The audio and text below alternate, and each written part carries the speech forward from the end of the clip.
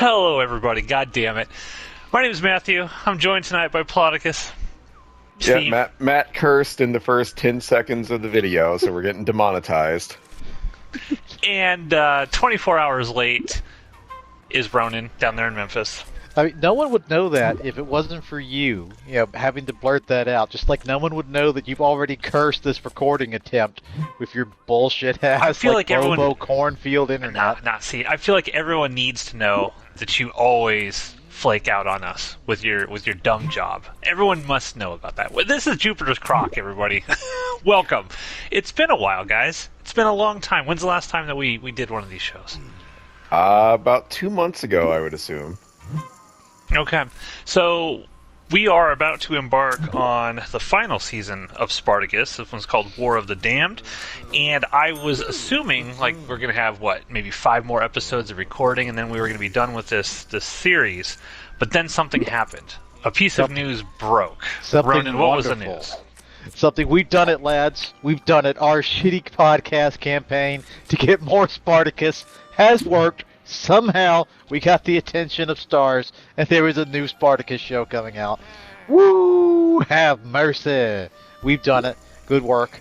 And it's even the kind of show, I'm pretty sure, didn't we, pitch this idea? Yes.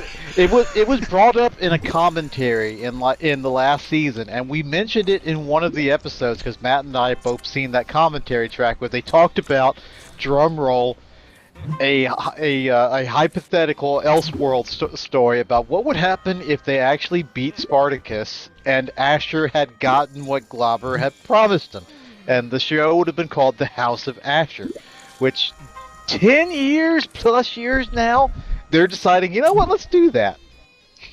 Yeah, it's awesome. And they're bringing Nick Terabay back as Asher, which is fantastic.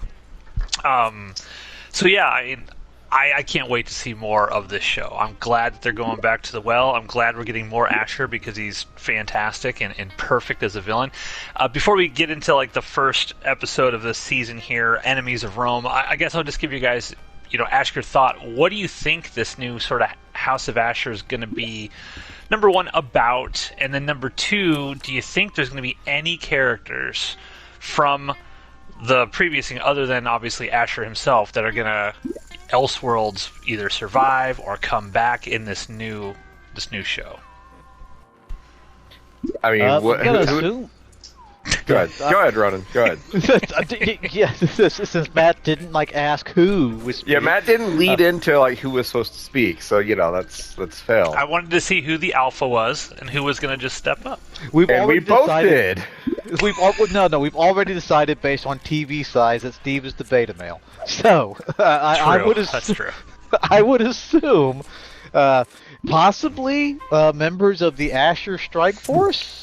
Like they could come back into the fray. Yeah, he tried to get them to swear an oath to him in his final episode, so that could be it. There's no. Spartacus, I would assume, has to die. There's no reason that Crixus and Gannicus have to die as well. Matt and I talked about this the other day. How interesting and also how fucked would it be if Gannicus and Crixus were recaptured and forced back into slavery somehow? I was just thinking that just now. How fucked would it be if Asher ended up with authority or power over them? Asher could kidnap Navia and use her to force Crixus to call him Dominus. There's all sorts of amazing, interesting, and terrifying things they could do with this new show. Yeah. If they want to get really twisted like that, I'm here for it. Yeah, that sounds like a great idea. Yeah, and it could always do something where maybe they do have Spartacus is sort of still alive, but maybe it takes place earlier in the timeline, before all of the gladiators are on. What was the mountain they were on, Vesuvius or whatever? Yeah, trapped up there. Maybe it happens, earlier than that, and so we still do have all of these characters. But yeah, I'm trying to think what Asher's ultimate goal was, right? So obviously he wanted to be the head of the Ludus, but Asher is going to be seeking even greater glory. I think we're going to go into a territory with Asher trying to get into like the Roman Senate and shit like that. Wouldn't it be awesome if this ends with Emperor Asher or something? That'd be amazing. I'm here for it, but at the same time, I don't want him to just assume Badiatus's previous plan. Yeah. I mean, well, is Xena coming back from this? Man, I don't know if that could. Yeah, I don't know if she is or not. That'd be weird. But she was promised to him, wasn't she? Yeah. So maybe. Technically, yeah. And keep in mind, like, all of these actors that we've been talking about are, it's over 10 years later. So they're much, much older than they were before. I don't know how well Manu Bennett and Dustin Clare have kept up on their workout routines. I mean, are they still, like, the ripped dudes they were when they were in their late 20s? I don't know.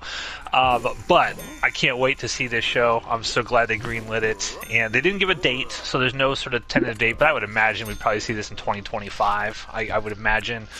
And of course, all of the CG and stuff is way better now than it was back then. And I can't wait to see Asher manipulate his way to whatever he's going to do. Part of me hopes they keep the same shitty CG. Maybe we'll get more of the show if the budget is low. That's true. So, House of Asher, everybody, that is coming, and of course, we'll be here to watch it week by week and do a review of it and a discussion of it whenever it does release. So, let's get into episode 1 of Enemies of Rome here. This is the final season of Spartacus: War of the Damned. And before we get into sort of like the plot and the story of this, I did watch the audio commentary track for this, and this was the first episode here was supposed to be the finale of season 3, and ultimately what they decided was that whole season would just be Spartacus and Crixus and Gannicus constantly winning, and they felt that there was no way they could create any sort of drama historically because all he did was win, and so they realized that, hey, we got this first episode is going to be the final episode of what was planned is just going to be the first episode of the final season, and that was kind of what pushed them to end the show. And I was actually curious about that because I always thought, I was like, why did they end this? It seemed like it was fairly successful, and it seemed like just very quickly they decided to end the show, but apparently it wasn't because of low ratings or anything like that. It was just they felt creatively this was the best path forward to end the show. So, and at the end of the season, maybe we can revisit whether or not that was a good idea or bad idea. But Enemies of Rome, Ploticus, take us away. All right, I'm gonna try. Again, we were supposed to record this yesterday, and then Ronan bitched out, so I didn't get to rewatch it. And also, I forgot we were doing this tonight, so I'm high on allergy meds, so I've got to get through this quick. I'm gonna need you guys to fill in the blanks because I'm probably gonna miss some shit. But building off of what Matt said, like there was a whole like unplanned or a whole planned season where Spartacus was just going to win everything, and that got 7-2 offsuit. That got turned into basically like a 10-second I don't know, not flashback, but just like a voiceover and text over that essentially just says, it's been 6 months since Glaber died. Spartacus is just like winning all over the place. Spartacus is winning everything. And so now he's like killed multiple like Roman commanders, and that's where we're at now. So we actually get into the show in the middle of another war with 2 Roman conqueror commanders named like Cosinius and Furius, I think. But so Spartacus is actively like fighting them, and it's not going well. And so Spartacus's forces are winning, and Cosinius and Furius are like, all right, let's regroup somewhere else. And then suddenly Spartacus just runs up on horseback directly into a big group of Romans, gets himself surrounded. And so, military mastermind Spartacus, brilliant tactician, he knew that the Romans would think no one is dumb enough to just ride into the middle of their camp and get themselves surrounded. They'll never see it coming. And so, of course, that's what he fucking does. I thought that when I watched that, I'm like, this is the dumbest thing that Spartacus could possibly do. But I think that this is, I don't know if it's a critique yet, because I've just watched the first 2 episodes, but this leads to what I'm feeling is a critique, where Spartacus and even Crixus and Ganx, they almost are portrayed as superheroes so far in this season, where they just, I mean, they can just slice people's heads off with no, and they can do whatever they want to do without any sort of repercussions. I don't know if it's a critique yet, but I'm feeling this was that initial, like, Spartacus is a superhero moment. Like, there's nothing that can be done to stop this guy. Yeah, so his brilliant plan to catch the Roman people unawares by getting himself surrounded by them goes off without a hitch. His horse doesn't make it. No one expects his plot armor strategy. Yeah, his horse gets killed, so, R.I.P. Spartacus' horse. But as Spartacus is fighting off these forces, here come, the rest of Spartacus's, seconds and thirds and fourths in command, and they wreck the Romans, and Cassinius and Furius get away, and Gannicus and Agron and everyone and Crixus are all like, we killed more Romans. Oh, it must be a Tuesday. Like, they are just loving life at the amount of Roman blood that they are spilling. But Spartacus is like very, very like angry. He's unhappy because he wants to get like the commanders. It's like, killing Roman soldiers means nothing at this point. We need to take out the commanders, and so he's very angry that they got away. Spartacus is kind of just a sourpuss throughout this whole episode. So Cassinius and Furius go back to wherever they're staying. They're taking a bath, and in comes this Roman senator, and he says, they have a powwow about what are we going to do at Spartacus, and the Roman commanders say, we need more people, we need more forces, we need more everything to stand up to Spartacus. And the senator says, we're basically like fighting 7 or 8 other wars. Like, Rome is going broke. We don't have the people to throw at this. Like, you got to make do. And then Cassinius says, what about that Crassus asshole? He's rich. Let's get him to help. And the senator basically, like, all of these guys, the 2 commanders and the senator, know that Crassus has the ability to help, but no one wants to owe them a favor. None of them want to owe Crassus a favor, but they have no choice. It's like we side with Crassus and kill Spartacus, or Rome is going to fall. We also find out that Rome has learned nothing in like the year and a half that this has been going on. Rome has learned nothing because Cassinius and Furius were still treating Spartacus and his forces like it was like 8 free gladiators out on the countryside. Like, and Cassinius has to tell the senator, like, Spartacus is not just like an escaped slave anymore. He is actually like a military commander. He has been adding thousands of people. He has added thousands of people to his forces. We cannot continue to underestimate him. So now they're at the they do say that Spartacus went back and liberated the mines where they freed Navia in the previous season. So there were thousands, which he said he was going to do. Remember, because the last season you actually complained. You're like, he never went back and saved them, but they do show that Spartacus did keep his word and go back and liberate the mines. I wonder if we that just was don't something get to see it. Yeah, I wonder if that was something that we were supposed to see in the original season that this was going to be. I don't know. Yeah, I'm sure we were. Anyways, Rome continues to underestimate Spartacus, and now the Roman commanders are finally catching on that we can no longer fucking do that.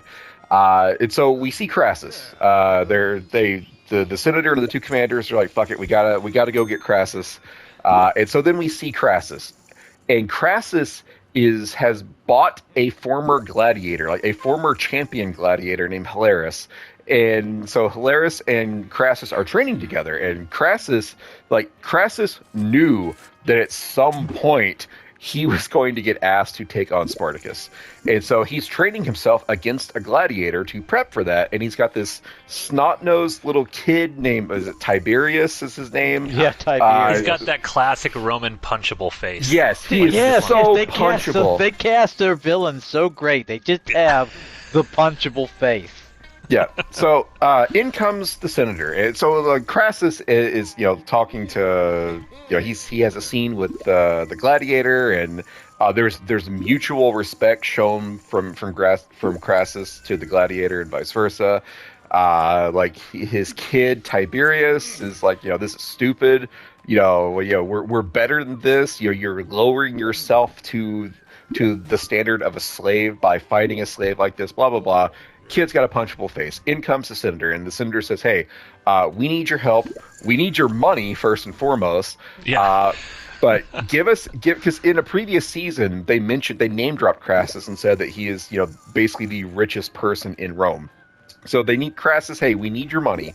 We need your money, and if you agree to help us, you will be given like a command. Like you will be basically third under Cosinius and Furius, so high ranking, but you will not be in charge." And Crassus is like, fine. It has to be for the glory of Rome. It has to be done. And the senator's like, oh, like I kind of expected you to extort us a little bit. I'm surprised that you're being so agreeable to this. And Crassus is like, the glory of Rome. This has to happen. Like it's not good for any of us.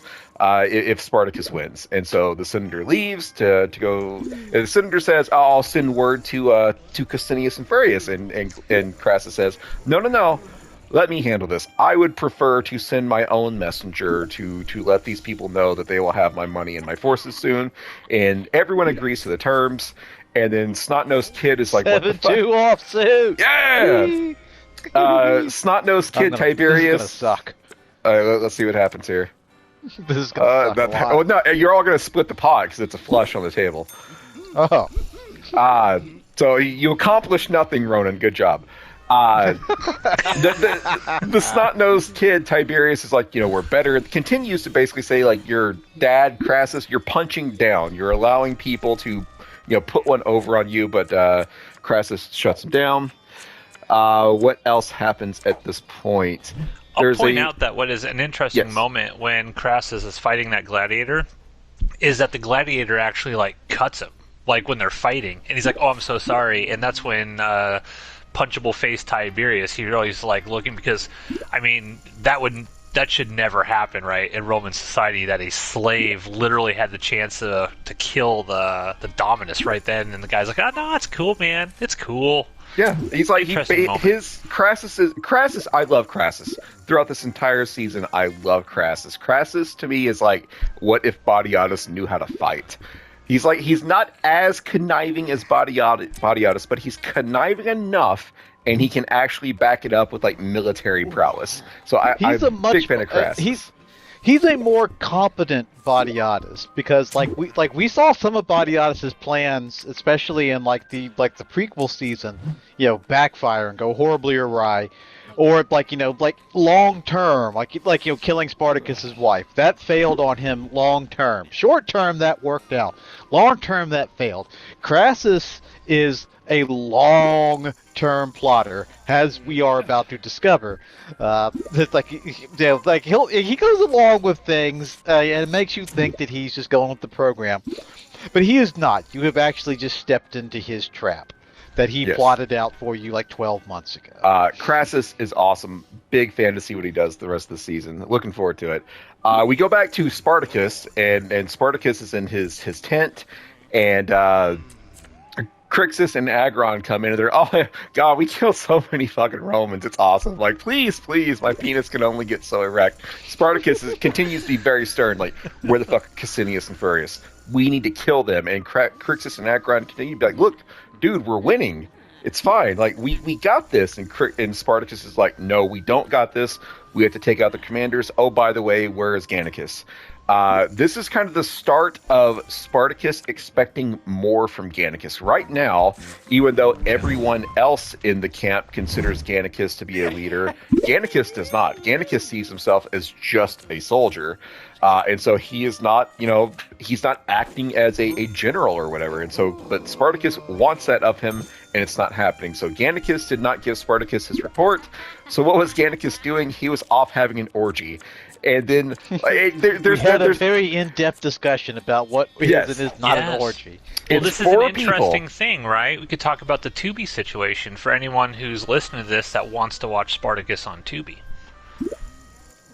Well, hurry it up because we got an hour time limit on this recording. Oh, see, I thought you were going to roll into it since you were the one that initially found it, but I'll go ahead and say it. So Steve told me, hey, guess what? I think there's an I think Tubi's got edited versions of the Spartacus episodes, and your thing was like the sex and violence seemed to have been cut out. I went and I looked at it. It's absolutely true. Like whatever version that Tubi has or got licensed to or they agreed to put up there or whatever the stars gave them is literally cut down. Like the Gannicus orgy scene is there's basically no nudity in that at all. It's like it's like a bunch of fast cuts of like softcore porn as opposed to the several minutes of orgy that we get in the actual DVD. Even the violence. That's what first clued me into it because the first like segment of this episode is like a war scene, and there's a scene where like one of the Romans has like a staff with like a gold like eagle or bird sculpture of some sort on it, and Spartacus like grabs it and breaks it. In like in my head I'm like, okay, he stabs a guy with this, right?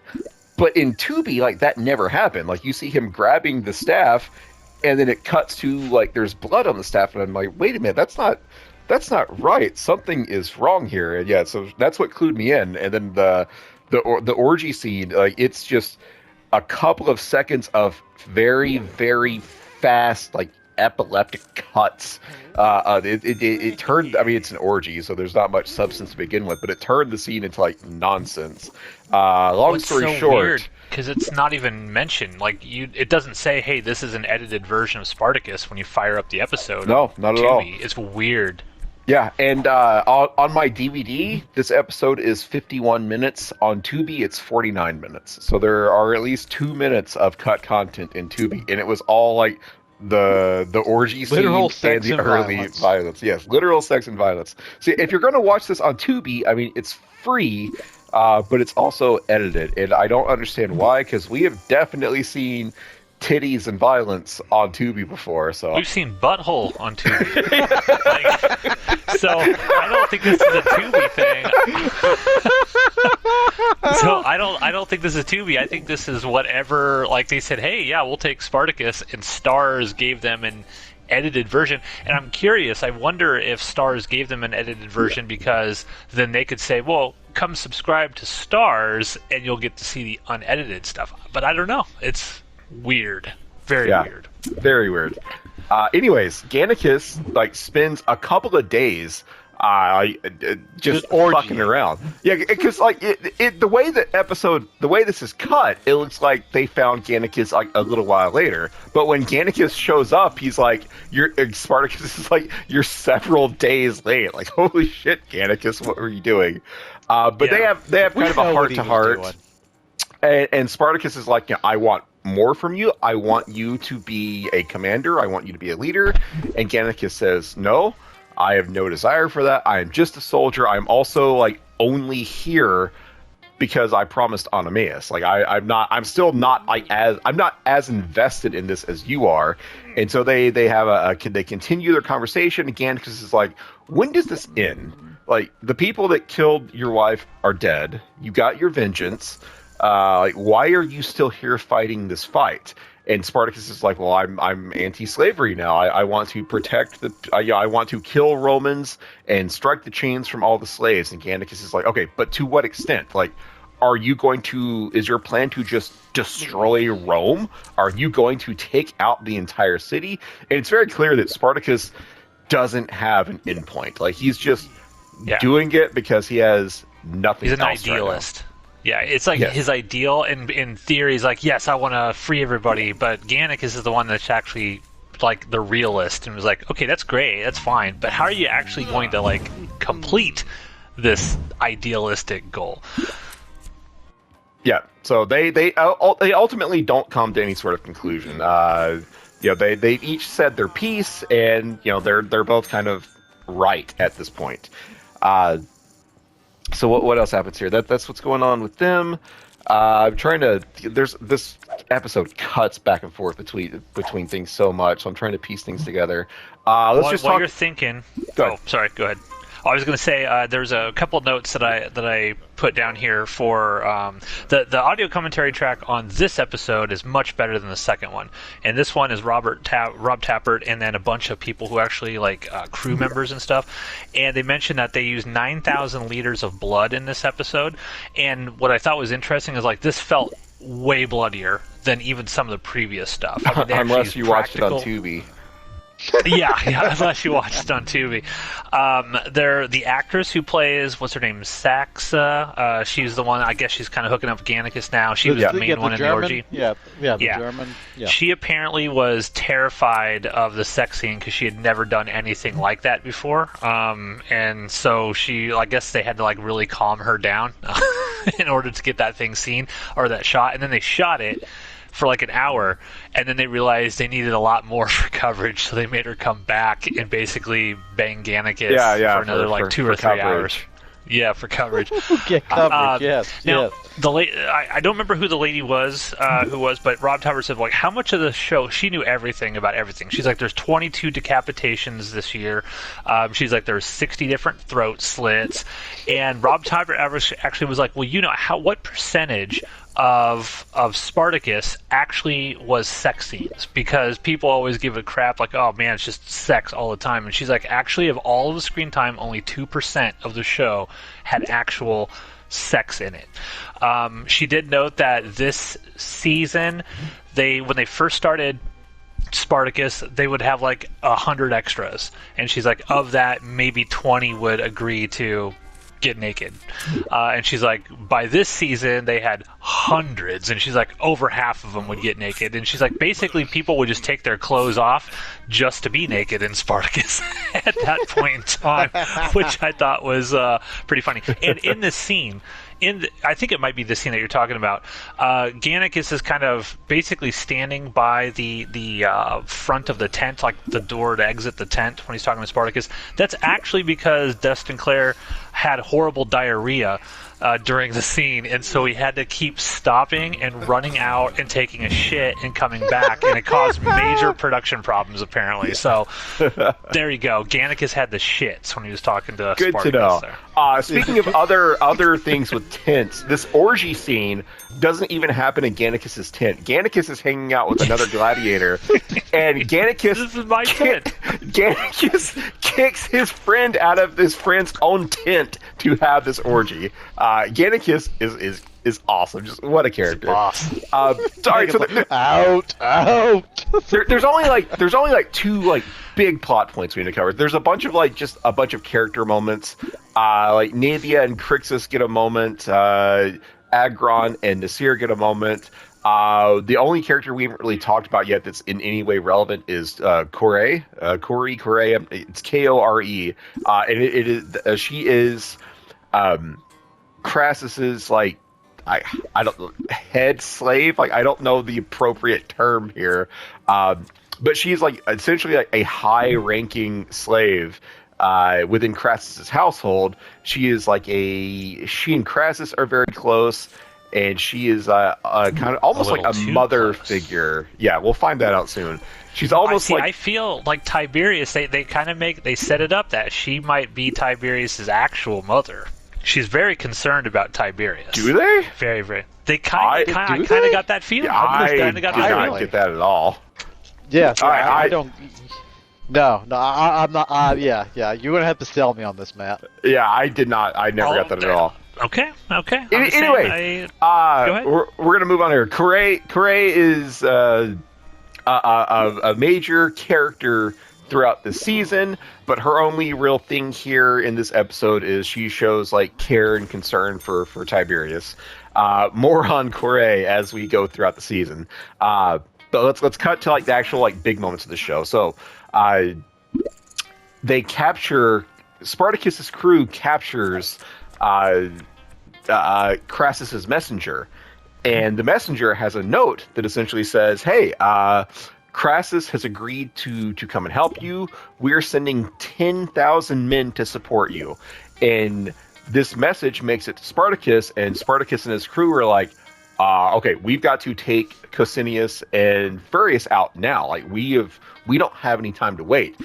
We cannot fight 10,000 men, and if we don't take out these commanders now, we will essentially be trapped. Cosinius on this side, Crassus on the other side. We've got to kill Cosinius and Furius now. And so Spartacus and Gannicus and Crixus, they infiltrate the villa where these two commanders are living currently, and just kill them. Spartacus decapitates both of them at the same time. He's got a sword in each hand, and superhero. Yeah, remember last season Crixus and Navia talking about how difficult it is to sever a man's head in one blow. Not in this season. There's lots of one-handed beheadings. So anyway, so Spartacus and crew have now killed the two commanders that were supposed to be the big bads of, I guess, the previous season. Cosinius and Furius are dead, and word gets back to Crassus. And the senator, who I think the senator's name is Metellus or something. So Senator Metellus goes to Crassus and says, Cosinius and Furius are dead, which means the entire Roman army that's going to be set against Spartacus is yours to command now. It's weird, but don't you think it's a little strange that your messenger was caught? Why do you think it would be that your messenger chose to take a path so close to where we knew Spartacus was hiding? And Crassus is like, do you got something to say to me, bitch? And Senator's like, step up, bro. Senator's like, no, I guess not. We're all friends here. Congratulations on your promotion. And so now Crassus is in charge. Crassus is going to have his own men, and then he's also going to go out and find the remains of Cosinius's and Furius's army and absorb them into Crassus's ranks. And Tiberius is like, you planned this. From the moment that senator came asking you for help, you knew that you were going to do this. You knew you were going to take over. And Crassus's response is something like, we bow to no one. We are the fucking Crassuses. We're the big swinging dicks here. And so House of Crassus. That's our introduction to Crassus. In Crassus's first episode, he gets multiple Roman commanders killed and orchestrates his way to the top of the Roman military food chain. Crassus is awesome in this, and I love him, and I'm ready to see more. Yeah, Crassus is Badiatus if Badiatus knew how to fight. Yeah, he's a competent Badiatus. A long-term plotting Badiatus. Yep. Yeah, I was going to say, speaking of long-term plotting, but no, that doesn't make any sense. Let's talk about Horse Guy, because that's the only part that's important that we need to talk about. Spartacus is Horse Guy. Yeah, that's his name, Horse Guy. Spartacus is it might as well be. Spartacus is watching Agron train the new recruits, and while this is going on, Spartacus looks over and he sees two very sketchy-looking slaves. And I don't know what Spartacus thinks they're doing, but he follows them to a tent where Horse Guy is butchering the remains of Spartacus's horse that got killed in the beginning of the episode. And so the butcher guy, Horse Guy, is just cutting up this horse and giving whatever meat he can to everyone. Essentially, he's keeping people fed. And Spartacus comes into his tent, and this guy, Horse Guy, has no idea that this is Spartacus. But Horse Guy kind of goes on a rant against Spartacus. It's Spartacus is great at fighting. He's put no thought into how he's actually going to take care of us. We don't have provisions. We haven't been provided with enough food. Winter's coming. We don't have any, fashionable jackets or anything. We're going to die to the elements. And Spartacus, the man on the hill, is doing nothing. And then Crixus or Agron or someone shows up. He's like, "Hey, Spartacus, come here for a minute." And Horse Guy's like, "Oh, fuck." But Spartacus tells him, "Hey, as long as long as you are a free man, you will have the right to speak your mind even to Spartacus, the man on the hill." And this, it's a very small scene in this episode, but it gets Spartacus thinking that he's got to actually start like planning ahead for this upcoming winter. And so I don't remember if it's they pay it off in the next episode, but I don't remember if it comes up in this episode or not. But Spartacus now has to like find like just a city. Like just taking over a villa is not good enough. Spartacus's plan from this point forward is to find a city to essentially wait out the coming winter.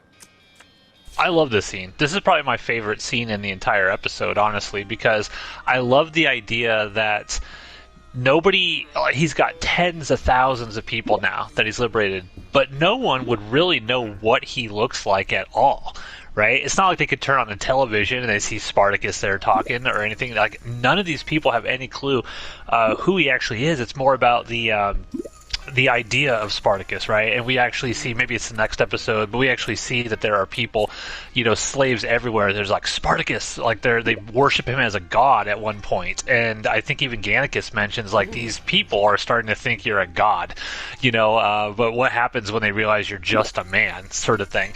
But I love the fact that, that horse guy is able to sort of bring that kind of humanity back to Spartacus a little bit. And it's like, okay, we got to show that he is a good guy, right? He's got to provide for all of these people now. So I love that scene for sure.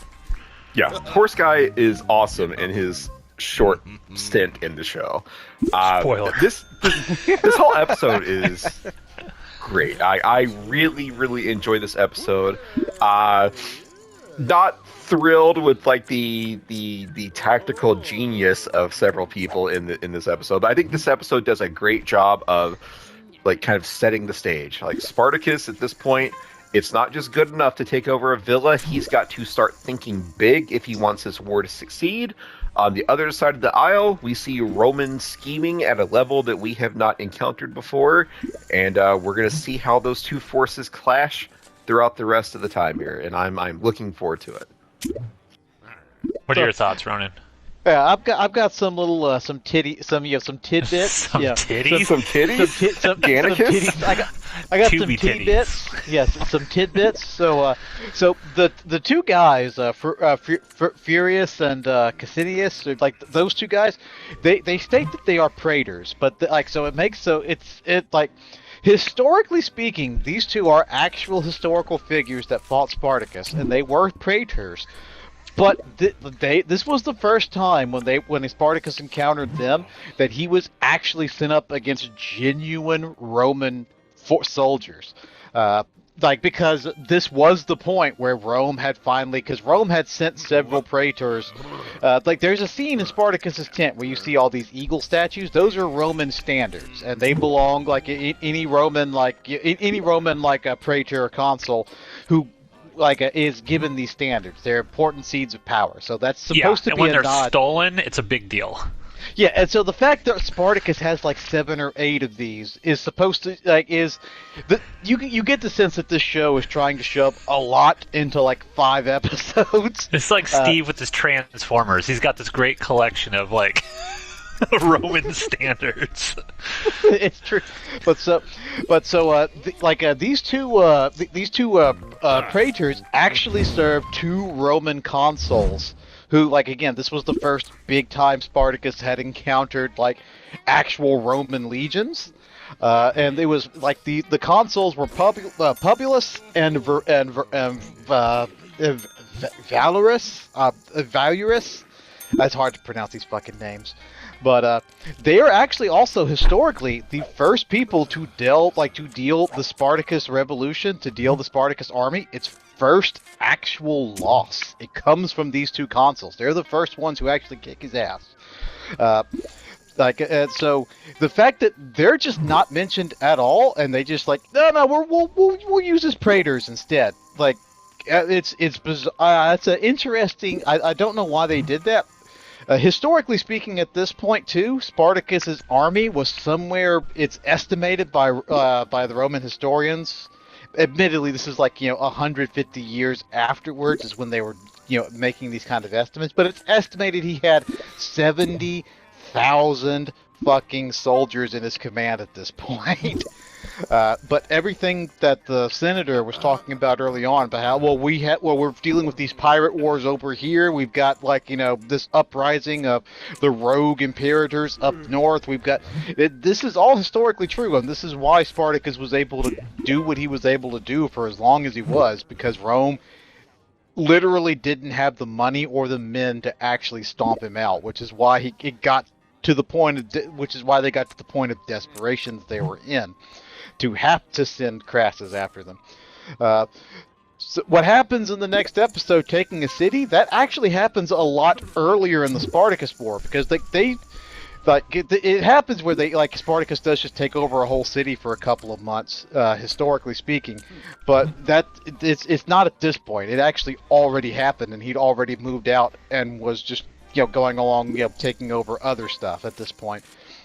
So they're just it was a big incident, so I guess they wanted to do it, but their timelines are all kind of fucked off. It's kind of like if you watch the show Narcos on Netflix. A lot of that stuff is accurate, but they move the date of when Pablo does things all over the place. So, there's also a pretty big historical inaccuracy that we see kind of early on in this show. But we'll get to that. We'll get to that later. It's going to keep popping up in several episodes. Are you telling me that Gannicus didn't kick someone out of his own tent to have an orgy? Because I bullshit. In my headcanon, that happened. We'll address this. We'll address fucking in another man's tent in another episode, because I just don't want to spoil the surprise yet. But that's some of the historical tidbits at this point. Is that his army was very large, but I don't know why they decided to cut out the Roman consuls who Spartacus actually was fighting, because they're the first ones to actually make Spartacus run. They may have been in that original idea for the third season, right? And maybe they're just look, it's just repeating stuff at that point. So we show them win, but then they're going to lose, and we just go on and on and on. So I think they just tried to compress everything as much as they could when they identified this was going to be the final season. Yeah, it's also because Gannicus and Spartacus are having, Steve brought it up, they're having the talk over, okay, well, what are you going to do? There, a lot of stuff in the Spartacus Rebellion, the Spartacus Wars, a lot of it is up to interpretation, because shit like that just wasn't recorded very well. We know he beat at least 8 or so different battalions of Roman praetors. But all over Italy, there are these small little towns. There are these hills. There are places all over Italy where their claim to fame is, oh well, this is where Spartacus had his great victory against such and such, and that's literally it. There's that's the only reason it's known to history, is because these towns say it happened. Well, the people, if people watching this are well, why because this went on for quite a while, multiple years, right, of Spartacus running around and doing that shit. It was something 2 years. The show seems to make it out it's 6 months, but no, by this point it would have been at least 2 years. But in today's world, people look at that well, I don't get it. Why didn't they just send the military to go wipe these people off the map immediately? But that's not how it really worked in ancient Rome. A lot of times, for example, they don't go into the nuts and bolts of it, but Crassus, they would need rich assholes that would pay to get soldiers, because the soldiers wanted food, they wanted weapons, they wanted all of the stuff, they wanted to be taken care of after they won the battles and things of that nature. Most of the Roman soldiers that we kind of think of, the classical stuff, they were not in Rome.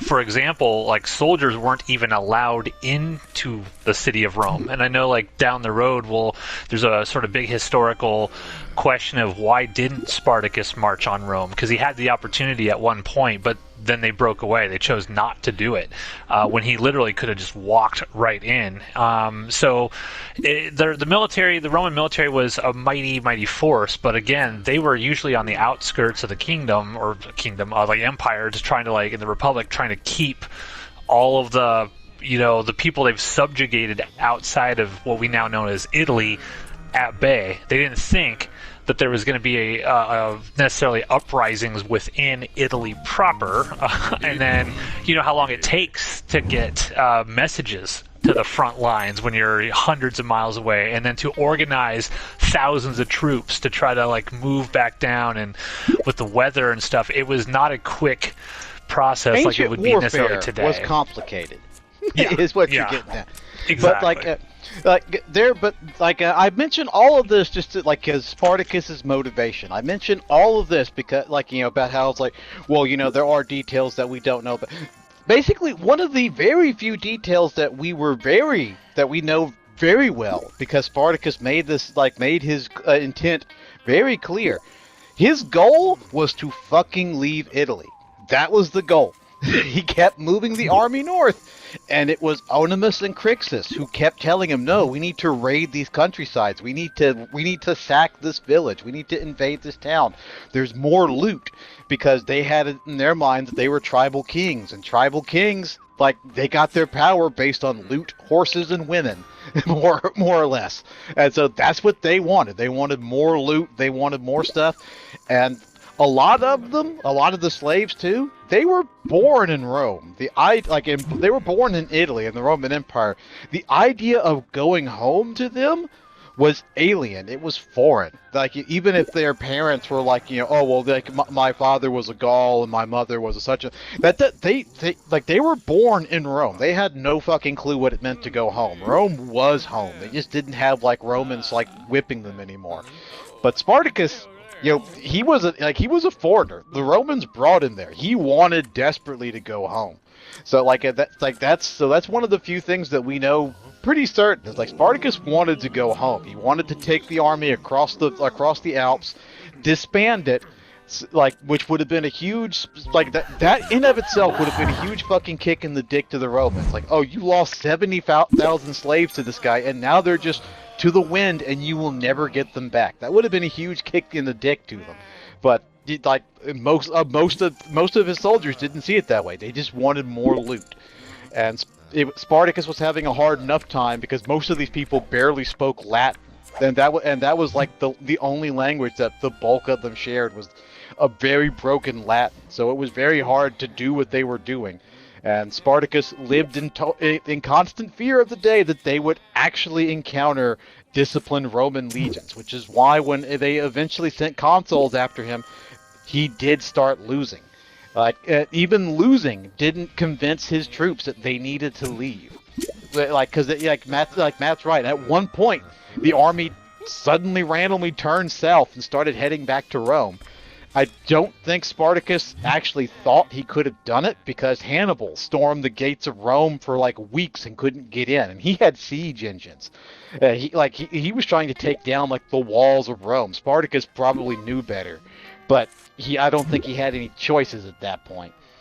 But that's some of the historical I've got for you. Is those guys were historically accurate, but they served under two consuls. Spartacus did actually beat those consuls using like clever tactics and leading them into places where they couldn't, because he was a wily little fucker. The Romans, even once they decided to take him seriously, they still didn't really take him seriously. He was still able to outflank them and move them into areas where he could just pick them off pretty easily, because his slave army was not very well trained. Yeah, and a lot of that stuff also was Roman hubris, right? Like, Romans wouldn't even allow themselves the belief that a bunch of slaves could go around and fuck shit up like that. And it's even reflected in this episode, right? Tiberius is like, look, that gladiator's nothing to us. They're below human, essentially. Like, they couldn't even get it into their minds that this could be a possibility, and so they never really took it seriously until they had to. But yeah, so overall, I thought this episode was really cool. I love it. My only kind of quasi-complaint is the superhero nature that all of our gladiators are now. I don't remember how far into the series that kind of goes, but I loved sort of Crassus. I love that we got this really cool villain, because, I mean, seriously, you got a lot. You have to bring a lot to the table to live up to a lot of the previous villains in this show. And so I really like that Crassus comes out to be like, okay, this guy is not someone to be fucked with. And then when you realize, especially when we see who's introduced in episode 2, and it really struck me as like, okay, all of our people are gonna die here. Like, I got to start prepping myself because you're not gonna fuck with Crassus and the individual who appears in episode 2 here. So overall, I like it, and maybe that's where House of Asher goes, right? Because in theory, you know, Crassus is alive during House of Asher, right? I won't spoil who's introduced in the next episode, but that individual's alive during this time. You got a lot of weird, interesting characters you could play with that Asher might have to interact with going forward. But that's it, everyone. That's it. Steve's about to run out of time on his recording here, so next week. Yeah, I was waiting for you guys to wrap it the fuck up for like the last 15 minutes. I didn't know we had a time limit anymore. Yeah, so there you go. Thank you, everyone. We'll see you next week. Jesus fuck. Welcome back, everyone, to another episode of Jupiter's Croc here on the Outpost Unknown YouTube channel, where we are slowly making our way through the entire series of Spartacus. We're on season 3, technically. War of the Damned, the final season of the original Spartacus. Of course, House of Asher is coming soon. We're very, very excited with it. And we're going to talk about episode 2, Wolves at the Gate, this week. Now, before we get into it, Ronan had an interesting little titty bit, whatever you want to call it. Titty bit. A titty bit. And normally when we do these sort of episodes, we're like, do we remember anything about these seasons before we go into them? So for me personally, I remember like the last 2 episodes of this season very, very well, because there's a lot of like emotional sort of gut punching stuff that's just in my mind. I don't necessarily remember all of the ins and outs of where the story goes this season. It's more about the emotional devastation when Crixus dies for me personally. But Steve, what do you remember about War of the Damned? Do you pretty much know what's going to happen, or are you kind of like, all right, well, yeah, this isn't going to be new to me again? I remember all of like the high points, or the big points. Like I remember how the show ends.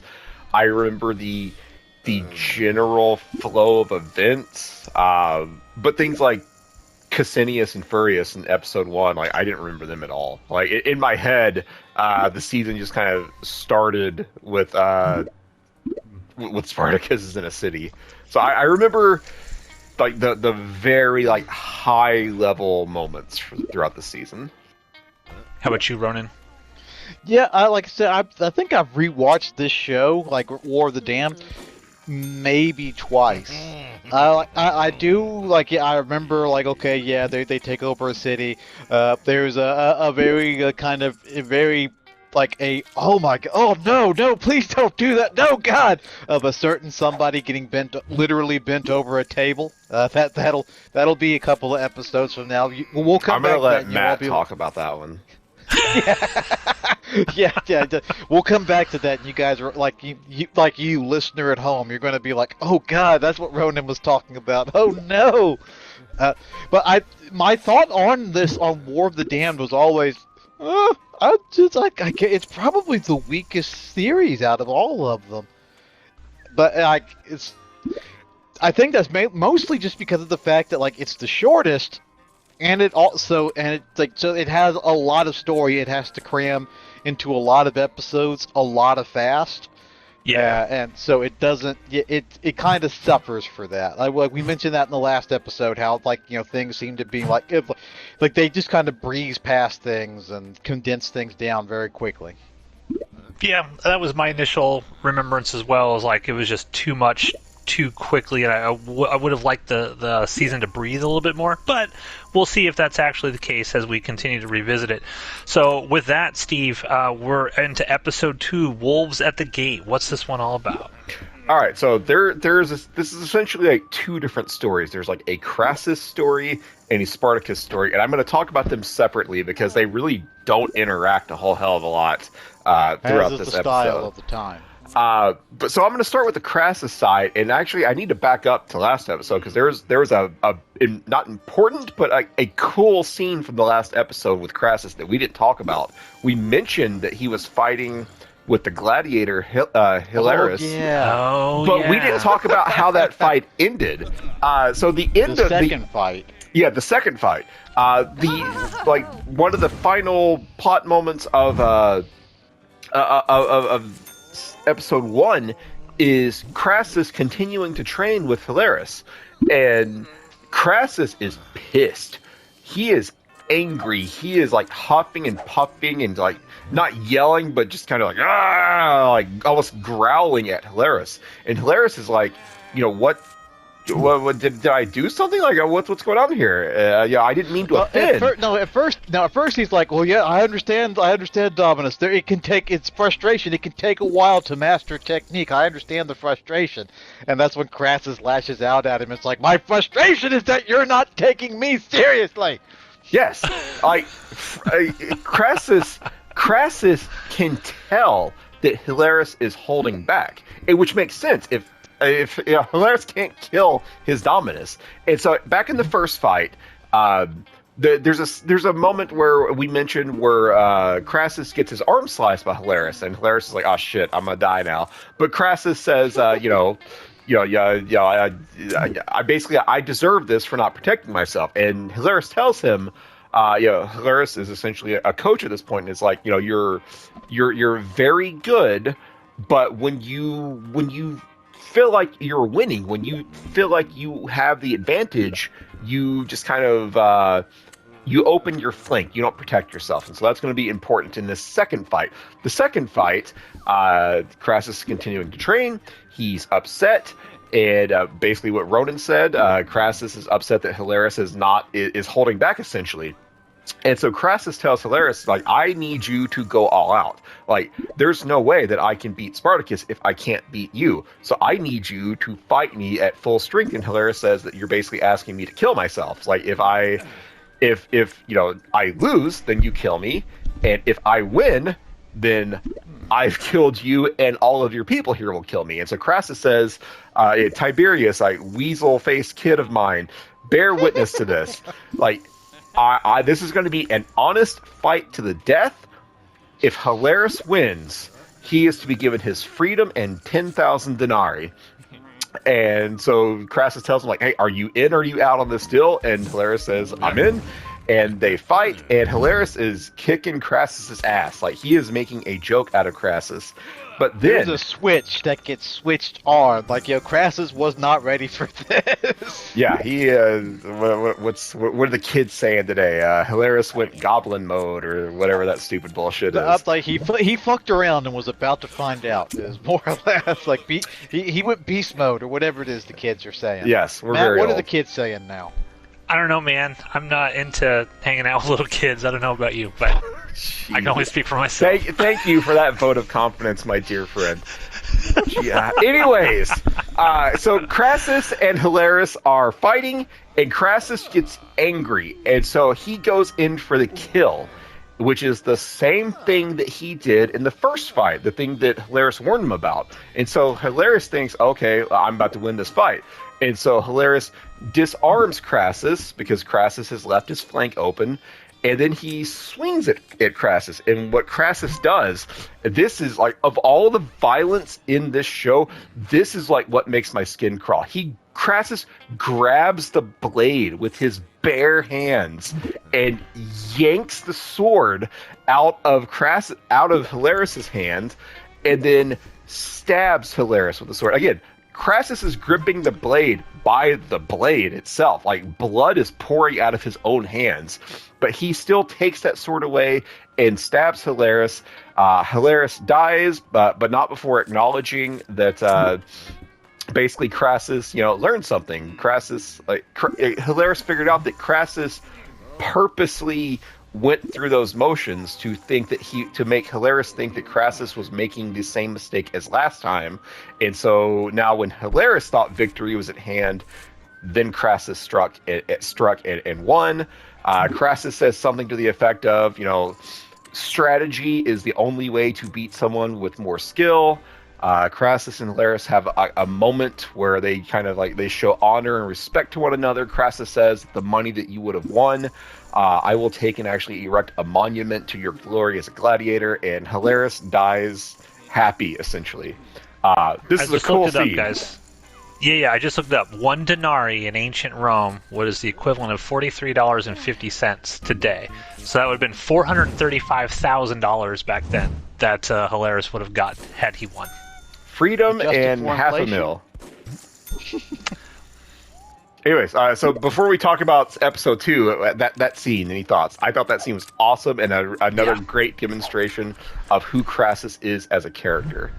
It was so awesome, we forgot all about it. Really, brilliant. It makes you. I remembered it, realize... but you guys were going talking for 3 hours about stuff at the end of the last episode. It just drives home the point of, yeah, this guy's going to end Spartacus here. This ain't gonna end well for Spartacus. This is a guy on a different level than what Spartacus is at. It's sad, is what it is, Steve. It's sad. It's the beginning of the end. That's what it is. Beginning of the end. Crassus is also very big about earning things. He was not just going to buy a position as a Roman commander. He was going to earn it. He was going to make Rome grant him this position, which is another thing by you can killing get the referenced in messengers. this episode. Yeah, he was gonna earn it through he was gonna earn it in that same way that Elon Musk really actually earned his daddy's blood diamond money. No, it's Hey. Don't get me wrong, Crassus is a smart, fun villain, but no, he's like all rich motherfuckers. He's a wily little cocksucker who's doing a lot of planning in the background to take leaps and bounds. So if he really wanted to earn it, he would have joined the military. No, he's looking for shortcuts. He earned it in a way that was not just writing a check, and I think that's what's important to Crassus here. That's a fair enough assumption to say he didn't just write a check. He came up with a strategy to leapfrog several jumps ahead. Do we ever really learn why the main Romans don't want to deal with him, though? Because that's the thing. He is the richest man in Rome, but he has to have some sort of reputation, because nobody in the Senate wants to deal with this guy at all. We don't want to owe him a favor. Why? We never get that kind of backstory. I think that they're trying to, but they don't have enough time to really set him up. The way that a good chunk of how Crassus made his fortune was doing stuff he invested in a fire department in Rome, and then but they would conveniently get to fires a little bit too late to actually be able to salvage the situation. And then Crassus would show up while the place was burning and try to get the owner of the property to sell it to him for super cheap. But you can sell it to me at this price, or it can burn to nothing, and then I'll pay you $2 for it. That was part of how he got his money. He also sounds like earning it to me. There was also a point where I forget the exact details of it, but he more or less robbed a woman of all of her money via seducing her, and when they were taken to court, he beat the charge by saying, "I wasn't interested in her body, I just wanted her money," and he beat the charge that way. Sounds like earning things. Anyways, we are on a time limit. Let's talk about this fucking episode. All right, so I'm going to divide this up into what happens with Crassus and what happens with Spartacus. So let's talk about Crassus first. First time we see him, he has given his son, Weaselface, is trying to earn his daddy's respect and also a position within his daddy's army. He wants to be the second in command, and so he and his friend, whose name I don't remember at this point, they are trying to go above and beyond to impress Daddy Crassus. And so one of the first missions that Weaselface has is to procure weapons for the army. And so Weaselface has Crassus come and meet, a forge master or something. And Crassus is kind of not impressed. This guy's like, "Oh, this is my finest offering, and here's the price." And Crassus is like, how about you tell me about your second best offering? and so that's presented, and then Crassus is not impressed, but the blacksmith guy says, "Well, I'm happy to offer it to you at this price, which is what your son agreed to." And at this point, Crassus kind of feels backed into a corner, he's given his son this authority, and he turns and gives the kid a look, that tells that screams and tells you everything going on in his brain. Yeah, Crassus is not impressed by the deal that has been struck, but he accepts that a deal is a deal, and so he says, "All right, sign me up. I accept this offer." But Crassus has to terms leave. are agreeable. He's got shit to do today, and what is that shit to do, Matt? Who enters the scene? Who enters the story at this point? Julius fucking Caesar. And that is who he is throughout the rest of this. Julius fucking Caesar. So Julius fucking Caesar was essentially kidnapped by Crassus's men, and he is very unhappy about this. Julius fucking Caesar comes in, and he's disheveled. He's got long hair and a scruffy beard, and I think we pointed this out in our discussion during last season. It was very un-Roman to essentially have facial hair and to not be cleanly washed and shaven and whatnot. So Caesar is not looking very Roman right now. He's very upset that Crassus has kidnapped him. He's about to leave, but then Crassus shows up, and so Crassus and Julius fucking Caesar have a little powwow, and the gist is Julius fucking Caesar has a famous name. I mean, it's right there, Julius fucking Caesar. Everyone knows that. But JFC does not have money. Meanwhile, Crassus has money but does not have a famous name. And so Crassus and Julius fucking Caesar decide to combine Caesar's name with Crassus's money. They are going to lead the charge against Spartacus, and while doing that, they are going to become incredibly powerful. Name plus money, they're going to get everything they want. And One could say they're going to form a duumvirate. That's a historical nod. People who get it. Keep going, Steve. Anyways, can I say real quick? Yes. I think what's interesting about Caesar is I've seen a lot of Roman historical epics and stuff. I don't think we've ever seen a young Caesar in any show or movie before, and this guy's jacked. He's fuck you, I'm gonna do whatever I want. I mean, this is a Caesar I don't think we've ever seen. We always see the older statesman Caesar. They're right about the just about to be stabbed old Caesar. Yeah. Yes. We see Caesar who's just a tad shy of getting knifed in the back. That's when we always see him. You get old, but you never see young Caesar, and I love there's no real historical evidence that Caesar was ever involved in the Spartacus stuff, but I love that they throw him in here as an extra villain, because then you're really oh shit. I mean, there's really no chance that Spartacus and the boys are going to get out of this one now, because he's just so dynamic, and it's awesome. The actor's awesome. He was absolutely 100% alive during the time of the Spartacus rebellion, because he even historically wrote, because some of the stuff we have, the historical information we have, comes from Julius Caesar, because he wrote about it because he was alive while the war was happening, but he never fought in the actual war. All right, well, he's going to fight in this one. In someone's headcanon, Julius fucking Caesar fought Spartacus. Julius fucking Caesar goes to take a bath. He's going to get shaved, and then Corey, I still don't know how to pronounce her name. She pops in and says... Corey. Yeah, I'm just going to call her Corey. So Corey comes in and says, wait, Mr. fucking Caesar, Crassus has demanded that you not be shaved. For whatever reason, he has plans for your fucking beard. And so Caesar's fine, yeah, I'm not happy, but how about you take your clothes off and maybe that'll take the edge off a little bit. So Caesar begins undressing Corey. Corey is not happy about this, but she is a slave, so she can't really do much about it. And Crassus comes in and chastises Mr. fucking Caesar and says she was not sent to you as a gift. We've got shit to talk about. Crassus is very yes.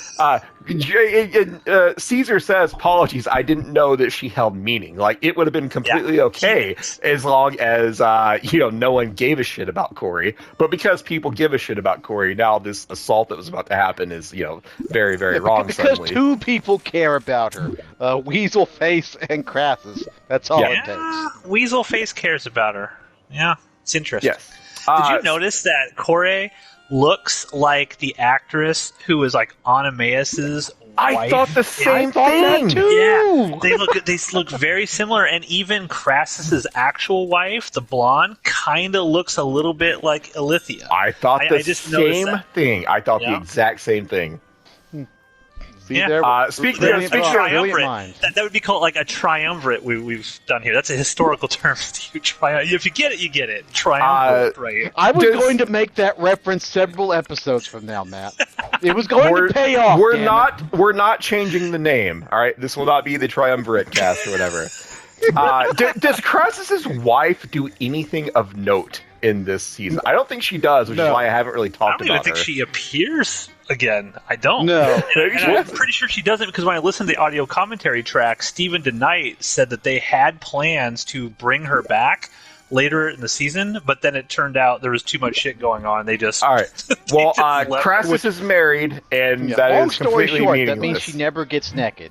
So, Yes. sad face. There's no Anyways, Caesar tries to put the moves on Corey. Crassus stops Caesar, and Corey is very upset about this. And Crassus's wife chastises her, like, it's your fault. Like, look at the way you were dressed, slave. you were asking for it. that's so problematic. Yeah, very problematic. So she chastises Corey. Mention something about her tits looking like they're plied with milk and honey or something. Yeah, and her ass hanging out or something. It's like, jeez, she's only wearing what you allow her to wear. Damn. Anyways, so Corey runs away like crying after being chastised by her domina. She briefly sees Weaselface, and Weaselface asks, what happened? And Corey says, Caesar laid hands on me, and Tiberius is like, wait a minute, fucking Caesar's here, like Mr. fucking Caesar? And so they run off. And so like a running like plot point through the rest of this episode is both Caesar and Weaselface are trying to become Crassus's second in command, and both of them think that they have the job. Weaselface thinks he's going to be second in command, and Mr. fucking Caesar believes that he's going to be second in command. We don't actually find out who's going to be second in command until the end of the episode, or at least the end of Crassus's plot in this episode. But Weaselface and Caesar are going back and forth. It certainly looks like Caesar is going to be the second in command. But Crassus has a moment with Corey. Crassus and Corey are very close. Crassus's wife tries to join Crassus at the camp, and Crassus essentially writes her out of the episode by saying, no, don't come with me. Writes her out of the season by saying, no, I don't want you to come with me. So Crassus tells his wife, stay here. I need to know that you're safe. Hey, Corey, would you like to join me on the road to War with Spartacus? And so Crassus and Corey have a moment, and Corey basically tells him that, you need to give Tiberius a chance. And so with that in mind, later on in the episode, we'll find out if Crassus took that comment to heart. But the really important thing here is Crassus basically tells Corey, it's like, hey, there's something between us. Like, I want you to come with me if that is what you want, but I am not commanding it. I am not your dominus right now. I am just a man, and I want you. And Corey says, let's do it. Yes, and she calls him prime fuckboy shit right here. Prime fuckboy shit. She calls him Marcus. So she does not call him Dominus. She calls him by his name. And so at this point, these two have as consensual of a relationship as two people in this scenario could have. Regardless, I don't think Crassus doesn't really see her as a slave. Like, he loves her, and I think that obviously he would have her be his wife if he could. But yeah, he looks at her as like I know enough from what happens later on in the show. I don't think so. No. we'll see. Ultimately, she's just disposable. Well, at this moment in the series, these two people are choosing to have a relationship, and the impression I got There's was consent here in this scene. the impression that I got was if she had said no, Crassus would have respected it.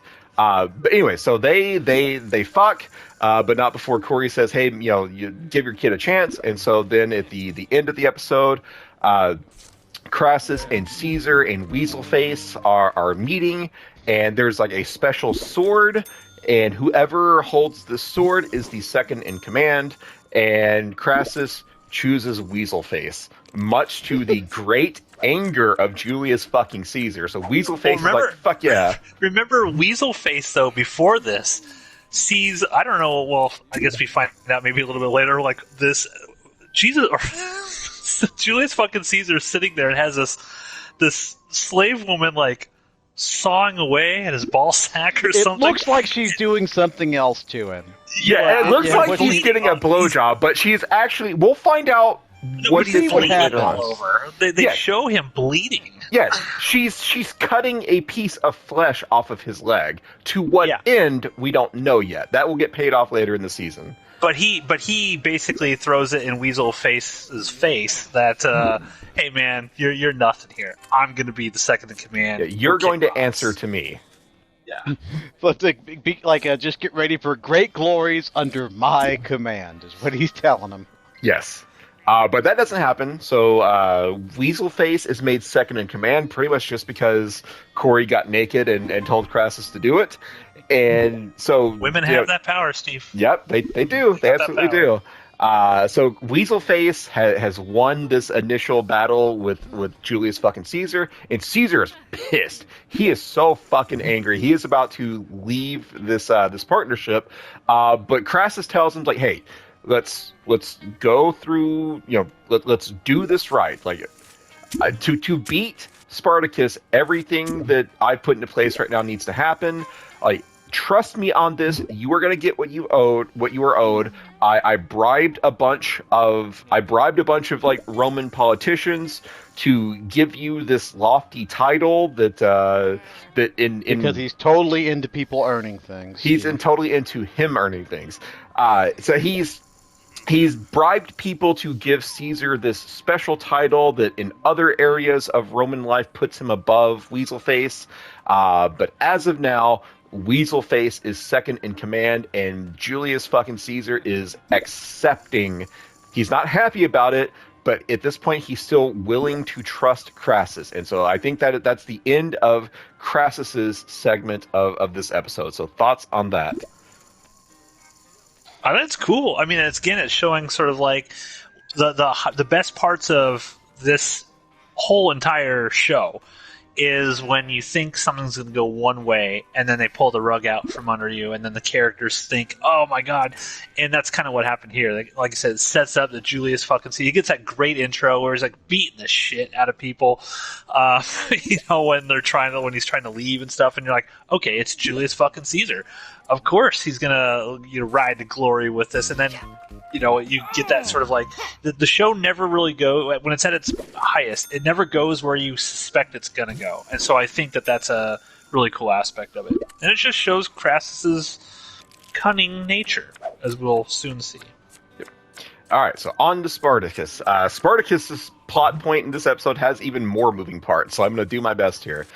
Spartacus has agreed with everyone that he needs to find a city, and he thinks, who knows cities better than Horse Guy from the previous episode? And so he's an expert in cities, clearly.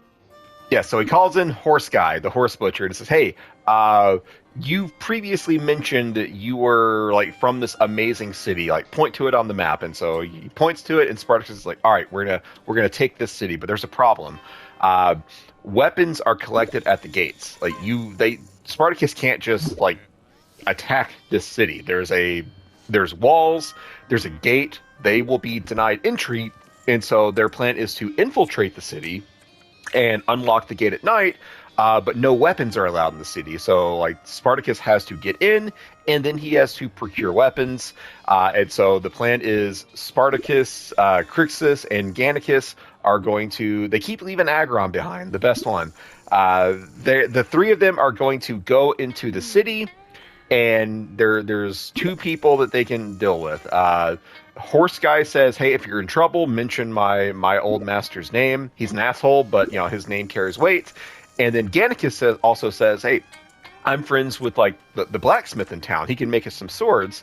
Like he is, by blood a Roman, but he gives no fucks about Rome. Like he will help us. He is basically, for sale to the highest bidder.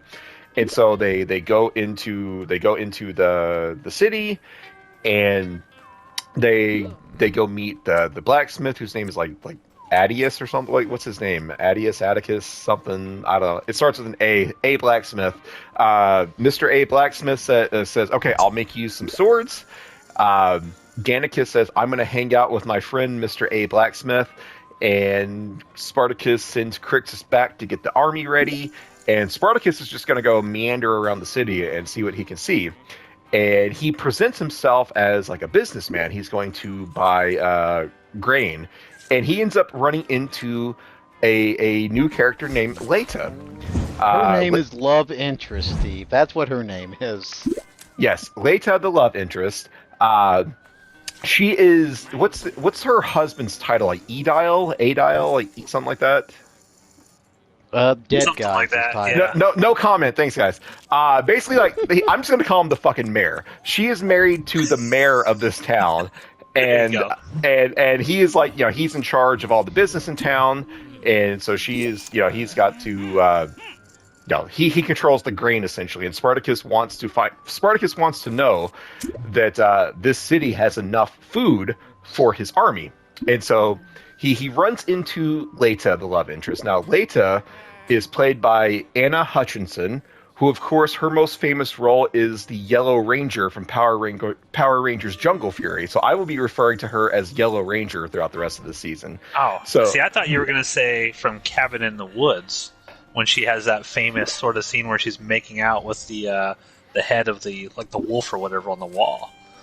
Nope, she's the Yellow Ranger.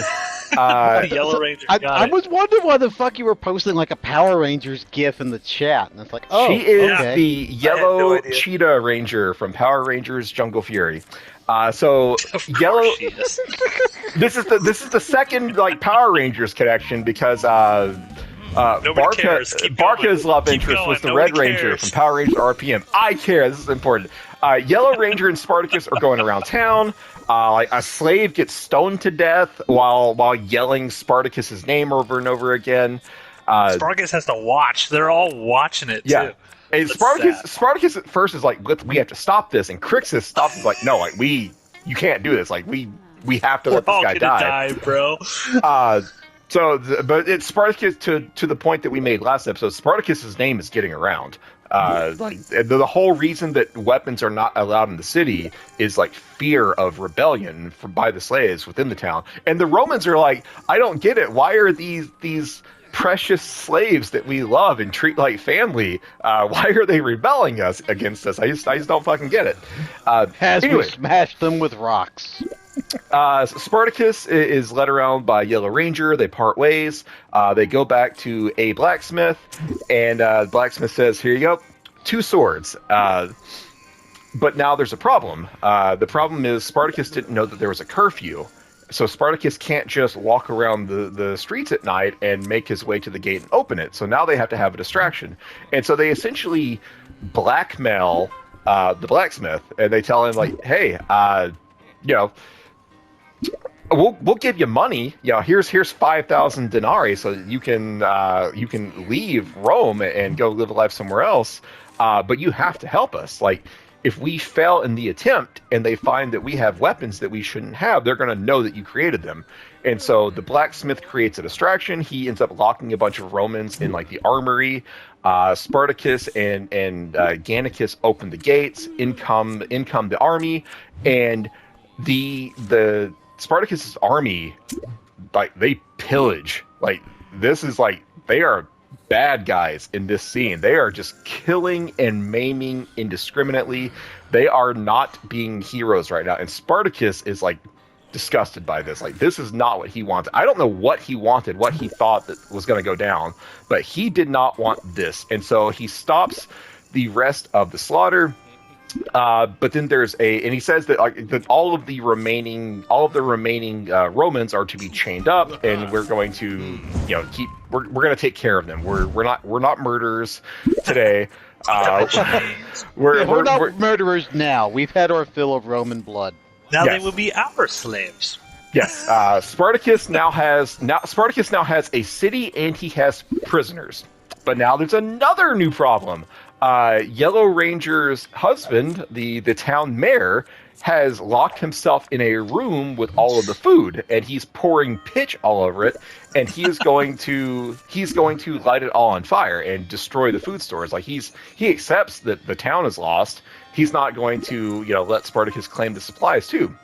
And so Spartacus tells Yellow Ranger, "Hey, go tell your husband to stop. Tell your husband to stop this, and he will live. Like we will not harm another Roman person. But if he destroys Fast all forward of the to food, Crixus jumping the wall and killing him. yes." The deal that Spartacus made, though, was if he destroys all of the food, I will not be able to stop all of my army from killing the remaining Romans. So, like, the lives of all the current survivors are hanging in the balance here. Go tell your husband to stop this. Oh, by the way, Crixus is sneaking up behind him. And so Crixus rather kills the husband. And this scene always stood out to me as strange. Like, is this the first instance of Spartacus really like double crossing someone? I feel like in previous episodes, like when he makes a promise to someone, he keeps it.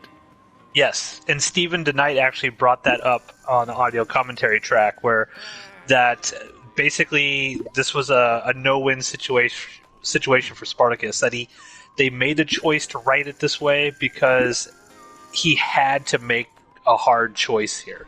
He just had to do it, and he had to use her to be able to get it. And he still almost fails if it wasn't for superhero Crixus grabbing the fucking torch like 1 inch before it hits it. But yeah, they did mention that that was a difficult thing in the writer room for them to have to do for Spartacus. All right, so that's it for this scene for now. Like Spartacus lies essentially to meet his goals, to get the food and keep his army fed. But I want to come back to this scene in a future recording because they changed the context of the scene in a later episode. But again, we'll come back to that. Spartacus has the food. He's got the city. Spartacus has achieved all of his goals this day. He's got prisoners, he's got walls, he's got everything he needs to ride out the winter. And now we just wait to see at what point will Crassus and Spartacus intersect. The end. Did I miss anything? Feel free to jump in at any time. Indeed. So I mentioned in the last episode that this historical incident happened much earlier in the Spartacus War, and a matter of fact, it happened several times. What Spartacus's army was known to do to the villas that it came across was much worse than what is shown in the show, because if the show actually depicted what a lot of the things that his think what the Japanese army did in World War II. That's the kind of shit that his army would get up to when they came across Roman villas and towns. It was horrible fucking shit. Spartacus historically was known to have not been down with it and always tried to stop it. But historically, despite the fact that the real life Spartacus, people did view him as as a tool of the goddess Dionysus, so they did view him as a divine figure. They still didn't listen to him when it came to shit like this. Speaking of guys with weird names, Horse Guy dies. Yes. R.I.P. Horse Guy. So Spartacus's position on these sort of things was that he always tried to stop them. For whatever reason, we don't historically know Crixus's viewpoint on it.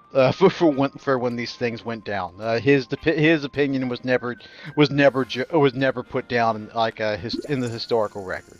But we know Spartacus did not like when his troops would get on like this. But yeah, what happened here is absolutely what his without condemning, without condoning what happened, like, because you got to bear in mind these slaves have been like, the Romans had done shit like this to these slaves their entire lives. They have seen this kind of brutality. So of course, the minute the shackle is broken, they're going to dish out vengeance. They hate Doesn't make Romans. it right. That's the thing. They're like, the show already sets up. They love killing Romans. Gannicus and Crixus and Agron are like, fuck yeah, we're killing Romans. This is amazing. So, well, like, by Romans, it's always been soldiers. It's never been like, soldiers or like the elite. Yeah, like in the first season when the Ludus, when they kill like all of Capua's like elites, like, and we had seen all of these elite people do terrible shit throughout the course of the show. So it's cathartic when it happens. This is the first time when it's just Joe Everyman, poor Roman citizen, like normal Roman citizen who's just like out buying grain and shit. Like, when we see Yellow Ranger for the first time, there's another Roman who's basically saying like, my wife is pregnant and I can't afford bread. Like, these are not, like, as far as we know, unless there's a lot of discount slavery, like, these are not Romans that all have access to the terrible things that Romans have done. Right. Yeah. But I think slaves cost money. So, like, I think when people are oppressed, like, all the slaves in Rome were, I don't think that they sort of differentiate, oh, this is a nice Roman versus the person who's been whipping me. They just think they hate Romans because Romans have created the infrastructure and allowed this sort of thing to continue for the oppression. So they just take it out on everybody. And I do think that 100%. And I do think it's a critique maybe of this season when we're sort of talking about how compressed it feels. I think a couple more episodes of just sort of like showing how, like, hey, there are good Romans here. Maybe even Romans who are against the slavery, the whole like concept of it. They don't come across as like bad people. That kind of thing, I think, would have lent itself a lot better because you could have really made the viewer, instead of being like, yeah, okay, I'm anti-Roman, I'm pro Spartacus and all of his people. But throw that kind of stuff in there, make characters, and maybe Yellow Power Ranger is kind of one of those characters a little bit. But make she points out like she's kind of sarcastic, being like, oh, I can't imagine why the slaves would turn against us with how well we treat them. But that's the thing. Like, you could have had characters who are actual Romans who were maybe against this and maybe had feelings of like, yeah, I kind of want to help Spartacus here. I kind of want to help him do, historically that happened. There were Romans who defected and joined because they were just disillusioned with Rome. Historically, that happened. I want to see that in the show. But we don't get it with the compressed schedule. No, we would. Even if they hadn't compressed it, I don't think we would have gotten that, because then suddenly you're making the show very complex. We got the old guy in season 2. The old guy at the temple. That's true.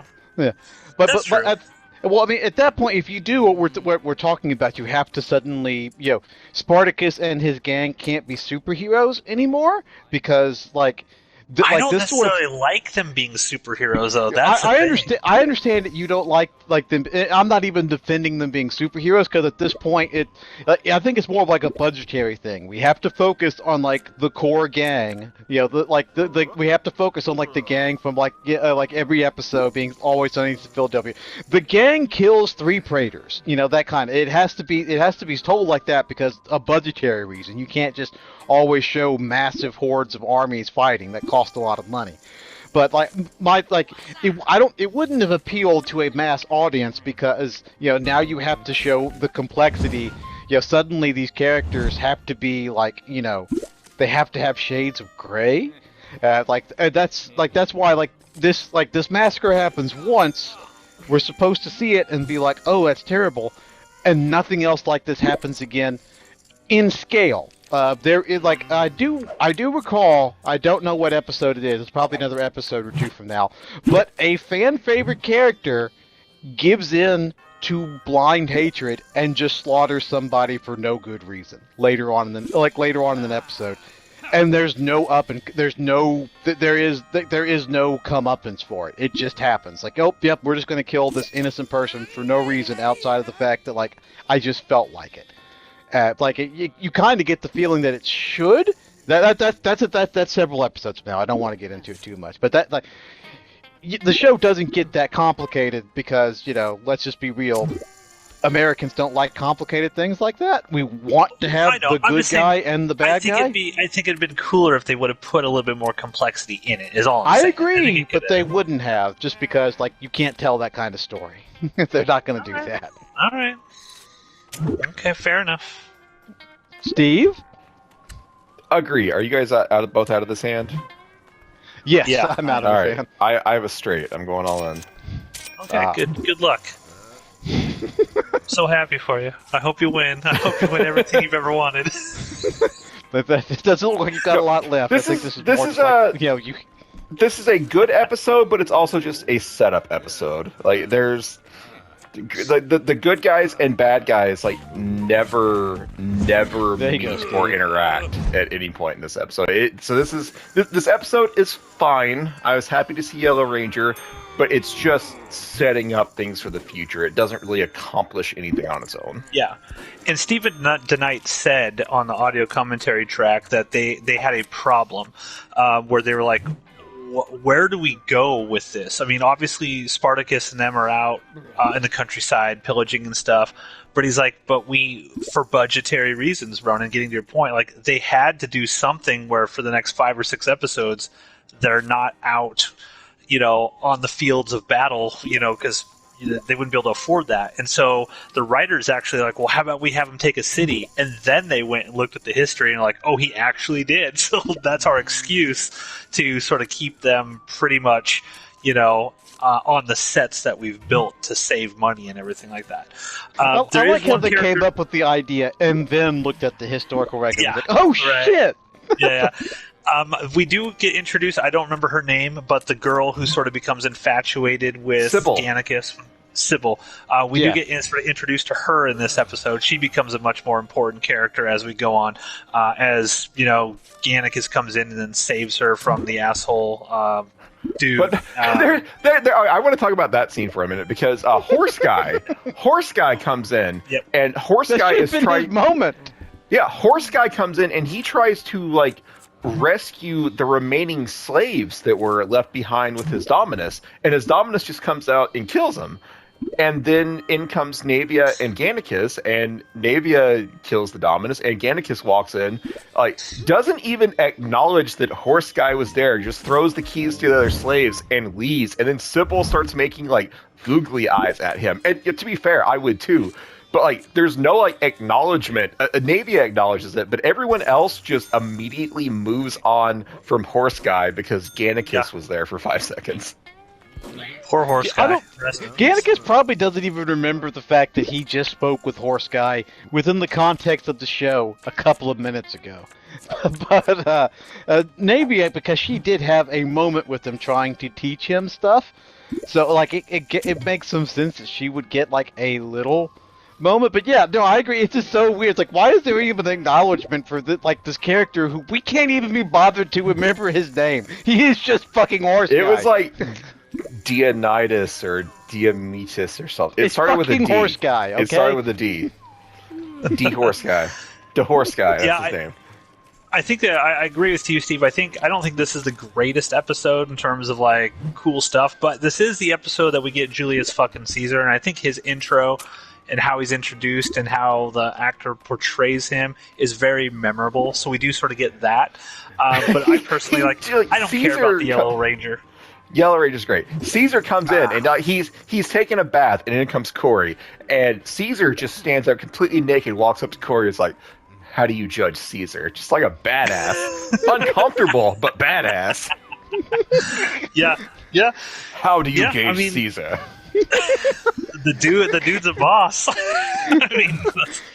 But we need Rachel for episodes like this. Rachel, how do you gauge Caesar? Then there was a funny thing on the audio commentary where Stephen DeKnight, they were talking about all the nudity in the show, and he actually mentioned, he's like, well, in the first season, Manu Bennett would just get fully naked at the drop of the hat, and then suddenly he stopped, and he's like, they couldn't get any of the main character of the guys to ever get naked really again, which he thought was kind of funny and interesting. So yeah, I mean, Caesar's a badass. There's a we'll distinct see. lack of Caesar dick in this season. Yeah, But yeah, as he does not. You see his ass, but you don't see a full frontal like Crix's. Yeah, as opposed to the first season where it's like, yeah, there was full ball. That I even recall in like the But just the one, commentary. singular. Yeah, just one ball. I recall in the first season's commentary tracks when they were doing the nude scenes because like where they were shooting was fucking cold. They were keeping these warm bags of water over their cock and balls so that way they wouldn't get shrinky dink. Yeah, well, that first scene, like when you see Crixus walk around, it was just Manu Bennett's like, I'll do the whole scene completely naked. You can film whatever you want, and they filmed him full frontal, wandering around, talking to Spartacus. You don't Gaul, strongest of my kind. Yeah, it's like I wonder if that is in the Tubi versions. Do you think they cut out? Like I imagine like every episode of season 1 is like 7 minutes. That scene is there, but it's like super zoomed in, and it's really pixel. It's really blurry because they're zooming in a lot higher than the original image was ever meant to be. So it's they blurry probably and cropped pixelated it or something. Yeah, but yeah, overall this is an okay episode. But Julius fucking Caesar, I love that character. Him and Crassus, and like okay, shit's about to go down. Like we're all fucked now. All of our people that we've loved for the past 4 seasons, whether they're all fucked. All right. Well, this is. I think we Is this said the all we next need hand? to say. The next hand? we go all in. Matt has to buy back in. We might have to wait for Matt. I just went all in. Okay. Well, do you have God money damn it. left? Because now you got to go all in again. God damn it! All right, here we go. Well, let's see. What? Well, we is have to the wait next for episode? Matt. We have to Yeah, wait for because Matt to buy in. All right. We got like 7. We got like 7 minutes. All right. Matt's back in, but he can't play this hand. I'm just Yeah. So let me look. So next episode is called Men of Honor. And I got nothing else to say. riveting. Thanks for that. Thanks a lot. Oh, I will give another piece of interesting tidbits. Titty bits for this. I took a few notes, and that same lady who was on that very first episode, she said that they actually had to create 20 different merkins for actresses for the full frontal. So obviously most actresses don't have hair down there, and so they didn't want their bits and bobs sort of showing. So she actually had the exact number, 20 different merkins this season for various actresses that wanted to go fully nude but didn't want to show, full vag. Didn't want to show any more morning dew. Any kidney stuff. Yeah. Exactly. Do they get to? Okay, so like while we wait for Matt to come into the next hand. Okay, so so they sign us up, the 3 of us, extras for Spartacus, and then we're asked, do you want? If any of you guys want to go full nude, we'll put you get to be prominently. Do you go full nude to be an extra in Spartacus? Steve, No, go. no one would ever ask me to get naked on camera. Have you seen me? I have. It's terrible. Matt, would you go full nude to be an extra in Spartacus? I guess it depends on the context of what the full Is nude Alithia Is she going to be there too? Bullshit. Yeah, if Alithia's there, Ronan, if Alithia's there and she's judging me as her we're next going all in body blind. slave, maybe, Ronan, maybe. But I will say, you got to have some context. Are we ripped like all of the gladiators on this show, or are we our natural unattractive selves? We're just common slaves, and so we're gonna be we're gonna have like the skinny pot bellies and everything. But and do they have unattractive people as just the general slaves in the show? I feel like That's what I'm everyone saying. has Like, a do you high not level of remember attractiveness. Do you not remember the whorehouse orgy in season 2? There were plenty of just normal looking skinny guys. I assume that like all of the not bodybuilders in this show are Romans, though. I would assume that they were not slaves. And the correct answer is yes, of course you go full frontal, so that way you get to be a prominent extra in Spartacus. That is a story you get to tell for the rest of your life. It's like, yeah, I went full cock and balls in Spartacus. That's a power play move. It's just us. I might, depending on the context. Depending on the context, Ronan. I need to know the context. You know, if I'm in, The context is you get to, this sucks. This sucks, by the way. This sucks. this a is lot. real bad. This is real bad. Come on, ace or six. It's just the three of us, too. Ah, bro, Yes! bullshit. I finally won Bullshit. one. I finally won one. Shit. Eat Terrible. my cock and balls, Terrible. you fucking Terrible. assholes. That's it. The one Have a man good who night. will go naked. See? And I'm ending the recording now.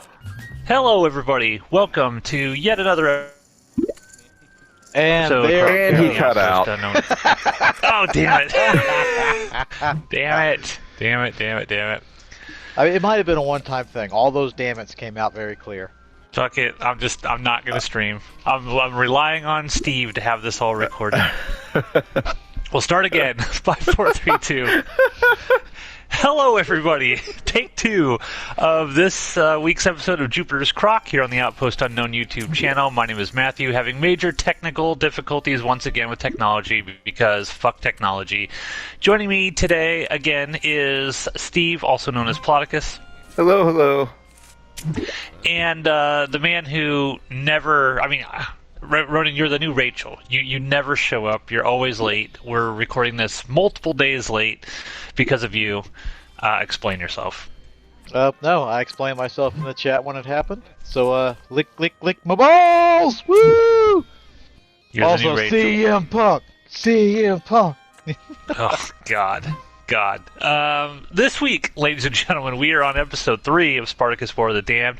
This episode is titled Men of Honor. So let's just get into it. A more accurate title for this episode would have been, take a page from, Always Sunny. It would have been Spartacus and the gang become villains for a few episodes. Yeah, that would have been a much more accurate name for this episode. Yeah, I can see that. Spartacus, lead us through the labyrinth that is Men of Honor. I'm going to try. It's getting harder and harder to summarize these. One, because the episodes are getting more packed and more dense, and also because I can never watch them and then immediately record because someone is always 2 days late to the party. Because someone Rewatch can't it. ever show up when he says he's going to show up. Rewatch it. Anyways. We have things that we have to do in our lives, Ronan. So do I. Do you? Do you?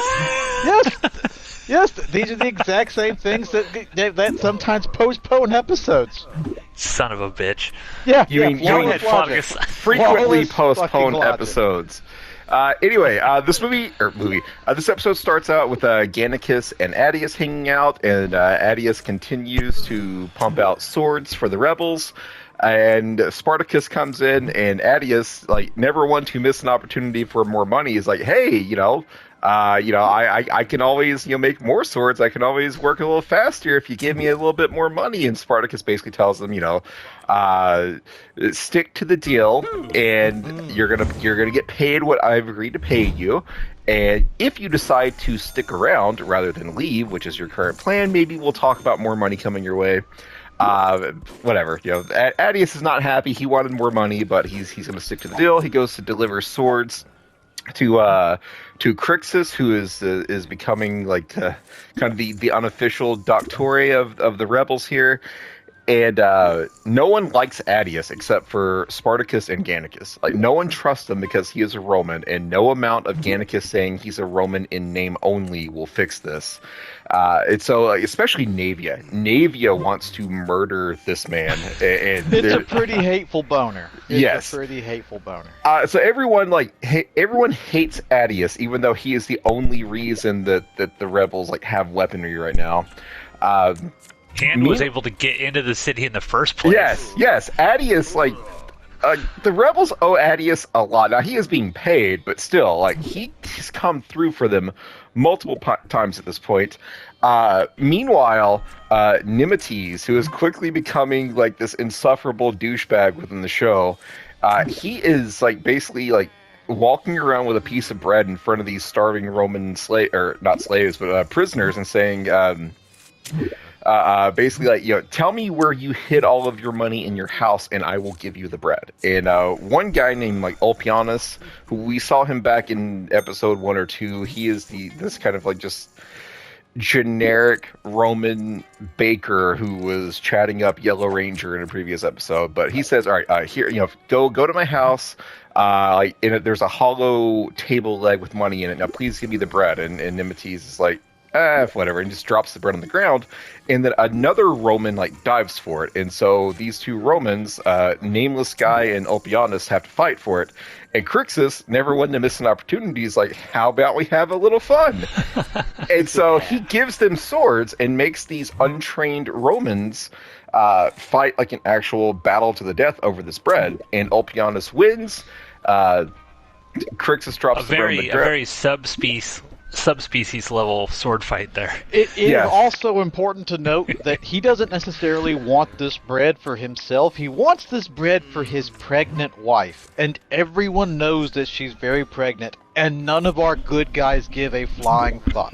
Well, they're Roman. She's Roman. Go fuck them. Yeah. They don't care about the slaves when they're pregnant. They don't care.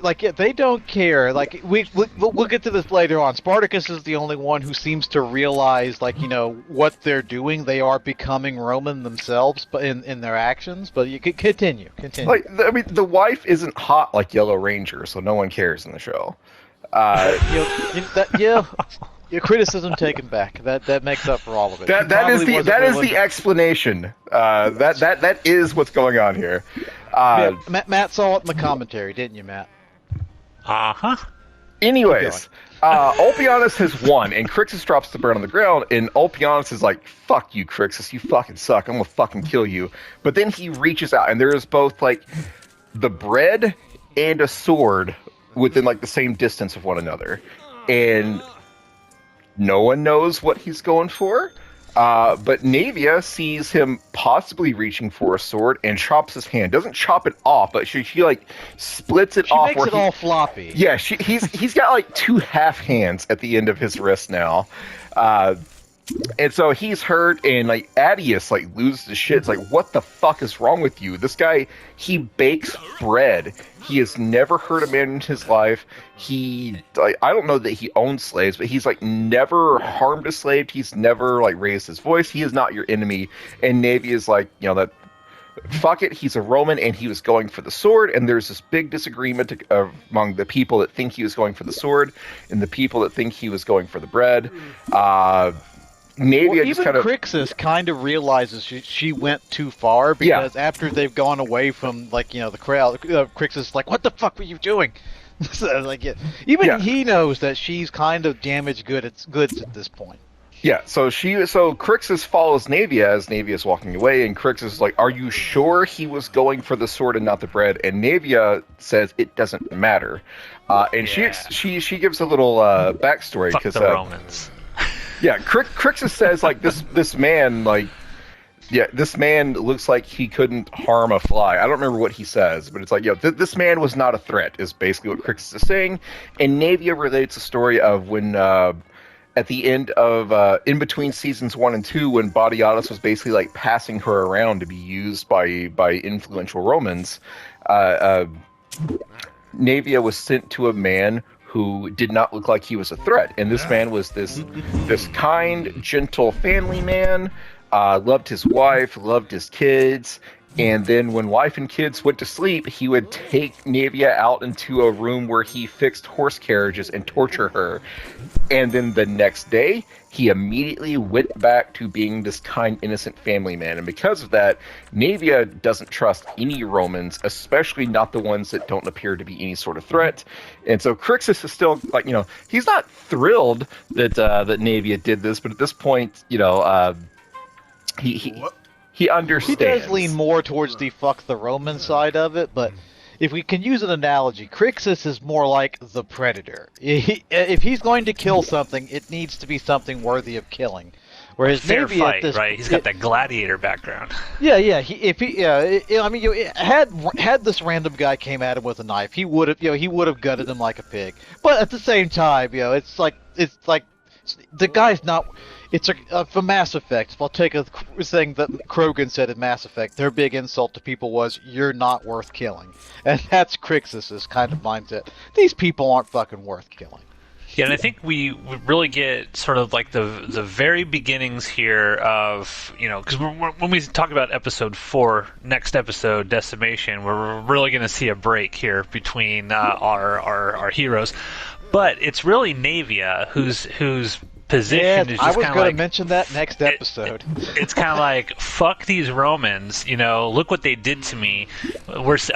She's getting sick and tired of like treating these Romans nicely, quote unquote nicely, as Spartacus is pretty much doing here. And I think she's kind of worm-tonguing, not in in a malicious way, but she's kind of worm-tonguing Crixus to be like, look, man, you got to listen to your woman here, and not Spartacus in a way. Like, this is next episode, but yeah, that was absolutely like, especially towards the end of next episode.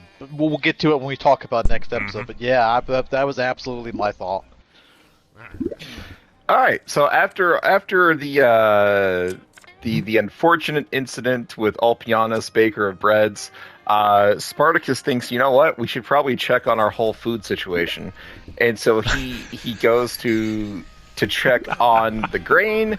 And even though Yellow Ranger's husband was not able to set the grain on fire, there's so much of it that is just soaked in oil now, it's unusable. And so Spartacus took this city thinking that he was going to have enough food to essentially like feed his people for the entire winter. And it turns out he's only got about 2 weeks of food left. Luckily for him, though, in comes some pirates, and it's Heraclio, I think is this guy's name. Yeah, something like that, yeah. And Heraclio tells Spartacus that, the Aedile, Yellow Ranger's husband, he and I had a deal. And I wasn't fully following what the deal was, but I think the explanation is the Aedile was a businessman on top of being, the Roman equivalent of like the mayor of this city, and he would pay Heraclio to attack ships belonging to his competitors, and then Heraclio would steal their goods, and then the Aedile would give him a new shipping manifest to make it look like the goods were Heraclio's all along. But the only thing that made that new shipping manifest legitimate was this seal, like a stamp essentially. And so Heraclio wants the stamp because he can't continue to efficiently pirate and loot without this stamp. And so he and Spartacus make kind of a tenuous agreement, and they essentially say, you pirate person who I can definitely trust, you continue to feed us and supply us with grain, and in return we will not only pay you for the supplies, but when we abandon the city, we will give you the stamps. You can create your own bogus shipping manifest. And so they agree to these terms, and but the problem now is Spartacus doesn't actually know where this seal is, and so he goes and asks Yellow Ranger and tells him, "Hey, I'm looking for this seal." And Yellow Ranger is like, "What are you talking about? My husband was a good man. He would never work with pirates." And Spartacus is like, "Actually." And so Yellow Ranger is distraught. Like, not only has Spartacus killed her husband, but now he is also memory. Yeah, she's also taken away all of the good memories and just fondness and love that she had for her husband. So she is completely broken at this point. But she does ultimately agree to help Spartacus, and in return for that, Spartacus is going to not free her, but let her resume a life of some sort within the city, and she is now in charge of making sure that that all of the captured Romans are actually properly fed and taken care of. So it's later on in the night. Heraclio has come back to ask about the status of the seal, and Spartacus says, "We got it." So they strike a deal. The pirates will at basically just before dawn, the pirates will give Spartacus all of the food that they have, and that this will be the beginning of a profitable relationship for both of them. So they're planning to meet and do the exchange later on tonight. Like they want at first Heraclius says I want 18,000 denarii, and Spartacus says that's too much, and Heraclius says okay. 10,000 and I take the Aedile's wife. And Spartacus is like, no, we do not deal in slaves. Perhaps you missed that memo. And finally Heraclius says, fine.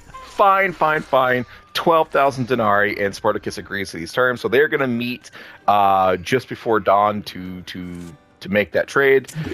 Meanwhile, the Romans finally enter the scene. The soldiers finally enter the scene, and it's Weaselface and Caesar. They go and find the Roman encampment that's closest to Spartacus's last known location, and basically, Weaselface has no respect here. People are treating Weaselface like crap, and praising Caesar for how amazing Caesar is. And Julius fucking Caesar. Julius fucking Caesar. This is dumb, but I'm gonna do it.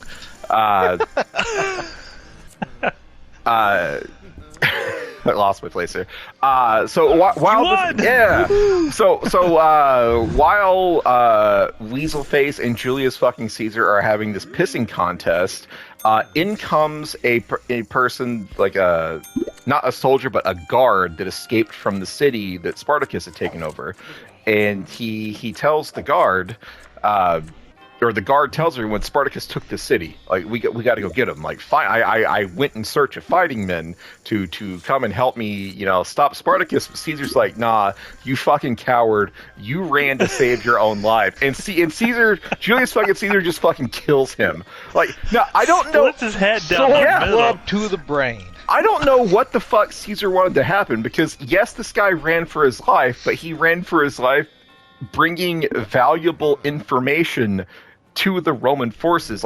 Caesar and Weaselface had no idea that Spartacus had taken the city.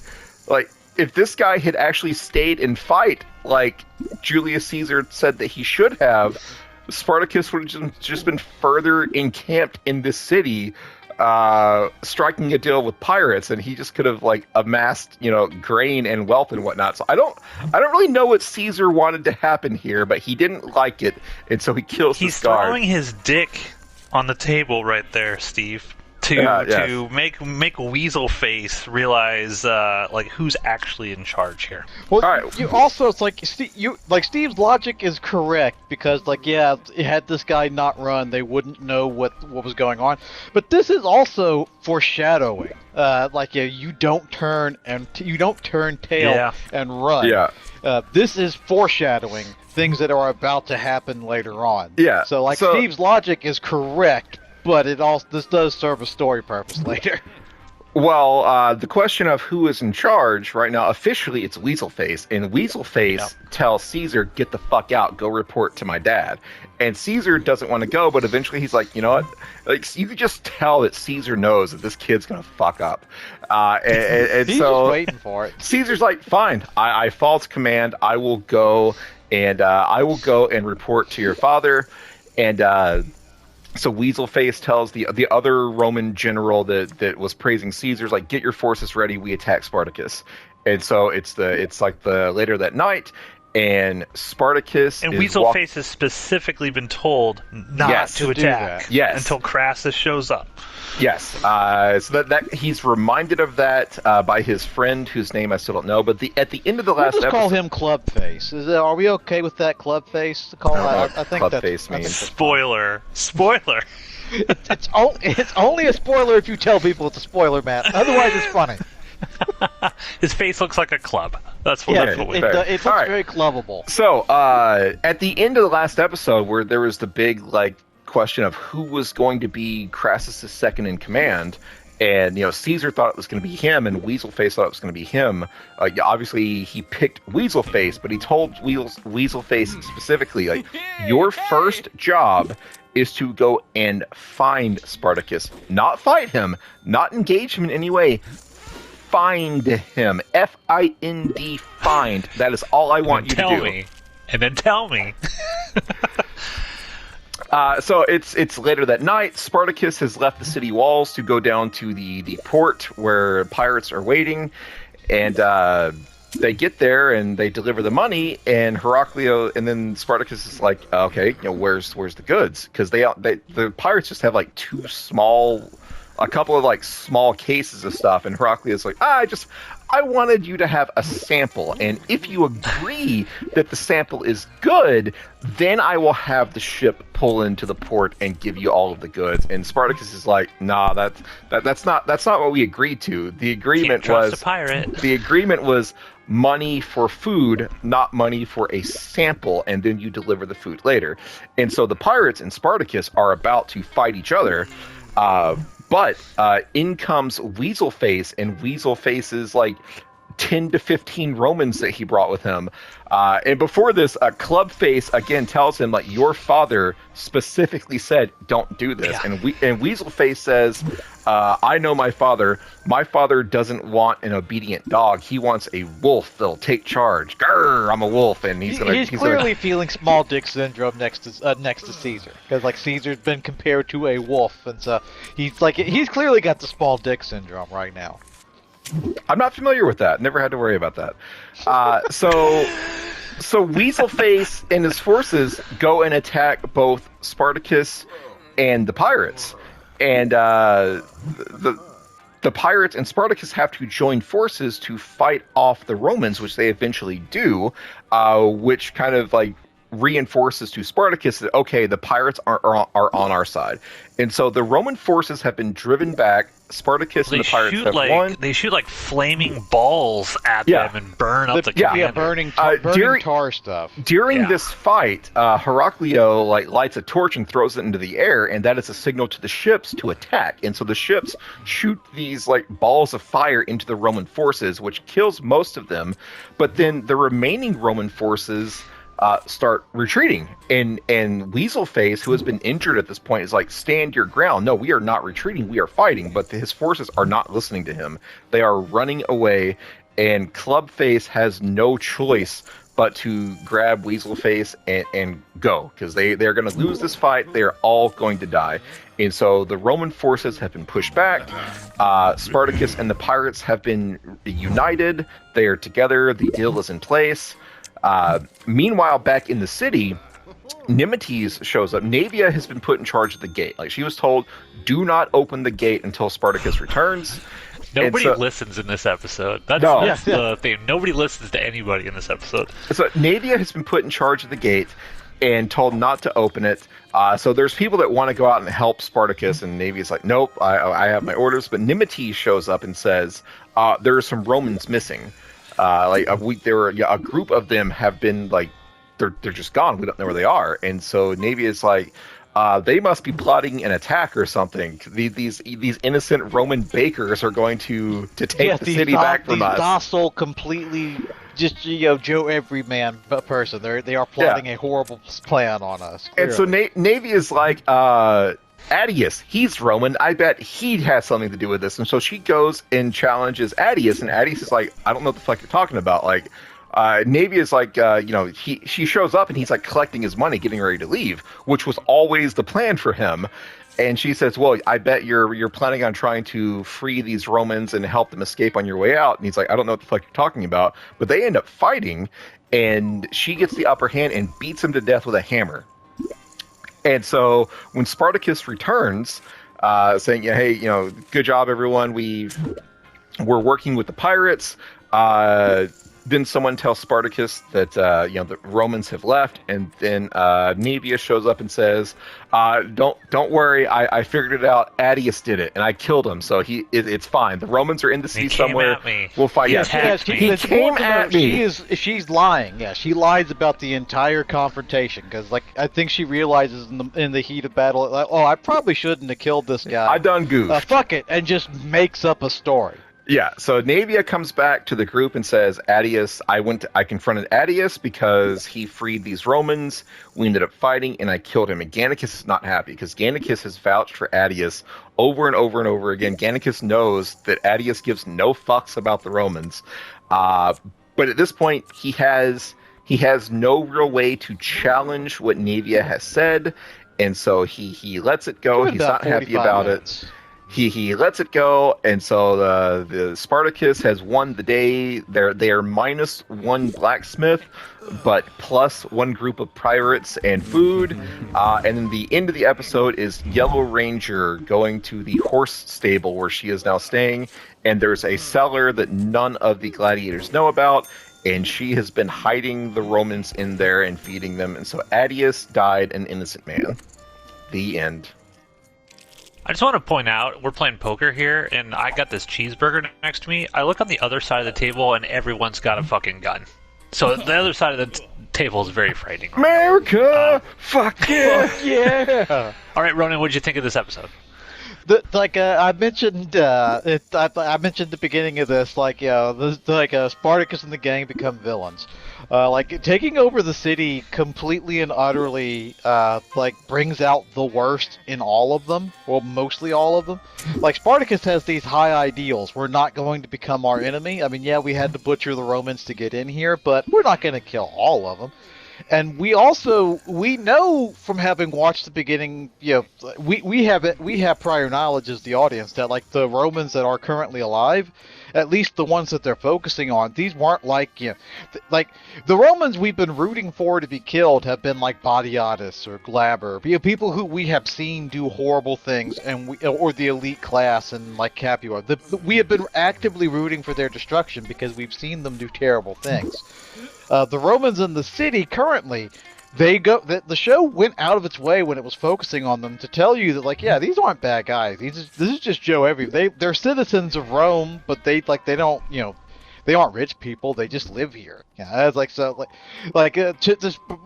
kind of specifically, give you the moral conundrum of okay, well, we understand why they're killing Roman soldiers and the senators and stuff, but these people don't deserve what they're getting. They don't deserve what will come to them. They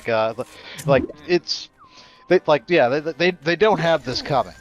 So we mentioned that Navy has clearly damaged goods at this point. I think Crixus can smell it, but he doesn't know what to do. I believe becomes very clear in a few more episodes that he's very well aware of this, and I mean this lovingly. He's too dumb to know what to do. I wouldn't know what to do either if it were me. But so there's another historical inaccuracy in this episode, but we'll get to it in a couple more episodes. It continues on from the first episode. Spartacus did deal with pirates historically speaking, and spoiler, the pirates did fuck him over in the long run. And and historically speaking, the first time that I just forgot the guy's name. Crassus. The first time Crassus's forces, he hadn't gotten to the main force yet, but he had given them strict orders not to engage Spartacus. And historically, they engaged Spartacus, and historically they lost, and then they turned tail and fled, which did not end very well for them. So Matt is a pirate. Can't trust him. Clearly. What I like about this episode is I like the introduction of the pirates, and also, just speaking historically, Julius fucking Caesar had actually gotten captured by pirates. It's a really interesting story. When in his youth he got captured by pirates, they took him away, and he was like, "Do you know who the fuck I am? I'm Julius fucking Caesar." And the pirates, literally, who got him, they're like, "Look, we're gonna ransom you, right? We're gonna make your family pay us a shitload of money." So they made this offer to Caesar's family, and Julius Caesar, while captured on the boat with the pirates, started laughing at them. Was like, "You fucking idiot! That's I'm worth way more than that." It's an insult to Julius fucking Caesar that you would only ask for this amount of money. So eventually, the pirates got the money that Caesar demanded, and when the pirates basically set him free, Julius fucking Caesar turned around and was like, "Thanks, guys. By the way, I'm gonna come crucify every last one of you motherfuckers." And he did. He raised an army and went and basically massacred all of the pirates that had captured him and took his money and crucified every single one of them. That's the kind of man we're dealing with here. And I love the fact that the pirates come into play, and I'm just like, oh man, this is if you know the history and stuff of some of these characters, it just makes yes, do it. Yeah, do it. Pause, folks. I didn't realize calling it was that. No, it's much. fine. I'm already out of it. It's fine. Oh, okay. Boo. Oh, he's got. Boo. Oh. Boo. Oh. Give me Ace aces. 2 I need aces. isn't a terrible hand. I need aces. He's got pair of queens. None of those are aces. You guys led me astray in calling this. Uh-oh. Oh, you get 5. You can get straight. You did not get it. You did not. Son you of did a not bitch. Get it, so. Anyways, Matt, continue with your pirate story. Yeah, so I love the fact that the pirates come in, and the pirates, they set up, well, can you trust them? Can you not trust them? But really, this episode is setting the stage for the next episode, because if I watched both of these back to back, and it was just, I mean, this was like one complete story for me, how it starts here and how the next episode ends. And yeah, I thought this episode was awesome. Steve, what are your thoughts on this one? Yeah, I enjoyed it a lot as well. There's a couple of minor plot points that I'll mention now that aren't super relevant at this point, but they'll come up later. One of the pirates named Castus has the hots for Nasir, and that pisses off Agron. Agron goes full jealous bitch several times in the next few episodes. Gannicus, so there's this girl named Sybil, who the Gannicus freed, and Saxa finds Sybil and is like, you know what, you want to repay Gannicus, fine, come with me. And so Saxa goes and gets Gannicus and is like, come back home, we're gonna have a threesome with this 11-year-old. And Gannicus to his credit sees, we're not making money out of this. Gannicus to his credit sees Sybil and is like, nah, you need to leave.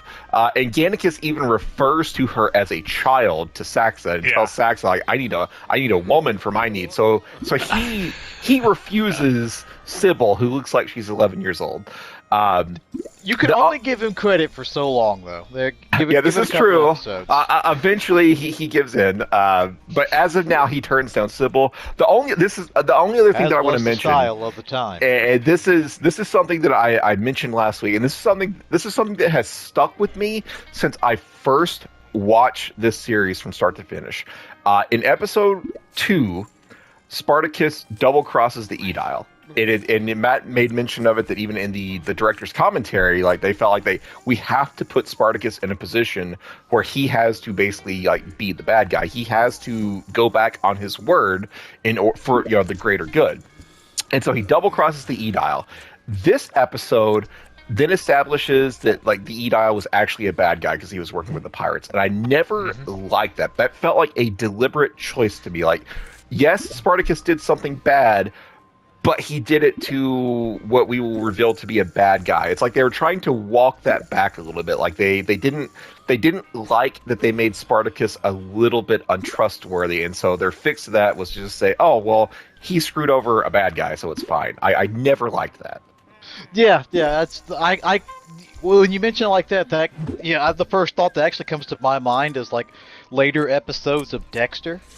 When Dexter eventually starts to kill people who don't deserve it, and there's just no repercussions for him. He just starts doing really stupid shit. But because the story has to, because the story needs to happen. There's always the revelation, oh, it turns out this innocent guy was a violent drug dealer. So it turns out he was justified. It's that same. It's lazy writing. It's what that shit is. And it's such a minor thing. Okay, well he had to stab the Edile in the back in order to save the food. You can justify that in your mind. That's and a minor. Food wasn't even really saved. That's the other thing too. Yeah, it's in your mind you can justify that, especially considering how on the greater totem pole of what's happening to these people, Spartacus is on the in a gradient scale of people doing fucked up things to these Romans. Spartacus is on the very lower end of it compared to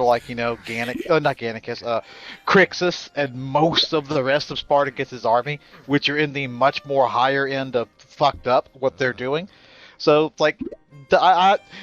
I'm with Steve. That was really stupid for them to add in this plot point. They wanted to put pirates in here, and okay, well, what was it? They need a seal. Yeah. Well, it turns, and yet you could have done this because, the reason why he gave them the seal was okay, you leave my business fleet alone. I'll tell you where my competition's ships are, and I'll give you the seal.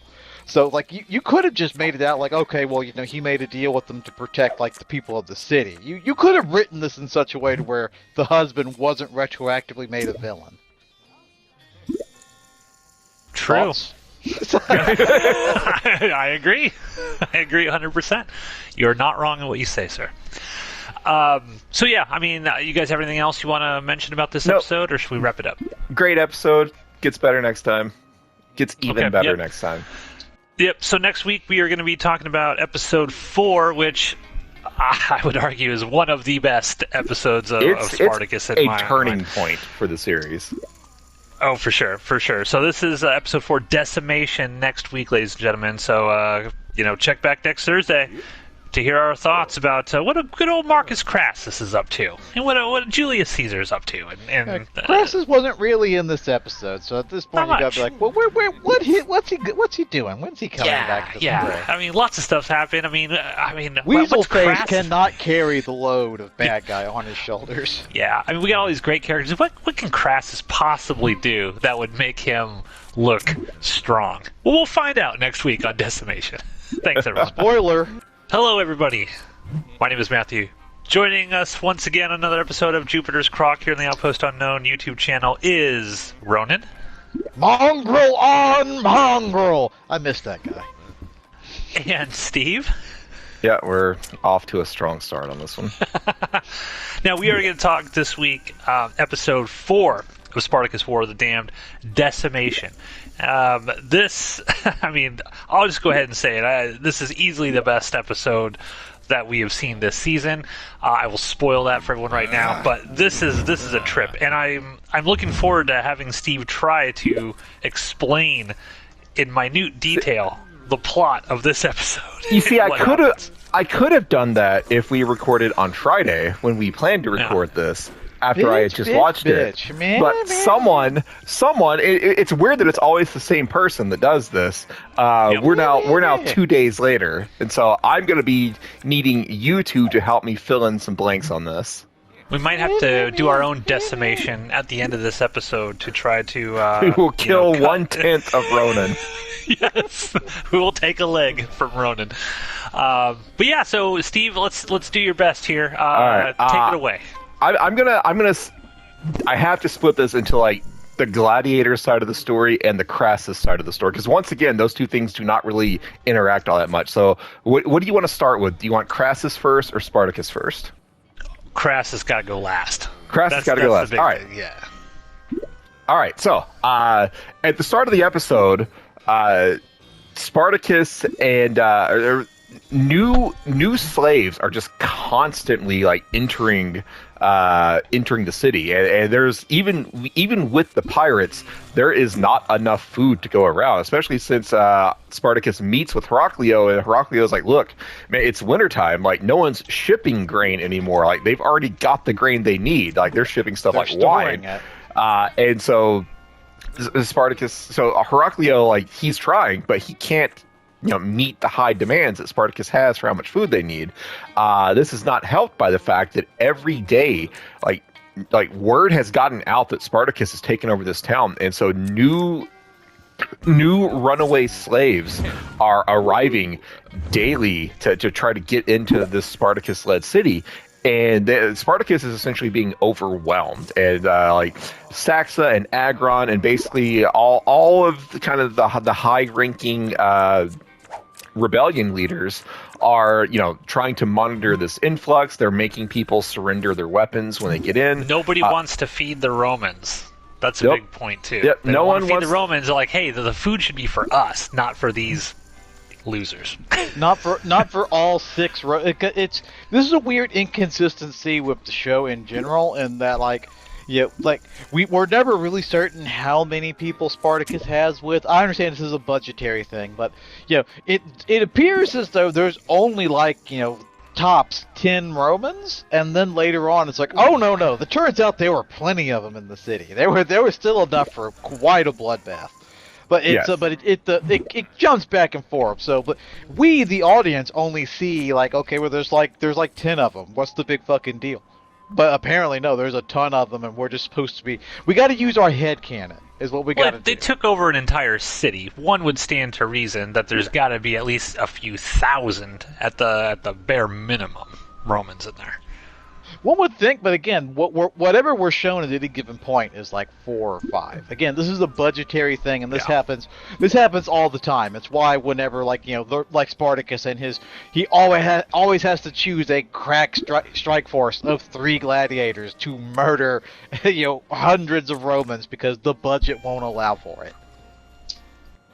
Anyways, these freed slaves are being allowed in. They have to give up their weapons. They also have to show their brand to verify that they were actually a slave.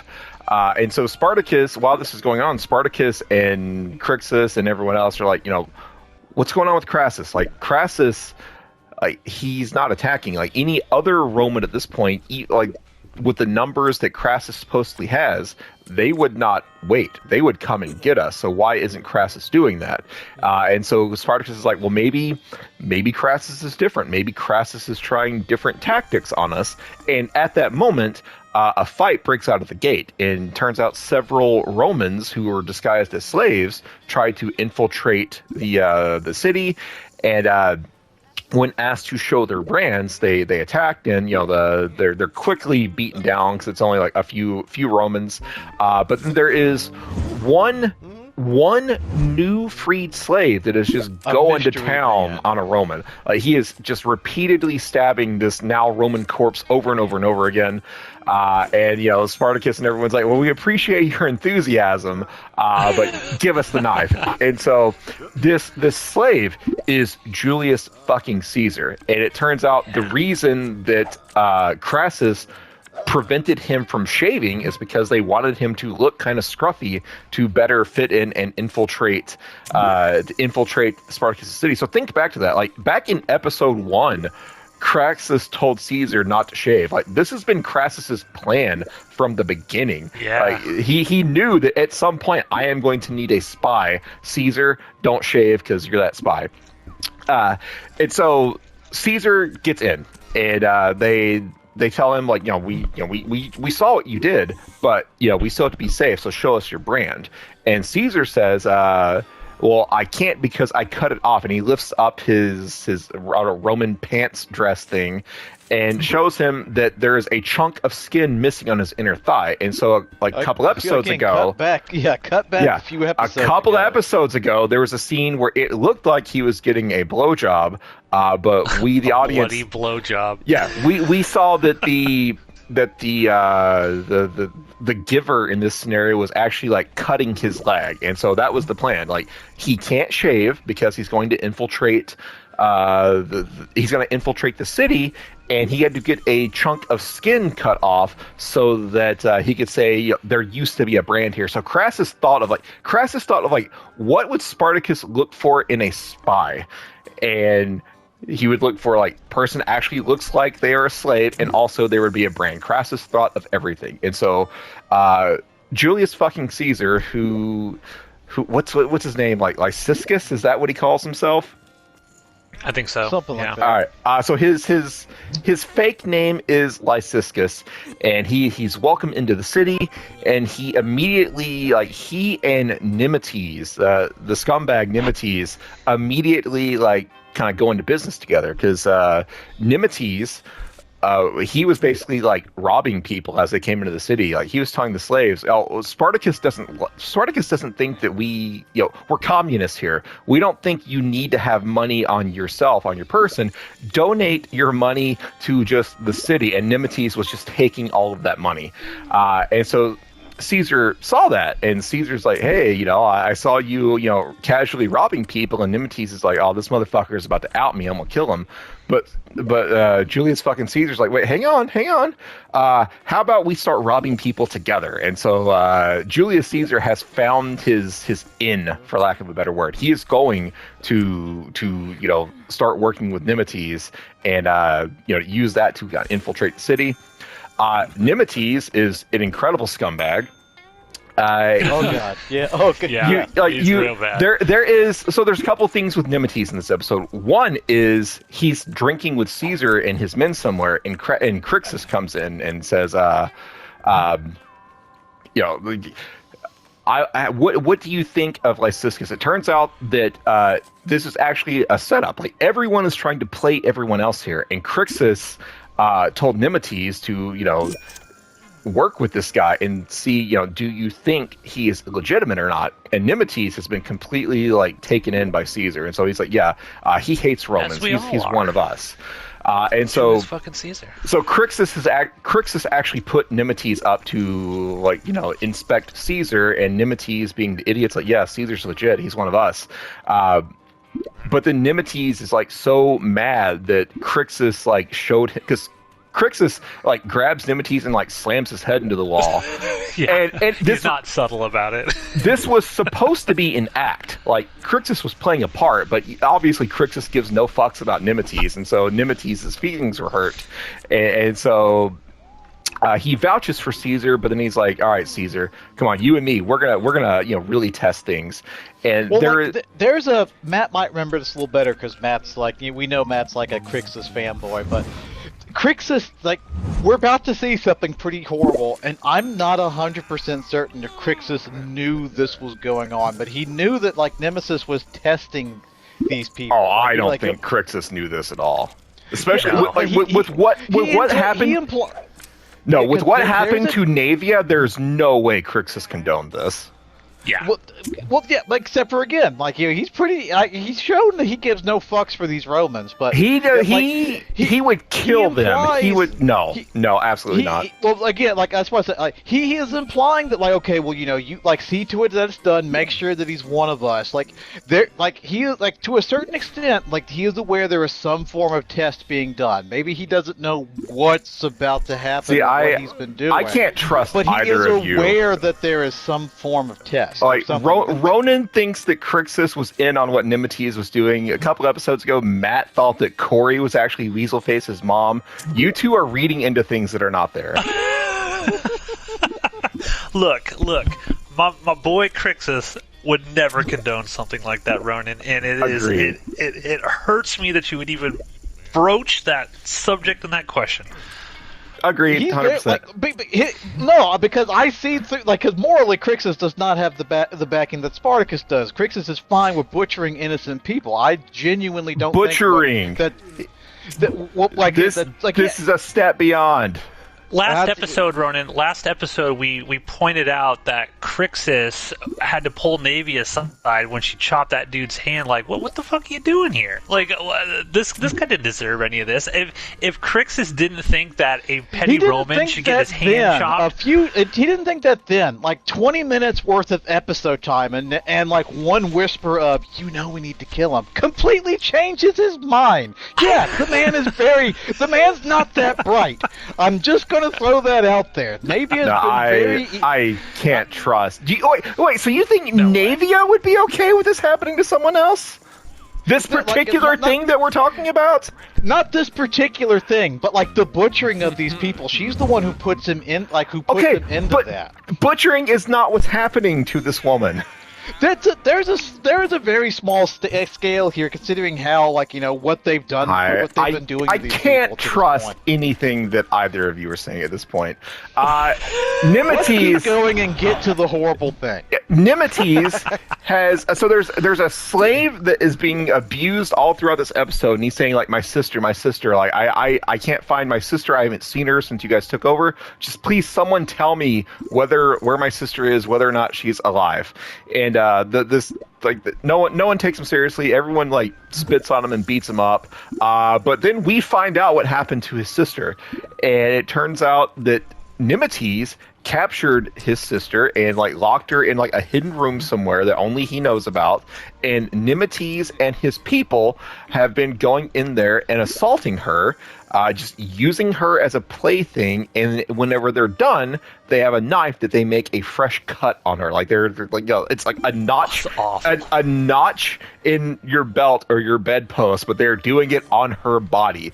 And so Crixus would not condone. Yeah, the implication that they set up is that this is part of a test. This is a Roman woman. If you want to prove to us that you are not a Roman, you have to go in here and do something terrible. Nemetes had already told. No, Nemetes had already told Crixus that the test was passed. This is something that Nemetes is just doing to fuck around. He said he's good, Crixus. He's good. I don't know where you're going with this, Ronan, but this is wild. This is out there. This is wild. I have regrets about this hand of poker. Clearly, my memory of this episode is much fresher than yours. No, it absolutely think it's more is corrupted not. than ours. Yeah, what the fuck? It's complete. Ronan is out here sullying the good name of Crixus. Unbelievable. Anyways, the man let's does move. Not deserve Let's move the hate the you're fuck putting on his on. name. Nemetes tells Caesar about this and says, "Hey, do what you want with her, and then make a fresh mark." And so Caesar, and probably like the best acting we've seen of anyone in this season so far. Since season 1, this is probably the best acting since season 1. Caesar goes to this woman, and this woman thinks, okay, Caesar's another slave, like he's going to hurt me. But Caesar tells her that, like, I am a Roman. My name is Julius Caesar. Marcus Crassus is coming. Julius fucking Caesar. Crassus is going to kill all of these fucking gladiators and slaves. Like, you will be freed. This is going to end. And the woman's like, no, free. Like, Caesar was going to. Caesar was going to just like leave her there. Like, he knew that it was, he can't free her in the way that he wants to free her. Caesar, I think, was going to leave her there and just tell her, like, look, you're gonna be dealing with a lot, but I need you to stay strong because help is coming, but not right now. But she says, no, free me. And she tells Caesar, kill me. And Caesar starts crying. Like, he does not want to kill this poor woman, but she is begging to be set free. And you can tell that Caesar, like, he gives in. He asks, what's your name? And she reveals her name, which is the name of the sister of the slave that had been hunting for his sister. That's a big turning moment for us. We're like, oh shit, it's her. And Caesar's like, your name will not be forgotten. Like, I will get revenge on all of these people. And then he kills her, and he kills her while crying. And he is amazing in this scene. Yeah, he is so good in this scene. And in the audio commentary, Stephen DeKnight said that when they did this scene, they specifically wanted the audience to be conflicted as to kind of like what Ronan said on the last episode, right? Where you're starting to set up like, well, the rebels are the bad guys now, and maybe the Romans are the good guys. And they thought that this particular scene was really like, well, you can't hate Caesar anymore. Like, he comes across as brash and arrogant and cocky and kills people. It's like, after something like this, you can't really hate Caesar anymore. So now you're kind of like, who do you root for the rest of the series going all the way through? Yep. So Caesar kills her, and I wanna pause the Caesar story there because let's talk about Spartacus. Spartacus is very curious about what's going on with Crassus because Spartacus recognizes that Crassus he's different. Yeah, he knows he's different. Spartacus has repeatedly attributed his successes to bold strategy, things that the Romans wouldn't see coming, and now he's got a Roman doing that to him, and so he goes to the Yellow Ranger and says, "Hey, tell me about Crassus. Crassus's name is well known. Tell me what you know about him." And she's excited, like, "Oh shit, Crassus is coming? Oh, you're fucked. You're fucked now, buddy. You are so fucked." So she is excited about Crassus, but Spartacus says, "Tell me what you know about him. And if you think that he is so good that he's going to beat me regardless, then it doesn't matter if you tell me." And so she tells him that I don't know much about him. Like, my husband only talked about him regarding, deals for food, essentially. It was just, negotiating over grain shipments is the only dealings we ever had with Crassus. But my husband did tell me a story. And in this story, Crassus was negotiating with a guy over something. Crassus and this businessman were negotiating over some sort of supply chain issue. And the businessman comes across a note, and the note was from the businessman's competitor. And this note said that the competitor was going to offer Crassus better terms on the same shipment of items. And so the businessman burns the note and just agrees to whatever Crassus wanted, because he knew that he was about to lose Crassus's business if he didn't seal the deal now. And then later on, the businessman learned that Crassus himself had sent that note to force the businessman to agree to Crassus's terms. Like basically, he sent like a fake letter to trick the businessman, and Spartacus is like, he gets oh that shit, dun. You can see the camera zoom. Yeah, camera zooms in. It's like, oh my god, I discovered a note from him. I'm doing what he wants me to do. Spartacus realizes that he got played. His assault on Cassinius and Furius back at the end of episode 1. That's what Crassus wanted to happen. So Spartacus had a hand in essentially promoting his new worst enemy to the new worst enemy's position. And Spartacus is like, fuck, we've got to, Spartacus doesn't have a plan yet, but Spartacus knows that this is a different kind of Roman commander that he is dealing with. Shortly after this happens, Yellow Ranger's deception is uncovered. Is it Agron that discovers this? I don't know, but someone. It was the stalker 12-year-old girl. Yes, she bumps Sybil. into the Yellow Ranger, and the Yellow Ranger drops a bunch of bread, and she's like, "Oh well, I would prefer it if you didn't see any of the scooping the bread back up into the bag." And the girl goes, "Yes, Domina," because she still has that kind of slave coding into her. And the Yellow Ranger's like, yeah, those titles don't mean anything anymore. I've been stripped of everything. You just call me by my name of Yellow Ranger." So yes, so Sybil. She also tells her you need to embrace the moment, and so she runs off to Gannicus and Saxa to tell them, I've seen something very spooky. And so they follow the Yellow Ranger, and that's when they discover that, okay, they've been hiding the Romans under, but Spartacus isn't there when this part's discovered. This is a little afterwards. So Yellow Ranger has been discovered. The Romans that she was protecting have been discovered, and They ask Yellow Ranger, did Attius have anything to do with this? And Yellow Ranger says, no, I did this on my own. And Gannicus is fucking pissed, because now he knows that his friend Attius died for no reason. He's been lied to. And so Gannicus... He lost a friend. Gannicus is about to go fuck up Navia. And so Gannicus tells Saxo to deliver these Romans to Spartacus. And so he runs off to go and fight Navia. And ultimately, Crixus and Gannicus end up fighting. And Gannicus gets having to fight both of them. Gannicus ends up... Go ahead, Ronan. No, he has to end up fighting both of them, and does a fairly good job until Navia cheap shots him with a fucking rock in the back of the head. Gannicus gets knocked out with a rock.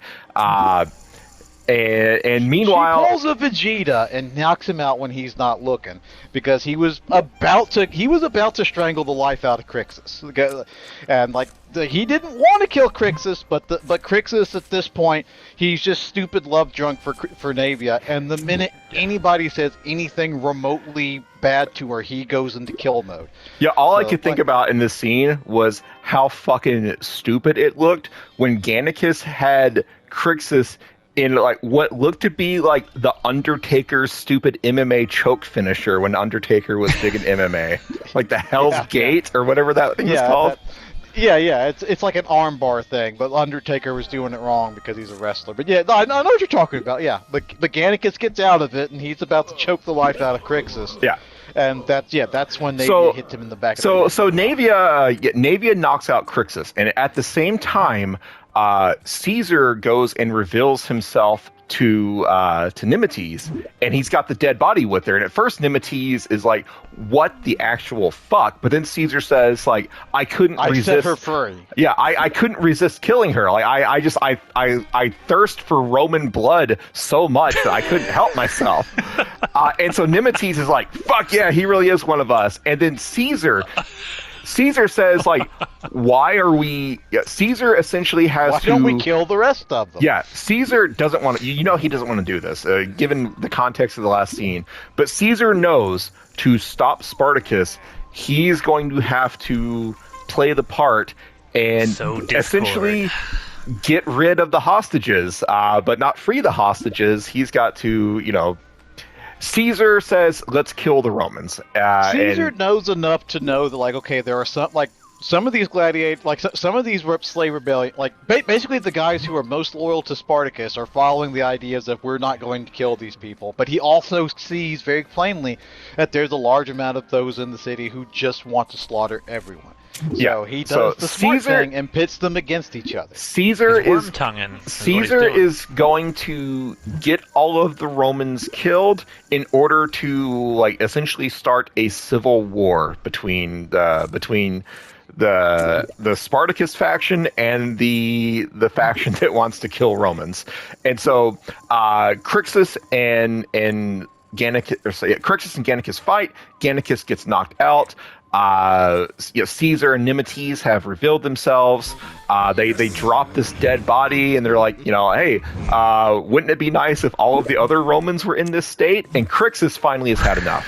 Crixus and Naevia have a moment where Naevia says, whispers into his ear, he's wrong in this. We need to kill all of them. Like, yes. This is the point where I think Naevia understands, like, I can really use Crixus's feelings to my advantage. I think this is the point, at least my viewing of it, is like, okay, Naevia at this point is using Crixus purely as an attack dog.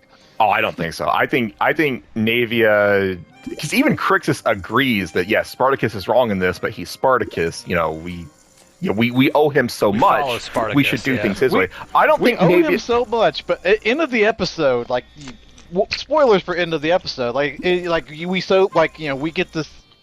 Historically speaking, Crixus does break off from Spartacus. And, like, we get that at the end. It doesn't literally happen at the end of this episode, but we get the foundation of it laid here, and it comes from Naevia. Yeah, I don't think this is Naevia using Crixus. I think Naevia just genuinely hates Romans this much. Yeah, I agree with you, Steve. I think Naevia, she's not trying to manipulate, like, aha, Crixus, let's get this, like, she's not tricking Crixus in any way. She is just sharing her legitimate thoughts, and Crixus eventually agrees. And Crixus is like, yeah, you know what, because he's always kind of agreed that they should not be dealing with these Romans and everything. I mean, Crixus has been that way from the very beginning. He's just always deferred to Spartacus's leadership because he's like, Spartacus is the leader.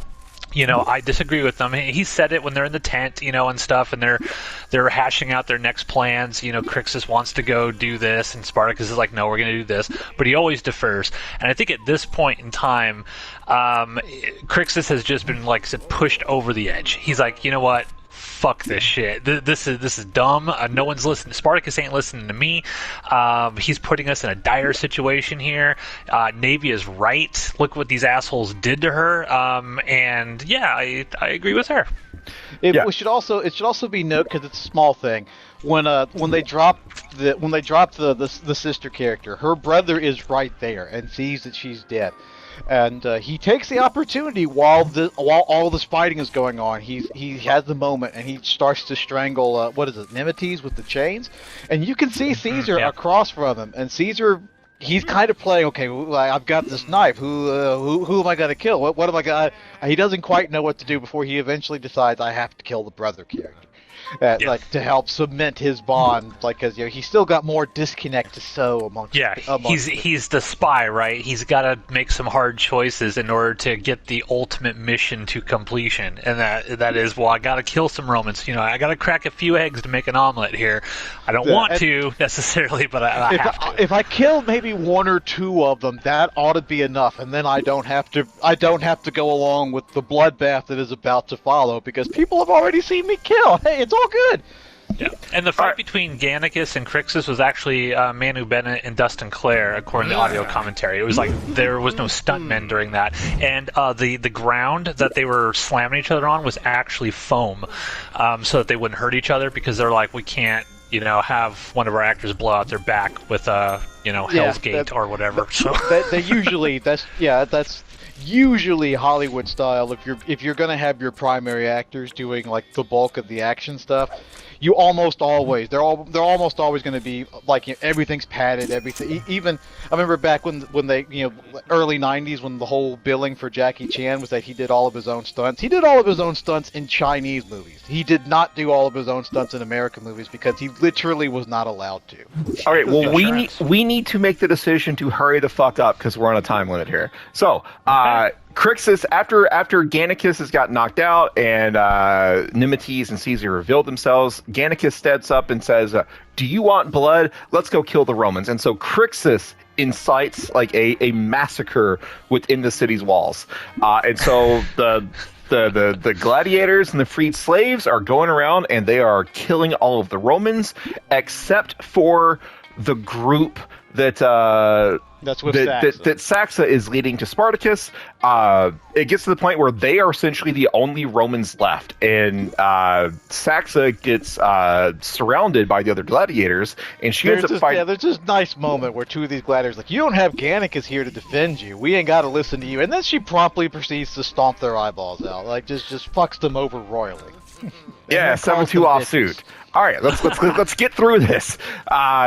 Saxa, like Spartacus, shows up in the nick of time to basically save the Romans and stop this rebellion, the rebellion within the rebellion, and he and Crixus have. Holy shit! Oh my god! Yeah! 7-2 offsuit. I believe that wasn't even like you just playing them. You just had the legit better hand with the 7-2. Anyways, Spartacus rescues the remaining Romans. He doesn't get there in time to save the bread maker that got his hand chopped in the beginning of the episode, but he saves the other Romans, and he has a moment with Crixus, and Crixus says, "Kill these Romans! They're reunited." There is clearly a divide between us. Kill these Romans and mend that rift, and we will be on the same side again. And Spartacus says, fuck you, I never should have given you a leadership position within the rebellion. And so Gannicus is hurt. The rebellion is split. There is now like a pro-Crixus and a pro-Spartacus faction. And that is where we are at with the gladiators. So, like, real quick, final thoughts on the gladiators before we talk about Crassus. We cut through it, but there is a training moment where Gannicus and Caesar fight. I understand we had to cut through it, but because they're training these people, they're also trying to see, okay, well, if any of these guys are Roman soldiers and they're trying to hide, we're going to find out, because soldiers, like, they're never going to not take the opportunity to kill. And Caesar doesn't. Caesar throws the fight. But the explanation for how he was as good as he was, I've mentioned this earlier on as to what Spartacus was looking for in slaves. He says, well, I was a shepherd, so that's how I know how to fight. Because shepherds were slaves that were given weapons, allowed to use them, and by and large had no oversight because they had to protect the fields. So, like, that's his cover story. I was a shepherd. Of course I know how to fight. I had to protect my master's livestock. Yep, and Stephen DeKnight said it was always the intention to show that Caesar could stack up against Gannicus, but yeah, he intentionally threw it in order to make it look like he wasn't kind of on that level. But once again, Crassus thought of everything, because Crassus knew Caesar needs to look like a slave, Caesar needs to have a brand, and Caesar needs to have a backstory. Yep, and Crassus did not tell Weaselface any of this plan. Weaselface knows nothing about any of this. That's a good lead-in to talking about the Crassus side of the story, because there's a whole second narrative that we haven't even gotten to yet. So let's go through this. This episode's amazing. It is amazing. So Weaselface is back at the Roman camp. He is having his wounds mended. Clubface comes in and says, mentions that Caesar's gone, but none of them know what Caesar is doing, because none of them have basically that much of Crassus's respect yet. Crassus doesn't trust them with this yet. But then Crassus comes in and mentions that Caesar, was sent to infiltrate the camp, and that's why he was denied a shave and a shower. And Weaselface thinks that this is all going to be water under the bridge. Like, Daddy loves me. Daddy is going to protect me. But then Crassus mentions, we have to decide how to punish your men. And Weaselface is like, shit. And later that night, Crassus and Corey sleep together again, and they have a talk about Weaselface. And Corey mentions that, Weaselface is trying so hard to get your respect, but all you see him as is a child. And Crassus is like, you know what? You're right. I should stop treating him as a child. I should start treating him as a soldier. And Corey has no idea what she's just done. But Crassus says, all right, it's time for decimation. It's an ancient practice where you kill a tenth of your own army, or a tenth of your own group. By a percentage of 10.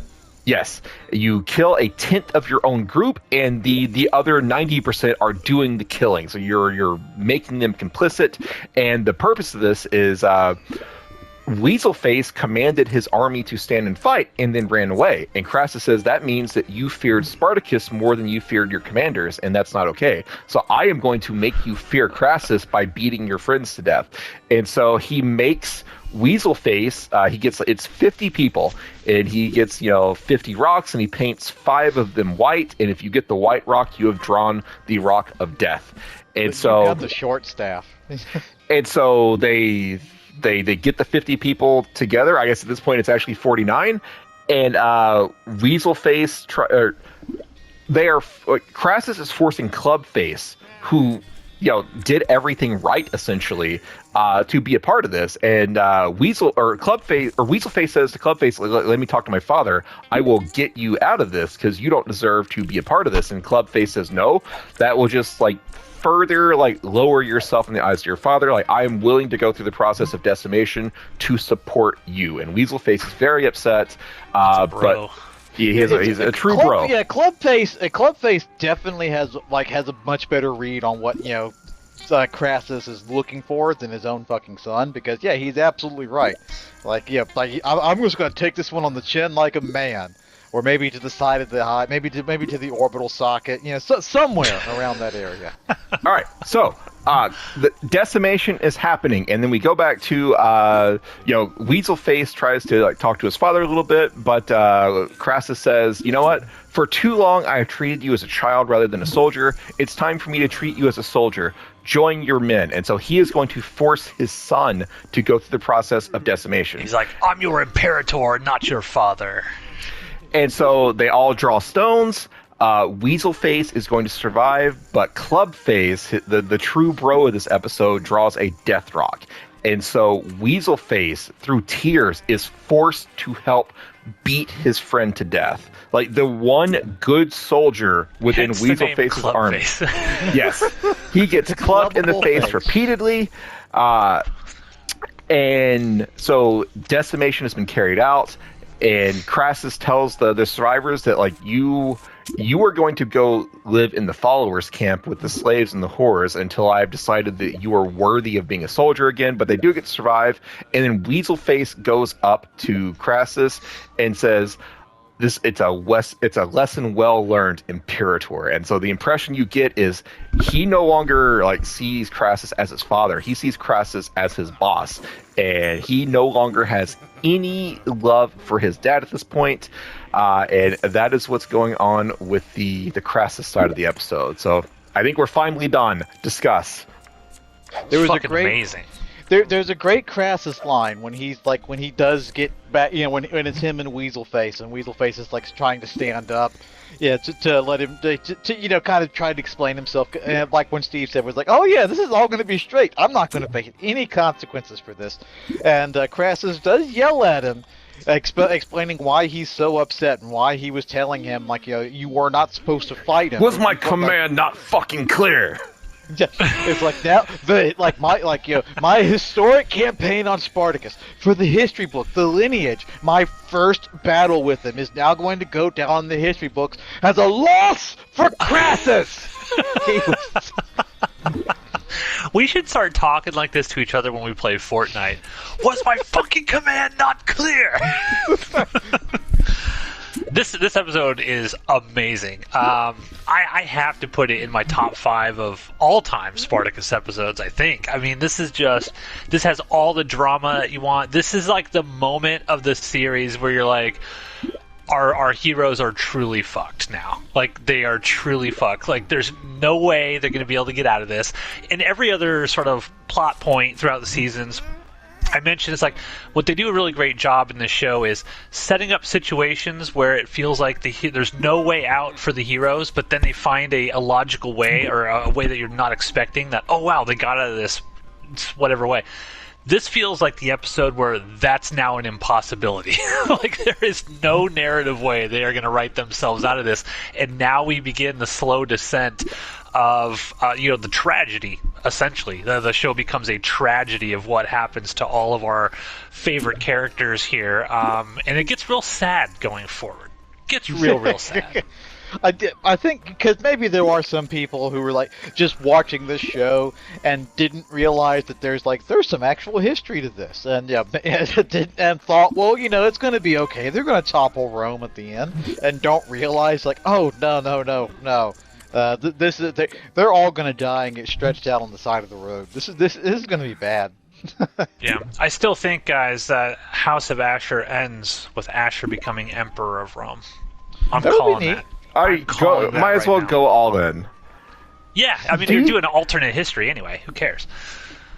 Go ahead, Steve. I wonder. I want Caesar to be there. I wonder if this will, because back when Spartacus originally ended, the pitch for a continuation was a Caesar-focused show, and I wonder if this will be kind of like a backdoor pilot for that in some way. Yeah, because Caesar, Crassus, all of them would be alive at that time. Yeah, potentially any of the gladiators could, depending on how they write it, still be alive at that point. I know, so it's spoilery, but there's some hope that maybe one or two of these characters could have possibly been taken down off of their pikes, maybe at some point, and could still be running around. Within the show, there's only, I believe, as far as gladiators go, there's only one actual gladiator who survives the whole fucking thing. And I did give that away at the beginning, when we were reviewing the first season. I mentioned that a certain character is the one who's going to survive them all. Be the literal last man standing. So maybe, if they did do a Caesar show, I guess characters have aged up enough to where it's okay, well, now we have a Caesar who's an appropriate age to get stabbed in the back. Maybe. I don't want an appropriate age Caesar show. I want this Caesar show. Yeah, I say with House of Asher, they just throw.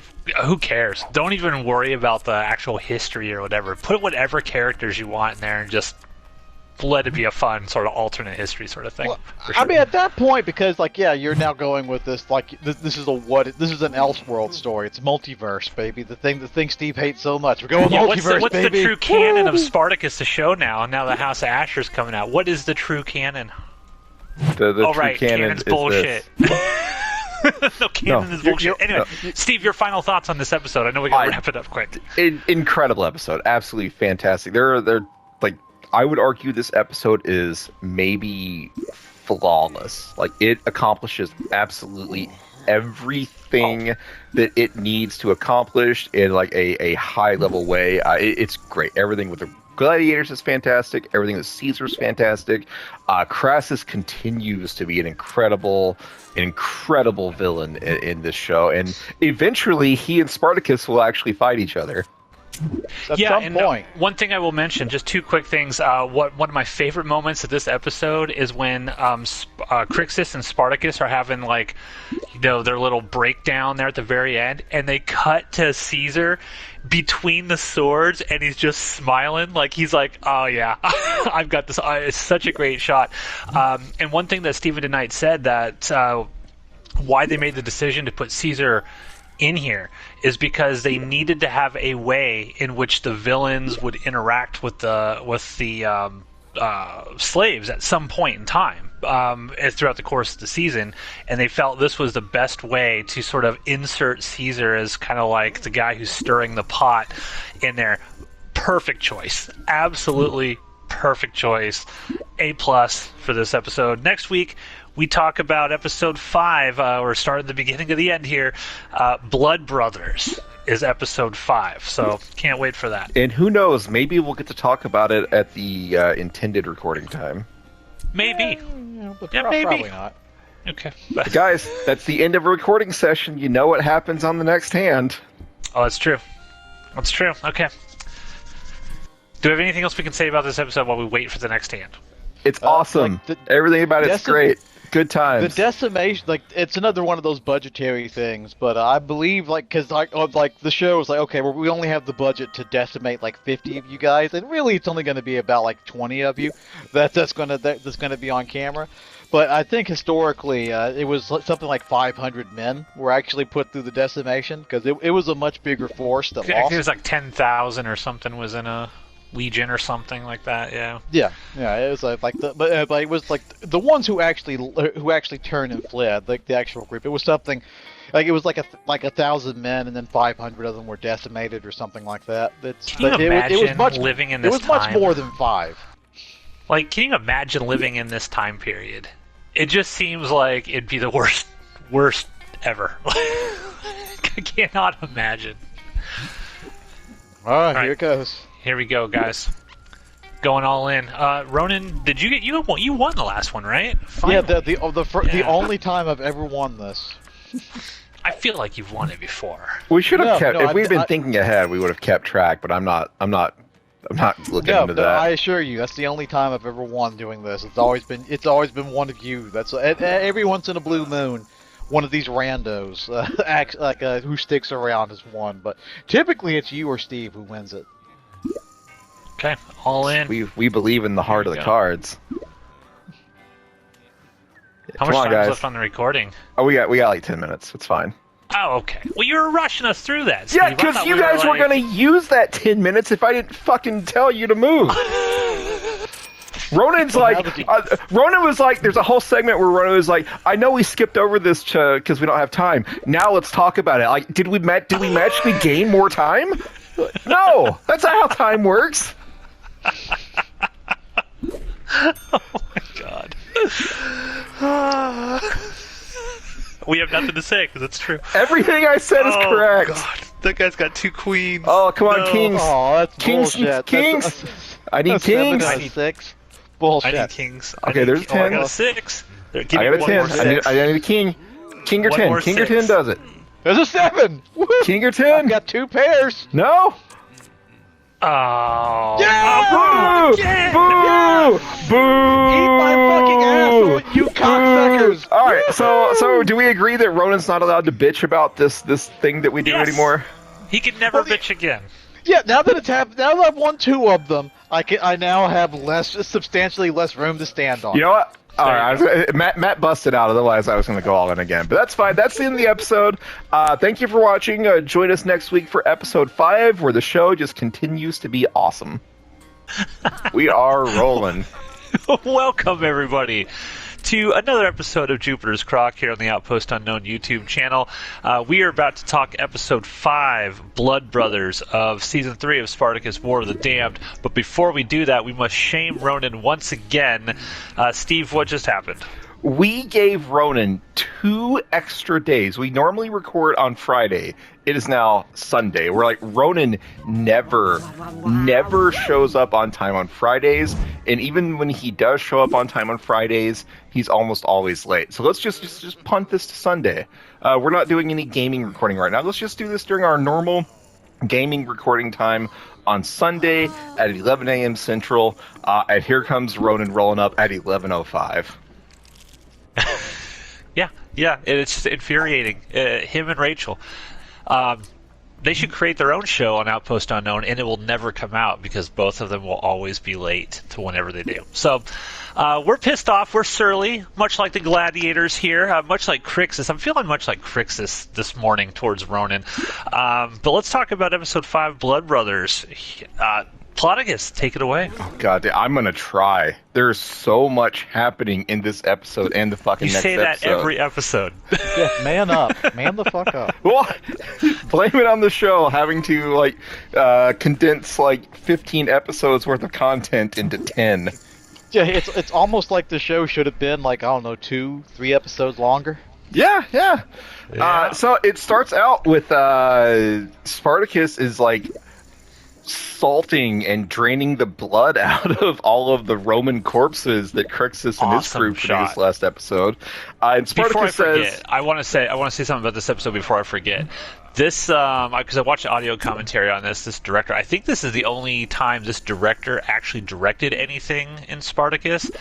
I think this episode stands out in terms of like the creative visuals that this guy does. We'll talk a little bit later about like a sword that spins and the camera like pans with it through the air and it goes into like Caesar's hand.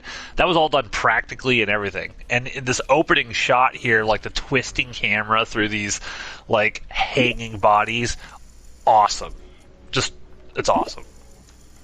I pay no attentions to like the artistic vision of an episode, so I have no idea what Matt's talking about. But I'm looking forward to that content. It looked like every other episode. Yeah. Oh, shut your mouth! Except for those first, like 3 shitty episodes. Spartacus has big plans for these Roman corpses.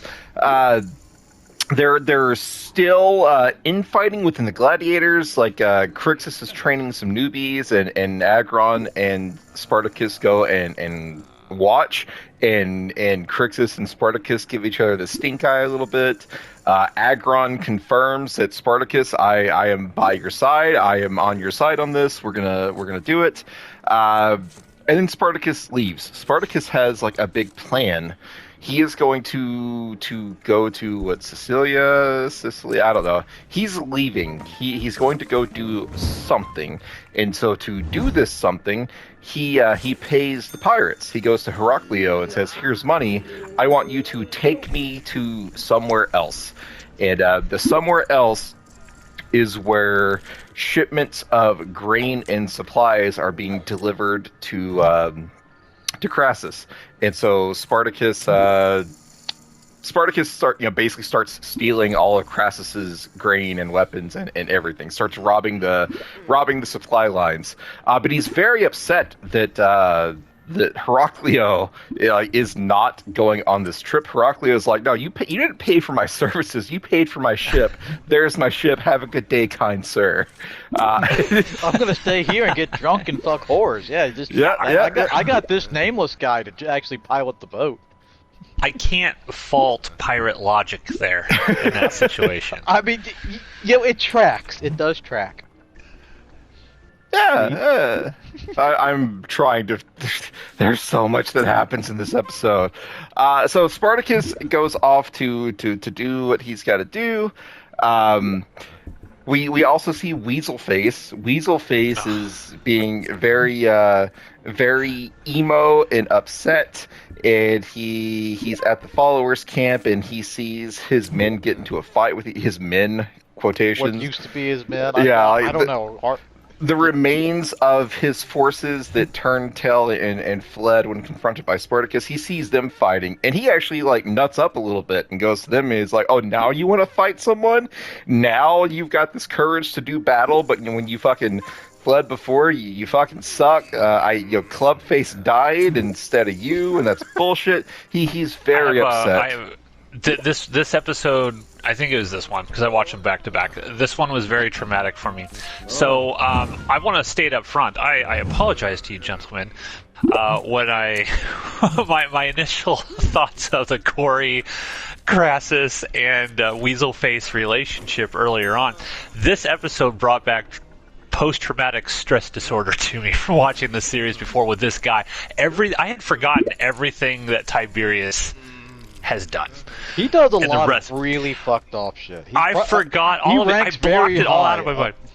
I fucking blocked it all out of my mind, and this episode brought it all back. And I'm like, I now remember what happens with my boy Crixus and all, and it infuriated me. I want this guy to die. Weaselface is so like they did such a good job making him so fucking unlikable. It's his face too. Yeah, Weaselface. Perfect casting.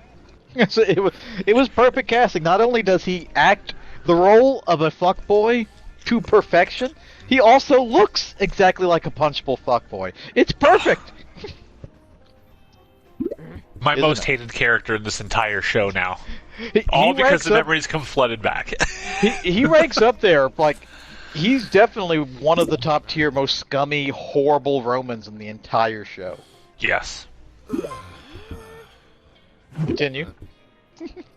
Weaselface is off being Weasley. Thought we lost Steve there for a second. I was muted and I forgot to unmute myself, but now I'm back. We're good. So Weaselface is out there being Weasley, and out comes this the Senator. The Senator's like Metellus, something like that.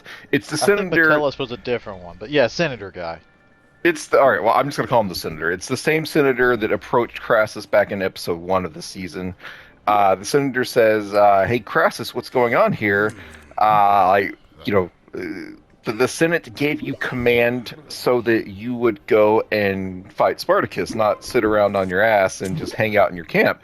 And Crassus is like, "Oh, first and foremost, bitch, the Senate did not give me an army. You see all these people here, all the people that have like weapons and shit. I paid for that. This is my army." All the Senate gave me was the right to form an army, but I put the army together my damn self. Know your fucking role. And the Senator's like, okay, fine. Crassus's logic. Yeah, everything he says is true. It tracks. The Senate just gave him the title Imperator. That's it. Yeah. Yeah. Like, I could take this army and go home. Yeah, the Senate gave him the right to raise and command an army. He put the army together himself. But the Senator's like, we got to do something. We have to make some sort of move, because right now you're just sitting here.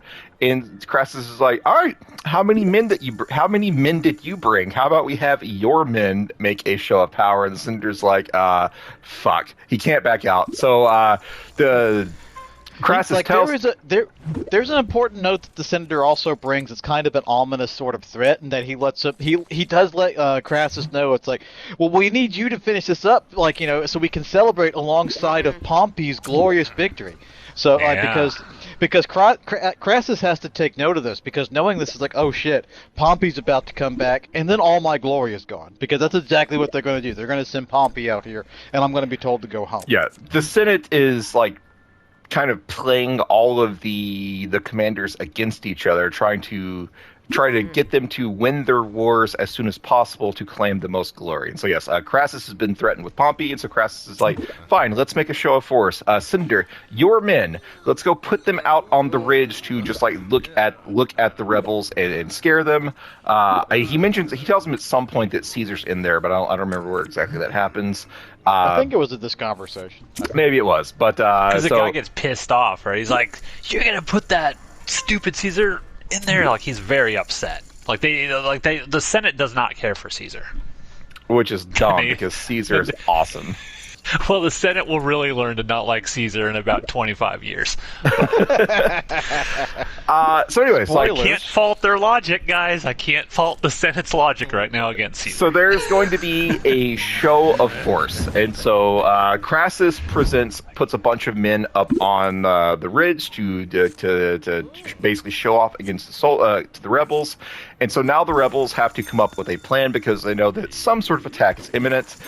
Spartacus comes back, but not before Crixus learns that Spartacus left. And Crixus is very upset that Spartacus is now going back to plotting against Crassus without Crixus' input. And so when Crixus finds this out, he goes to Agron, and they have a pissing contest. But then it's noted that, hey, Romans are out there, so Crixus goes out, and Crixus is about to let's open the gate and just go fuck these Romans up. But then Crixus' one plan he has for any given strategy is go get it. That's his one plan, and that's the you plan. Just blew out my ear. That is, it's an act. Am I wrong though? Is that not his one plan that he always has? So that's exactly what he's going to do. And then Spartacus, that's when Spartacus comes back to delay said order. Yeah. Yes. Crixus is not the strategic mastermind behind any of this. He does not. He's the undefeated Gaul, right? His whole thing is like, I haven't fucking lost. Let me just go out there and fuck this shit up, and we'll be fine. Yeah, so Turns out it's not going to be fine. Crixus wants to go fight, but Spartacus shows up and says, no, absolutely, we're not doing that. Well, actually, no. First, he says, "I agree with Crixus. Let's open the gate." And Crixus is like, "Finally, Crixus." Spartacus has come back to his senses. So Spartacus is like, "Oh no, we're not opening the gate to fight. We're opening the gate so we can free the captured Romans." And like Crixus and all of Crixus's men are like incensed. But none of them are willing to, as of yet, go against Spartacus. And so Manu Crixus... Bennett's face, by the way, is amazing in this scene. Like, he looks like I would not want... If I just knew Manu Bennett and he gave me that look, I would want to run away as fast as humanly possible. He looks like he wants to just tear Spartacus's head off. Yes. In that moment, he does. He's probably thinking of several different ways to do it. It's eventually, I assume that Crixus and Spartacus are gonna have to go do their own thing, but we'll see what happens. Maybe they can mend this fence and come back together. Regardless, Spartacus goes back to enact his plan. And Spartacus frees all of the prisoners. While I think it's someone up in the rafters is like pissing on them. Spartacus didn't tell them. Spartacus told the rebels don't hurt them. Don't. But he didn't tell them. Don't piss on them. Crixus's men are just pissing all over him. Yeah, I can't fault that logic, right? Like the Spartacus didn't specifically say that they weren't allowed to piss on the Romans. As Ronan would say, it tracks. Yeah, I mean, this is accurate. Yeah. I don't even really think Spartacus cares that much. He's like, no, we're not going to violently murder these people. I don't really care if you spit on them or piss on them or call them fuckers. Yeah. We're just not going to butcher them. We're above that. Was it Nemetes who spits in the Roman girl's Yellow Ranger's face? So. One of them does, and in the audio commentary track, they said that the actor's like one of the nicest people ever, and he went up to her and he's like, "Would it be okay if I just spit in your face?" she's like, "Yeah, that's fine," and that's how that got in there. So. Nice. There you go. Weird side note. I all of us, or at least me and Matt, will sometimes go and like look up people on IMDb. Like, what has this guy in Spartacus like done since Spartacus? And the guy that plays Nemetes apparently went on to play Caesar in another show about Rome. So it's just everything is interconnected. Anyways, let's get through this fucking episode. So the Romans have been freed. And at this point, Gannicus is so pissed. He follows Spartacus. It's like, you let these people go. Like, Yellow Ranger is going to go right up to... No, it's not Gannicus, it's Crixus. Did I say Gannicus? I meant Crixus. All right, so Crixus follows Spartacus and is like, what the fuck? You let these people go. These people that have been among us for some nondescript time, because time doesn't move in the Spartacus world. She knows too much, and you delivered the Yellow Ranger right to Crassus. And Spartacus is like, yeah, I did. She's going to tell Crassus exactly what I want her to tell him. And so Spartacus, of course, is just fucking been scheming this whole time. And so Spartacus's plan was apparently always to make the Yellow Ranger think that Spartacus's forces were about to fracture, which they actually are. So he wants Yellow Ranger to go and tell Crassus that Spartacus is leaving. Spartacus is saying, fuck this noise, I'm out. The people loyal to Spartacus are leaving, and the people loyal to Crixus are staying, so Spartacus's army has been split in half, and of course Yellow Ranger does go and deliver this news to Crassus, but Crixus is angry because he is the last person to find out this plan. Agron and Gannicus both knew about it, and Crixus is like, he's unhappy, but he's like, fine, whatever gets me the ability to kill Romans, I'm all about, so let's fucking do it. And so Spartacus... not a lot going on in that brain.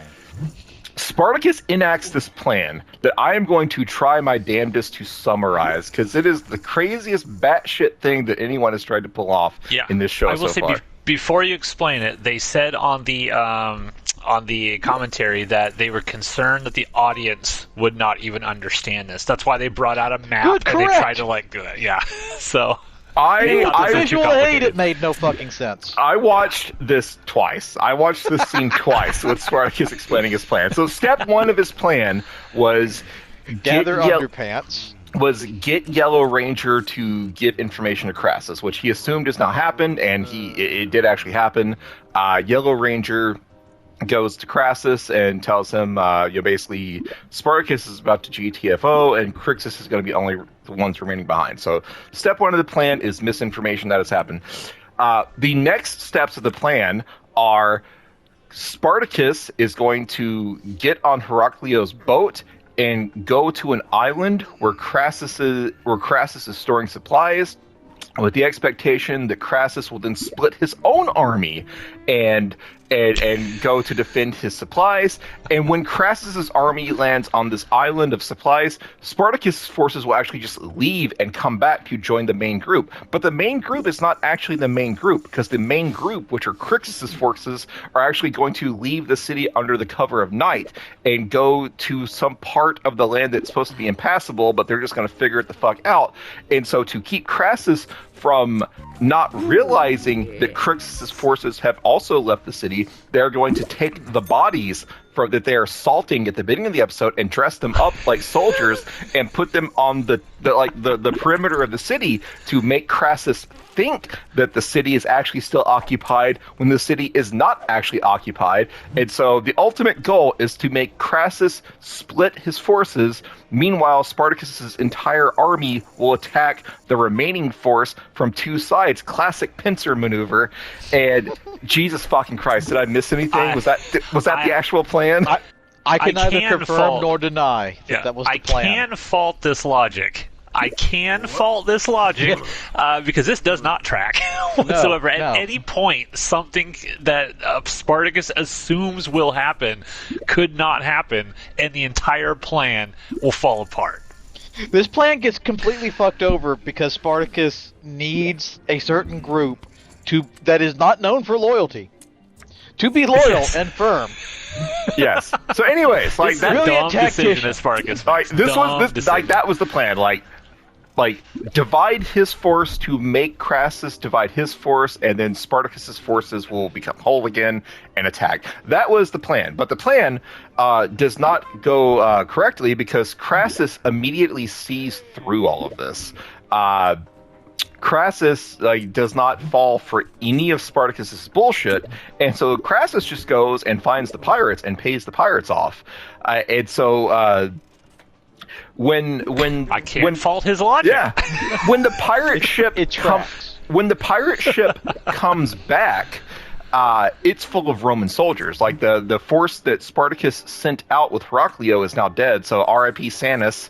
I like the Sanus character, and then he just disappears from the show, presumably killed off screen. But when the pirate ship comes back from the island to pick people up to deliver them to the island of supplies, it's full of Romans, and so all of the Romans attack. At the same time, Caesar kills Nemetes and Nemetes' crew and admits to Nemetes that he is Caesar, he is a Roman. Nemetes tries to basically tell Caesar, like, I give no fucks about the rebels. I'm not, I didn't come from the Ludus. I didn't come from any of the areas that these people are from. I just want to go home. So if you help me get home, I will 100% help you kill Spartacus. But Caesar's like, well, I appreciate the offer, but I got other plans, and kills Nemetes. So Nemetes, who is also a notable piece of shit in the show, is now dead. Caesar... Now, with that scene in particular, the creator, Stephen DeKnight, said that they intentionally did it so that Caesar... They made it look like Caesar was going to accept it, because he kind of puts his sword down. But that the reason why Caesar killed him, regardless, even if Nemetes could help him, was because he was still pissed off about what Nemetes was doing to that Roman woman. Yeah. So Caesar's like, I give no fucks for you, buddy. I'll handle this on my own. I'm Julius fucking Caesar. And so Caesar reveals his treachery, kills Nemetes, and then Caesar, as well as the pirates and the Romans delivered by the pirates, you go and attack Spartacus, and at this point, like, half of Spartacus's forces are gone. They've already exited through the back of the city to try to flank Crassus's people or whatnot. But now, so just the Romans plus Caesar plus the pirates are fighting off all of the gladiators, and the Romans are winning. Like, Spartacus was not prepared for this. Caesar literally stabs Spartacus in the back, So Spartacus is injured. Like the main heavy hitters like Crixus and Gannicus and Agron and Spartacus, like they're together again, but they know they're outnumbered. That shot where Crixus jumps down is awesome. He jumps down like this poor fucker's ankles. Like he jumps down from like a 2-story rafter up top and just lands and starts killing people. Like there's another universe where he just snaps his tibia and fucking dies right there. Superhero landing, terrible for your knees. Really, really terrible for your knees. Yeah. So at this point, like the gladiators have made up. Like Crixus showed up to essentially save Spartacus here, and so Spartacus is like, even when we're at odds with one another, you showed up to save me. And Crixus is like, as you've done many times before, and they shake hands, and so like the rift between Spartacus and Crixus is partially healed at this moment. They know they're going to lose the town, and so they're trying to save as many people as they can by sending them out like the back exit of the city into this land that is supposed to be impassable. And Agron and Donar and Saxa are trying to hold the gate, but they eventually fail because Caesar they tried to raise the gate, and Donar shows up and just cuts the rope to the gate, and so Caesar's like, fuck it, I'll burn the shit down, and so Caesar sets the thing on fire. So the gate is burning. Meanwhile, the other big heavy hitters like Crixus and Gannicus and Spartacus, they're like, we have to leave. We have to get out of here right now. And Gannicus is like, I will distract them. I will draw them away. And so he's guys becoming the leader that Spartacus tried to get him to be the Spartacus whole time. Tells him at one point, if something happens to me, you need to step up. And Gannicus is like, no, I'm not doing it. I will sacrifice myself. If I die, it's not that big a deal because I'm not a leader. And so Spartacus accepts, and Spartacus and Gannicus and everyone else flee except for Donar. Donar's like, well, if I die, people will care even less. And so Crixus and Donar go to make a distraction. They set the grain area on fire. And immediately a Roman soldier is like, dispatch sentries, divide our forces, send forces over there to do something about that fire. Crixus is like, no. Crassus is like, no. Crassus immediately sees through all of the bullshit, and he's like, that's a distraction. Keep our people together and send them on the predetermined path. No distractions. Crassus is awesome. He immediately sees through all of Spartacus's bullshit in this episode. And so Spartacus and the rebels flee. Gannicus and Donar are fighting their way through the streets as a distraction. Donar gets killed. Question mark. Spoiler. Yeah, you jumped the gun there, Ronan. Give me a fucking minute. Ronan. No, because you've Let been the making man breathe. mistakes. We have to make corrections. There was no correction. I was getting to it. You jumped the gun. Donar dies. Air quotes, dies. And so now it's just Gannicus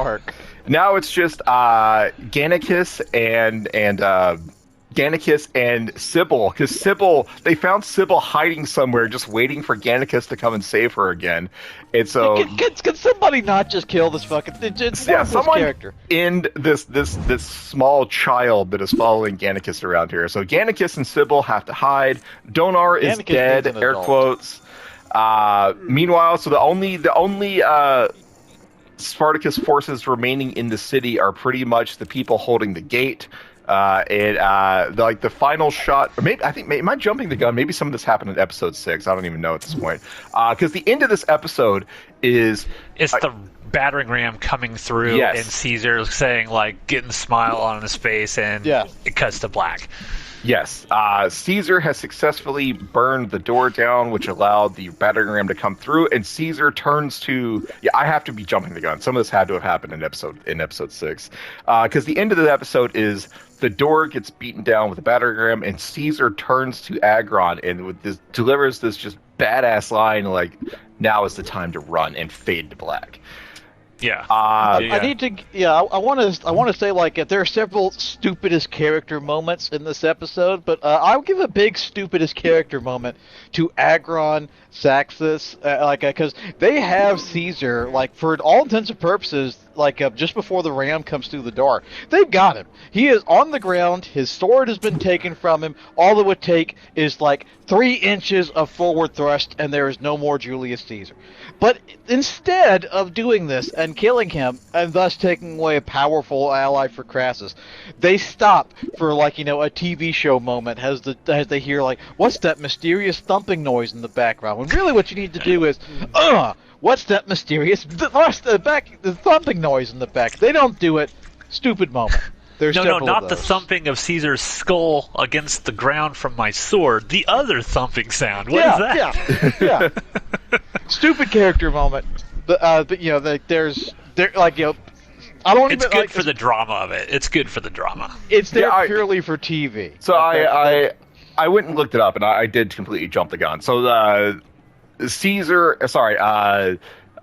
Gannicus and Donar and Sybil, all that stuff doesn't happen until next episode. So the end of this episode is the Romans breaking in, and then the next episode is Gannicus and Donar actually fighting through the streets. But everything else, I think we're good. Spartacus and Crixus have made up. They know they've got to get the fuck out. Romans are now in the city. Spartacus had a ridiculous plan. When does the Weasel Face and Corey scene happen? Is that this episode or next episode? I think that happened earlier on in this episode. Okay, yeah, but we just that's bad.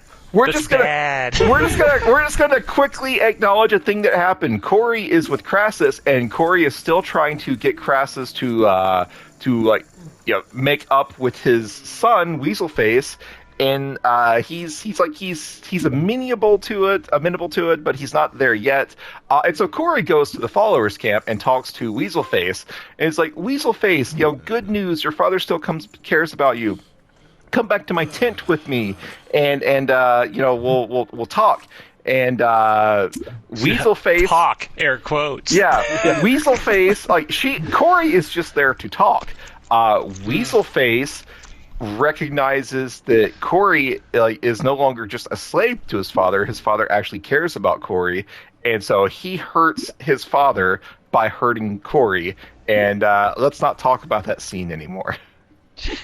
I will say that this was probably, this series has all kinds of disturbing scenes in it. Scenes like this with a word that will get you demonetized on YouTube. I think this is probably the most disturbing moment in this show that I've seen in terms of one human being doing something to another human being. I was just I like I said, I had blocked this completely out. I had forgotten. Yeah, you were arguing happened. that Corey was Weaselface's real mom. Yes, I was, and I was 100% would make the wrong. scene more disturbing. Yes, but I don't know what you got out of that or where that came from. Because in the early episodes, just the way that she was kind of acting towards him, being so caring towards him, and how Crassus was so caring towards her, I was thinking in my headcanon, which this is how it goes in my headcanon, fellas, that Crassus had maybe had an illegitimate child with her, and maybe it wasn't sort of told or told to the world or whatever, and then Corey, as a slave, cares about him because that is quote unquote her real son, and so she's kind of raised him the entire time. And maybe this other Roman woman, part of the reason she hates Corey is because she knew that this is because we never see his Roman wife ever again. So I felt oh, that's where they're going. This could be an interesting angle. The illegitimate son is actually Rome doesn't realize that Tiberius is the actual illegitimate son of the slave woman. That's why he cares about her so much, and that's why the relationship is so strong. That's where my mind was going. That's why I said that. And I think in retrospect, I'm they could have made that work. I had forgotten about this scene in particular. I had forgotten what he does to Crixus. It's like PTSD. I had blocked this weasel face out of my brain for the entire episode. So yeah, I was wrong. Therefore, your weasel face headcanon needs is to die. wrong. Yeah. No, in my headcanon, things go completely different. My headcanon is still correct. But that doesn't matter because what happens in the show is completely different. Yeah, did I miss anything? I watched this episode back to back with episode 6, and so I know I crossed up some shit there, but I think we get the high points. You cross streams, yes. That's okay. I crossed the streams. I thought this episode was awesome. You know better than the cross the stream, Steve. You know better. Except crossing the streams actually works every time they need to use it. This is true. Shut up! Let's finish talking about this episode. No, we need to talk about Ghostbusters and crossing the streams. I like this episode a lot. I thought it was cool. I love the shot of the sword that spins and flies through the air and lands in Caesar's hand. That was actually done practically. They actually threw one up in the air, and then they had like a drill on the end of the sword, and it spun it around, and they tracked the camera all the way there. I thought that was cool. I thought the camera work was creative in general. I like the tension that is now building between all of our heroes. Julius fucking Caesar has his badass moment. Aside from that scene that was very uncomfortable and brought back nothing but unpleasant memories about Weaselface to me, I still think that scene is very, it's powerful narratively because it really makes you hate that character. And I'm happy that this show goes there. And there's a sequence later on with Caesar that's going to be maybe just as uncomfortable. She is not the only one who receives this treatment. Yeah. So this is... I like that the show is willing to go there, and I appreciate that they do it, but man, it's uncomfortable. But yeah, I love this episode. I thought it was fantastic. Next. I've already talked a lot. Ronan, continue. Ronan? Spartacus's bizarre bullshit plan. I think they opened up a history book and they realized, oh, this is neat. Spartacus defeated somebody by doing this. Oh, this is neat. Spartacus defeated somebody by doing this. We can't do all of it, so let's just throw these. This will be a cool little Easter egg because, the idea of him taking the Romans and putting armor on them and stacking them against walls, so it looks like the camps are still occupied. That was a thing. That was a tactic that he used to get away from one of the 8 various praetors that he just off camera. That was one of the ways that he did it. So they couldn't show that. So it's let's kind of allude to it here because you see him hoisting those bodies up in the beginning of the episode, and ultimately it never pays off. And I didn't even really catch that was the plan when he was explaining it to Crixus. But the Steve in his explanation of it, okay, that makes some sense. The whole idea, but we'll split forces and we'll have one force go here and then rejoin through here. That was also stuff that he would do. So they threw all of the various ways that he had beaten Romans in the past into this plot that makes no sense in this context and thus doesn't work. But this is Is this the first plan of Spartacus's that actually completely just fails? Yeah, as far as the show goes, that it shows us, because they tell us in season 2, they're okay, well, yeah, I thought you were just an amazingly super, awesome tactician, but it turns out strategy and luck is the only reason that you're still alive. And this is the first time where the plans that every other Roman took the bait for.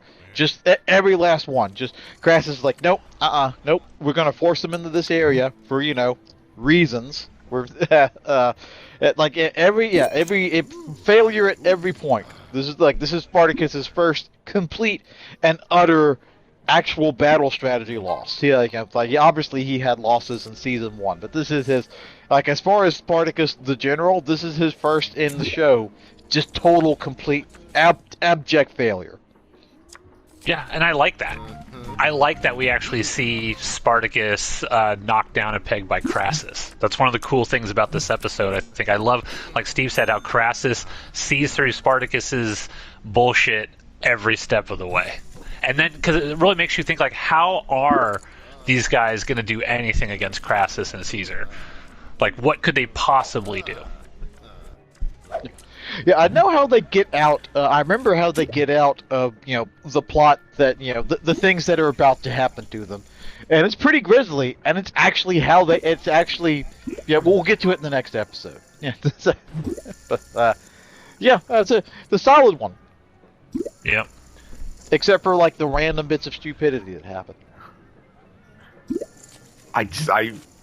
How would that plan even have fucking worked? I'm It still wouldn't. hung up on how ridiculously overcomplicated Spartacus just kind of started like believing his own hype in this episode. I am the hype. He's been pretty because they even he feeds to the Yellow Ranger the idea that I'm leaving.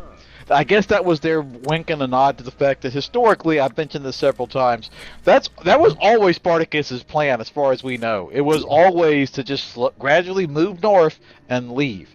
But he couldn't do it because his troops were like, no, we have to keep pillaging and slaughtering Romans. We can't leave. But Spartacus is like, no, I want to go home. Fuck this noise. So I guess that was their little wink and a nod to that with the pirates who they also historically Spartacus tried to make plans with pirates, and historically that they also fucked him over. So it just as seems pirates so are wont trustworthy. to do. Yeah, they just seem so trustworthy. Heraclio, during the fight, Heraclio does get stabbed in the head. I thought he died. Yeah. He gets stabbed in the head and kicked into the water where he dies, air quotes. Yeah. Wink, wink. That's it, folks. That's this episode. It's good. We liked it. We liked it a whole lot. It's complicated. It's complicated. We're going to talk next week, episode 6, Spoils of War. Steve's that's brain next. needs a minute to reset after Jeez, trying to, Just 1 minute. Just 1 minute. Because we absolutely don't record these back to back on the same day. You're definitely not going to see all of these same people at the table during next episode. That's it. Cut. Bye. Welcome back, ladies and gentlemen, to another episode of Great Jupiter's start. Croc. Great start.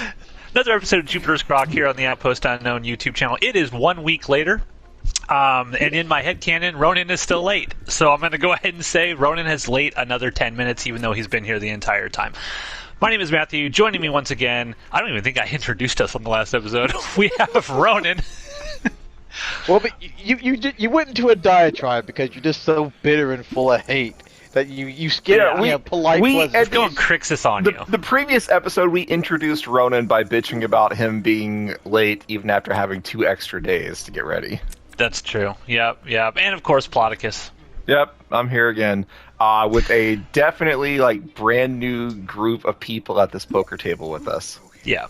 So we're going to talk about episode 6, Spoils of War, today, which is going to be fun and exciting. I will point out that if you listen to the last episode, Spartacus actually said a lot about what was already happening in episode 6. So maybe the recap won't necessarily need to be as long. We'll find out. Spartacus, take it away. God. All right. So at the end of the last episode, Caesar had burned the gate, which allowed the Roman forces to batter down the gate. And so now Spartacus's forces are on the run. And so Spartacus and Agron and Crixus and Saxa and everyone, they are huddling up. And Spartacus says, we have to get out of here. And Gannicus says, I will go and make a distraction, which he takes Donar and does. And then, of course, like we said last time, Crixus immediately sees through this distraction. Crassus, I keep getting those confused. Crassus immediately sees through this distraction. It's like in Mad Max where he just looks at that flaming building over there and says, "Nah, that's bait." That's what Crassus does here. Crassus sees through all the bullshit, and so Crassus does not fall for the distraction that Gannicus and Donar are doing. Then Gannicus and Donar find Sybil, who we are very sad to see is still alive somehow. And so now Gannicus and Donar have to protect Sybil. Donar gets stabbed and dies, air quotes. And so now it's just Gannicus and Sybil. They are hiding in the city. A lot of fake out deaths in the last couple episodes. Yeah. So basically, Spartacus's forces, they get pushed out. They've lost they the get their city shit at this pushed point. So, I mean, what else happens in the city? Spartacus' forces just lose. They all get pushed out, and really, Spartacus is absent for a lot of this episode. Like, he does not play much of a part in it. This is a Crassus centric episode, right? Yes. Roman would be more accurate, not necessarily Crassus, but All right. this is a Roman-themed episode. All right, The so creators stated that this episode was light on sort of like the action stuff because they needed to save money for the later episodes. So this was kind of an episode that was like, we just need a lot of talking and not a whole lot of stuff. That's why when you see Yellow Ranger take her bath, it's like 2 minutes of slow motion. It's way up and too down her fucking body. long. Yeah. It's just, or was it exactly the right length? I was about to get, because I know what Steve's. It's like we have. It's weird to say that 2 minutes of slow motion, like titty washing and like wet titty washing, is a bad thing, but it's just too long. It's too fucking long. Those merkins are so ridiculous too. This is weird. Like, since you mentioned that earlier in this season, like, I have been like looking because I never like noticed before, but like the pubic hair of Yellow Ranger and the woman watching her are identical. Like, they are pube sisters. Like, they are wearing identical merkins. The same length, the same color, the same positioning. Yep. It just looks out of place and ridiculous. Anyways, is there anything else we need to talk about with Spartacus' forces? No, at this that's point? it. Like, That's the episode. They got pushed out of the city, and so now Crassus has taken over the city, and so Crassus sends his forces out to kill or capture any remaining rebel threat in the city. Gannicus and Sybil are hiding under like floorboards somewhere. Caesar finally gets to shave, and he is very Shaving thrilled. And the haircut. 2 bits. 2 bits. Yes. He finally gets to shave, so he looks like Caesar again. Weaselface shows back up, and Crassus has invited Weaselface back, and like eventually, Weaselface is going to become his second in command again, but not yet. And Weaselface is very upset. Like, did you not call me up here to have me back by your side and to give me this position back? And Crassus is like, no, I brought you up here. You're going to plan a victory party for Caesar. Yes, like, I brought you up here to essentially like plan like Caesar's victory parade and victory celebration.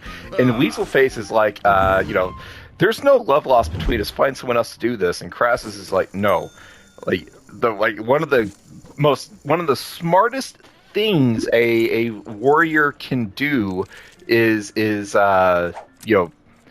turn an enemy into an ally. And so if you do this victory celebration for Caesar and you properly praise him, it will be seen as a sign of goodwill towards the men, goodwill towards Caesar. Basically, do this to get on Caesar's good side, and you will therefore get on the men's good side, and that will make them more agreeable to you resuming your old position. And Caesar's having a fucking field day with this. Weaselface goes, or Caesar summons Weaselface. Caesar is now clean shaven again. He's looking good. He's got 2 beautiful naked women there. And Caesar's like, oh, Weaselface, come on in. I just thought I should share the spoils with you. And Weaselface is like, what the fuck do you want? Like, I know you're pulling some shit. What's going on? And Caesar's like, oh, no. I just, I wanted us to come to common ground. Please enjoy one of my women. One of my fine whores. Please have one. Please help yourself to one of them. And Weaselface is like, what do you want? I have to plan your fucking celebration. Do you want like wine or boar or oysters? And Caesar's like, well, shit, I guess he just wants to keep fighting. More horse for me. And so Caesar goes back to enjoy his women, and Weaselface is like, fuck this, I'm gonna go plan your stupid party. And as Weaselface is leaving, Caesar goes, oh, Weaselface, please do fry me up some oysters. Thank you, kind sir. You know what? You're right. Oysters. Oysters. Get me oysters, you little bitch. I think he should. so good. I think he should have just, accepted Caesar's slight diatribe. Do you think Caesar was actually trying to make him like a genuine offer of like, okay, here's a genuine olive branch? Caesar hates this guy. He hates Weaselface. 100%. As we all do. Weaselface, because he can't get any worse. So there's another scene with Corey and Crassus, and Corey is, suffering right now because Weaselface did terrible things to her. And Actress does a good job too. She does. I still think she is like secretly the same actress that played Automaeus' wife back in the. She looks so similar. Yeah, they do look the same. Anyways, so Crassus has a moment with Corey, and it's like, stay with me in the villa. You don't have to be in the followers' camp anymore. And Corey's like, yes, finally I can get out of that miserable place. She doesn't tell Crassus what happened. She only tells him that, it was getting very, very bad in the followers' camp. And then in comes Weaselface. That's why she's crying. That's kind of why he feels that she's crying. Not because she was... Yeah, he doesn't know. But, yeah. He does not know. So in comes Weaselface. He's like, "Oh, Corey is so upset because I put so much of my grief on her, and she offered such great comfort. It's my fault. I put this burden on her." And Corey leaves, and then later on, and that's when Crassus tells Weaselface, "Hey, go plan Caesar's party." And then Weaselface goes and tracks Corey down and basically tells her, "It's such a shame that you came on to me and that you wanted all of that. And wouldn't it be terrible if that was the story that made it back to my dad? Shut your fucking mouth if you don't want us to kick you out." I hate Weaselface. I hate him so much. God, is he a worse villain than Asher in terms of like the stuff he does? In terms of sheer unlike Asher does stuff to Xena that's very unpleasant. Just like, I mean, how do you compare Asher versus Weaselface? Asher, as terrible as he is, has some level of charisma and some level of intelligence. Weaselface just does bad things and has no redeeming qualities whatsoever. Yeah, because I think it's interesting because we like Asher and we're excited to watch a show about him, but we would not want to watch a show about Weaselface. Yeah, in terms of sheer unlikability, Weaselface wins. In terms of better villain, Asher wins. Yeah, we like a smart villain. Like Asher makes plans, they come to fruition. Like we see that in the prequel show. We see it in season 1. We see it in season 2. You want to root for a smart character. It doesn't necessarily matter if they're good or bad. You want to root for a smart character. Like you think Die Hard 1 and Die Hard 3. The villains, they're terrible villains. But they're also smart. They have a well thought out plan. Everything comes together. They're charismatic. You fall in line. You get to like them. Like Weaselface has not come up with any good plans. All of his plans, he's still blaming his men. This is a kind of an important note to take away from the last episode. He's still blaming his men. And refusing to accept the fact, he wouldn't have been in the situation had he followed orders. This is on him, but he can't accept that, so he's yelling at his men. He's lashing out at everybody. Oh, this is my dad. He's an entitled, spoiled brat.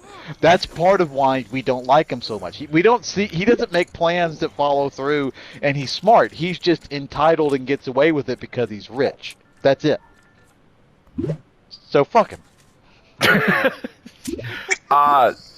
Gannicus and Sybil, so let's put a pause on the Caesar stuff for a minute. Gannicus and Sybil are trying to escape the city. They are, aside from the captured survivors, they are the only rebel Spartacus forces still moving somewhat freely about the city. And so they're lurking around trying to escape. Meanwhile, back with Crassus once again calls in the Yellow Ranger, not before having her and her Merkin sister take baths together. And so 16-minute naked kitty bath. Very slowly. The Yellow Ranger. They were like, Yellow Ranger hasn't been naked in the show yet. We got to make up for it. That's how it felt like. Well, Yellow Ranger is bathed by a slave girl with an identical merkin, and then presented to Crassus. And Crassus wants to talk to her. Because remember a couple of episodes ago, Spartacus goes to Yellow Ranger and says, tell me about Crassus. And now the reverse is happening. Crassus goes to the Yellow Ranger, or brings the Yellow Ranger to him rather, and says, "Tell me about Spartacus." And they mentioned Crassus. He mentioned it last episode how the Yellow Ranger actually helped Spartacus, and Yellow Ranger is trying to say I didn't have a choice. I helped Spartacus because he was going to kill everyone if I didn't. And Crassus brings that up again in this episode, but he tries to tell her, look, I'm not blaming you. We all do what we must. I just want to know about Spartacus. And so they have a chat about it, and Yellow Ranger says, Spartacus has a wounded heart. He wants vengeance, and Crassus mentions, I know what happened to his wife. But then she says, it's not just vengeance at this point. He wants justice. And I don't think Spartacus can't stop this war. Even if he wanted to, he is now compelled to fight you and fight Rome, blah, blah, blah. Crassus, you can tell that Crassus is getting he respects Spartacus at this point. He does not treat Spartacus like a dog like the rest of Romans do. But now, in comes Heraclio, who survived. He's got a big gash on his head that's been stitched up. And so we find out why Heraclio turned on Spartacus in the last episode. Crassus paid him, but part of the payment was Heraclio gets the Yellow Ranger. And she is I am a Roman, you can't do this to me. And Crassus says, you helped Spartacus. It doesn't matter what the consequences were. You helped the enemy, and now this is your punishment. Yep. And this stood out. This is foreshadowing something that will happen later on. Yeah. In terms of Crassus's motivations for even the people he cares about, what he's going to do. Yeah. I alluded to this earlier on, that Crassus will turn on you in a fucking heartbeat. Yeah, and so this reminded me of a couple of episodes ago when Caesar kills the guy from the city that escaped to deliver a message. So this guy fled Sinuessa and comes to the Roman camp and says, Spartacus is here, we need help. And Caesar's oh, so you turned and ran. And so Spartacus, even though this guy has done a service to Rome by delivering this information, Caesar still kills him. And so we've got a very similar situation here. Even though Yellow Ranger did a service to Rome by doing what she had to do to protect her constituents, because she is the wife of the mayor, she still aided the enemy, and so now Crassus is punishing her. So according to Crassus and Caesar, if you see Spartacus, you go and fucking kill him. And if you do anything else to protect yourself, you will suffer for it, even if you did a good thing. It's weird logic here, but whatever. Crassus and Caesar do things their way. But Heraclio is given the Yellow Ranger. To be fair to Crassus, Yellow Ranger probably could have killed Spartacus multiple times over had she actually wanted to. Because there's a point in time when they start getting closer to one another and stuff, and it's possible she could have had the opportunity to stab him in the neck or something when he was turned around, and she doesn't. And I think Crassus looks at this as it wasn't like you were literally shackled this entire time and you couldn't do anything. It's you had the opportunity. We could have ended this war at any point. I don't know about that. No. Yeah, I think so. I think Matt, we discussed last time your headcanon cannot be trusted. No, had she not been alone with Spartacus multiple times throughout this entire season? No, she is not. Agron shadowed Spartacus constantly. Not early on. He only was the previous episode before the last is you're my bodyguard now. Fine, but then there's not I'm gonna do something dumb. There wasn't a situation where Spartacus turned his back on her then when they were You're alone. also forgetting that Spartacus didn't allow her to roam around unchained until a very specific point in time. Otherwise, no, she was always shackled when she was around him.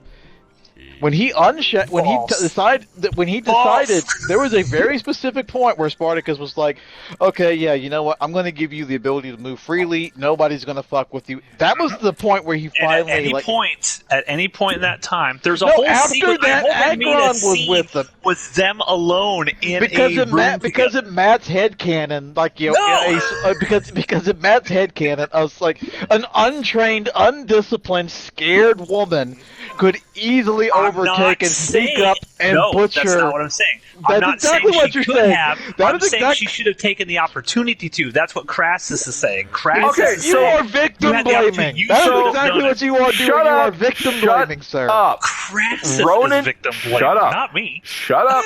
Ronan and I disagree with Matt's incorrect opinion. Let's move on. Heraclio has been given the Yellow Ranger, and Crassus tells him, like, you have, like, until this hour to leave, and if you are still here when that hour passes, fuck our deal, I will kill you. So leave now. But Heraclio's like, no, I got important business to do before I can leave, and so he takes the Yellow Ranger to what I assume was Adius's like old blacksmithing shop. It looks like it. And he brands her. He tells her that, like, you know, I am not a Roman. I am not going to sell you. I am not going to pass you around to my men like the men certainly want me to do. You are mine and mine alone. I am going to make you the queen of the seas. But you're also kind of my slave. So he brands her. He brands her with the letter H. And just at that point, in come Gannicus and Sybil.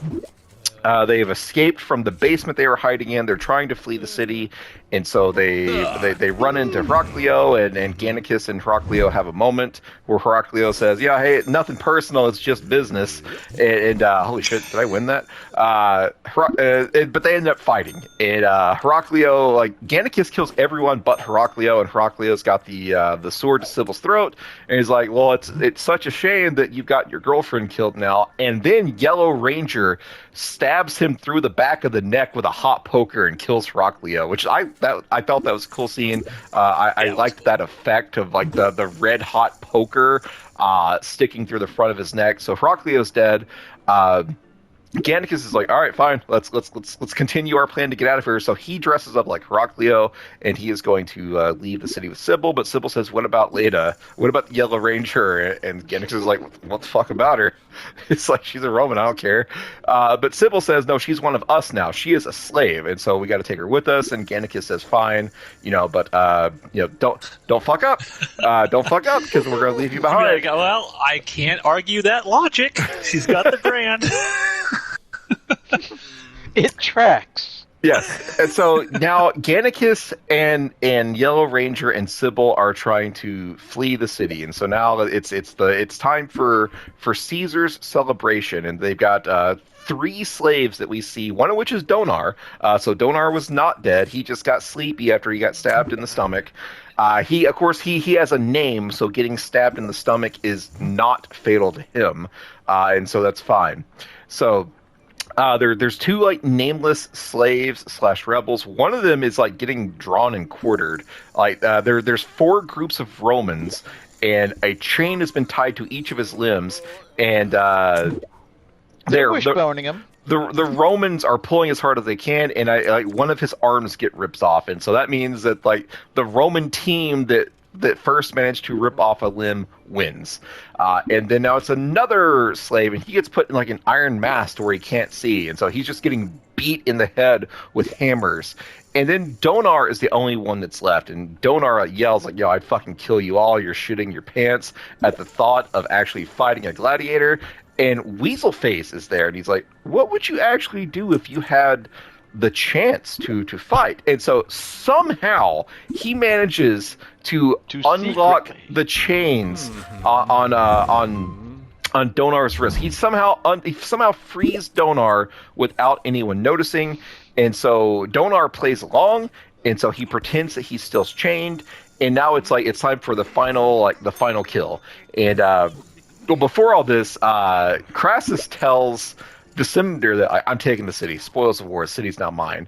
And the senator's like, what the fuck? The Senate's not going to let you just claim the city. And Crassus, and then Crassus is like, well, how about I give you a house? And he's like, oh shit, that does change things. Yeah, I'll convince the Senate to let you keep the city. Yeah. And so Crassus has just claimed the city, and he's like giving gifts to the senator to keep the senator on his side. And so now we're time for the final fight, air quotes. Donar's chained up, and he is just going to be executed. But then Weaselface makes a speech, and it's like, oh, the final kill should go to the man we're here to honor. It should go to Caesar. And so Caesar's like, yeah, fuck it, I'll do it. And so Caesar jumps down, and he is about to execute Donar when Donar then reveals that he is free, and he smacks Caesar in the face with his chains. And Crassus is like, kill the fucker. And Caesar says, wait, I'm gonna fight him. And so, like, Weaselface is so upset, because, like, he knows, like, Caesar looked at Weaselface, and Caesar knows that Weaselface freed the slave, but he doesn't say anything. Caesar sees an opportunity, and so he's like, if I kill this gladiator in a one-on-one fight, I will have even more respect from my men. And so he does. Like, Caesar... And Donar will anger Weaselface even more. Yes. Donar's getting some good licks in, but Caesar like attacks his stomach wound, which gives Caesar the upper hand, and so Donar's down on his knees, and Caesar's like, you fought well, and then Donar says something like, choke on my cock, you Roman fox, and like stabs himself in the head, kills himself, and like this is kind of like a downer. The glory of the kill was robbed from Caesar, and so the party is ending on kind of a bad note. But then Crassus saves the day. He's like, ha ha ha! The Spartacus's forces are so scared of Caesar they kill themselves, and so now the ship has been righted. Everyone's praising Caesar. I mean, I've heard worse spin on Fox News. I mean, I guess it tracks. I think I didn't really like this. I think Caesar could have still kept his cool here. I think if Caesar had just started laughing, I think the men would have joined in, and it would have been a non-issue. I didn't really like that Crassus had to come in and protect Caesar, but it doesn't matter. The rebel forces have been kicked out of the city. The rebels within the city are dead. Caesar has been properly honored.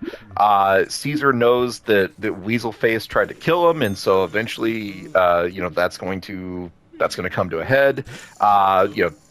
Rome is winning, essentially. And so now it's the next morning, and Gannicus and Yellow Ranger and Sybil are trying to flee. And they happen to... Gannicus is disguised as Heraclio, and they happen to walk by Caesar, and Caesar stops and is like, wait a minute. He knows exactly what's up. Yeah, Caesar says, wait a minute, Heraclio was only given one woman, which it seems weird that Caesar would have also gone along with this plan to give Yellow Ranger to Heraclio, or maybe he wasn't given the choice, who knows. I don't know if he actually knew. He wasn't there when that... Yeah, that was my initial thinking, was that he wouldn't have known, but clearly he knows. Yeah, he saw Yellow Ranger, and he didn't say, wait, you're not supposed to have her. He says, you were only given one woman. And Yellow Ranger is there, so it seems like he knew, and maybe he just wasn't given a choice, but this doesn't seem like something that he would agree with, and yet he's going along with the ride. That could be something like they might have just screwed up when they were writing that too. Because it doesn't track with what he's already been established as. You're right. Yeah, maybe the best idea is just Crassus didn't give him a choice in the matter. Regardless, Caesar says you're supposed to have one woman, not two. Where did this other woman come from? And then Gannicus reveals himself. They fight. Yellow Ranger and Gannicus and Sybil escape, and they ride out to meet up with Spartacus. And so Caesar goes back to Crassus and is like, we have to attack now. We have to go and get them. We have to take this fight to them. And Crassus is like, no, we're going to wait for proper opportunity. And so then Caesar says, well, you expect them to just wait up there until we show up to kill them? And Crassus is like, yes, that's exactly what I expect. And then it cuts to Spartacus's camp. and Spartacus and Crixus and everyone, they're huddled around a fire, and they're just talking, and they're basically like they're fucked. Like, no one has any plans for how to get out of this situation. They are fucked. And then here comes Gannicus and Sybil and Yellow Ranger, and there's a moment of joy because Gannicus has come back to them. Spartacus and Gannicus have a moment where they talked about which of them is the hardest to kill. They get Yellow Ranger medical attention because she got stabbed in the stomach on the way out the door. One of us. And she This is one of those things also where another ridiculous sequence. You were talking about, I think it was the first episode where we were like, Spartacus just charges in on his horse on a bunch of Romans that are all like formationed up and takes them all out. The same thing happened with Gannicus going through. I'm like, there is no way I think and little could have made it through this. I accept it in Gannicus' choice because Gannicus didn't have a choice. Like, he either takes the horse through the Romans. No. I agree with you, Steve. Gannicus had no choice. He had to charge into it. And I believe the Gannicus character would have looked at that, smiled, and said, "Good day to die," and run right into it. But I think what Matt's getting to is, could Gannicus have won that fight? Yeah, yes, I don't think he could have won. That's the bullshit part. They would have stabbed the horse. He would have fallen down, and while he was on the ground, he would have fallen upon a barrage of pointy swords and sharp sticks. There's like a dozen Romans with shields and like pikes right in that little tiny area, and she even gets through. Yellow Ranger gets through. Yeah, but there's no reason any of them should have. This is blatant. Right. This is like the worst kind of plot armor. This is plot armor. Yeah, this is for sure is plot armor. Anyways, I agree that he would have done it for sure. Oh yeah. That whole thing tracks, but him getting away and like in no way, shape, or form being hurt, cut, scratched, just like not being killed a million times over. Yeah, that's stupid. Anyways, they survive. Gannicus, Sybil, and Yellow Ranger survive. They get back to the camp. And then Gannicus is talking to Spartacus, like, "Hey, we gotta get the fuck out of here. Like, the city is lost. We have to leave." And Spartacus is like, "We can't. Why don't you walk with me?" And so Spartacus and Gannicus walk to the edge of this wilderness that they're hiding in. And Crassus has built a giant plain. Crassus has built a wall that Spartacus paid for, and now Spartacus and his forces are trapped. So when Crassus said, "Yes, I expect them to wait for me," it's because Crassus out-schemed Spartacus and secretly like walled in Spartacus's forces. They cut off his escape route, and now Spartacus and his people at this point are kind of just waiting to die. They didn't just wall him in. They walled and built a fucking chasm to keep him in. There was a big pit and a wall on the other side of this big pit. Yep. No escape, it looks like. Nope. One funny thing I will say about, there wasn't a whole lot in the audio commentary for this episode, but there was a funny thing that reminded me of our movies, Steve. Do you remember when we used to audition people, and I'd always put like a weird word in the sides, so when they audition, see if they could say it correctly. So that was something similar happened in this. They're supposed to say secreted. So, like, Caesar has been secreted among the gladiators and stuff like that. But the funny thing is every single time that word came up in the script, all the actors would say secreted.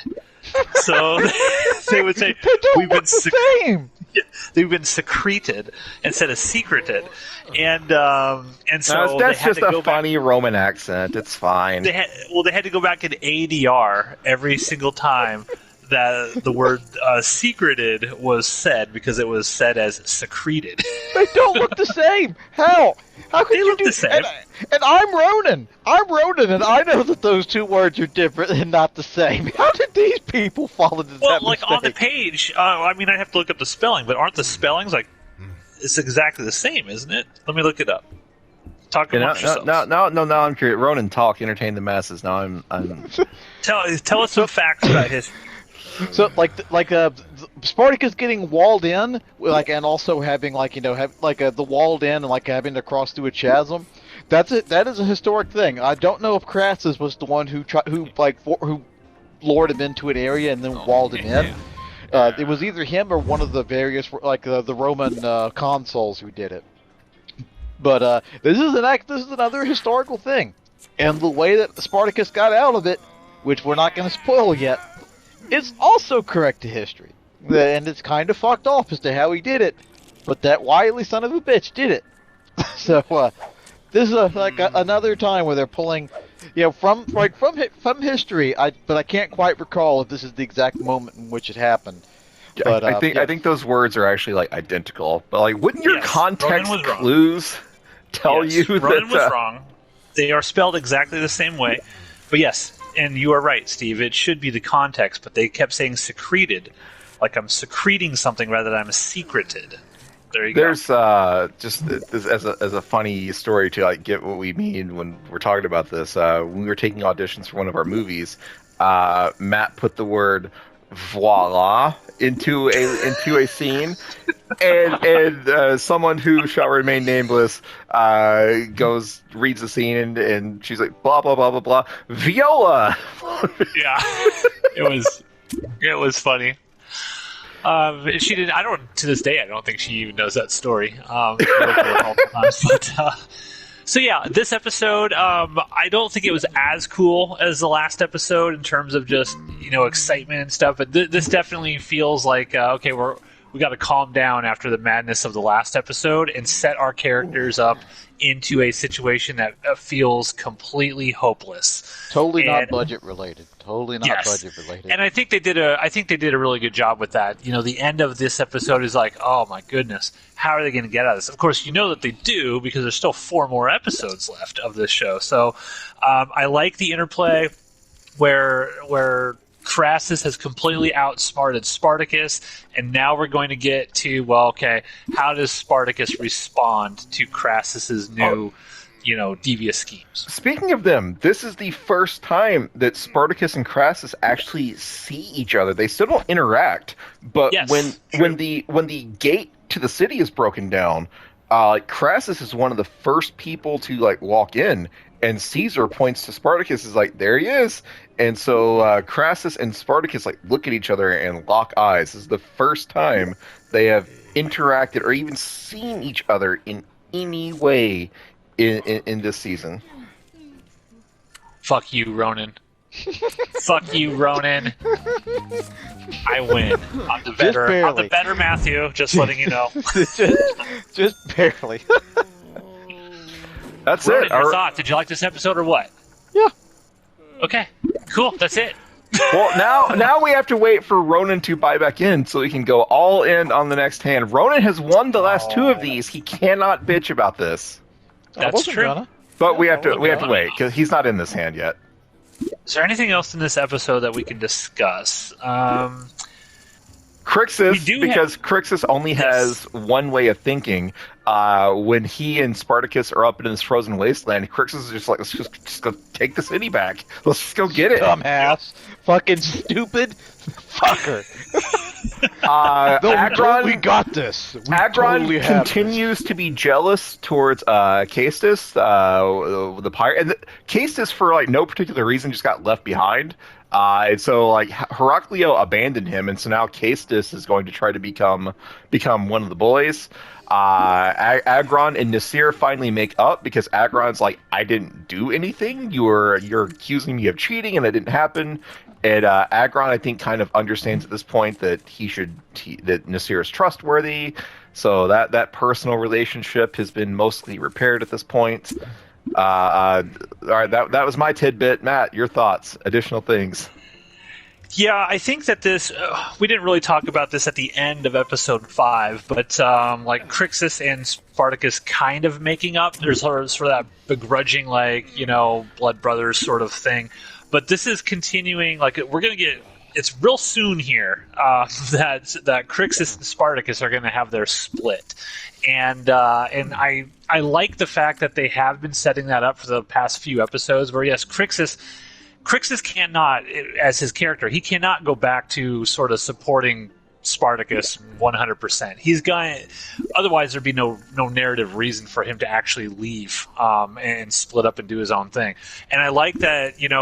It's getting back to kind of like that original Blood and Sand Crixus Spartacus thing, where they're antagonistic towards one another, and I think they're doing a good job of sort of setting up the ultimate split. Although, if I remember correctly, the split isn't sort of like. There's not animosity there. It's not like Crix is like "fuck you." Yeah, they have different goals at that point. Yes, and I think that they're doing a good job of, setting up that moment. So, all right, here we go. All in blind. So Matt, if Ronan wins 3 in a row, then we stop this practice, right? For sure, it's over at that point. I mean, it won't happen, but. It would be shit! Wait, I fucked up. All right, one of you guys go on, and then it'll come back around to me. Okay. Yeah, all in. There we go. I'm already all in. Yeah. I thought it was all right. Oh, okay. I thought I hit all in to begin with. Oh, yeah, because Ronan. Sometimes it won't let you. If you've got like too many chips, you'll go all in, but it won't put all of them in until the next time. Okay. For any viewers out there, we cannot let Ronan win this. How do we cheat? Is there a cheating mechanic in this game that we can do? Red Dead Poker had a cheating mechanic, but not online. We should do Red Dead Poker sometime. That'd be fun. We used to play that all the time. Well, if we were able to, we could, but I don't think Red Dead 2 has online poker. Oh, we'll find out. Ace 3. Ace, come on, aces. Give me aces. Oh, shit. Oh, I got a good hand. Okay, that's promising. There's a lot of money in here. Come on, aces. That's all bad. Give me a 6 or a jack. 6 or a ace. Oh, yes! Fuck. Yes! Jack. Side pots. I got 2 pair. All right, so I won most of it. I had very little money left, so you guys are getting my leftovers. I won some money because I'm now up to 13,000. All right, I feel good about that. Continue the tradition. All right, I feel good about that. Thank you, everyone, for joining us for episode 6 of Spartacus. There are only 4 episodes left, so keep tuning in and don't be a creeper. Bye. Hello, everybody. Welcome to a new episode of Jupiter's Croc here on the Outpost Unknown YouTube channel. My name is Matthew. Joining us for the first time on time in probably a couple years is Ronan. Yeah, I can stop and you can sign on 5 minutes from now if that'll help. You mean for a change? Well, yeah, for old time's sakes. And as you heard there, Spartacus is with us once again. Once again, I am here to summarize all the episodes from start to finish. Now, the interesting thing about this, folks, is we are closing in on the end of this show. We've floated the possibility. We won't spoil anything yet. We won't make any decisions to everybody. But for the few people who do listen to this show, we've floated the idea of potentially continuing Jupiter's Croc with some different, shall we say, ancient Roman television shows. I don't think there's been a firm decision on that yet, has there? Well, but there's been a firm decision from 2 of us. That's true. There's always a third that never chimes in. I wonder who that would be. I don't know. Who is it? So, we're going to talk about episode 7 of season 3, War of the Damned. This one's called Mors in the Septa. So, Spartacus, take it away. So the episode starts with apparently Spartacus launched an attack on the Crassus wall off screen, and we don't and giant pit. Yes, we don't see any of that. We just see the aftermath, and the aftermath is Spartacus got his ass kicked, and so Spartacus and his remaining forces are retreating from the wall.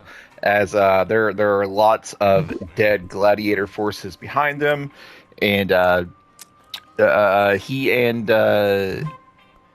Crixus have their first of many disagreements this episode, and Crixus is like, well, we can't just sit here and wait to die. We need to go get them. Rawr, Romans, kill them. And Spartacus is like, shut up, you dumb child. He says that later. You're kind of underselling what he's saying at this point. At this point, Crixus, in the first of many of his dumb moments for this episode, is, well, let's just turn around and go back at the wall and hit it with even more force. Roar! And that's when Spartacus is like, no, you're going to kill everybody. Crixus' response is, no, we have to hit him with more force. We have to hit it really hard because he's a fucking idiot. Everyone gets really stupid in this episode. Yeah, so but to be fair, they have no good options. Like, behind them is a wall and a trench, and ahead of them is Crassus's army. So I mean, they've got to attack one of them, and Crixus doesn't really care which one at this point. He just wants to do something because doing something is better than waiting to die. Better than freezing to death. But his only plan is, what if we hit them really hard? Really hard. Yes.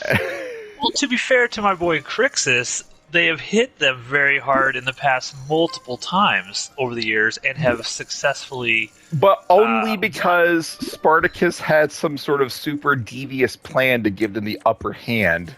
And Spartacus, at this moment, does not have one of those. Yeah, at this point, Spartacus is kind of at his low point, because he's like, oh shit, they really tricked me here. Man, I fucked up pretty bad. Speaking of tricking Spartacus, we see Crassus, and Crassus is like, their assault on the wall failed. We in the end game now, so march the rest of the army forward. And so Crassus amasses his entire army, directly in front of Spartacus. And Spartacus notices that, first of all, once again, Crixus sees the forces amassing, and Crixus is like, all right, we about to do it. Roar, Romans, kill them. And Spartacus, this is when Spartacus calls him a stupid child. Spartacus says, you idiot child, shut up. And Spartacus says that, I was with the Roman auxiliary. This is not a fighting formation. This is a camping formation. They are not going to attack. And furthermore, he notices that the tent where the Roman leader would be expected to hang out is too far forward, and so they think that, okay, Crassus must just want a good he wants a good view of the impending victory, and Spartacus says, all right, this is our chance. We'll take a small force and we'll sneak in and we'll kill Crassus under cover of night. And Crixus says, well, how about we just take our whole army out there? Roar, Romans, kill them! And Spartacus is like, shut up, you idiot child. I think Crixus was also not too keen with the idea of killing him while he slept, because Crixus, kind of wanted a real fight. And Spartacus is like, no, fuck you. We're just gonna go. Let's kill him while he's sleeping and get the hell out of here. Crixus still has that gladiator thing, right? You have to have an honorable death. Killing somebody while they're sleeping, your ultimate, competitor here. It doesn't sit well with Crixus. Whereas Spartacus is acting like, the leader of an actual army who is just trying to, how can I keep my people alive as long as possible? And until I get them all crucified. Yes, got it. Yeah. Not all of them, no. Anyways, so Spartacus takes a small group of 10 people in, and they kill all of the guards guarding this tent, and then they go into Crassus's tent, and they don't find Crassus. Instead they find Donar's crucified body, and the words "More Indecepta" carved into his body, which according to Spartacus means death is undeceivable. And so Spartacus comes back out, and he's like, we gotta get the fuck out of here. We got fucking move. We gotta fucking leave. And Spartacus realizes that he has done fucked up again. Yes. So Spartacus takes his forces, and they're gonna leave. But then another group of Romans show up to fight them. And Naevia gets injured. But Spartacus grabs her and carries her away. The gladiators are in retreat, and then Crixus turns around. And he says, "Roar, Romans, kill them!" And this time, one of the Romans says he has a small dick, so Crixus runs forward to kill them all. Well, this time, It's a cool Spartacus. sequence, man. This time, Spartacus is not there to call him an idiot child, and so Crixus turns around and runs into the Roman forces, kills 4 or 5 of them, and then finally he has to retreat as well. So they get back to the camp, and everyone is in recovery, and they're prepping for like a blizzard that's coming their way. And Spartacus goes and talks to Navia, and Navia's like, "Oh, thank you so much. Crixus tells story of you carrying me on your back to safety. I owe you one." And Crixus is like, "How about you fucking leave, Spartacus? I don't want to talk to you right now." And Spartacus, he wants to talk to her. He just doesn't want to talk to him in front of her. I was under the impression that Crixus did not want to see Spartacus at all. He was like, "Let us have words, not with her, like not." It's one of those kind. Basically, he said, "I want to talk to you, but not here." Yeah. I don't want to talk to you in front of my girl. Yeah. All right. Well, they go outside, and Spartacus is like, "Look, man, we can't keep being at odds with one another." And Crixus says, "Like, we have to do something. We can't sit here and listen to wait. me, Spartacus. We can't sit here and wait for death. There's a goddamn blizzard coming. We got to make a move." And Spartacus is like, "I have other concerns right now. There are people that can't fight, and I feel like we have to protect them." And Crixus is, rawr, Romans kill them, but they end up getting into a fight. And they are they're completely at odds now. That jug smash, awesome. We see a very similar jug smash in the next episode. I was just about to say, they rip off their own jug smash in the next episode. Yeah, Crixus hits him in the face with a jug of frozen water. They get into a fight. Sucker punch, bitch move. I just want to throw that out there. They get into a fight, and ultimately, like, they don't resolve anything. Crixus and Spartacus are on 2 different sides here. Spartacus is like, we take all the steps we can to protect the weak, and Crixus is like, go kill Romans, because that is literally the only option we have right now. It's kill Romans or wait to die. I choose to kill Romans. Like, both of them are right at this point. Crixus is right, where as of now they don't have any other options. Spartacus is also not wrong in like wanting to just like not march his army out there to guaranteed death. So they're at odds right now. Real quick, a couple things I'll mention about all the snow and stuff on this. When I listened to the audio commentary, that snow on the ground was actually salt. They had like 2 tons of salt brought in, and when they were actually fighting on the salt, it was awful. Yeah, it was awful on everybody because it would get in their eyes. The dust would go up in the air, and they'd be inhaling salt, and everybody hated it. They thought it was absolutely awful. And there was actual ice in that breakaway jug, by the way. It was real ice. But why the fuck were they using salt? Don't they have fake snow or just like, that plastic spray stuff? I've never heard of salt being used for fake snow. Salt. According to audio commentary, they used actual salt. Well, that's where their budget for 2 episodes went. They blew it on fucking they blew it on $10 billion worth of salt. That's what happened. Well, I wonder, I would have to imagine that the salt is cheaper than the fake snow that you could bring in. I mean, that's got to be the reason why they did it. I don't know. They didn't talk about how much the salt cost or anything like that. But continue. Anyways, so let's put a pin in the gladiators right now. They are planning for a blizzard to hit.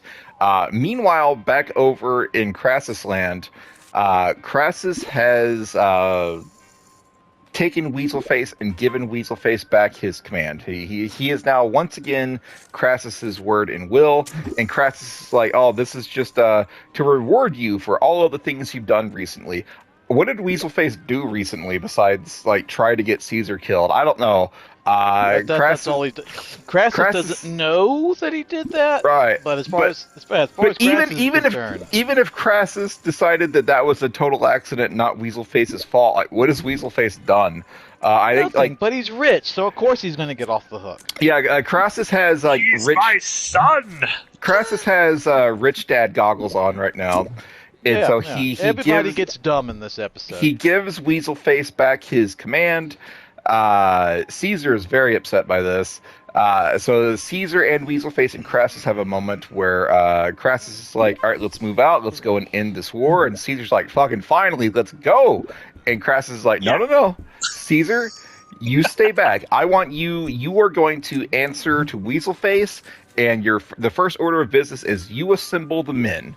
Get the army ready. And Caesar's like, what the fuck? Like, I did all of this work, and now you're going to leave me behind to basically to go win the war with your son without me there, or with me taking a background role. And Crassus is like, look, fucker, you didn't take Sinuessa. You didn't win this fight. I won this fight. I did everything. I put you in the right position to go and take Sinuessa. I get the glory of that, not you. You will do what I say, or else. And Caesar's like, and so he folding a hand that I would like to pursue, but I am not. Anyway, so Caesar falls to command, and Weaselface is like very happy to gloat in front of Caesar. So Weaselface and Crassus leave. Caesar's throwing a hissy fit, and here comes Corey. And Corey says, "Hey Caesar, how about you and me work together to get rid of Weaselface?" And so they concoct a plan, and the plan is very simple.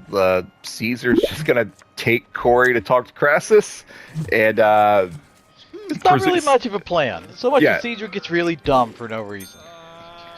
Caesar knows that Corey is going to say something to Crassus to destroy Crassus's faith in Weaselface, and Caesar's all about it. So he takes Corey to Crassus, and real quick on this. Yes. To Ronan's point about how stupid all the characters get in this, on the audio commentary, Rob Tabbert actually says that none of the writers felt that Caesar would ever have listened to Corey, because Corey is just, she's just a slave, right? And that's already been established in the previous. But they had to, for quote, story reasons. Yeah, the plot has to happen. It's the worst excuse possible. Yeah, because they said they could not figure out any way that, and that actually came up, like, Caesar would not do this. There's no way Caesar would ever do this. But they're like, there's no other way to get this plot moving forward unless he actually does it.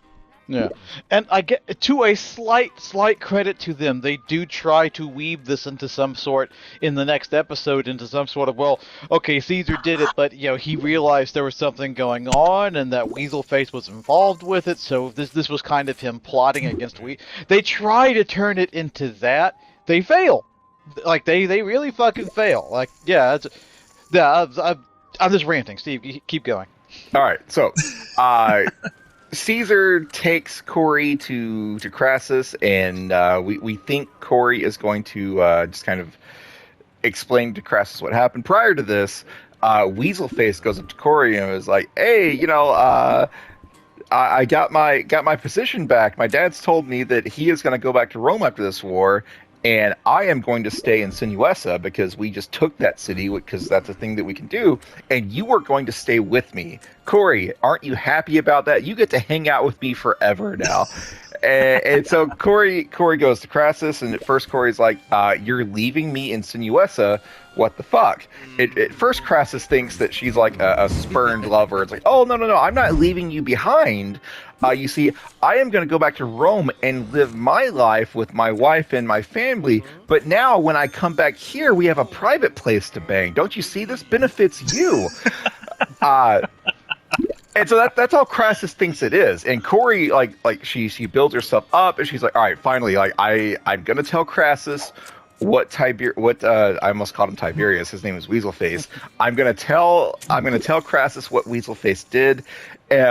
Right before she gets to that point, Crassus is talking about Weaselface and Weaselface's failures, but he says, truly, there's nothing a father won't forgive when his son fucks up. And Corey takes that to mean this is pointless. Even if I told Crassus what Weaselface did, Crassus will still side with Weaselface. And so Corey and Crassus bang one last time, and in the middle of the night, Corey wakes up and she has a knife, and she looks at Crassus, and it looks like she's thinking about killing Crassus. Instead, she cuts a hole in the back of the tent, kills a guard, and she flees into Spartacus's camp. All right, so back to During a Spartacus. fucking blizzard, I might add. She should have killed him. She should have killed him, 100%. But going back to Spartacus' camp, the blizzard has now hit, and everyone is bunkering down. Everyone except Gannicus. Gannicus goes out. Because he's stupid. Gannicus goes out, and he sees that Sybil and Sybil's, I don't know, friends, they're holding some sort of bloodletting ritual to entreat the gods to bless them. And Gannicus grabs Sybil and is like, we're getting the fuck out of here. And he tells the rest of the people, look, stay out here if you want, but you're going to die. And these people choose death. So they stay outside. Meanwhile, They go full Jack Torrance. Meanwhile, Gannicus and Sybil try to get back to the actual camp where they're sheltered, but the blizzard's too strong, and they end up camping out under just some random a bunch structure. Of boards. Yeah, just a bunch of boards that were conveniently placed there. Yeah, they hang out under some sort of wooden structure that just happened to be there, and they're hanging out together for like the second time in as many episodes. And Sybil just kisses Gannicus, and Gannicus is like, I told you, no, I don't want this. You should stay away from men like me. And Sybil's like, This is the best way to keep warm, though. Yeah, Sybil's like, this is clearly the waiver. Sybil's like, I know you told me to stay away, but I got these titties here, and they're not going to touch themselves. And Gannicus is like, well, you make a fair point. And so Gannicus and Sybil fucked. So I have a funny story about this as well. All right, let's hear it. The audio commentary. This audio commentary had Rob Tappert on it, and it was pretty funny. I will say, if anyone out there wants to listen to the audio commentaries, the ones with Rob Tappert are way more interesting than the ones with Stephen DeKnight for whatever reason. But when this scene was written, he said that there was all kinds of problems with it because people were like, no, Gannicus, with all the shit going on, they're not going to fuck in the cold as a blizzard is going on in the middle of all this. And Rob Tappert stood up and he said, look, I'm from Michigan. I've been in snow, and I've fucked many a lady in these types of situations. It happens. No, he hasn't. Not in a blizzard covered up with a few boards. Fuck you. I think of all the gladiators, if any of them would have chosen this moment to fuck, it would be Gannicus. So I can get on board with because the wine forever in his blood will keep him warm. Yeah. Now, before this as well, like Saxa, who has been with Gannicus for like several episodes now, Saxa's like, "Hey, Gannicus, let's go fuck before the blizzard." And Gannicus is like, how about we put our own needs aside and we do what's best for the camp right now? And so Gannicus is like started turning down Saxa for Sybil. Anyways, it's the next morning. The snow fucking has happened. The blizzard has subsided, and what are Spartacus and the gang gonna do? They find out that like 1,000 people have just like died in the night. Like they just froze to death. And Spartacus starts having thoughts. It's like, all right, well, shit. Now we've really got to do something. Hey, Crixus, how about we together say "Rar Romans" and go kill them? And Crixus is like, you idiot child. That was only a good idea when we had 1,000 more warriors at our disposal. I love it. And so Crixus is like, no, you dumb fuck. You waited too long. We're 1,000 swords down. We can't do this anymore. But Spartacus starts having a plan. He finally has a plan. Spartacus has put together that Weasley brain of his. Spartacus thinks, what's the point of this wall back here? Like they dug a giant trench. Like we can't get past the trench. It's like the wall is overkill, so the wall must serve a purpose. Maybe it's to hide the fact that it's just a wall. Like it would. Remember, like when we were back at the villa, we stood a few bodies up on the towers to make Crassus think the city was occupied. What if Crassus is doing the same thing? What if he's only got like 10 people up on the wall to hide the fact that that's all there is, just the 10 people? So Spartacus believes that the wall is there to hide the fact that Crassus does not have an army placed back there. And so Crixus is like, all right, fine. We still got the trench to deal with. How are we going to get past the trench? And Spartacus notices that, frozen bodies. Yeah, let's pile them high. And so Spartacus assaults the wall. Spartacus and Crixus and whoever else is there, they assault the wall, they climb it, they kill the people, and they get on top of it and look out. And Spartacus was like half right. There's not a whole army back there, but there's like 100 people. A small enough force that that Spartacus can take them on. And so Spartacus and his forces breach the wall. They kill the forces that are back there, and they're like, all right, finally, let's get the fuck out of here because we don't want to stay here anymore. So then in comes Crassus, and Crassus is like, what happened? How the fuck did Spartacus get out of here? Like, they that should be impossible. And they walk to the back of this area to where the fence and the trench was, and they find that Spartacus took all of the frozen bodies and basically built a people bridge to cross over. And everyone's like, well, shit, you know, they're on the run now, but no, they're not on the run. Spartacus and Crixus and his forces, they were hiding on top of the wall, and when they get up, when Crassus gets too close, they attack and they start like throwing spears down on Crassus's people. Like they almost succeeded in just killing Crassus here. Like if they had been, because they're all stupid. They should have come down from the wall, went down there and killed them. Everyone gets stupid in this episode. I mean, Crassus still outnumbered them, and there were only like 20 of Spartacus' people up there. I don't know about 20 that. of Spartacus's people have killed like 100. Like that's all it took for them to kill 100 soldiers. And on screen, you only see like 6 guys with Crassus right there. All right. Well, anyways, they have to turn and run. Yeah, Crassus's forces turn and run, and Crixus yells at it like, ha ha ha! Crassus shows us his ass as he flees, or something like that. Crixus has a great line here, but that is how this episode ends. Spartacus has finally found a way out of this impossible situation, and he says, even though we don't actually see it, he says that they are going to burn the wall down, and that fire will allow them to put even more distance between his forces and Crassus' forces. And there we are. Spartacus has escaped yet again. Look at you, Steve. Look at you, Steve. I'm not even paying attention. Am I doing good? You got 3 of a kind? All right. Okay, well, don't fuck me with an ace. Side pot pair. I don't know what that means. Anyways, yay, I won. Spartacus has won the day. It only cost him 1,000 of his men.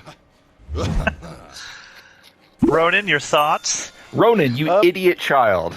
Share us your thoughts. This might actually be my least favorite episode since the first 3 or so. I don't know if it's come through. I do not like this episode.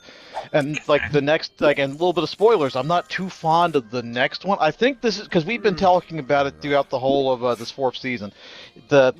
Spoilers for everybody, the 4th season has what is short by 2 episodes, 2 maybe 3 episodes. They just didn't, for whatever reason, Starz cut their budget at mostly the last minute, so they had to. They had to get rid of a lot of story points, and thus people get stupid.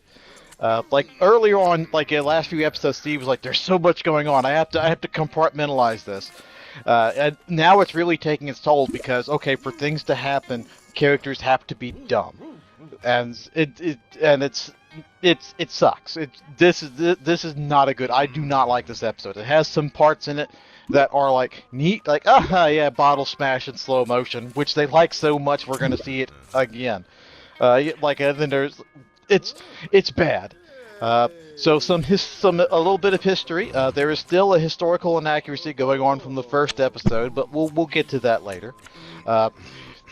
Whether or not, because I think I mentioned the last time that Crassus did build a wall in the trench. I've since went back and re-listened to my book, and the wall part of it is actually just kind of like Roman propaganda, because this didn't happen in a big empty snowy field. This happened in the mountains, where Crassus was kind of hesitant to go up there because mountains and rugged terrain. That was Thracian country. Spartacus de facto had the advantage there, so he tried to wall them into the mountain area with a big ass ditch. Did Crassus come out and say that he was going to build a wall and Spartacus was going to pay for it? I was going to make a joke about how the wall that he ended up building was just as sturdy as the Trump wall, which is also falling apart. But you beat me to it. Steve, you magnificent bastard. But the trench was absolutely real. He absolutely dug a trench. And the way that Spartacus inevitably got out of the trap that Crassus had for him was exactly what he did here. He took dead Romans and dead members of his army, and he tossed them in and made a people bridge, and they got out that way. So yeah, do not like this episode. The bad writing of the lack of episodes, like the fact that the show got cut down, they had to cut out a lot of story, is really starting to take a toll here, and it only gets worse from here. This might be because I remember saying how I don't remember watching this particular season that much because I didn't like it. This might be the point where that starts to hammer down, because like I said, this is not a good episode. Oh no, I didn't mean to do that. Fuck me. Continue. Go on, guys. I don't think it's a terrible episode, but I do agree with you in that, our big critique even back in the day of this season when we watched it is, man, it just feels like it moved way too fast. And then at the beginning of this, when I think the very first episode of Jupiter's Croc, we mentioned, hey, this is what we remembered. It'll be curious if we still feel that way when we get to, season 3. And I agree with you 1,000% in terms of it just feels like, hey, our episode count is coming up and we have to do something to wrap up all of this stuff. It needed another season, is exactly what it needed. So, at the beginning of the first episode of War of the Damned, as Stephen DeKnight said, that very first episode was supposed to be the finale of an entire other season. And then this season would have been much longer in terms of what's going on with Crassus this season and all that. I wish they would have done that.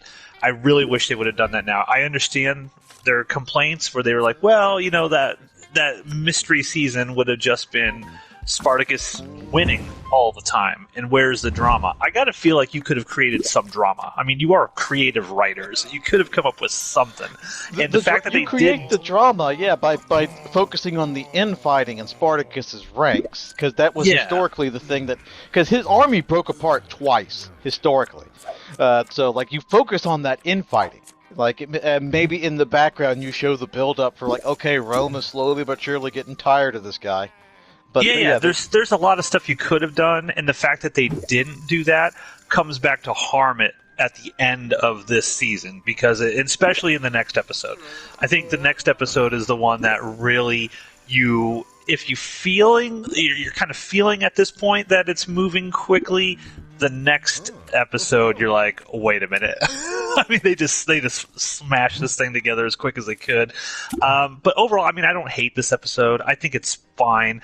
But yeah, I agree with you. You're starting to feel they needed 3 or 4 more episodes here to really tell this story. Steve? No, I fully agree. Not a bad episode, just not the quality storytelling we've come to expect. I don't know that I think they needed an extra season. I think they could have knocked things out by just having a full 13 episode order, because season 1 was 13 episodes and then 2 was 10 and this is 10. I think if they had gotten this up to 13, I think this season could have worked with this episode being split in 2 and then the next episode being split into 3. I think they could have done it. The Caesar thing didn't bother me. I think he. Yeah, I mean, there's no denying. There's some sketchy writing in this episode, but ultimately, I think it did the job it needed to do, and it doesn't bug me as much as it bugs Ronan. No, one character acting a little stupid, you could ignore, but Caesar doing that random stupid thing out of nowhere, Spartacus acting particularly stupid.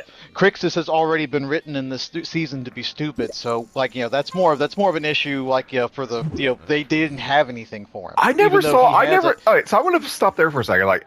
I didn't see anything I didn't read anything Spartacus did as stupid. I read it as Spartacus doesn't have any ideas. He just knows that all of Crixus's ideas are bad.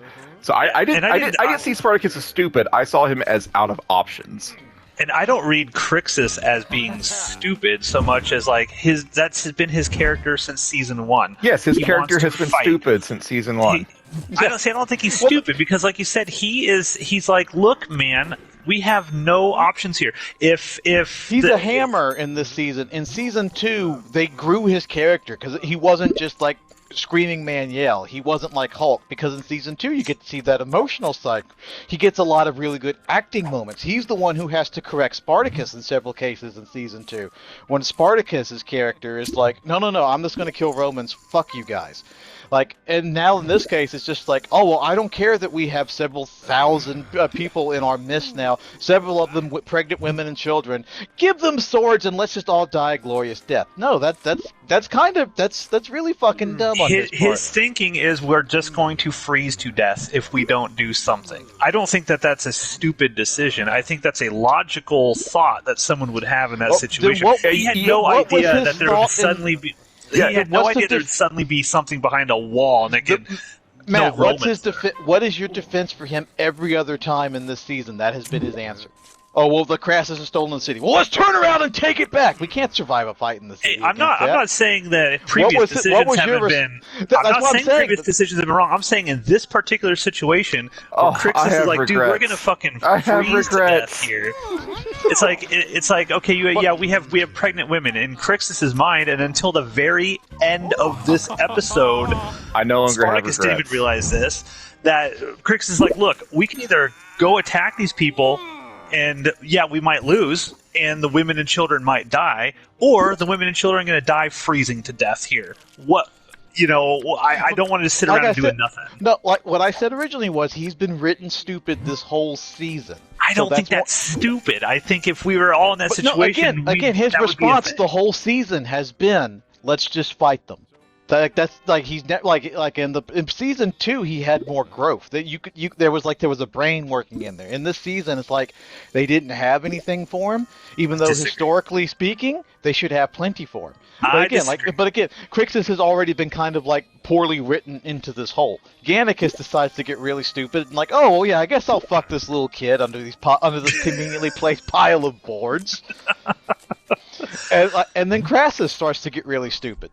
So it's like I said, I don't. If one of these stupid events happened, you could forgive it. You can't forgive all of this stupid compounded onto itself, unless you're a Star Wars fan. Steve, take us home. Star Wars sucks. Thanks for watching. Thanks for listening to another episode of Jupiter's Croc. I don't know where I'm supposed to be taking this episode, but I've said all that I need to say about it. I'm ready to talk about the next episode. I'm the sad episode. I'm not ready. No. Welcome, everyone, to another episode of Jupiter's Croc here on the Outpost Unknown YouTube channel. This is sad.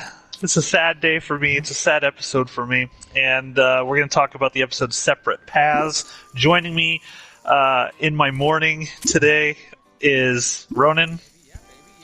Oh yes, yeah, so our mourning period of 3 days in Roman society, or is it a week of Roman? We're gonna have to do that after this episode. Our mourning period. And Steve, also known as Spartacus. Yeah, I'm here. Now, there's one thing that I wanted to save because I listened to the audio commentary for the last episode, and I put a note in my Google Keep to bring up. But I was like, that's not the time for that episode to bring this up. I'm going to bring it up this episode because this is the episode in which it really applies. So the last episode, Rob Tappert talked about the actor who played Weaselface. And Weaselface apparently was never told what his character was going to have to do throughout the course of the season. They hired him and just said, oh yeah, you're just going to be a Roman, essentially, but didn't tell him about, some of the bad stuff. What he does. And he actually told Rob Tappert when he started getting the scripts after he had signed on that had he known what they were going to force him to do, he never would have accepted the role. Like, he just never would have done it because he was that sort of uncomfortable with all of that stuff. I use that as context because we do hate Weaselface, and I have never wanted a character to die more than I want Weaselface to die after this episode. But it was interesting to me that the actor themselves weren't told what they were going to now have I to feel do. bad because calling him Weasel Face, that's not just an attack on his character, that's a personal attack on him. Now I feel slightly bad about that. But you're going to have to go back and edit all those weasel faces out, I am Steve. not. It's too late. There's already an episode up. He does have a weaselly Roman face, though. That's So just... it was perfect casting. This man was born to be the rich jock douchebag asshole in every college rom-com. Once again, this is an attack on him and not his character. I will point he's out... probably a fine guy, but his face, he was born to be typecasted in this role. I'm sure you're a good dude. Your face milk. just sucks a little bit. That is a career the man can milk. None of us can say that. Look, sometimes people just have a punchable face, and they must know that they have a punchable face, and he has a punchable Roman face. If you've got that punchable face, you either A, become an actor, and you make a good career as being this type of villain. B, you get in shape and you become a wrestler, and you become one of the greatest heels the world has ever seen. I mean, I suppose you could also just make money and be some stock-holding asshole, but then that is a personal attack on you. Oh god, is old Matt going all in? Matt, someone's wearing your pirate hat. Yeah, that guy's going all in. I am not going all in. I folded. Yeah, Okay. I'm out. My hand sucked. I just want to see the guy that played Weasel Face. Has he done? All right, it looks like in his IMDb picture he grew a goatee, so he looks a little less suspicious now. Well, hey, if Star Trek has taught me anything, that goatees make you look more evil. Yeah, the Mirrorverse. What has he done? So- I feel like we owe it this guy to give him another chance in something else. He has not done a whole hell of a lot since Spartacus. He was in a show called Anzac Girls, a movie called Strike Back, a series called I'll Live Forever, and then 6 episodes of Roswell, New Mexico. See, we don't owe this guy anything. He hasn't done anything good. It's because his face won't allow him to get certain Jesus roles. Christ! Are we ready to talk about this fucking episode? Are we Yeah, trying to delay it as long as possible? Yes, I am trying to delay the sadness that's about to come. Going through this episode. I'm fine with it. So, Ploticus, take us through this and try to not get our channel, taken down. Okay, well, no promises. So it starts out, Spartacus and his forces are walking through the woods, and all they're doing is they have no plan. They're just trying to put distance between themselves and Crassus, and they keep getting attacked by small groups of Crassus's men. And so Spartacus and his strike team have to go and fight them off routinely. And Spartacus knows that Crassus is not planning on this force actually stopping us. Their only goal is to slow us down because Crassus knows that we will slow down to go back and protect the weak, slow people that are at the end of the line. So they know that they can't keep doing this, and so Spartacus and Crixus have to have a little get together, and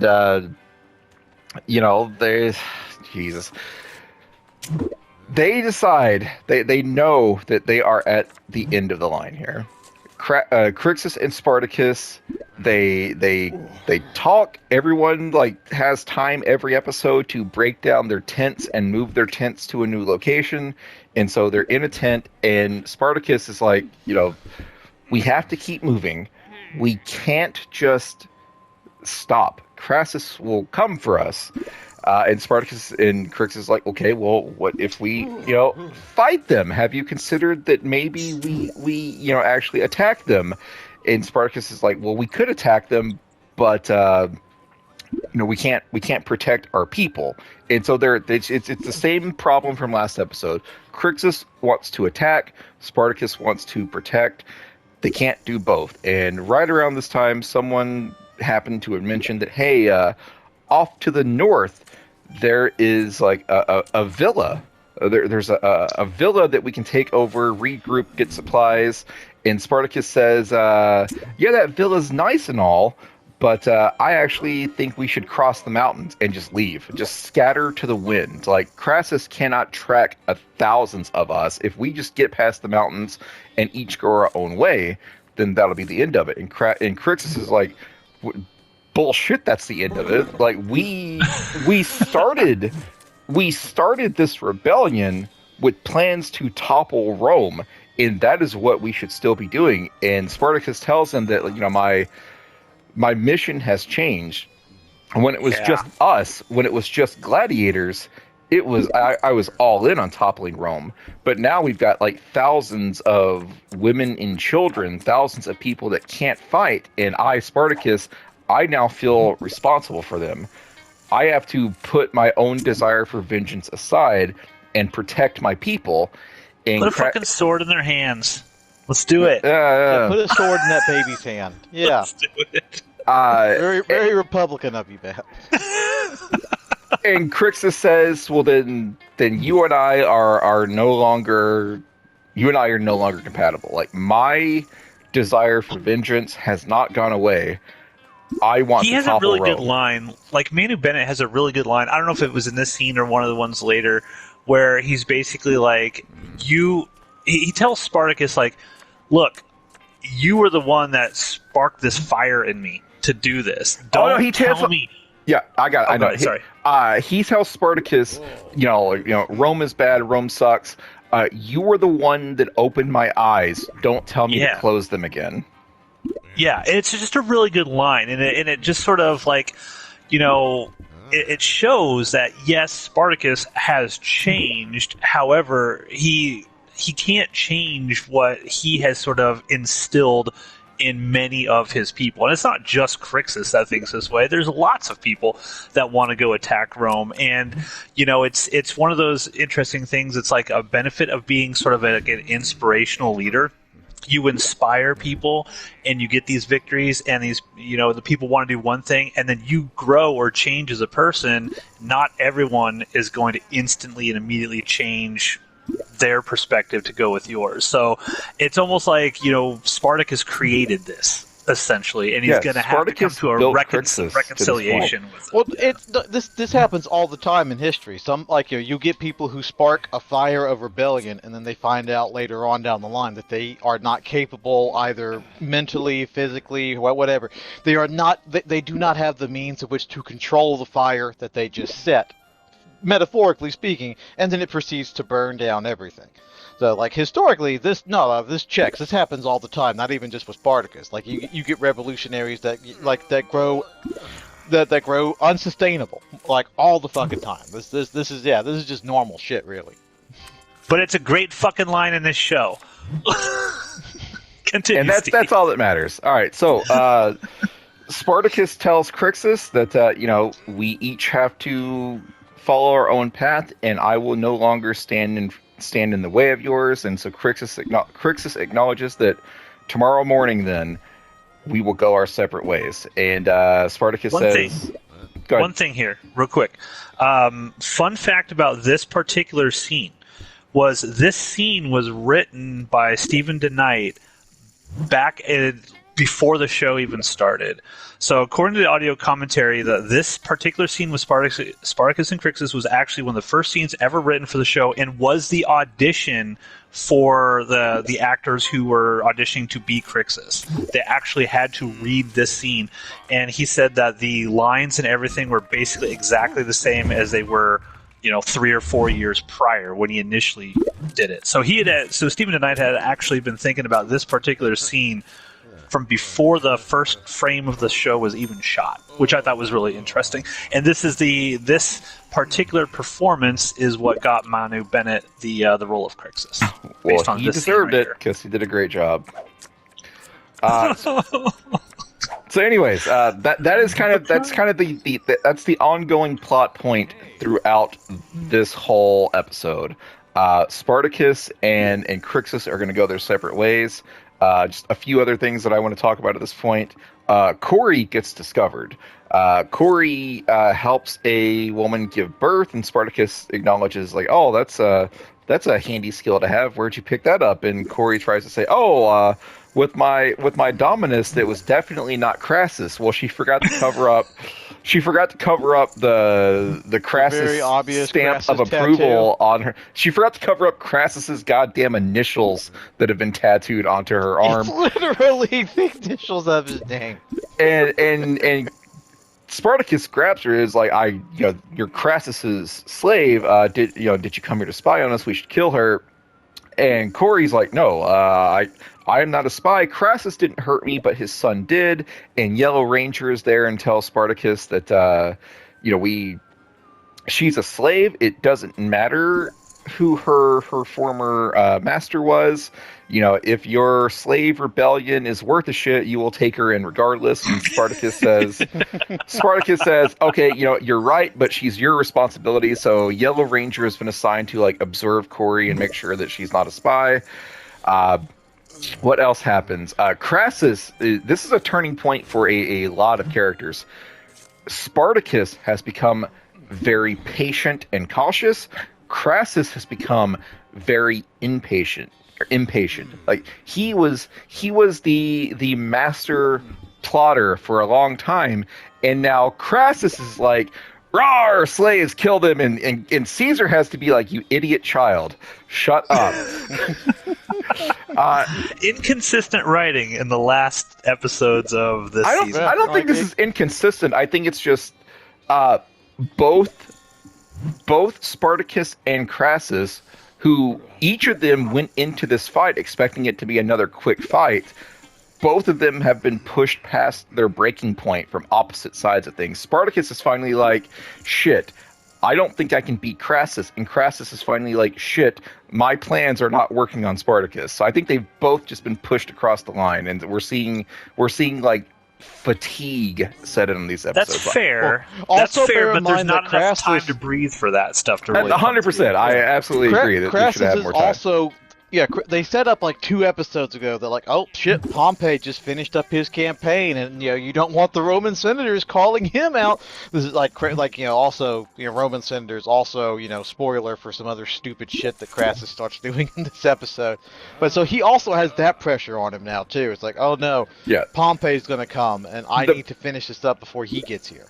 The pressure is getting to Spartacus, and the pressure is getting to Crassus, and it's making them both sloppy and go against type. So Crassus is just like, charge. Spartacus is out there. We are so close. Go get them. Like early on in the episode when they were like hunting Spartacus through the woods, Crassus is like, all right, tell the men to keep pushing forward. And Caesar's like, wait, like the men are tired. Like if we catch Spartacus now, they'll be too tired to fight. And Crassus tells them, kill any soldier unable to keep up. Like he does not care. We also see like when the Romans make camp, Crassus is so fucking angry at the fact that Corey has betrayed him. He still doesn't know why Corey betrayed him. But he blames Caesar to an extent, because he mentions to Caesar, if you had not brought her here, she wouldn't have had the chance to escape. And Caesar tries to say, I'm sorry, like I trusted her and I shouldn't have. That's my bad. Meanwhile, it's almost like I was written poorly. The writers made me trust this. Yes, the writers made me do it.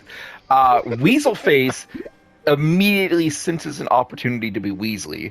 And so he starts like worm-tonguing his dad, like, hey, Dad, Caesar's made some questionable calls lately. Maybe you should put your trust in me and not him. And Crassus is going for it. He's falling for it. Once again, I currently have regrets about throwing away this hand. And there's another point where Caesar goes to Weaselface and says, look, man, your dad is losing his shit. Like, we need to come together, and we have to be the voice of reason because your dad is losing it. And Weaselface is like, sorry, you're just bitter because I won. And so Caesar's like, all right, I know last episode I didn't do any sort of investigation into what Corey had to say to your dad, but I'm going to investigate now. Off screen. And so I found this whore. Yeah, well, they have a second confrontation later. Where Caesar comes back and he's like, haha, I got you now, Weaselface. I know what you did to Corey because another like slave girl, spilled the beans. Like she witnessed it somehow, or she witnessed the aftermath, whatever. She knows. And so I am going to go tell your dad that a slave girl said bad things about you, and that's totally going to turn him against you. And so Silly. It must have been really easy to set people up in Roman times because, like, he tells Caesar, he tells like Weaselface this, and Weaselface, you can tell like he's got a terrible poker face. He's like, oh shit, he's found me out. My dad's gonna be so upset at me. But like, all he really would have had to do was like, man, Caesar's fucking bullshit, and he would have gotten out of this. Yeah, like apparently in Roman times, she just didn't realize it. His bad poker face showed Caesar that Caesar was correct, but at the same time, Weaselface kind of knew that this story was not going to go anywhere. And then Weaselface chooses to hedge his bets a little bit because he smacks Caesar in the face with another jug, so they reused the jug smash from the last episode. Slow-mo. Was there any sort of same framing and everything? Yeah, like was that mentioned at all in the director's commentary? Was that meant to be a callback to the previous episode, or did it just so happen they wrote two bottle smashings in back-to-back episodes? They didn't mention anything about it other than they thought it was cool. I would imagine they just like, wow, it just visually looks cool. Let's go ahead and do it again. Was it the same director? Like, I need to check that. Did the same guy direct both of these episodes, I wonder? No, it was two different dudes, I believe.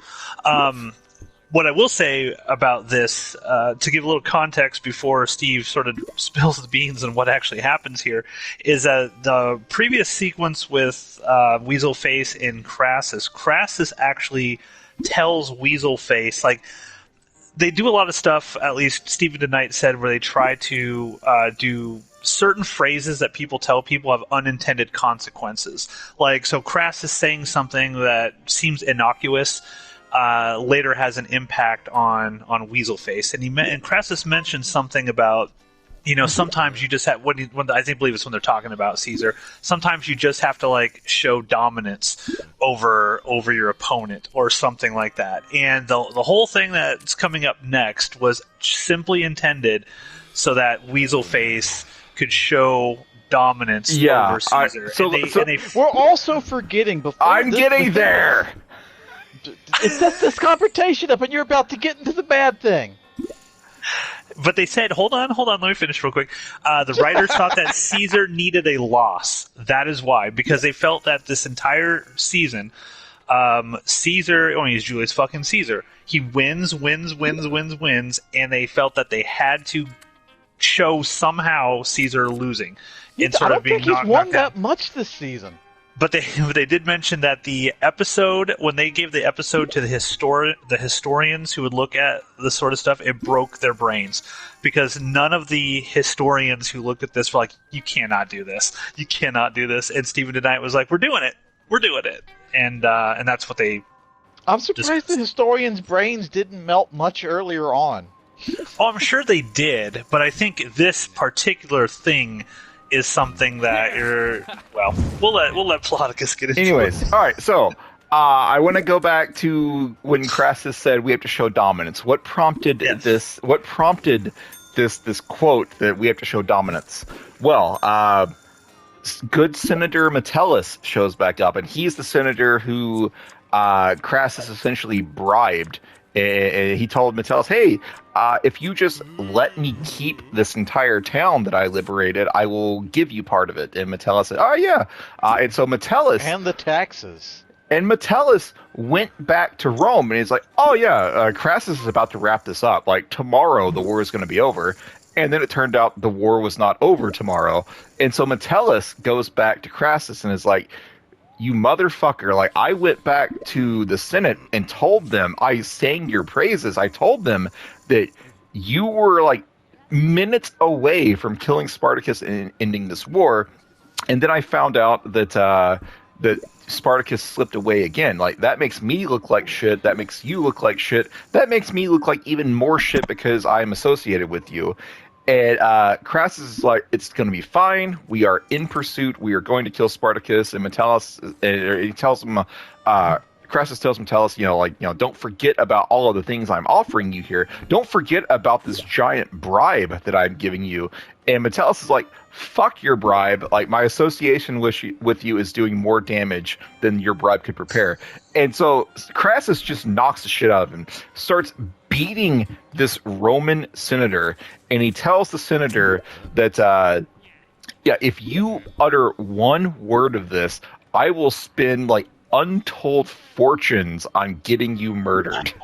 Yeah. So And go the back to the historians Senate. had a huge problem with this as well. They said never would have something like this ever happen historically, where where they were like a senator like this would just be beaten down by basically a general who's Yeah. doing this. Yeah, just like just a random rich guy.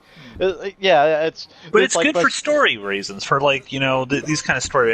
It adds the drama that you need. yeah. I'm not sure if this is breaking Crassus's character or if this is actually informing as to where Weaselface gets this from, because he's been so cool and collected up until now, but also up until now his plans have been working. So like, Yeah. I so, don't think this is breaking character. I think this is he got pushed past a breaking point. Yeah, that's exactly what I was about to go for. It's like it's not so much as breaking character. This is like showing what's really beneath the cool exterior of what happens when he doesn't get his way. He just throws a temper tantrum, which is exactly what happens with Weaselface. So it's like in that instance, it's like no, I don't think it's breaking his character. It's just showing. It's like this was always there. He's just another rich The guy. mask That's all dropped. it is. And Caesar is like horrified when he sees what happens. Yeah. Caesar and Weaselface. This is the one time where they both seemingly in this one horrible moment are like, "Oh shit!"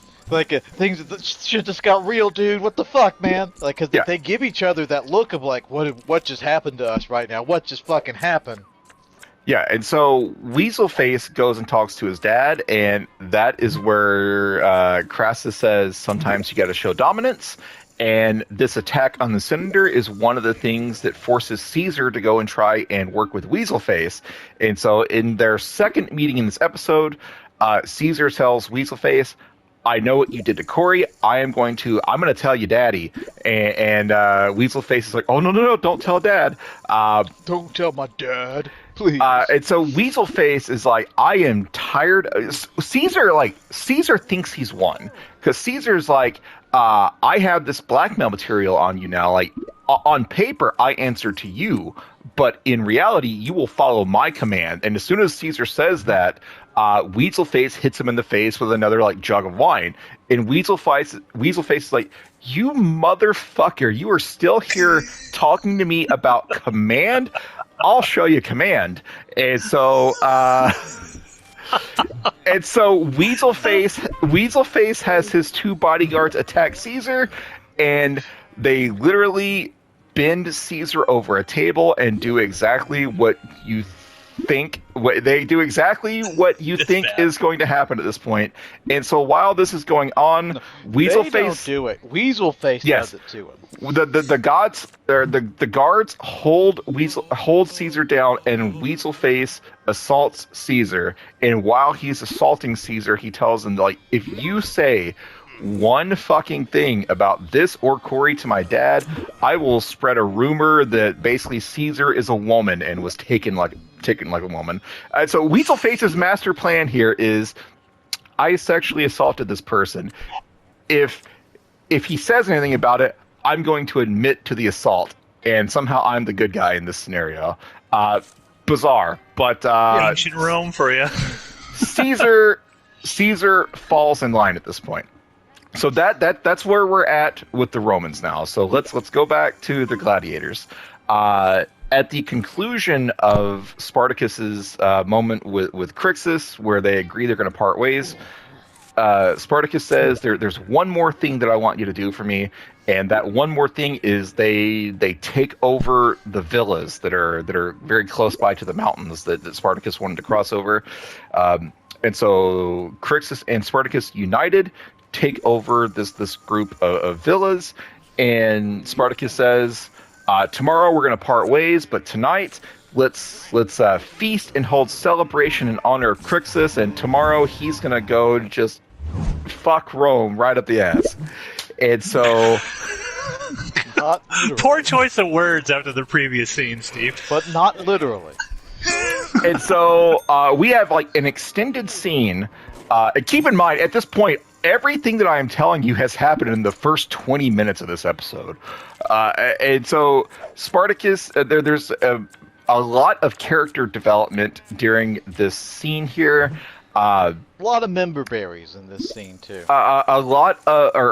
Agron tells Nasir that I am going with Crixus because I agree with Spartacus on a lot of things, but I have no desire to be a farmer. I am a fighter. I am going to join Crixus, and Nasir's like, cool, I'll go with you. And Agron's like, no, I can't.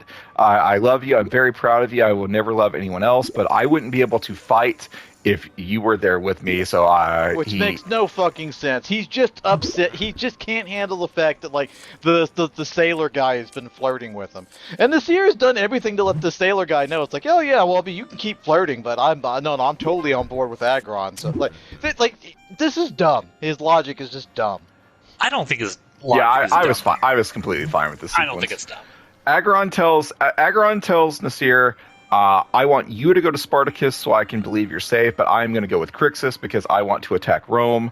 What else happens? There's an extended sequence where Spartacus and Crixus talk, and they talk about their days of Batiatus, or days with Batiatus, and Spartacus says, I wish we had been friends from the beginning, and Crixus says, I don't.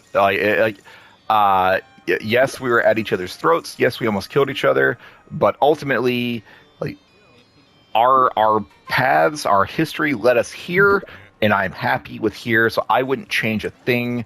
And they kind of part as friends. Spartacus runs into Yellow Ranger. As brothers. Yes, Spartacus. Also, Gannicus is now getting this the small child into underage drinking. So Gannicus Gannicus has a moment with the 12-year-old girl Sybil.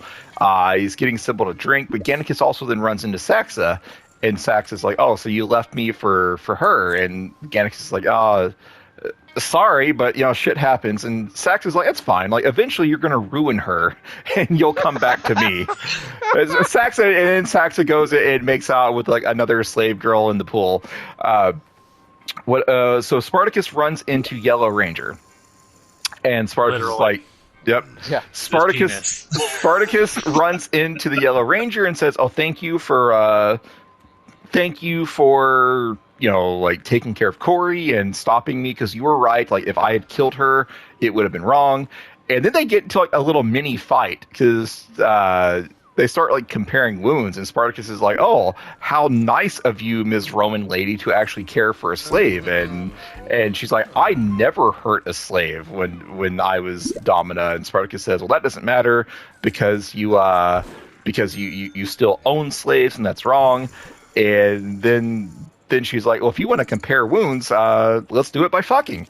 And so Spartacus, she has a really good line, and after they're kissing, Spartacus is like, "You're Roman. I could never hold you close to heart." And she says, "It's not your heart I'm interested in right now. Give me that dick." And so Spartacus and Yellow Ranger grudge fuck each other, and now it's the next morning, and Gannicus has a final moment, or Agron also tells Spartacus the night before that Agron is leaving, and Spartacus is like, "Well, thank you for supporting me even when you didn't actually agree with what I said." They wish each other the best. And so the next day, Crixus and Gannicus have a moment, and Crixus tells Gannicus that I would consider it a blessing from Jupiter himself if you come with me. And Gannicus says, "No, I can't. I've got another reason to live now." And he looks at Sybil. I'm gonna watch after this 12-year-old girl. Yeah, and corrupt this innocent. Gannicus understands. Gannicus is like, women make men do strange things. Crixus understands. Women make men do things they might not otherwise do. But Gannicus. Bro, I understand. Underage puss makes you do strange things, bro. I am cutting that from the episode. Jeez, Ronan. I'm just gonna make that a sound bite to play whenever Ronan talks. Fuck it, I'm leaving that in. God damn it, Ronan! All you have to do, it would cost you $0 to not say shit like that, and you do it anyway. But where's the entertainment at, Steve?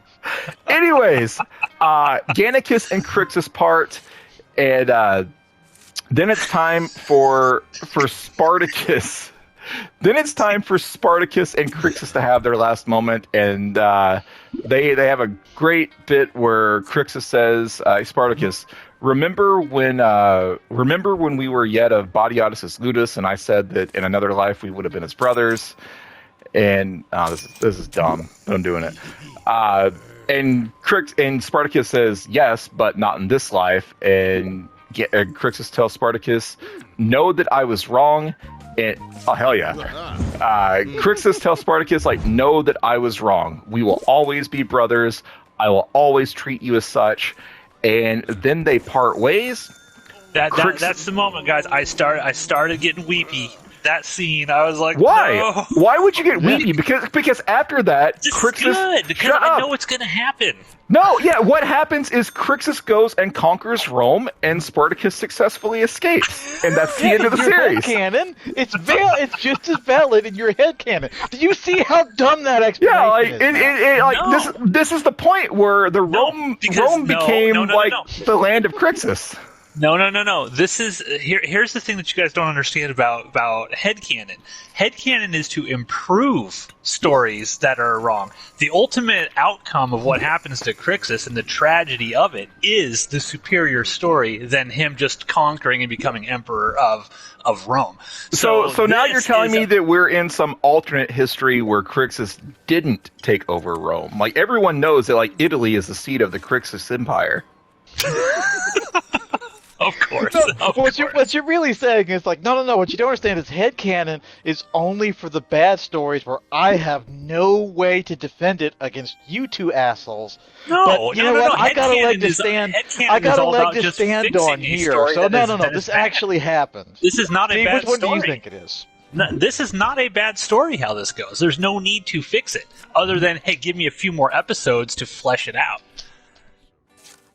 That's the difference. I can't help that you guys don't understand that. Anyways, so let's talk about. Understand it way too Shut up. Let's talk about the weird alternate history that the show then presents us, where Crixus loses. This is absolutely the biggest shortcoming of the show. Something that needed like at least 2 solid episodes dedicated to it. Instead gets turned into a montage, and so we see a montage. What, 5 minutes? That? It's not even 5 minutes. It's like 30 seconds. A very, very short montage where Crixus, Agron, and Navia and their forces basically march towards Rome.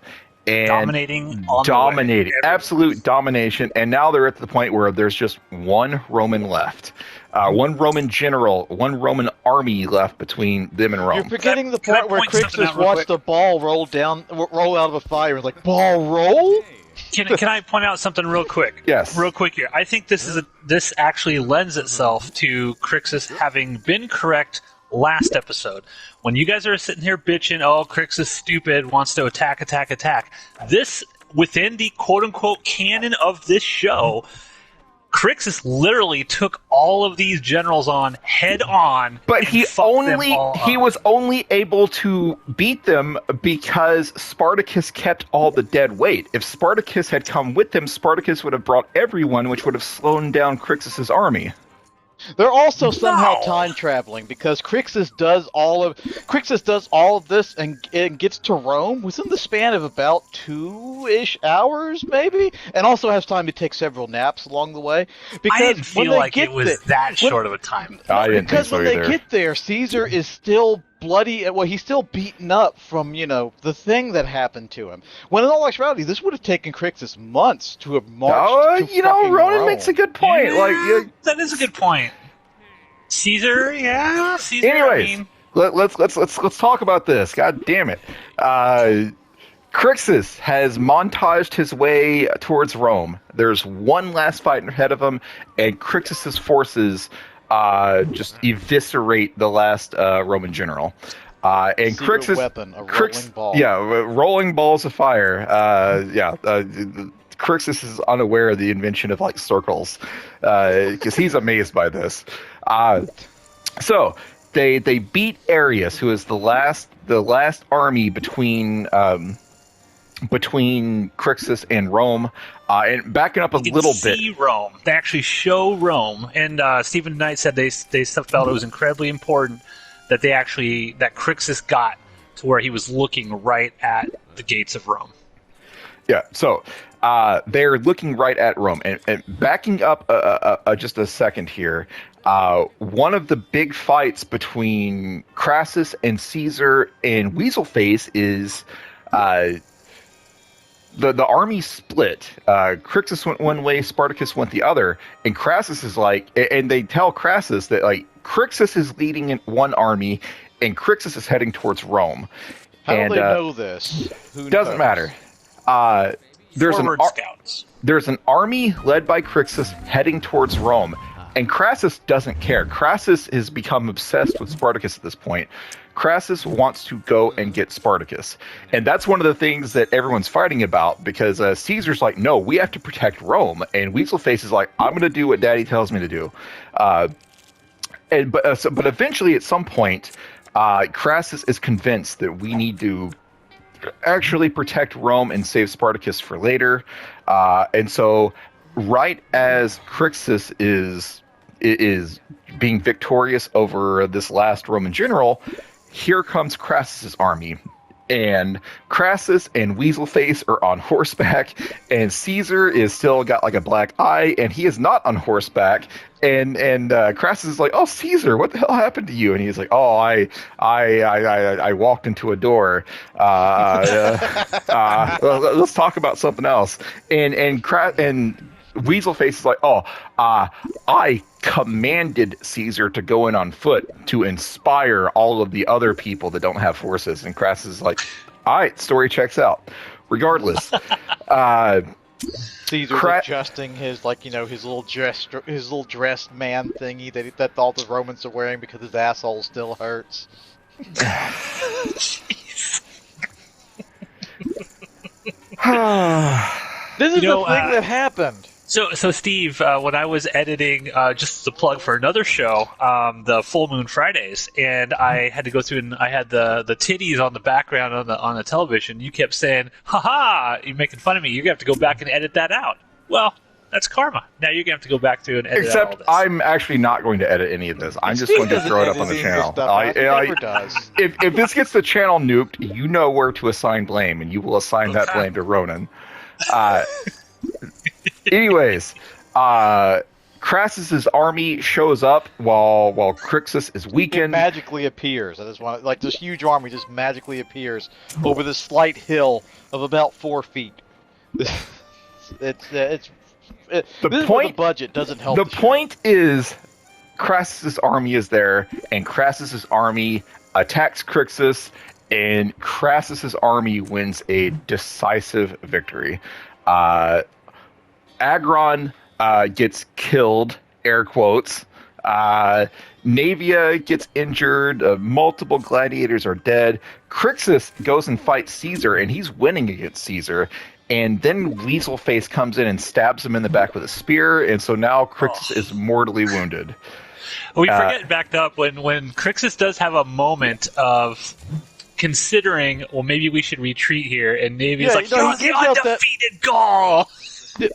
Once again, Navia doing more of what I was saying, but yeah, Crixus, he's like, no, let's fall back to such and such position where we can do the blah blah blah. Actually using a little bit of brain power for once, and Navia's like, no, let's just stand here and kill Romans. She's like, "You're the undefeated Gaul, fuck them up," and that's what gets him to like, all right. So what you're saying is Yoko Ono. We would now just call Navia Yoko. I'm not saying anything, Steve. I'm just pointing out the facts of the episode. So what you're saying is Navia says, "Rawr, Romans killed him," and no one tells her to shut up, you idiot child. And Exactly. bad things happen because of that. Because all of the forces except for Navia Navia and Crixus are dead, but Crixus has been mortally wounded. He got stabbed in the back with a spear. And I don't even know that we mentioned this, but this entire, the last 4 or 5 episodes, Crixus has been using Weaselface's sword, the sword that shows that Weaselface is the word in Lilla Crassus. Crixus took that from him back in episode 3, and so now Crassus tells Weaselface, reclaim your sword. And there's talk about like crucifying them, but I think Crassus says no. We're gonna send message. Weaselface cut off Crixus's head, and Navia, who is being held down with a blade to her throat, starts screaming and crying. And Crixus looks over at her, and he has this kind of like forlorn, like kind of smile on his face, like yeah, he failed, but he's such good acting too. Yes. Like he doesn't say anything, but just the look he has on his face. Like he's spending his last moments like appreciating the love of his life, and then Weaselface cuts off his head, and that is the end of this weird what if episode of Spartacus that we are watching. And it's cool. It's cool. Because like, we all know the true canon. Yeah, it's kind of cool Crixus too Land. because everyone's heard of it. Yeah, Crixus Land. Yeah, I want to go DJ visit. had a vacation there not too long ago. But they do a really cool thing too, where it's like the head chop is kind of the reflection of Navia's eye, and you kind of see it. It's cool. I mean, it's sad. I'm not going to lie. I cried at the end of this. I was like, no. I love Crixus. Crixus has been my favorite character the entire series, as you guys well know. And this is, this was the moment that really affected me. Like, I know, like the finale when we see, Spartacus and all the others sort of go down. It's very sad too. But this is the one that most affected me. So, but again, like, I'm of two minds with this episode. One, I think just sort of as an emotional thing, how it hit me, I love it. I think it's great in how it sort of handles that. But then, like, the practical, logical brain of me is like, why was this rushed so fucking quickly? And even when we get into, like, sort of like the next episode and stuff, even how Spartacus finds out, it all just feels so goddamn rushed. Let this breathe. We should have had a lot more time to see this stuff breathe. And even in those 2 to 3 episodes where we could have seen Crixus marching on Rome, it would have been great to actually see Crixus as that real general, because Crixus always felt like he was kind of Spartacus's equal, even though as the audience we're like, well, no, Spartacus is actually more intelligent than this guy. But Crixus always felt like that. So it would have been great to actually see Crixus leading and winning victory after victory after victory, and how that impacts Agron and how that impacts Navia and all the people around him. And we don't get it. So I feel cheated in one way, but I also feel like how it ended was kind of perfect in a way. So yeah. That's how I feel, but I have to say I love the episode just for how it ends. I feel like Crixus's ultimate end is the perfect ending for his character. That's why, like, you can trash me about headcanon, but I don't want to headcanon or retcon this, because the story, I feel, is perfect as it is. It's just imperfect in that they cheated us out of additional stuff that could have made it better, but the finale itself is perfect. So by my own logic, my headcanon is things happened in those 2 to 3 episodes that we never got to see, and that's what makes this finale even more impactful. I don't care. I don't want Crixus to run Rome, have Crixus Land. That would be stupid. That would be a terrible story. Why would I want a headcanon? But that's what happened in real life. Like, why are you living this weird alternate reality where Crixus didn't take over Rome? I see what you're doing here. It makes no sense. But yeah, love this episode. Feel cheated at the same time. Does it, Steve? Ronan, your thoughts on this? You were not as enthused on this one, you said? This one doesn't bother me as much as the last episode, although, yeah, like, I've been giving Crixus shit, mostly because it's a good way to get at you, but also because I've been, like, spoiler, I doubt either one of you didn't know what I'm about to say, or didn't figure out what I'm about to say, because the whole time it's like, yeah, there's a historical inaccuracy from episode 1, but I'll get to that. It's that Crixus was dead long before Crassus even got into the mixture. Like, he wasn't, the two Roman guys who they're fighting at the beginning of the show, those are the ones who get it. Crixus separates off from Spartacus and loses his very first battle, which is part of why I kind of give him like shit, because not only did he lose his very first battle, he got caught unawares because they were just looting without, checking the area and shit. And like the good thing about the good thing too, the historical Crixus' credit, when they did slaughter like the slaves that broke off, only like 6 of them had back wounds, which in that day and age would entail that like only 6 of them turned and fled. All the other ones just stood and faced it and took it head on. But that's part, that's like so that historical inaccuracy has been closed. But a lot of this stuff happened long before we even got to this point. Like Crixus had no clue that Crassus was like historically speaking, Crixus was dead long before Crassus got involved in it. Did they ever tell what the time jump between this episode, between season 3 and 2 is?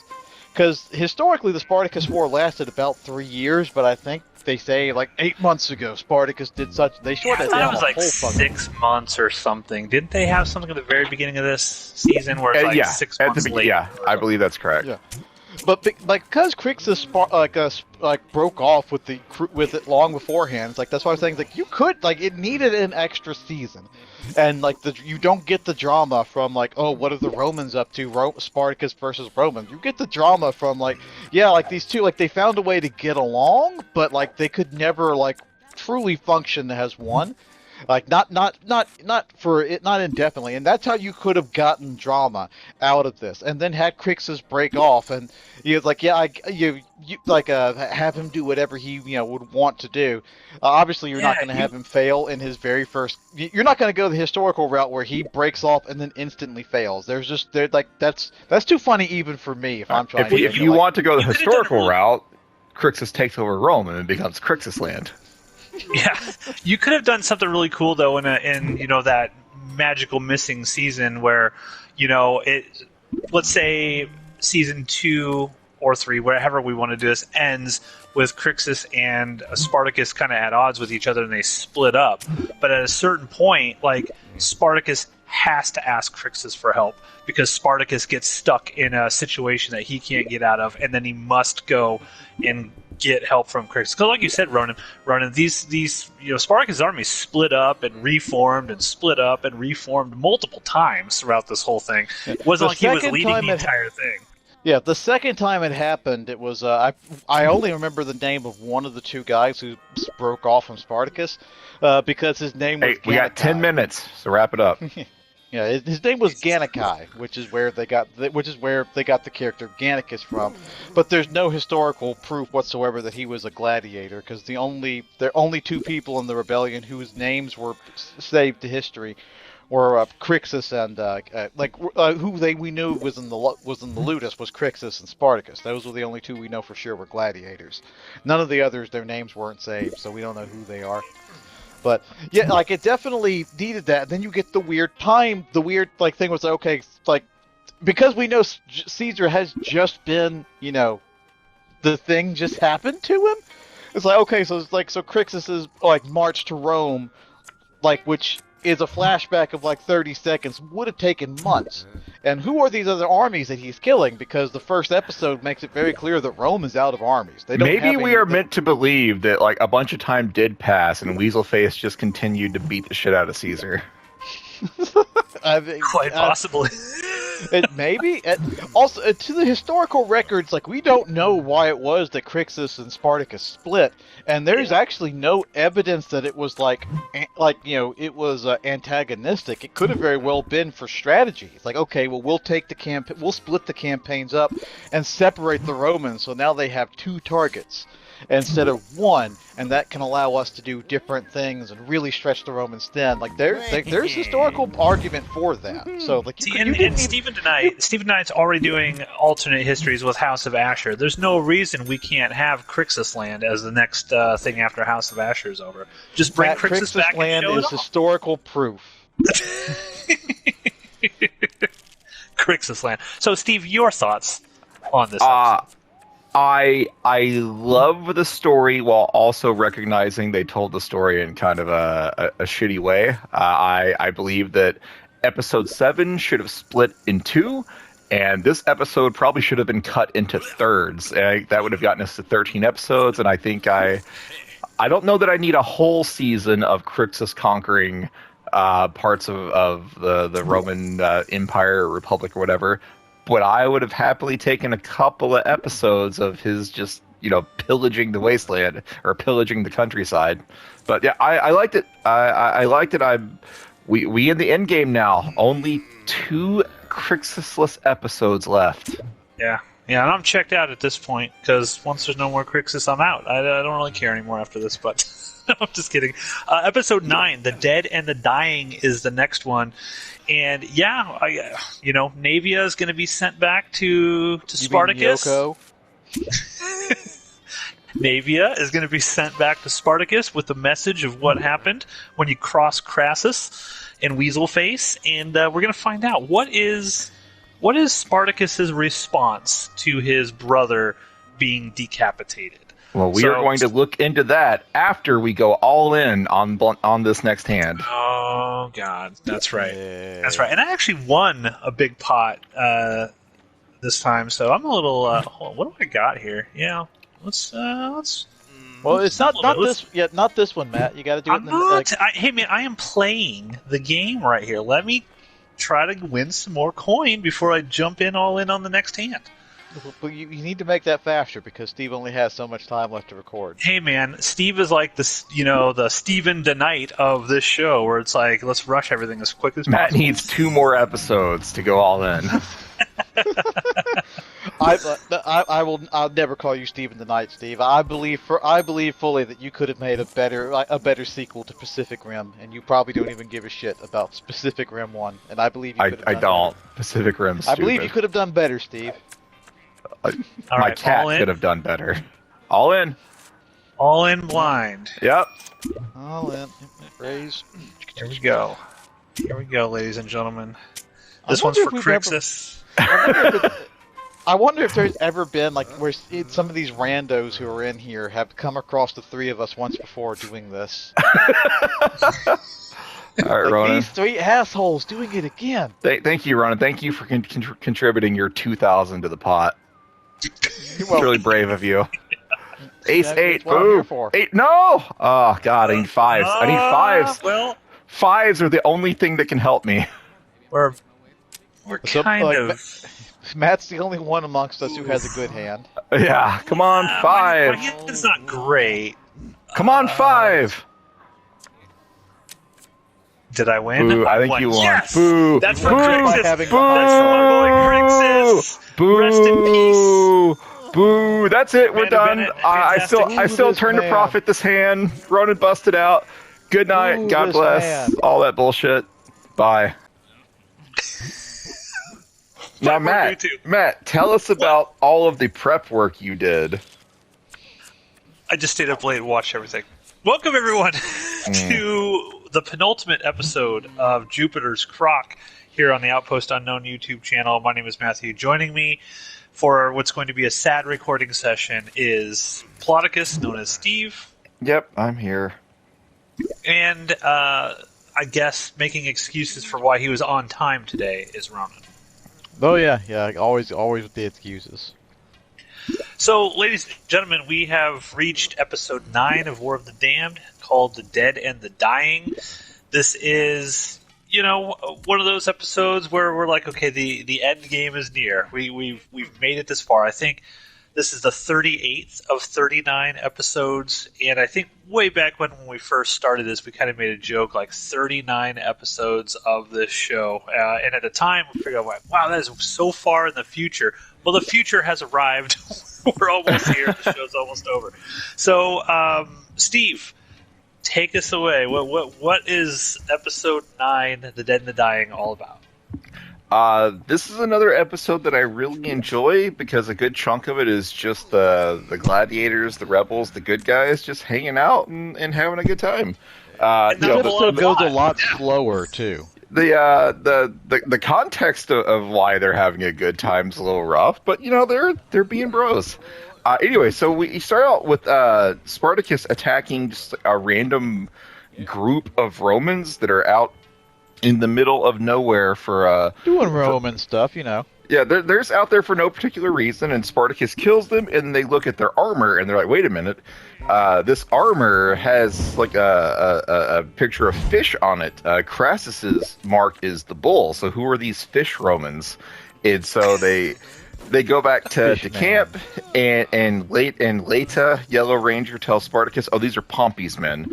So now Spartacus knows that Pompey is in the vicinity, and he has to make a move soon. Otherwise, he's going to be fighting two separate Roman armies, and he's very much not about that life. He ain't gonna win that fight. No, he ain't gonna win that fight. It's then very soon after that, like Navia pops up.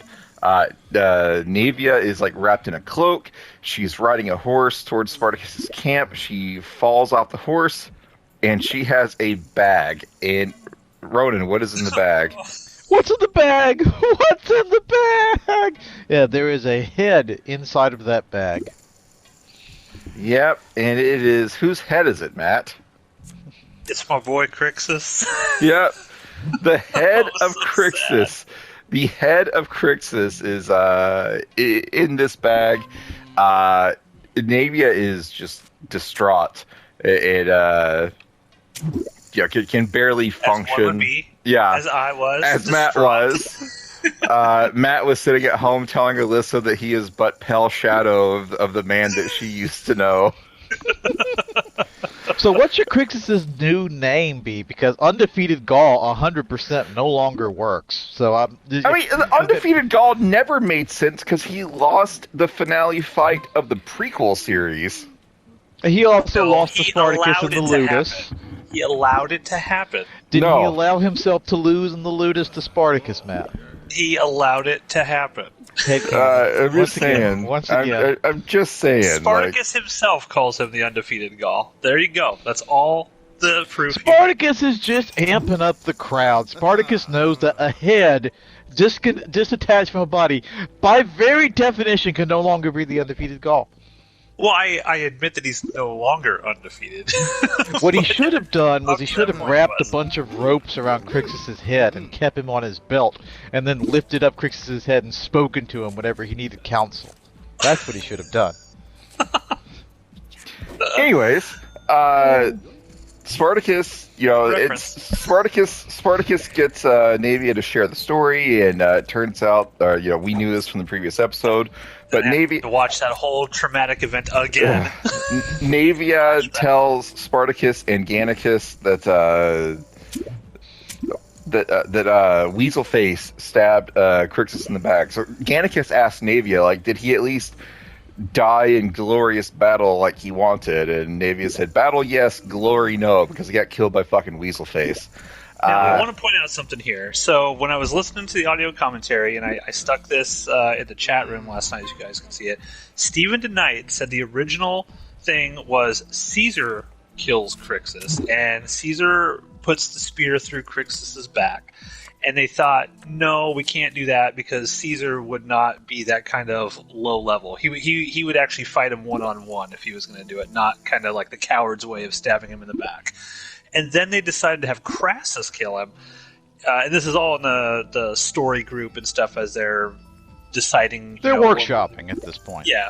So then they're like, Crassus will do it. And then they said, well, no, we can't have Crassus do it because that will take away from what happens, in the finale. They wanted that Crassus versus Spartacus thing. They didn't want Crassus to also have a moment here.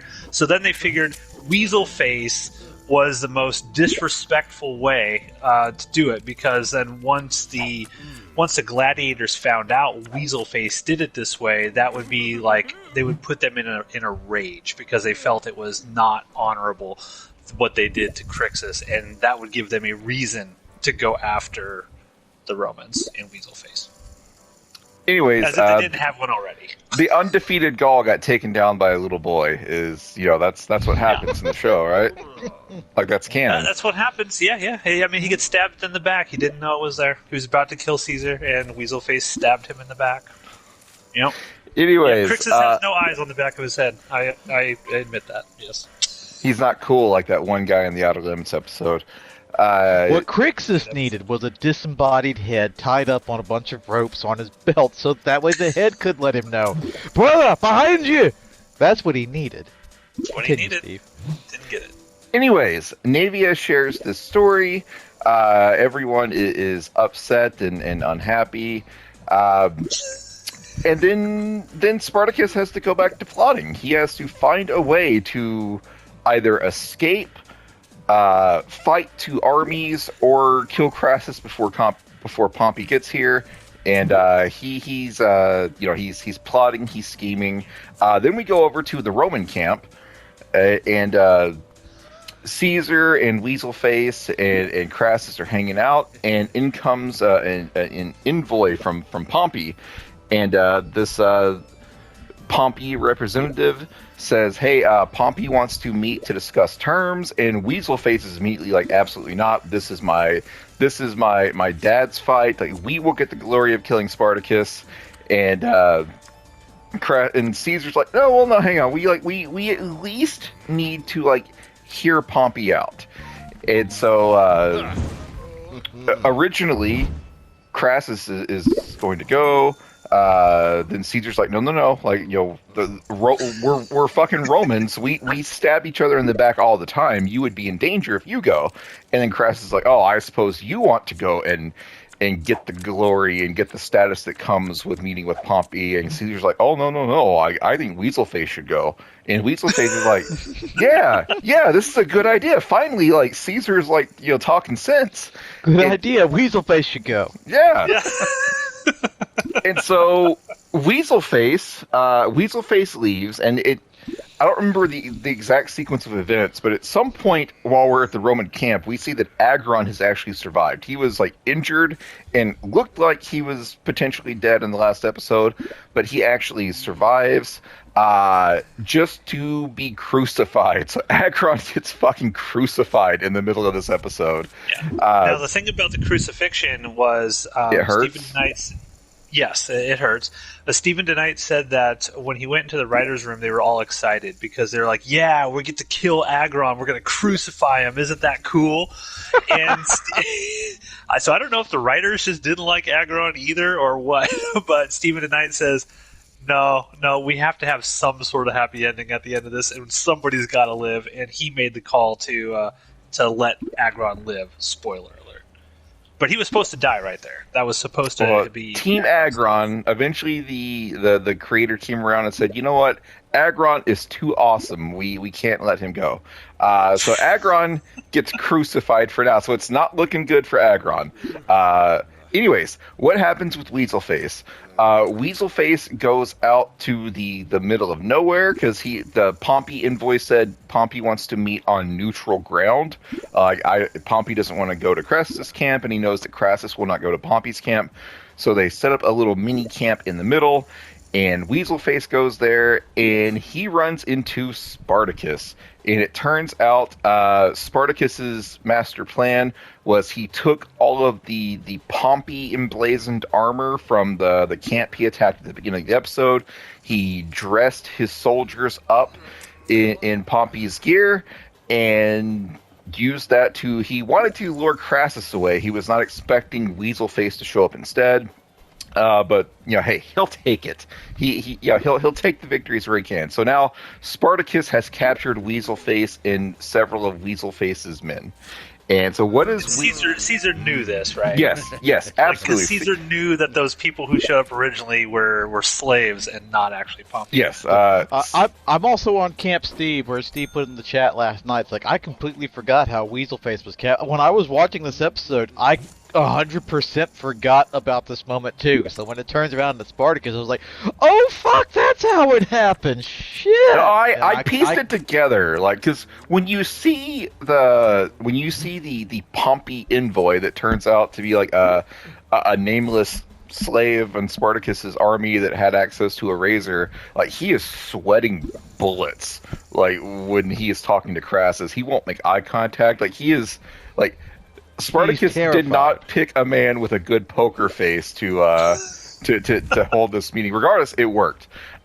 So Spartacus now has Weaselface and Weaselface's like 20 men with him captured, and we see we kind of go back to the Roman camp. And later on in the episode, like, an actual envoy of Pompey shows up, and And he's like, yeah, hey, Pompey seeks to meet you. And Crassus is like, where's my son? What do you mean, my son? Where is my son? Like, people wearing your armor have already showed up. And he's like, sorry, we don't know anything about that. And Crassus knows that he just got tricked. And he is very upset by this, and he lashes out at Caesar. So there's this great moment where he lashes out at Caesar. Yes. So there's a scene where like the shot has like Crassus, like a close up of Crassus as he's like, you know, dressing down this Pompey envoy, and in the back, like over his shoulder, you see just like Caesar's head, just kind of like laughing and snickering to himself. Like smiling. It's fucking great. And then when Crassus turns around, he's like back to super serious face. It's like, oh no, like we have been led astray. Spartacus, the master plotter.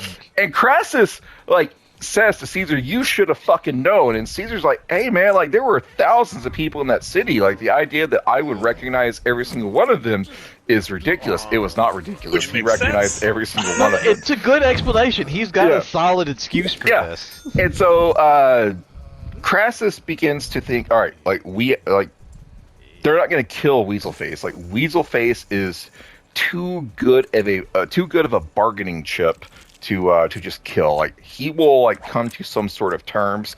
And Caesar's like, all right, I'll send Rufus. I don't remember who Rufus is, but apparently there's a Roman named Rufus. So I'll send Rufus to like broker a deal. And Crassus is like, no, you're going to go. And Caesar's like, you're basically just like telling me to go die because they will kill me upon sight. They don't like Caesar. And Crassus is like, they no. got reasons. Crassus is like, no, they won't kill you on sight. They will deal with you. And Caesar says, well, what if you're wrong? And Crassus says, well, then I'll mourn your passing as well, and sends him on his way.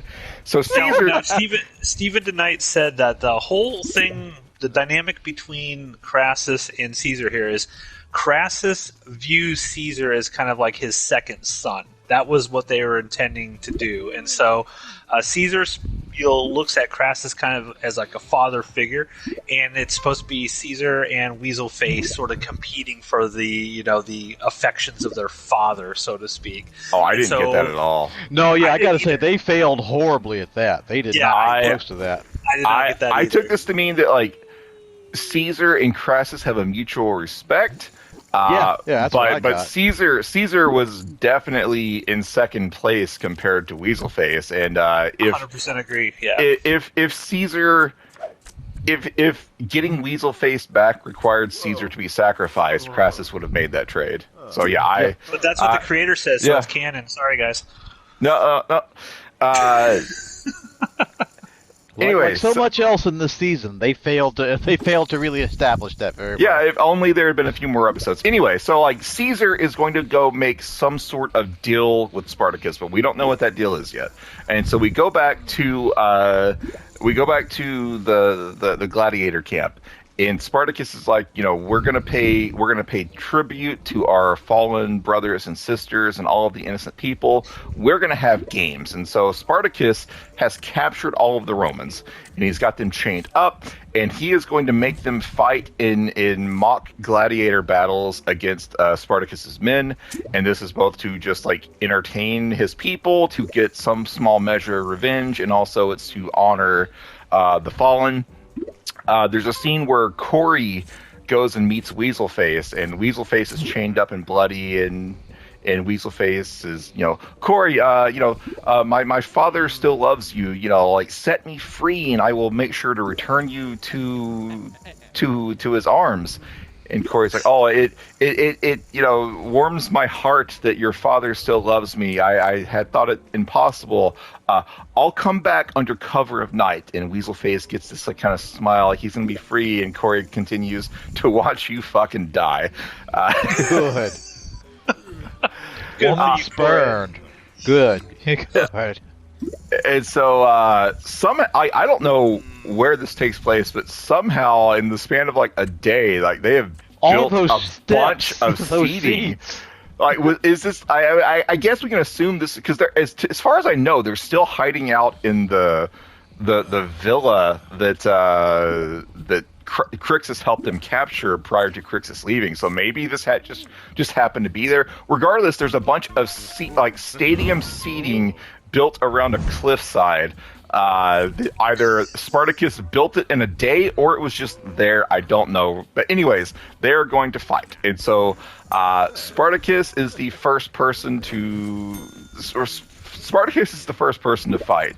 And the Roman refuses to fight because Weaselface told them, like, don't pick up the sword, don't give them the satisfaction. So Spartacus just kills this guy. It's like, well, if one Roman is afraid to face me, then send two. And so two Romans come out and they actually fight Spartacus. He kills them, and then Gannicus comes out and he's like, well, if two Romans weren't good enough, send three. And so I imagine by the end of this, it's like one gladiator fighting 27 Romans, 1 on 27. I think that math checks out. That might have actually been a fair fight, maybe, based on what we've seen in this show. One thing I'll point out is the Spartacus fight. They wanted Spartacus to look like a super badass in this. So there were two main reasons for this sequence. They wanted to get back to what the show was originally. They wanted a moment in an episode that got back to, hey, there's an arena and there's gladiators fighting. Remember, this is sort of what you loved about this, and we've gotten away from it, and we're going to give you guys one last sort of arena battle. Same thing as when we talk about what happens to Gannicus in the next episode is something similar. But they wanted Spartacus to look like a total badass because they wanted to set him up for the final battle with Crassus, and they needed to sort of remind the audience he's not just a cunning strategist. He's also like the fucking bringer of rain. Like, this guy was all-star, all-time gladiator amongst all these other great gladiators. And that's why in the fight with Spartacus, he like drops his swords and he's like, come on, and he like beats the shit out of him with his hands and stuff like that. Well, and it's then a good thing they reminded us about this. It's not like we haven't seen, plot armor make him the most undefeated superhero of all time in this season. It's a good thing. Why does no one call him the undefeated Thracian? He was good. Yeah.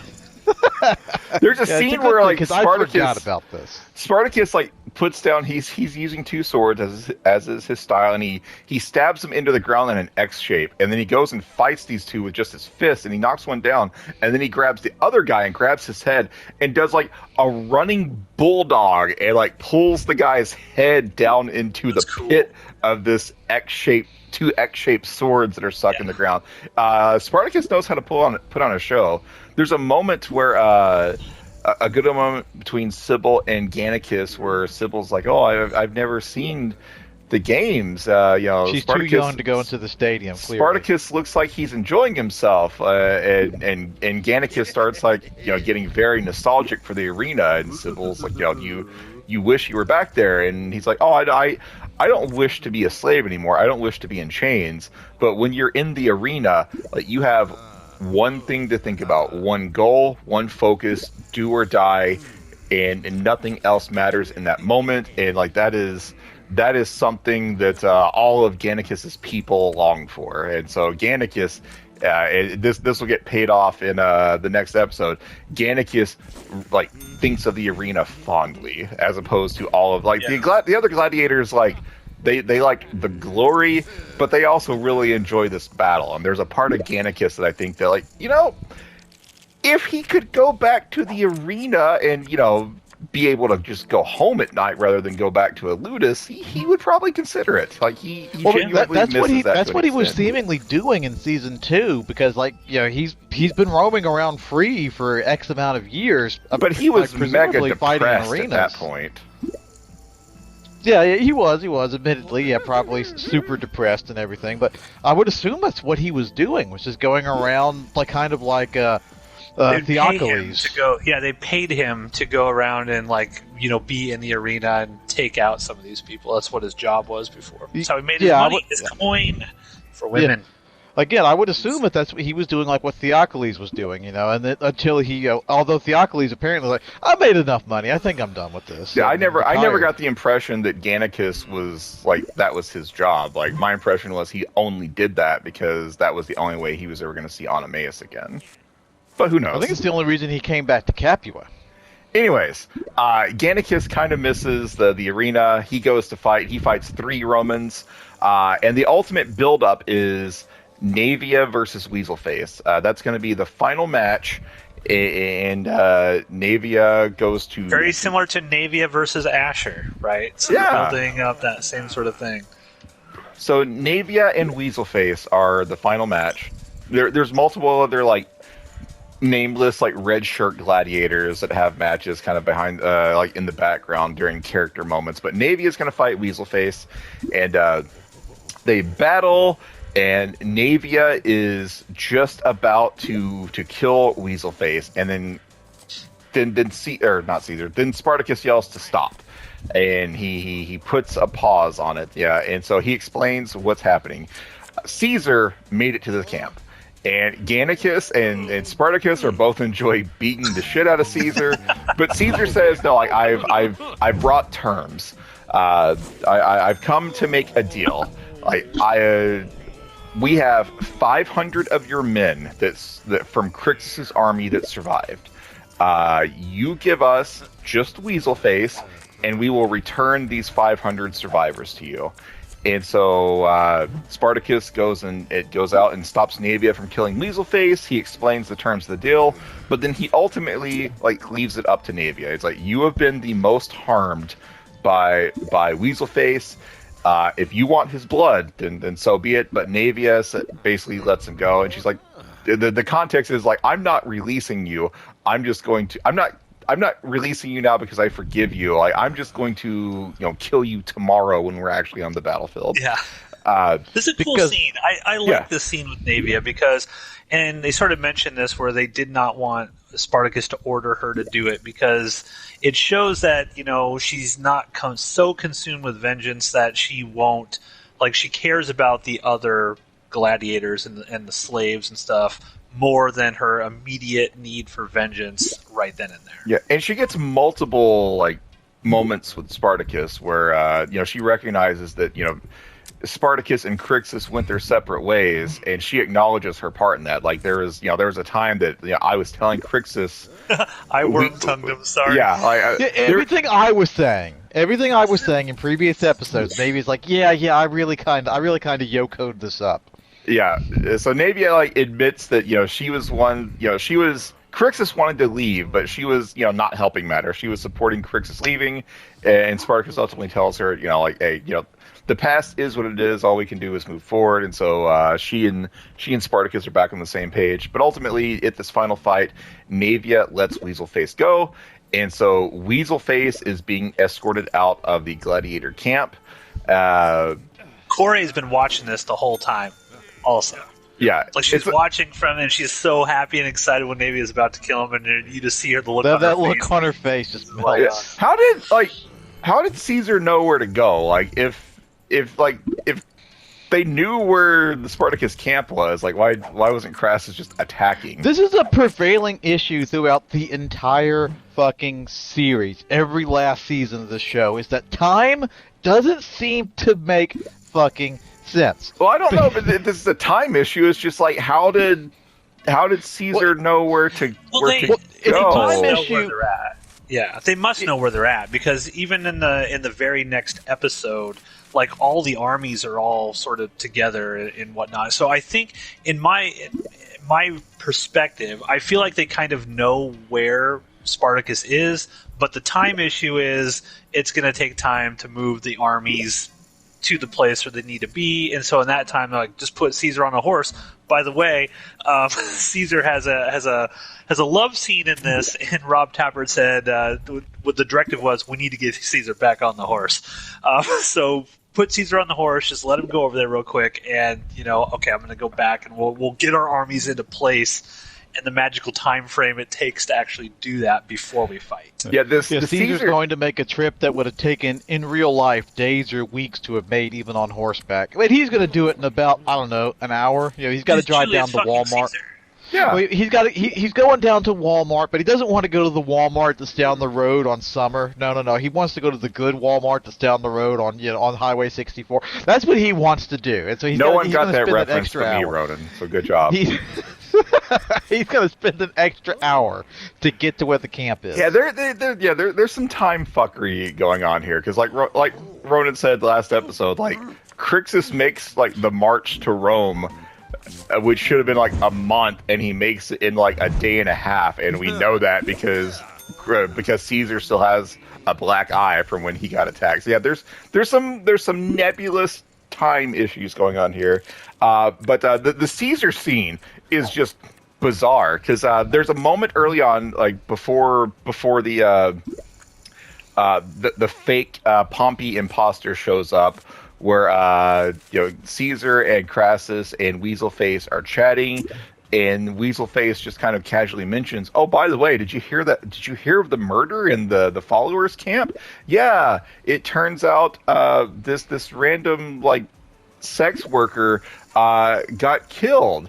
And he says the name, and it's the name of the slave girl that Caesar's that told Caesar. Yeah, she's the one that told Caesar what Weaselface did to Corey. And so Weaselface is like, yeah, it's weird. She was brutally murdered. How could that have happened? And so Caesar obviously knows that, what's going on here. And then later on, Caesar goes to the friend of this dead sex worker slave, and it's like, oh, by the way, I made sure that the person that killed your friend is going to die. Now let's fuck, and they do. It's a very strange scene here. It's like, oh, your friend was murdered. Now let's honor her with some dick. Yeah, we had some fun threesomes. Yeah, the only reason that was there is because they felt like that Caesar had to get his mojo back. That he was so sort of, I guess, emasculated by Weaselface that they needed a scene to show. Yeah, they needed a scene to show that, okay, Caesar's back. Like Rob Tepper said, he's getting back on the horse now. He's back to being Caesar. Well, anyway, speaking of Caesar, Weaselface is being led out of the gladiator camp, and he's happy that he is about to live. And I love Caesar's look on his face when the road home is fraught with danger. Yeah. Weaselface goes up to Caesar and starts talking shit, and he's like, I know what you did. I know that you recognized the fake Pompey envoy, and you let me be captured anyway. Like, I can't wait to tell my dad. And Caesar's like, oh, sure, that's a nice existence you have there. Should be bad if something happened to it on the way back to meet Daddy. In the next hour when we get back to Daddy. In that hour-long drive it's going to take us to get to the tip of Italy. How fucking stupid! Like Weaselface, like it's just Caesar. It's just going to be Caesar and Weaselface. Like, does Weaselface think that he actually has the fighting ability to take Caesar, or does he Roman think hubris? Does he actually? He thinks that Caesar's beneath him now, and that Caesar's like, again, emasculated, that he's the dominant one, and Caesar will just, do what he says. He's sadly mistaken. This is rich bro shit. I've had some experience with these guys, but they're rich only because of Daddy's fucking money, and it creates this extreme ego in them, and that's what he's got right now. And he just got a horrible slap in the face, and he's like, "Oh yeah, don't worry, that hour-long drive it's going to take us to get home. A lot's going to happen in that time frame." Boy. Yeah. He probably doesn't think that Caesar would actually have the balls to do that, to kill him, which is stupid since he just recognized that he put the plan into place to get him captured.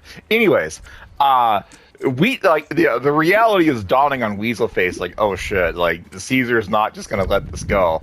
But then Corey was really, really looking forward to watching Weaselface die in the arena. As were we all. Let's be real. And she can't handle that he is about to be set free, and so she stabs him. And so Weaselface is dead.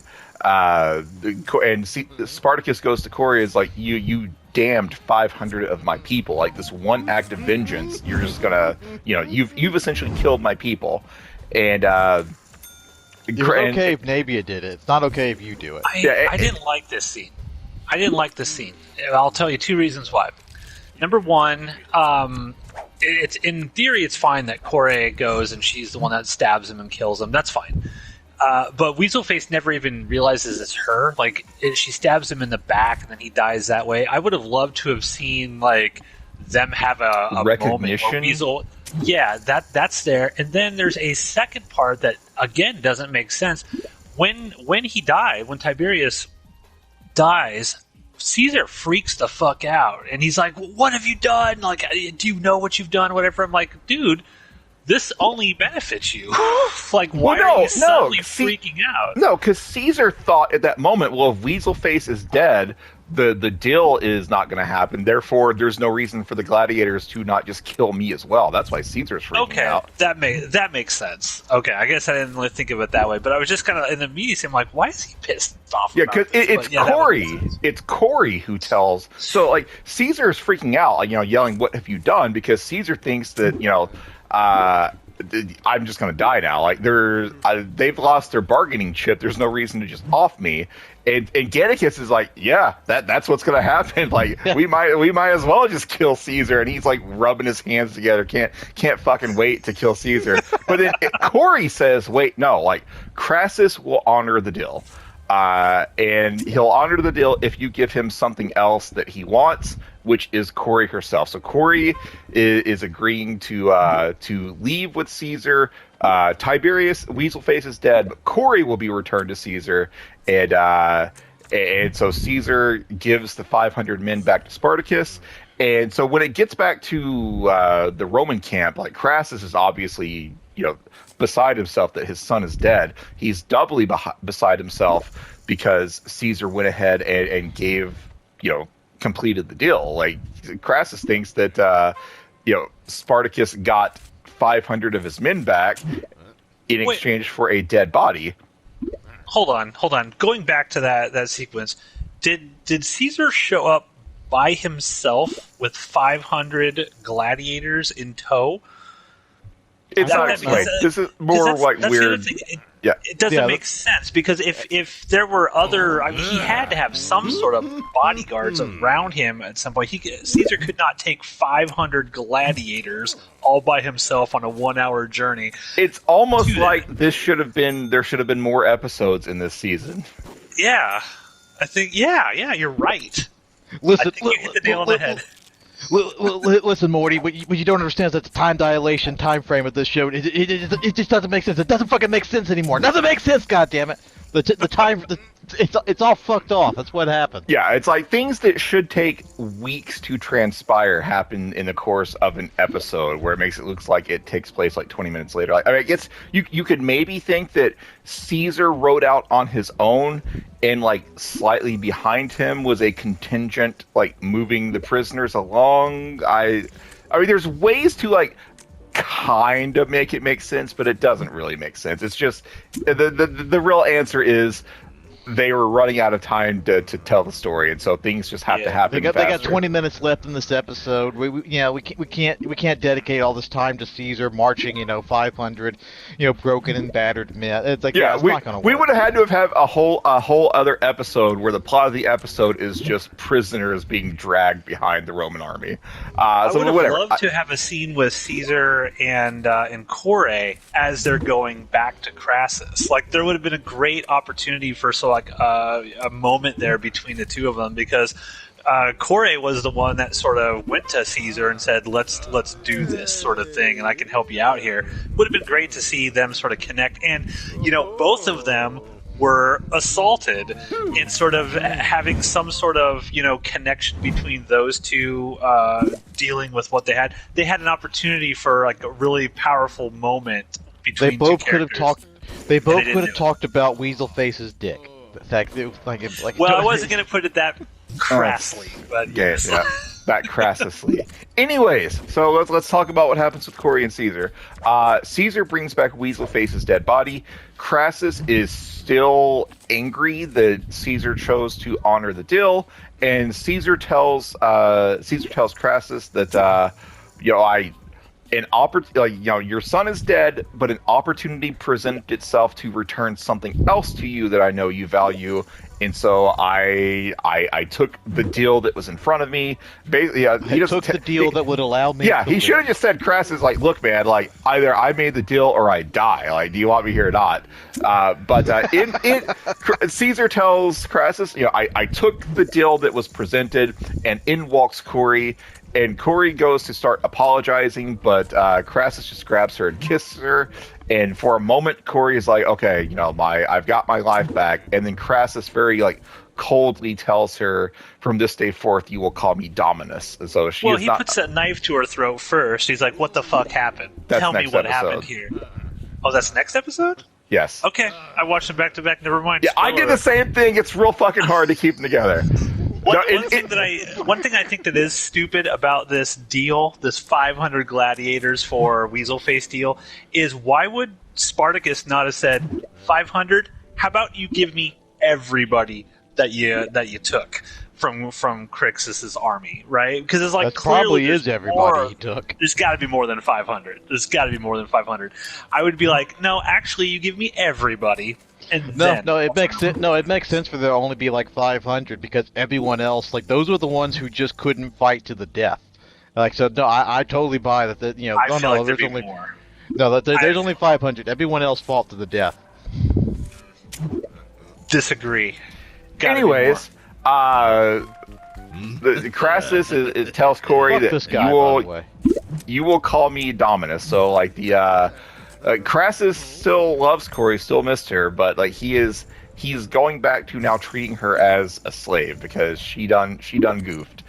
So back at the Spartacus camp, the prisoners are returning to camp, and in comes Agron, and so Nasir is very happy that Agron survived, and I don't know, what happens at the end? I feel like this episode kind of just peters out at the end. Well, Nasir is going through the crowd, and he sees that Spartacus actually, he went into the crowd to find out if Agron was still alive, because it is Spartacus who is helping carry Agron into town. So that's a good bro move. For Agron, yeah, man, don't worry, I got you. Let's get you off this cross, bro. I just apparently my definition of this episode peters out is the funeral scene because I completely forgot about the main end of the episode. I'm sitting here thinking really? So anyways, yeah. So Agron and Nasir are reunited, and so then the actual end of the episode is a funeral pyre. So they build a pyre. They put Crixus's head on it. Spartacus makes a speech about honoring the fallen and all the people that have died, and we will get our vengeance. We will have Roman blood, or we will have a glorious death beside them. And I love that they say everybody's name. Yeah, you get a bunch of nice callbacks. Yeah, I don't know who the. Because that implies that there are still a couple of survivors from the Ludus who would have known who the fuck. I actually went and looked this up because during the fake games, Spartacus walks out with 10 other gladiators or 10 other people that have the fighting ability to actually survive these games. And there's a guy that looks like Rascos, and I was like, what the fuck? Who? Rascos is dead. Who is that? And I went and looked it up, and it turns out it's a guy named Rabanus or something like that. Rabanus, something like that. It turns out there are 4 or 5 gladiators that have been in the show since season 1 that are just constantly in the background all throughout these seasons and ultimately do nothing but fight in battle scenes. And so, yeah, there are... Fuck you, Steve. Fuck you. I didn't even know what I did. Your pair was higher than mine. All right, but yeah, there are multiple named gladiators that have been here since season 1, and they just who is deep throating their mic? Who is what? Are you talking about? I just hear a very loud breathing wind sound in my ear. I don't know what. I hear nothing, so it's probably me. Anyways, as I said, there are multiple surviving gladiators that have been there the entire time. So yeah, there are a bunch of people that would remember names like Duro and Rascos and whatnot. So this funeral pyre happens. Spartacus makes a speech. Everyone's yelling out the names of the people that actually got to have names in this show. And then the end of it is they all start chanting Crixus in unison, and that is I think that's where the episode actually ends. More or less, yeah. All right, Ronan, what'd you think of this episode? Good episode. So historically speaking, this is exactly what Spartacus did when Crixus died. Some of the remnants of Crixus's army managed to get back and rejoined up with Spartacus, and Spartacus captured Roman soldiers and made gladiatorial games out of them.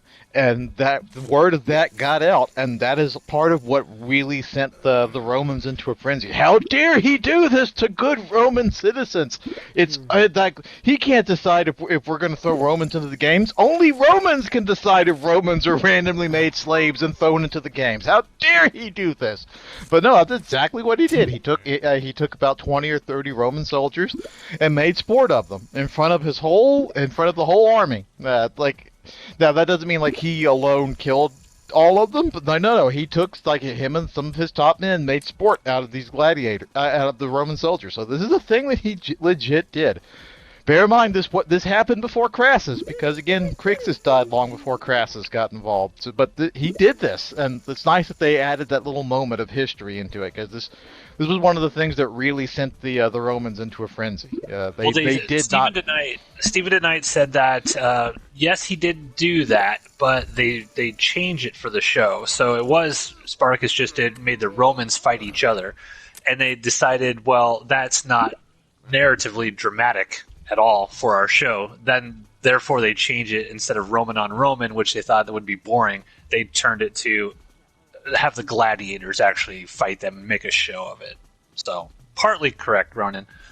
Partly correct. Yeah, well, it's still the point of it is this was a thing that happened, and this was also one of the things that further set the Romans being like, okay, we can't just treat this like it's just like common house slaves that have escaped. We're dealing with something worse.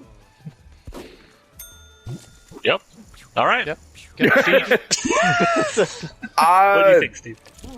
In general, I like this episode. As I said before, one of my favorite episodes of last season was, I think, episode 9, where the gladiators also hold games, but it's just sparring matches between people with issues to kind of get everyone back on the same page. In general, I like episodes where the heroes just get to have a good time for a little bit. And so for that part, I liked this episode, but there's a lot of shit you just gotta hand wave, Caesar being I'll give you 500 soldiers, and then there are 500 of your people back, and then 10 minutes later, those 500 people are at Spartacus's gate. There's a lot of parts of this episode that you just gotta roll with, and I think that holds it back. Yeah. That's I don't even know if that's it's 500 soldiers that must have just been beyond that hill that you just couldn't see them. But we mentioned this throughout our whole the entirety of us talking about the show in general, is that Spartacus in general has not been a very good show of showing us how long it takes for events to happen. We don't even know how long the first season lasted. It must have been at least a year, but for all we know, it was maybe 6 months. It's hard for us to tell. We don't know how long things take place in season 2. This season, I think at this point this is the point where when you magnify it with 500 troops, how did they get from point A to point B? How did Crixus's army of 10,000 soldiers get from point A to point B in 2 hours? While fighting, 3 or 6 Roman armies that the Romans did not have at this point, which is because that's the whole reason they hired Crassus. Crixus was averaging 3 defeated armies a day or something. That's because he's a badass. He's badass, and had Spartacus joined him, they would have taken Rome. They would not have taken Rome. But this is the point where it gets where the time issue, it gets too ridiculous, and you start to notice it. They had to wrap it up. Yeah, on the commentary, and I don't know if we mentioned this previously on an episode, but on the commentary for either this one or the next episode, Stephen Knight did say officially it was 5 years between the ends or the events at the end of the prequel to the beginning of Blood to Sand. So Gannicus was running around the world for 5 years before the start of season 1. Okay. Yeah, because we didn't know that. All right, so that's good to know. Yeah. Now, I actually for this episode. I like this episode mostly because it just, it's like you said, Steve, it's a feel-good moment. You've got, you see them doing their gladiator stuff and being badasses. I do have a lot of questions about this. This is one of the episodes, again, common complaint that we're going to have for the last half of this season is everything is so compressed and just feels so rushed. And that's my main complaint about this one. But ultimately, I feel like my concern was like, okay, are they going to stick the landing here? How are they going to be able to finish all this off? And then we'll talk about the next episode, Victory, whether or not they stick the landing and what our sort of overall thoughts on this show is. So unless you guys have anything else you want to talk about for the next, 10 minutes, I'm done. Are we ready to go on to the next episode? I am ready to cry deeply. So yes, let's wrap this up. Join us again next week for the grand finale of Spartacus.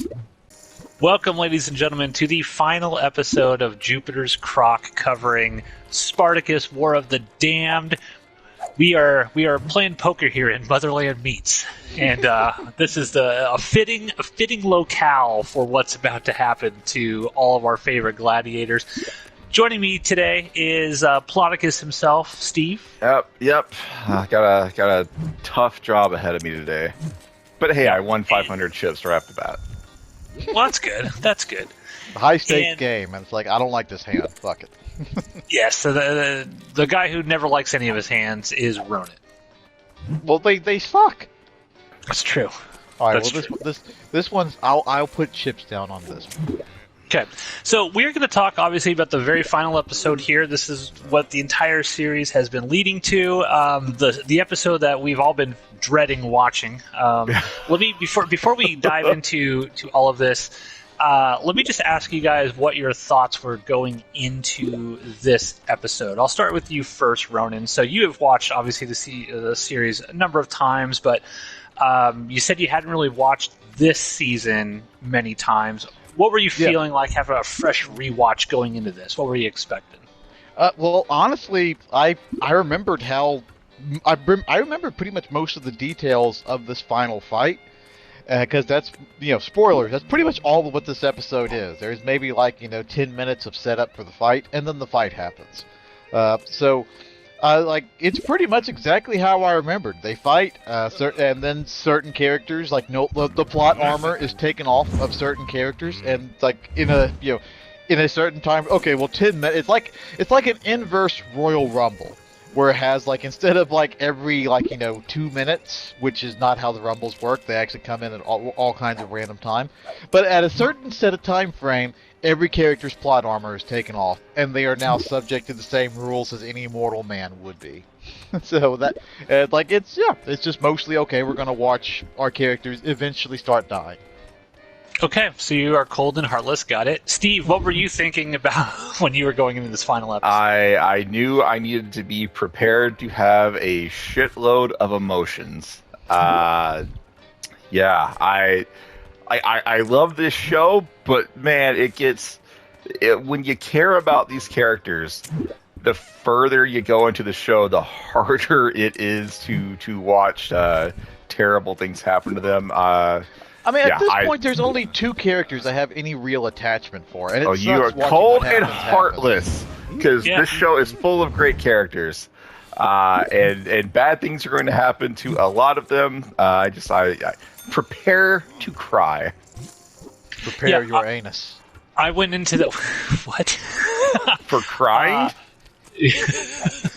I don't understand for what you just said. For sadness, for emotions. Prepare. Okay. What emotions are you having out of your asshole? I went into this. I'd already obviously cried when Crixus died, so already I was emotional from that. And now I'm going into this, and again, I'm just I remember back in the day watching this and just waterworks because I'm just like, oh, and that's great. And just as a plug for Ronan and Jeff and I's Godzilla review, we talked about Godzilla Minus Zero, and I was like, yeah, I saw Godzilla Minus Zero and I cried at the end of it. I never would I ever expected I would cry during a Godzilla movie of all things, but that's not a bad thing. I think when a piece of media can elicit that kind of response from a viewer, that means they've done something right. That means that they have created all these different characters that you really care about, and it's not something to be ashamed about. It's a something to like put up. It's a tally in that piece of art's favor. And I think going into this, I'm sorry, like, oh god, I know what's going to happen. And again, you're kind of steeling yourself for what's going to happen. And I was like, oh well, I've seen it before. I'm not going to cry. Won't happen. Fuck that. Cried. I admit it. But we'll talk about why. Spartacus. All right. Take it away. It starts out with numerous leaders within Spartacus's army are like pillaging across the Roman countryside, and at each villa that's being attacked, a different gladiator yells, "I am Spartacus," and so we see Lugo yell it. Cool. That's a cool callback. Yeah, yeah, exactly. It's a cool callback to like the Spartacus movie where it's like, I am Spartacus, I am Spartacus. Everyone stands up and says, it's a good callback. Yes, for the three of you out there that didn't get that reference, Matt have explained it now. I hope you really enjoyed that. You don't need to be an asshole about it. Shit. My asshole has a lot of emotions, just like Ron. I told you to prepare your anus, damn it. My asshole is just bawling right now. Anyway, so we see the three that I remember are Gannicus, Lugo, and Nasir all get their I am Spartacus moment. And so why is this happening? Well, we cut over to Crassus and Caesar, and Caesar's like, they've got a map up, and they're putting their little Spartacus army icons all over the map. So many maps. Steven tonight said that he's like, we had to put maps in every episode. You didn't let me get a chance to go all in on this hand, but there it is. 7. Son of a bitch. Well, there's maps, and they're the little little blocks that they put to represent armies. They put them over all these villas, and they're like, Spartacus is. Caesar's like, what the fuck? Spartacus has magic. He has superpowers. Look at this speed. And Crassus is like, shut up, you idiot child. And Crassus is like, this is clearly a trick. Like, Spartacus is not at all of these places. So once again, Crassus sees through Spartacus's bullshit. So Crassus doesn't know where Spartacus is, but he knows that this is a trick. But then we cut over to Spartacus, and the trick is not for Crassus. The trick is for Pompey. Spartacus knows that Pompey is on the way, and so Spartacus is at a point where he knows that, we're fucked. Like, we can't fight two armies. Odds are we can't fight the one army in front of us. Our goal now is escape. Escape, not for us, but escape for the people that can't fight. The untrained people, the weak people, the injured people, they are going to cross the mountains and hopefully just scatter and flee and be free. And Spartacus and the people that can fight are going to stay behind and fight Crassus. And so the him telling his people to go and pretend to be Spartacus, that is so Pompey won't know where to go. That's the goal is to confuse Pompey, delay Pompey, and that will let the non-fighters cross the mountains and flee. It's a good plan. That is Spartacus's goal here. And Crassus is very upset because he knows that he knows at this point that if Spartacus gets past the mountain, he can't follow, or he can't take a giant army like he has through the mountains. And across the mountains, Pompey is somewhere out there. And so Crassus is like, okay, we have to attack now. If we wait any longer to attack, Pompey is going to get the glory because Pompey is going to cut off Spartacus's forces. And so Crassus and Caesar and Corey all have little moments together. Corey is now in chains. She has a giant chain around her neck, and then coming from that like big it's a collar essentially. So she's wearing a slave collar, and there's a chain coming from it down to her hands. Like she is like, think of like, you know, the freedom that she had to move around Crassus's camp previously. She is now locked down, and so she tries to tell Crassus, hey, please forgive me. Like Crassus doesn't know that she killed Weaselface at this point, but please forgive me. If I could reverse time, I would. And Crassus is like, you fucking did this. You're gonna live with it now. So Crassus still like cares about her, still wants to keep her around, but he also at this point really wants to punish her for her actions. And to further that, like she says that he has not even asked her why she left yet. Like he doesn't care. Like whatever her explanation is, at this point, he doesn't think it's going to be good enough for him. So he's not even going to ask. Like, you fucked up. I don't care why you fucked up, but you fucked up, and now you have to live with the consequences. So that's what's going on with them now. Spartacus has said his goodbyes to everyone. He finally gets Gannicus to agree to a leadership position within the camp. And so Gannicus is going to, be Spartacus's equal rather than just a soldier at this point. Gannicus. Quick thing about that. So the actual Gannicus scene where Spartacus is kind of alone in his tent and he's trying to figure out like, what the hell am I going to do here? And Gannicus walks in. So there's a whole bunch of shit with this episode that was added by the director that Stephen DeKnight didn't really have anything to do with. So basically, Stephen DeKnight wrote this episode, and then this director, Rick Jacobson, was like, actually, I'm going to add all this stuff. So this scene between Spartacus and Gannicus was not even originally in the script. And the director basically was like, we have to have something with Gannicus and Spartacus because we got to pay off this storyline of Spartacus, basically trying to get Gannicus to become a leader and explain to him why he needs to be a leader and why he needs him. So that was added in here. Keep talking about that while I turn down the music in this game, because now suddenly I hear crappy music too. Yeah. There we go. And so much better. The other thing that I think is cool is when Spartacus is doing like his he is giving kind of his speech to the weak and the women and the children and the men who can't fight and everything like that.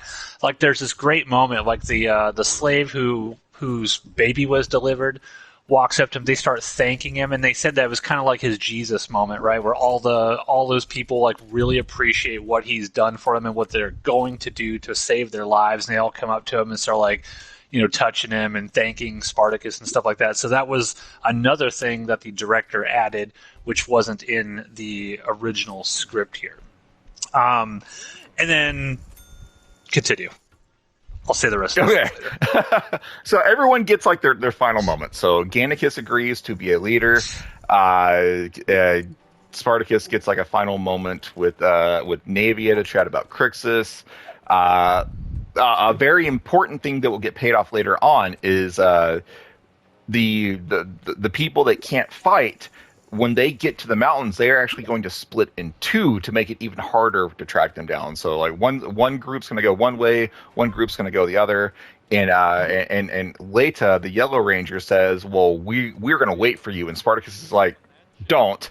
Spartacus, knows the chances of him coming back from this are slim. But the important part here is this group of non-fighting slaves is going to be split in two. Agron has a moment with Spartacus because Agron walks in on Gannicus's and Spartacus's meeting and is like, "Hey, I'm ready to fight." And Spartacus is like, "Oh yeah, pick up the sword." Oh, that's cute. and Agron can't grip the sword because his hands are fucked up because he got crucified. And so he walks away, and Gannicus is like, he's more more dead than alive, and yet he'd still fight for your cause. And Spartacus says, "My cause? Like, really? Like, you still don't care about our cause that much?" Yeah. And that's what prompts the final conversation that forces Gannicus to step up. Meanwhile, Agron goes and has a moment with Nasir. And at this point, yeah, Spartacus has told Agron that no, you have to go with the non-fighters. You can't hold a sword anymore. And so Nasir takes a like I don't know like if there's a moment that I missed where he found all this stuff, but he takes a shield and attaches a blade to it. So now Agron has this like cool like shield blade gauntlet, and with the red serpent on with it. a red serpent on it, which you might remember from like the very first episode of the series. So Agron is going to go fight, and he's got this cool blade gauntlet. And Nasir is going to stay with him because Agron recognizes that sending Nasir away previously was a mistake, and Agron should never have left. And so Agron has another moment with Spartacus, and Agron's like, Spartacus, I'm staying and fighting, and Spartacus is like, we've talked about this already, and he's like, yeah, we talked about it, and like I'm staying. And there's a moment where you think like Spartacus is going to reiterate that no, you have to leave. But then Spartacus has a change of heart and says, to Agron, like, you were the last of my brothers from Batiatus' Ludus that is still alive, which, as we mentioned last episode, is not true. There are a bunch of red shirts that have been there from the beginning as well. But Spartacus says, you are the last of my brothers from the Ludus. You honor me by fighting with me again. And so Spartacus is, knows that he can't talk people away from their own path. And so he's going to let Agron but that's walk a cool his. scene. Yeah. Agron's a bro. He's going in. He knows he's going. Well, he thinks he's going into his death with his brother, and that's cool. Yeah, 100%. Agron is my favorite, as I've said. And so I maybe we interpret this to mean that Agron is the last of the people from the Ludus that like actively planned that was good the enough rebellion. to be in a leadership role. Yeah, but or like, just bad writing. Could just also be bad very writing. possible. That's very possible. Anyways, Agron is going to be a part of this, and so now it's the final fight. Spartacus is plotting, and we'll see what all of his plotting pays off in a little bit here. But Spartacus, he thinks he's going to lose, but he's not going to make it easy. So he's got plans, and all throughout the beginning of the episode, we see people just building shitloads of things that are going to come into play later. But ultimately, it's time for the fight. Spartacus sends the non-fighters away, so they're crossing the mountains, hoping to get past the mountains before Pompey shows up. Meanwhile, Spartacus is going to turn his attention towards Crassus, and the armies line up across from one another, and they're getting ready to fight. And then out comes a rider on a horse from Crassus' side. A lone man on a horse rides out to Spartacus, and Spartacus grabs a spear and throws it at him. And the guy's like, "Fuck! Like, I'm not here to fight. I'm just here to promise. I'm here to bring a message." Cold reaction to this too. Yeah, so I just bring a message from the Imperator, and Spartacus just casually asks for another spear, and he twirls it around, and he points it at the guy, and he says, break words and pray to your gods I find them worthwhile, or something like that. It's a cool line that I'm sure I fucked up. And so we never actually see the message, but we see, we never hear the message, but we learn, ultimately what the message was about. Crassus is up on a hill overlooking the armies, and he's got Caesar and like maybe 10 other Romans with him. And what happens is Crassus has requested a meeting prior to the war. And so Spartacus takes 10 of his people and goes to this meeting.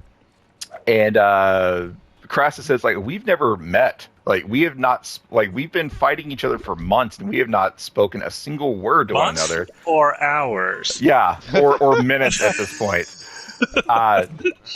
So Crassus, in a cool moment, Crassus takes out his sword, and all the gladiators are like, "Oh, fuck yeah, we about to fight." So they pull out their swords, but then Crassus just hands his sword to Caesar. Gannicus starts smiling. They do that great thing where as soon as the swords come out, Gannicus just starts smiling. It's like, oh, let's do it, man, let's do it. Yeah. Keeping in character all the way to the very end.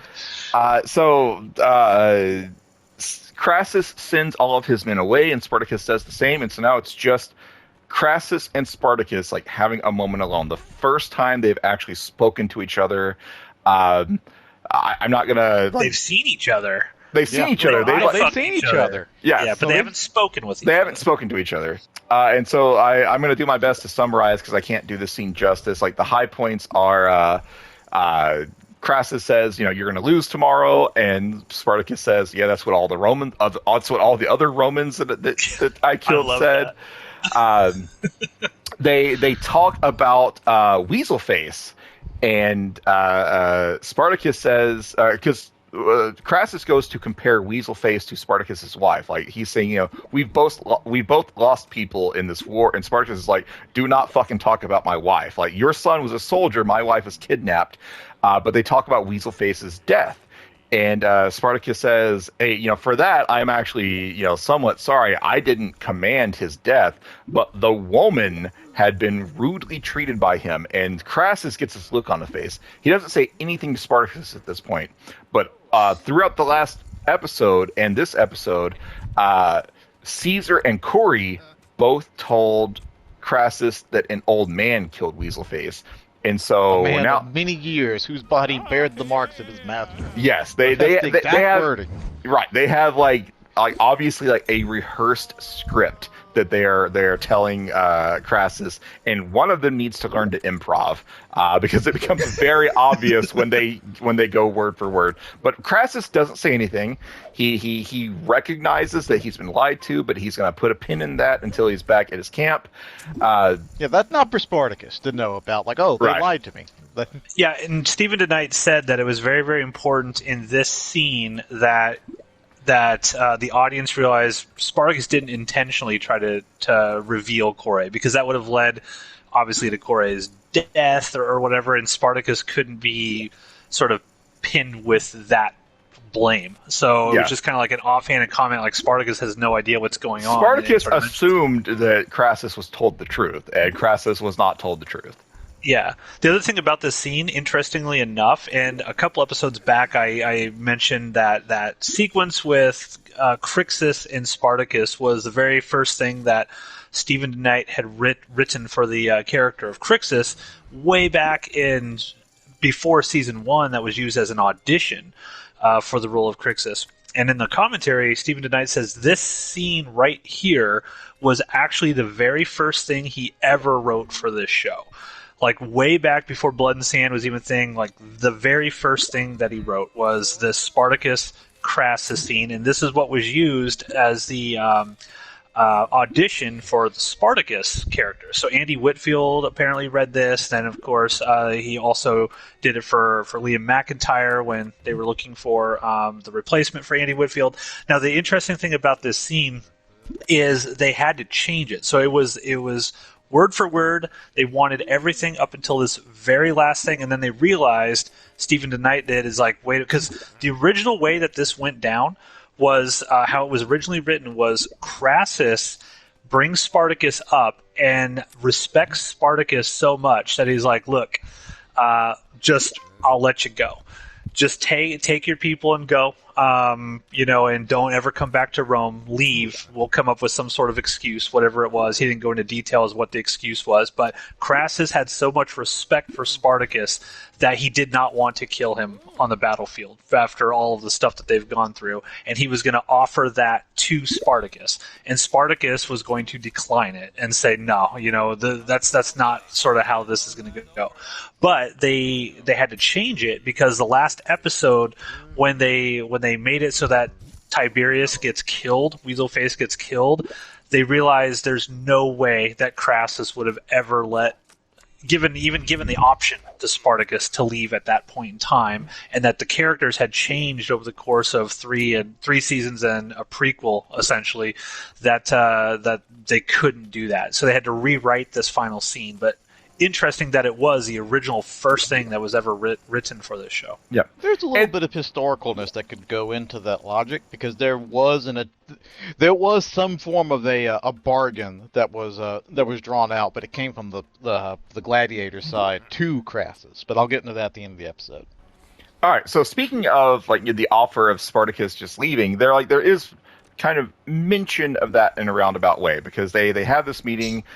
Spartacus, lets the Corey cat out of the bag unknowingly, and they talk about, what would happen if Spartacus actually wins. Like, if Crassus wants to know that if by some fucking miracle you actually beat me tomorrow, like, will that be enough for you? Will you say that justice has been served and now you will just leave and leave Rome alone? Crassus wants to know that, like, at minimum, even if I die, will my home be safe?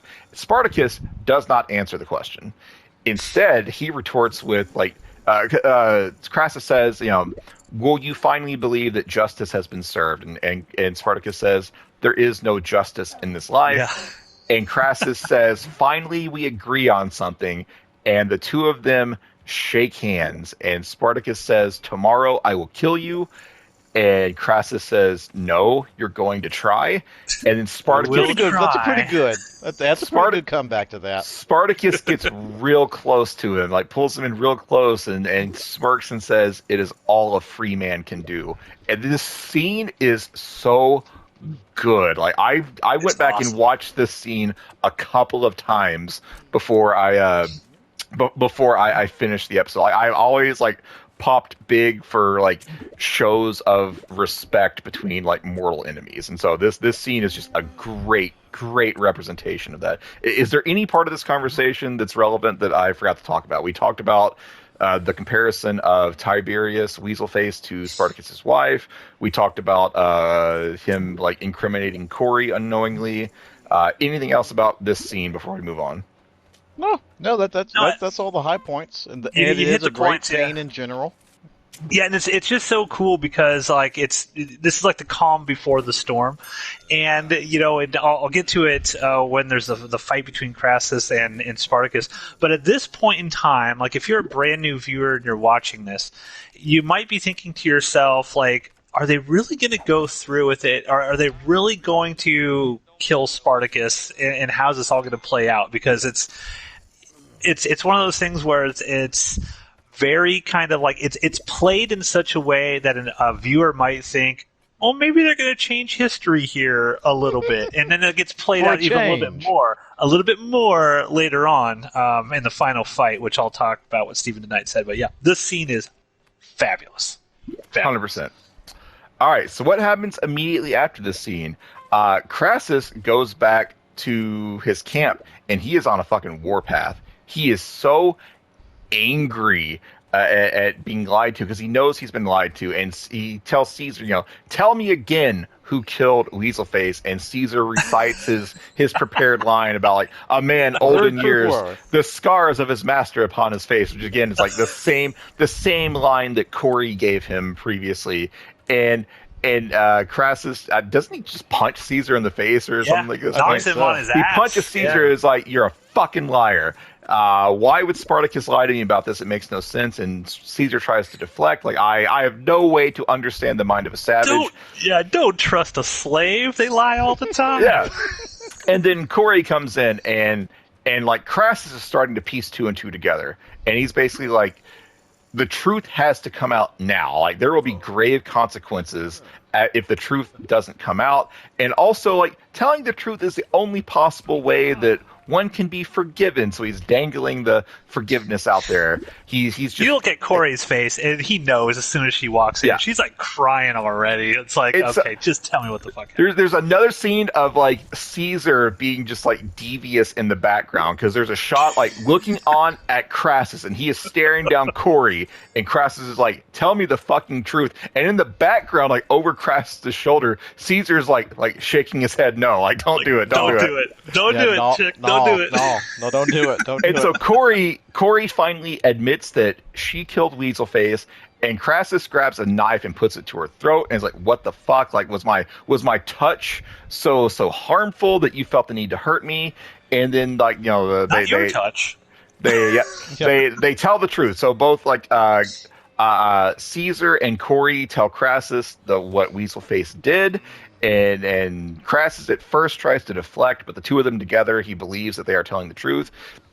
And so he's like, well, why didn't you just tell me? And Corey says, well, I tried back when we were on the Melia Ridge. And Crassus has a flashback where he essentially told Corey that, there's nothing a son can do that is so bad that a father couldn't forgive. And so Crassus realizes that he actually played a role in Corey, who he loves, leaving. And so Corey, he forgives Corey, like they're crying. He apologizes to her over and over again. And he says, I will, after this war, this will be a distant memory. Like we'll be good again. Everything's going to be fine. Super pinky swear promise. And, we'll see how that pays off later. Yeah, ominous payoff. Get that close up of his eyes, and his eyes, they don't look like there's going to be a good happy ending here. No, but at the moment, like Corey believes that everything is going to be all good. Anything else that we need to talk about before we get to the final fight? Or are we there? Did I forget anything? I think you pretty much got it. No, good job, that's the bulk of it. Now it's just people start dying in a line. Yeah, so now it's time for the fight, and Spartacus is lined up on one side, and Crassus's army is on the other, and they start charging at each other, but then Spartacus tells people to stop. And hold the line. But so Spartacus stops, and Crassus's forces keep marching, and then they fall into a giant trench that Spartacus. When did they? I was asking myself. You gotta just go with it. Spartacus dug 2 hours and they dug this huge. Spartacus dug a Overnight. giant trench and then covered it, and then covered the covering with dirt so that you can't tell that there is a trench there. And also they had time to put spikes in the trench. And so all of these Romans fall into this pit and get impaled. And Caesar's like, that devious motherfucker. We gotta, we have to regroup. And Crassus is like, no, we're gonna fight this fight. Start shooting arrows in. But Spartacus's plan is not yet done, because when the rebels start firing arrows into the troops, Crassus calls for testudo, which they shield up to block out the arrows. And so Spartacus is like, cool. Spartacus also constructed these giant ramps that they use to bridge the trench. Also hid them in the dirt. And they Awesome drop these ramps on top of the Romans, and the Romans are unwillingly supporting these ramps because they are in testudo formation. And so now Spartacus takes his army across the ramps to attack the Romans, and the Romans are not prepared for it. And Crassus is finally like, fuck this, start firing arrows and balls of fire into this fight. And Caesar is like, because Caesar fully believes in the ends justifying the means, but he actually does care about Roman life in a way that Crassus does not. And so Caesar's like, you can't kill our people. You're going to kill the rebels, but you're going to kill the Romans too. And Crassus is like, it has to happen. And so Caesar goes along with it, but he's not happy about it. And so the Bastilla and catapults are firing into Spartacus's army, and also getting some collateral Roman damage. And then here comes Gannicus on horseback with a bunch of cavalry. Leading. Yes, Gannicus as a leader, leading this group of of gladiators on horseback, and they come up behind Crassus. So Crassus is in the middle. They've got Gannicus on one side, Spartacus on the other. Classic pincer maneuver. And so Gannicus and Gannicus's forces, they take over the Roman siege weapons, the giant catapults, the Bastilla that shoot 1,000,000 arrows out there. So Gannicus takes these over and aims them directly at Crassus. And so Crassus's army is being shredded by their own weapons. Rob Tappert said, if only Saxa had been a little better shot, there would have been a different ending to the show. Because these arrows go right by Crassus's head on both sides, within an inch of his head, and they both miss. Yep. So Crassus sends Women Caesar. do be missing. Crassus sends Caesar to go and like reclaim the Bastilla and stop what Gannicus is doing. So there's just, I can't describe all of it. There's just like a massive fight going on. Several people are dying. Lugo. This looks like they put all the money Lugo they did had it from the first barrage of oil fire. Lugo dies early on, but he gets set on fire by one of the catapulted fireballs, and he is on fire and still beating people with his hammer. And like his last words are like "fuck your mothers," and then he gets his flaming body gets stabbed and he dies. So again, we mentioned this in the previous few episodes. We have a habit of like looking up these actors and seeing what they have done since Spartacus. Lugo has also done some voice work for Power Rangers, so that's a third Power Ranger connection in Spartacus here. They're adding up, guys. I looked at Liam McIntyre. He voices Aquaman in one of the DC animated movies. Yeah, and he was also Weather Wizard in the Flash. Weather Wizard in the Flash. Yep, there was a lot of Spartacus and Arrowverse crossover as well. I don't even know what to say. It's just a giant fight. There's a point where Crassus has had enough, and he calls out Spartacus and charges Spartacus on horseback, and he gets yanked off of his horse and injured. And so his Roman friends carry him away to, I think, the same hill that they met on the day before. Caesar and Gannicus call each other out, and they fight, but people are just dying. The rebels are getting overwhelmed. Gannicus beats Caesar. Yes, Caesar also deals the death blow to Navia. It's just like a real quick kind of they don't draw that out either. They fight. Because she stabs him, right? And then he swings around with his sword and hits her in the throat or something. She gets brought down to her knees, and he takes that sword and just does the impale through the collarbone thing. Just right. Shlink, but that's it. He's done with her. I think he cuts her before she falls to her knees. Is what I'm saying. Because if I remember, she stabs him or something, and he wildly swings his sword back because he doesn't know what happened. I think I remember that as well. Yeah, I think and then she gets her throat cut. Ultimately, and then he does it. Gives her the gladiator deaths. Caesar kills Navia and takes Weaselface's sword back because now he is Crassus's word and will. So this word and will sword has passed between 5 different people at various points. Anyways, Navia dies. Gannicus beats Caesar, but then Saxa dies too. Don't forget about Saxa. She dies saying, "I finally died with you in my arms," or whatever.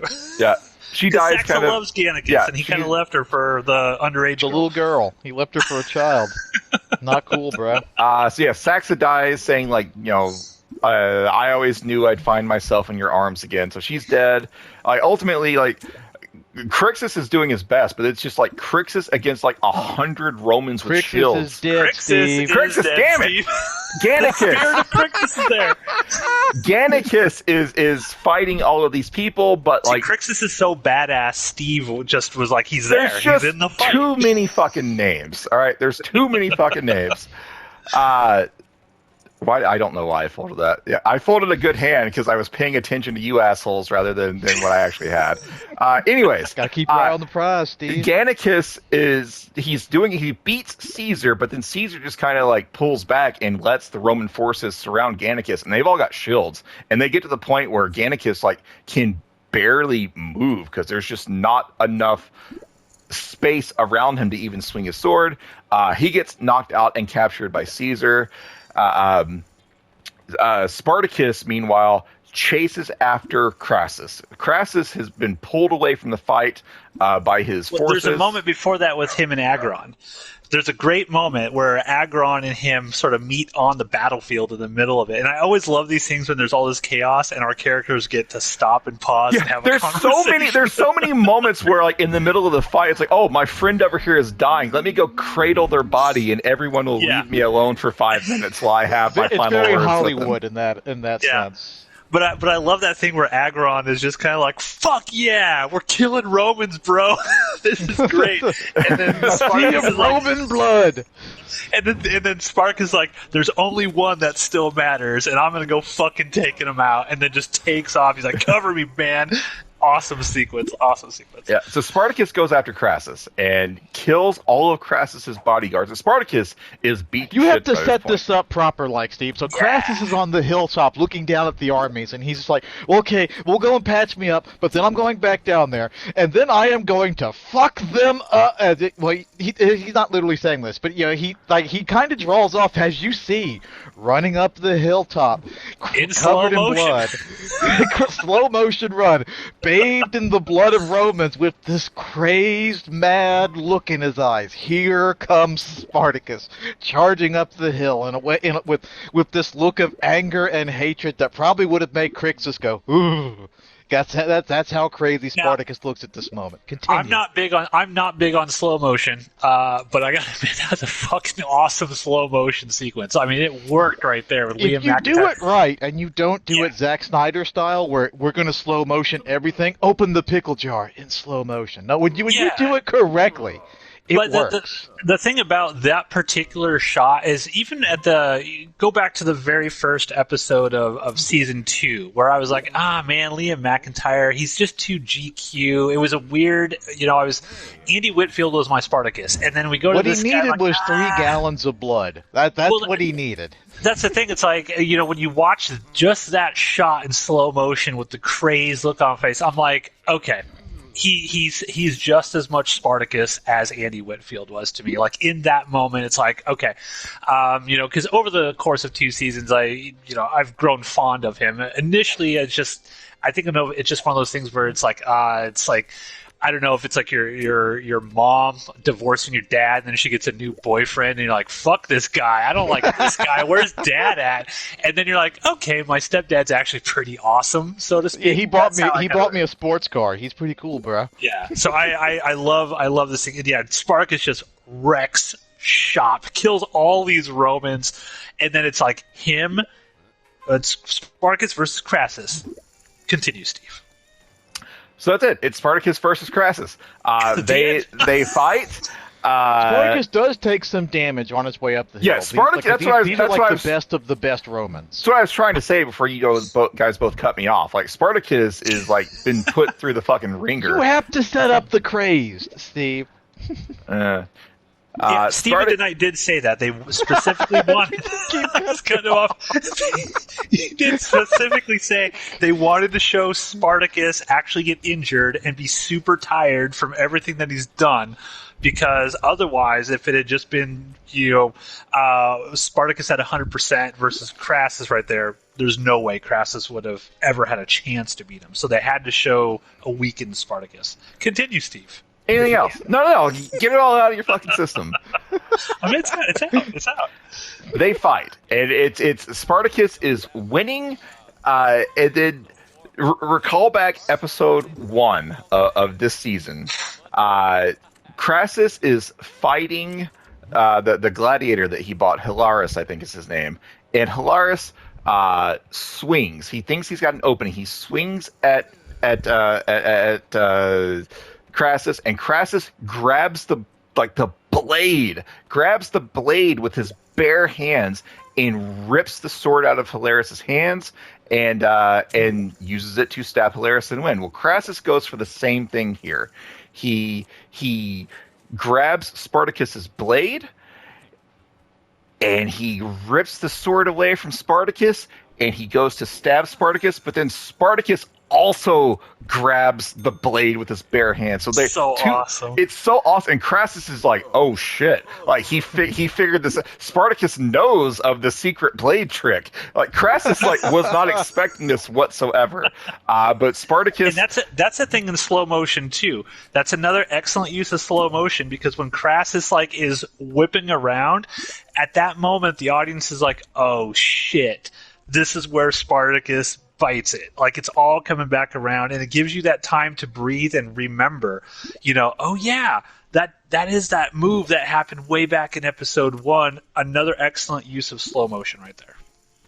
Yeah, so Spartacus has the blade as well, and doesn't he? I think he just headbutts Crassus. Ultimately, they don't use the sword, but so Crassus is down, and he is at Spartacus's mercy. Spartacus picks up the sword. He's about to end this war, and then a spear goes through Spartacus's back, and then another spear goes through Spartacus's back, and then Spear, good God, So King, brutal. spear. a spear goes through his leg. And so there's 3 Roman soldiers that made their way up the hill, and they all pull out their swords, and they are about to finish off Spartacus. But Crassus says, wait, I'm going to do it. Crassus wants to kill Spartacus.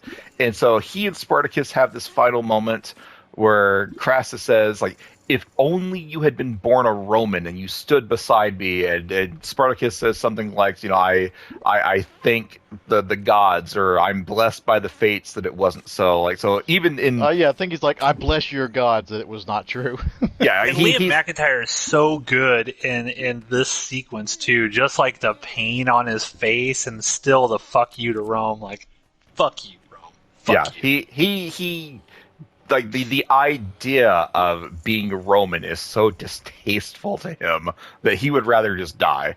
And so and he's accepting death. Like he kind of tilts his head back, he closes his eyes a little bit. There's also a sequence that I forgot to mention, that like when he's like clanging swords against Crassus, he's every time like he swings a sword, like he gets like a vision of like Varro and his wife and like all of the people that he cared about that have died. So many good callbacks. But at this point, he's on his knees. He's got 3 spears in him. He closed his eyes and he's waiting for Crassus to just finish him. He's gonna go see his wife. Remember, He's gonna go see his wife. He's got that weird piece of that weird like fabric that he's been carrying around for 3 years now.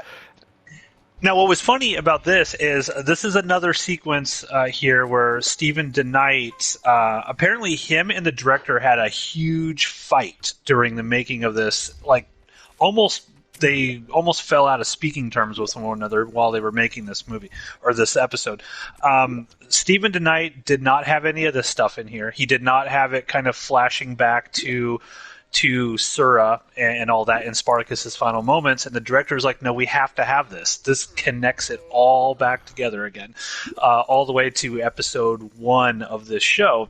Stephen DeKnight hated it. He did not want it to happen this way, and eventually he relented, and this is what we got. The other thing that's why Stephen DeKnight fucked up Pacific Rim 2. That's exactly why he fucked it up, because he doesn't have goddamn sense, apparently. Because the director is totally right. You needed all this shit. Yeah, I 100% agree. The other thing that was a big sort of thing was Spartacus. I guess the big debate was Spartacus needs to die on the battlefield. Like, it was a huge fight between them, or an argument basically saying, and I think if the audio commentary track, because they don't go into a ton of detail as to what, because it's the director and Stephen DeKnight and Liam McIntyre on this audio commentary track together. So, and they're all acting nice to each other and stuff. And Stephen DeKnight says, yes, you were right about all of this stuff. I was wrong. So they're not being antagonistic towards one another.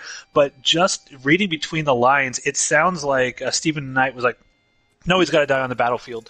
That's where Spartacus needs to go. And the director was like, no, we have to have this sequence. Number one, Crassus can't defeat him. Right, we have to show that Spartacus beats Crassus, and Crassus was going to die, and it was again Romans stabbing people in the back is the only way in which Spartacus actually lost this. So he didn't lose a fair, a fight 1-on-1 with Crassus. And Ronan, why did you go all in on that? I thought I had the better side card with me. Well, you were wrong. Anyways, continue, Matt. Yeah, so all of us sort of big fight about that, and then I think it was the director who was like, "No, we need to have Spartacus." And we'll get to it. The scene after what happens here, and that sort of sense of closure. And there's even more stuff that the director added in that final scene with Spartacus as well. But I just find it kind of really interesting that again, the writers. Side note. Starz was pissed off that they killed Spartacus in the first place. Apparently, the executives at Starz were like, "Do we really have to kill Spartacus? Because the audience won't be able to, handle that. How are they going to handle Spartacus dying?" So the plan was always to kill Spartacus, but it was the way in which it went down that was, I guess, the big argument. And I find it really interesting. And this is an aspect of the collaborative filmmaking process that I think people don't really pay close enough attention to is when, like, Stephen Knight, of course, he's a writer of all this stuff. I mean, he wrote most of these episodes, I think, and he's the overall showrunner, and he had a specific sort of vision and what he did with this episode. But the director, and every episode is like different directors, right? I mean, I think there's been a few that have done multiple episodes, and I think Rick Jacobson, the guy who did this finale, is also one that did multiple episodes. But it just goes to show, it's like all of the little touches and flares that the director put in this had made this episode so much better than if it had just been what Stephen DeKnight put on the page. All these little things, especially with the last scene, and we'll get to it when the rain starts. That was something Stephen DeKnight hadn't even considered, and the director's like, "I'm just going to do it. We're gonna make it rain right here because that's what this scene needs." That is like again a perfect sort of coda to everything that this show has been about, and Spartacus and all that. So this is how it works with filmmaking. You know, collaboration. Not everyone is, you know, a Quentin Tarantino that has everything in their mind. You get other talented people and improve the stuff that you're doing. And just a big props to the director, Rick Jacobson, for this episode, because I think he did a fucking great job. Yeah, it's one of those things where it's like, up until this point, every time you brought it up, it's like, yeah, Stephen DeKnight, like, yeah, he's had a real good handle on this. And then suddenly this last episode's like, oh, no, he needs to go out like a punk. He needs to go out like a bitch. There needs to be no callbacks to nothing. It's like, wow, I didn't realize you were so not in touch with this stuff. Wow, okay, that's well, I don't know Pacific if it's Rim 2 makes a lot more sense now. Well, I don't know if it wasn't that he wasn't in touch with it. I think that when you're writing something like this, I'm sure they were under all kinds of pressure. You know, if you're writing the finale of this show that you've spent 3.5 years essentially of your life making, there's all kinds of pressures on you in terms of like, I got to make an awesome finale. And Stephen DeKnight even said, he's like, when he delivered the script, he didn't even think it was possible to film. He did not think that Starz was going to give them the money that they needed to make. Because to be fair, that makes sense. That thought awesome. Makes sense considering how this whole season has lacked funds for episodes. So yeah, that makes sense. This battle sequence, the battle's pretty much over at this point for us talking about. But I just want to commend the battle sequence itself. I mean, there's not tons of people on the battlefield, but they make it look like there's tons of people on the battlefield, and they do a really, really great job of really, I think the CG looks really good in this. The background plays. And they say this over and over on the audio commentary track. They're like, we shot nothing in this show outside. Nothing. Everything that was ever in this entire series was shot inside of a studio with green screen behind it. If it's an outdoor scene, we just put dirt on the ground and we put a green screen there. And they fought and they did all their stuff in front of a green screen, or we built some minor sets that we could move around when they're like inside of a ludus or something like that. Like every single thing is done inside of a building. I have so many regrets right now. So do I. I had a king and I had a 4. Okay. Well, that's all I got to say. I think it looks awesome. It looks great. Continue, Steve. What happens? How does Spartacus get out of these 3 spears inside of him? I will get to that right after I pause this and start a new recording because you guys talk too much. Okay. Well, you were correct, Steve. You were correct in your assumption we were going to need that. So all right, the last thing on this part is going to be you saying that I'm correct and pause. All right. So what were you fuckers talking about? It's time to restart this. Well, Steve, I think some damn fool gave you credit for being right. So there's that. Yeah. That's what we were talking about. I said, Steve, how does Spartacus get out of having 3 spears in his body? Is he gonna make it out alive in this sequence? He's probably not. He's gonna make it out alive of this sequence, but probably not the next one. But in comes Agron. Agron and Nasir come and rescue Spartacus. They kick Crassus over the side of the hill. They kill the Romans there. They grab Spartacus and they flee. Caesar runs after Crassus and finds him, and they're like, thankfully you're safe. And Crassus is like, fuck safety, let's get back on that hill. Let's go get Spartacus. There's that moment though where Agron wants to go down there. There's that great moment where Agron sees Crassus down there, and it's like, Agron, just fucking go down there. Go down there and take it. And then Nasir is like, help, we need to look Spartacus. And then he turns around and is like, well, Agron could have ended the war right there. Nasir, give me your spear. Okay, let's go. So I That's all blame it would have Agron. taken. Ultimately, I blame Agron. It's Agron's fault that this war didn't end. What do you mean? Yeah, The war Steve, how do does you- end. Well, okay, that's fair. Matt, you phrased that poorly. In the favor of the gladiators and the slaves. No. Was by killing this point, Crassus going to magically bring everyone back to life? Like, the war is lost. Oh yes. No. They would have won. There he goes again with his headcanon. By this point, the remaining slave forces have already been more or less boxed in by the Romans. They weren't getting out. Agron could have walked up on that hill, held up Crassus's severed head, and said, "Lay down your arms," and they all would have. They would have just started chunking arrows at him. Both Just give you commanders guys are shit. dead at this point, but I'm then giving you Caesar guys assumes control, and shit. Caesar gets the God. victory. fucking taking everything Are you- so are you seriously, guys- you sensitive, Are you delicate guys flowers. done yelling and popping the audio on this? Thank you, Ronan. Thank you for not having a fucking indoor voice. Anyways, Agron, Crassus goes back up to the hill, and Spartacus is missing, and he has a conversation with Caesar, and Caesar's like, once again, the gods fucking favor him. He's going to survive this, and Crassus is like, no, like, he might not die here, but he is mortally wounded. Crassus is sure that Spartacus is going to die. And so Agron and Nasir have taken Spartacus over to across the mountains over to where Yellow Ranger is. And remember, the slaves that were fleeing, they split into two groups. And Yellow Ranger had told Spartacus, we're going to wait for you on the other side of the mountain. And it turns out she actually did that. And so Agron took Spartacus there, and Spartacus, he wakes up, and first everyone's like, "Oh yeah, he's great. We got to get him out of here. Let's get him to safety." And Spartacus is like, "No, like I just want to stay here." They And try lifting him up, and he's like, "Oh!" Like the guy's in pain. Like, well, you can't move this guy. yeah, so they're gonna they want Spartacus to come with them. And Spartacus says he wants to rest, and Nasir or Agron or someone's like, we can't rest. It's not safe here. And Spartacus is like, I know, you can't stay, and I can't go. And Spartacus is just like accepting. He's accepting his death at this point. And so everyone wants it at this point. Yeah, he's having like final moments with people.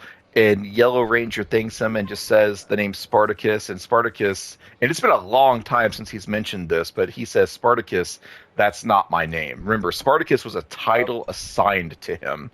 And I don't think that's come up in like 2 seasons now. So this is another great callback. So now Matt's probably going to tell me, Stephen the Knight actually didn't want that in there. And the director came in and fucking They mentioned saved nothing the about day. that line. We were going to create a brand new name for him and have him finally say, because fans have been wondering for decades, what's his actual name? Well, they didn't George Lucas mention shit. anything about this name line specifically on the commentary track, but it's conceivable that Stephen DeKnight didn't write this because he wanted Spartacus to die on the battlefield. So, because that was the big debate, is this extra scene with Spartacus, half the people basically in the production felt like, no, Spartacus needs to go out fucking on the battlefield as a gladiator and have an honorable death as a gladiator. And then there was other people in the production who was like, no, he's got to be kind of saved, and we have to have this kind of final sequence for people. So I guess I could pose that question to you guys. Based on the logic of the show and how the show has gone, do you feel like it would have been more impactful had Spartacus died on the battlefield? Doesn't necessarily have to be the exact same way that this show showed that happen. But now I hear battlefield. the heavy breathing, and my mic was muted, so it has to be coming from Ronan. Ronan, It's mute Ronan. your mic when you're not talking. I'm not talking. Fuck you. Ronan's like deep throated into the mic there. So what do you guys think? Do you think it'd be better for Spartacus to have died on the battlefield, or do you think that this kind of like softer, quieter moment was what we got is what we needed? Yeah. Thank you to the director then. All right, so you, Ricky. Spartacus has his final moments. He says, Spartacus is not my name. I'm going to join my wife, and I'm happy to hear her say my real name again. Agron everyone is just crying because Spartacus is dying. I'm crying at this point. Yes, same. It starts raining because Spartacus is the bringer of rain. Spartacus dies, and Agron kisses Spartacus' head, and says, like, Rome eventually is going to fall, but people will always remember your name. All of the people that cry for freedom will remember the name Spartacus, like long after Rome is not a thing anymore. Spartacus is dead. Which is true. It's great. He gets buried on the spot here. The shield with the red serpent is used as his gravestone. So like his wife was right. Spartacus doesn't believe in the gods, but his wife claimed to speak to them, and she told him, great and terrible things are going to happen because of this red serpent as you go to war.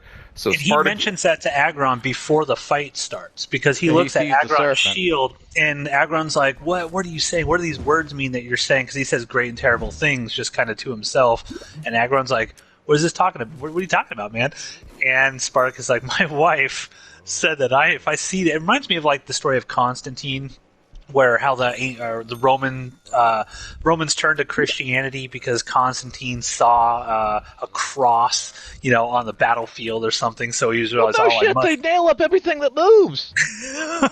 But it was kind of like a little callback to something like that, and I like the idea, because I think we all agreed that it was cool that they didn't go full God mode, because I know at one point an idea for this show was they were going to have the gods actually be part of the show, and it was going to go into a more supernatural, like an element to the show. But I'm glad that it didn't go that way, and I think we all agreed at the time.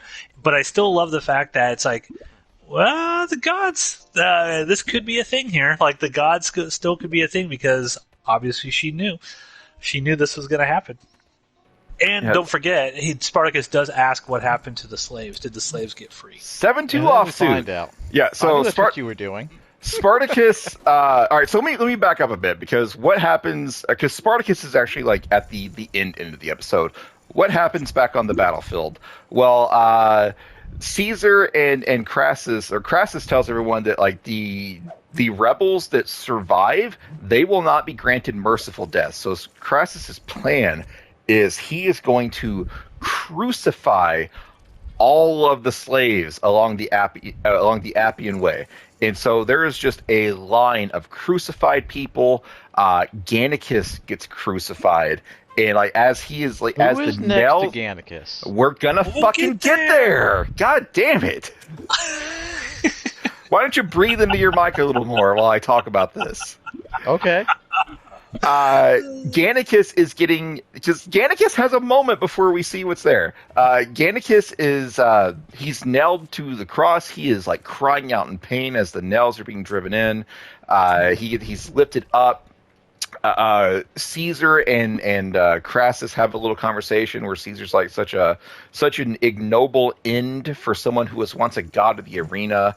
At some point, I don't remember if it was this episode or last episode, but Caesar mentioned that like, one day he might like to run a ludus and like take men like Gannicus. Yeah. All right. So in the last episode, Caesar said he would like to capture people like I think he was maybe talking about Agron and start a ludus. But basically, like they're recognizing that what's happened to Gannicus here is a terrible ending for someone who is so like impactful and influential.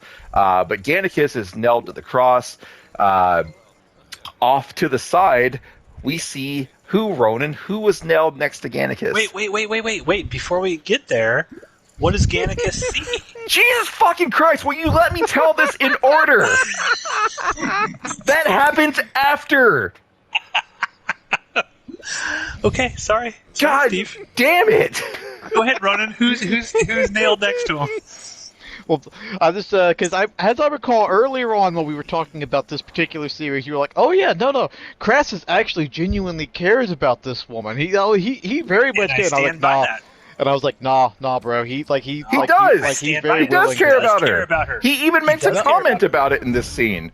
Yeah, Ronan doesn't want to like say it, so Corey gets crucified. I was just about to do it, you fuck. Oh, weird. What's it like getting cut off, Ronan? Is your asshole having emotions right now, you piece of shit? Corey has been crucified. I was gonna rub it in Matt's face a little bit first. But you were a thing wrong! we all want to do. No, I was not wrong. I was very much right. He just callously tosses her aside. Like, No, he I does don't need not. this No, anymore. he does He not does callously not. toss He her even has a aside. conversation about it. Anyways, Corey is crucified right next to Gannicus, and Caesar and Crassus have a conversation about that too. It's like, it sucks seeing someone you care about, have to go through this. And what Crassus says is like, yes, I have forgiven her. I love her. I wish I could be with her, but I know what Roman society requires here. Crassus did not throw her away. He does not just not care about her. He just knows that Rome will not allow him to continue to have her because she was a rebel. Yeah, and the thing is, this goes back to the earlier scene with Corey and him, and Corey tells him, you are a good man who has to make hard decisions. You're different than Weaselface. Right, because he blames himself. Because when he crushes like the death mask of Weaselface, he's like, the son is just a reflection of the father. Is that who I am? Am I basically like Weaselface? And she tells him, no, you're a good man, but you just have to make the hard decisions. And this is the hard decision he has to make. He's got to give up the person he loves. And even in the audio commentary track, they specifically state he has to, like, the title of the episode is Victory. But this is the moment where Crassus realizes he lost. Because, of course, I don't want to jump the gun, but, he loses the triumph for the whole thing. He loses the woman that he loves. He lost his son during this whole thing. And he's not just throwing her away, callously like, oh, you fucking bitch. That's not how this plays. And if you think that is how it's played, you just need to apologize and admit you're wrong, Ronan. It's not that hard. No. Just say, I'm wrong. No, Ronan, you're wrong.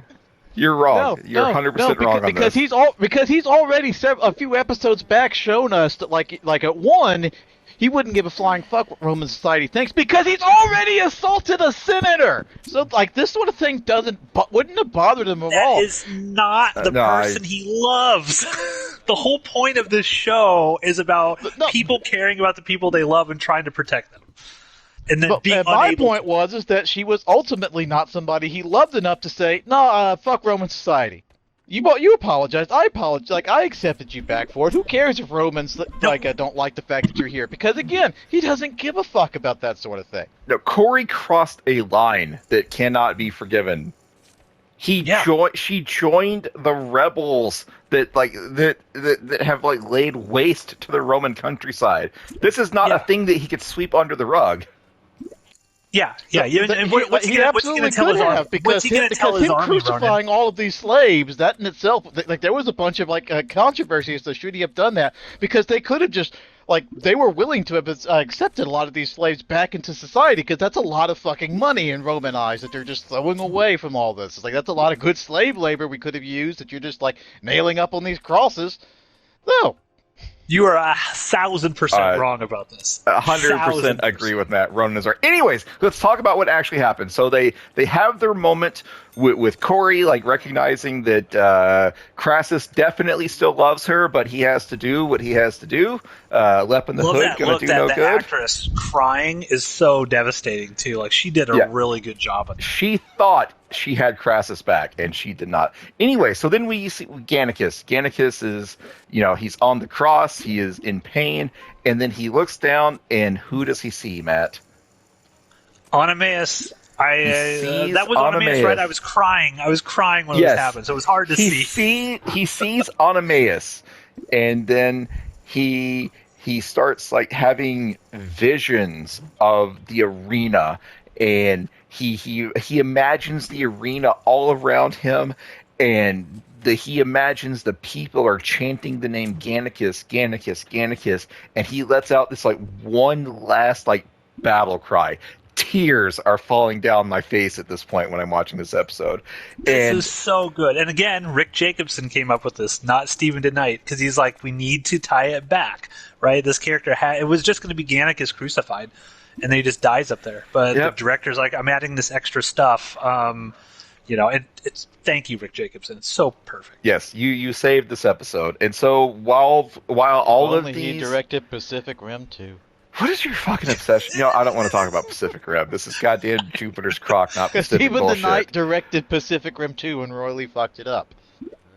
Never seen it. Can't comment on it. Yeah, Go ahead, don't Steve. care. See it. Anyways, so as all of these slaves are being nailed up, up comes Pompey and Senator Metellus, who had been he's the senator that Crassus beat the shit out of not too long And he's ago. still got the wound on his face, so it's only been 2 hours. So they here comes Pompey and Senator Metellus, and Senator Metellus says, "Oh, Pompey found Spartacus's forces like over on the other side of the mountain, and he killed them. So Pompey is going to get all of the credit for killing Spartacus and ending this war." And Caesar is like, "What the fuck? Like, no, we did all the work." And Crassus is like, "No. Pompey killed Spartacus. Pompey ended this war."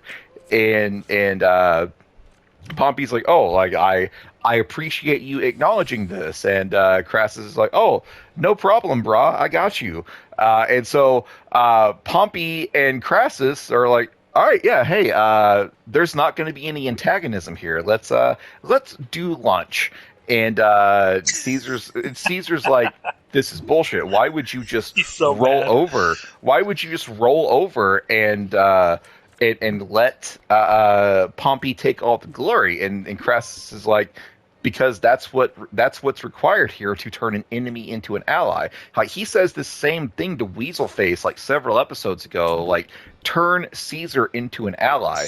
So Crassus knows that this senator is going to go and tell the Senate that Pompey ended the war. And so Crassus is like, "All right, Pompey is going to get all the glory. I am just going to back this. Yeah, Pompey, you did all this good job. That's going to ingratiate Pompey to me." And Crassus tells this to Caesar, and he says, "Caesar, hey, you, me, and Pompey, we can do big things together. We can be the triumvirate." And so Crassus, even at the end of the episode, is just plotting. He is plotting. It plotting, shows he's plotting. like Spartacus, right? He's like Spartacus, and they even have that thing. It's like Spartacus and Crassus are kind of the same in terms of how they're always thinking about the big picture, and like 3-4 steps ahead of the next person. And all at the end of this scene, all I was thinking is like, man, I wish we could have gotten that Julius Caesar show that they It were would have going to been do. so good. Would have been great. So that wraps up the Roman storyline. Crassus is crucified everyone. He and Caesar are going to do lunch with Pompey and form their super group. And then Spartacus has his final moments. Spartacus dies. The final thing we see is Spartacus's body has been buried under the rocks. The shield with the red serpent has been used as the gravestone. Agron walks away. Agron is like the last character I think we see in the show. We get some final credits, and then the last beat is Andy Whitfield yelling, "I am Spartacus." I am bawling at this point in the show. It's end. great. It's great. Ronan, what did you think of this episode? And then we'll go into our thoughts of the series as a whole. We forgive you for being wrong so much. Yeah, just admit it. It's not that it does. It's not hard to just admit it. So, when it happens, I'll admit it. But so, as far as this episode, I actually I don't know. I think it's okay. It's I didn't have any kind of emotional beat with any of this stuff. Yeah, it's like this is like considering Are you dead inside?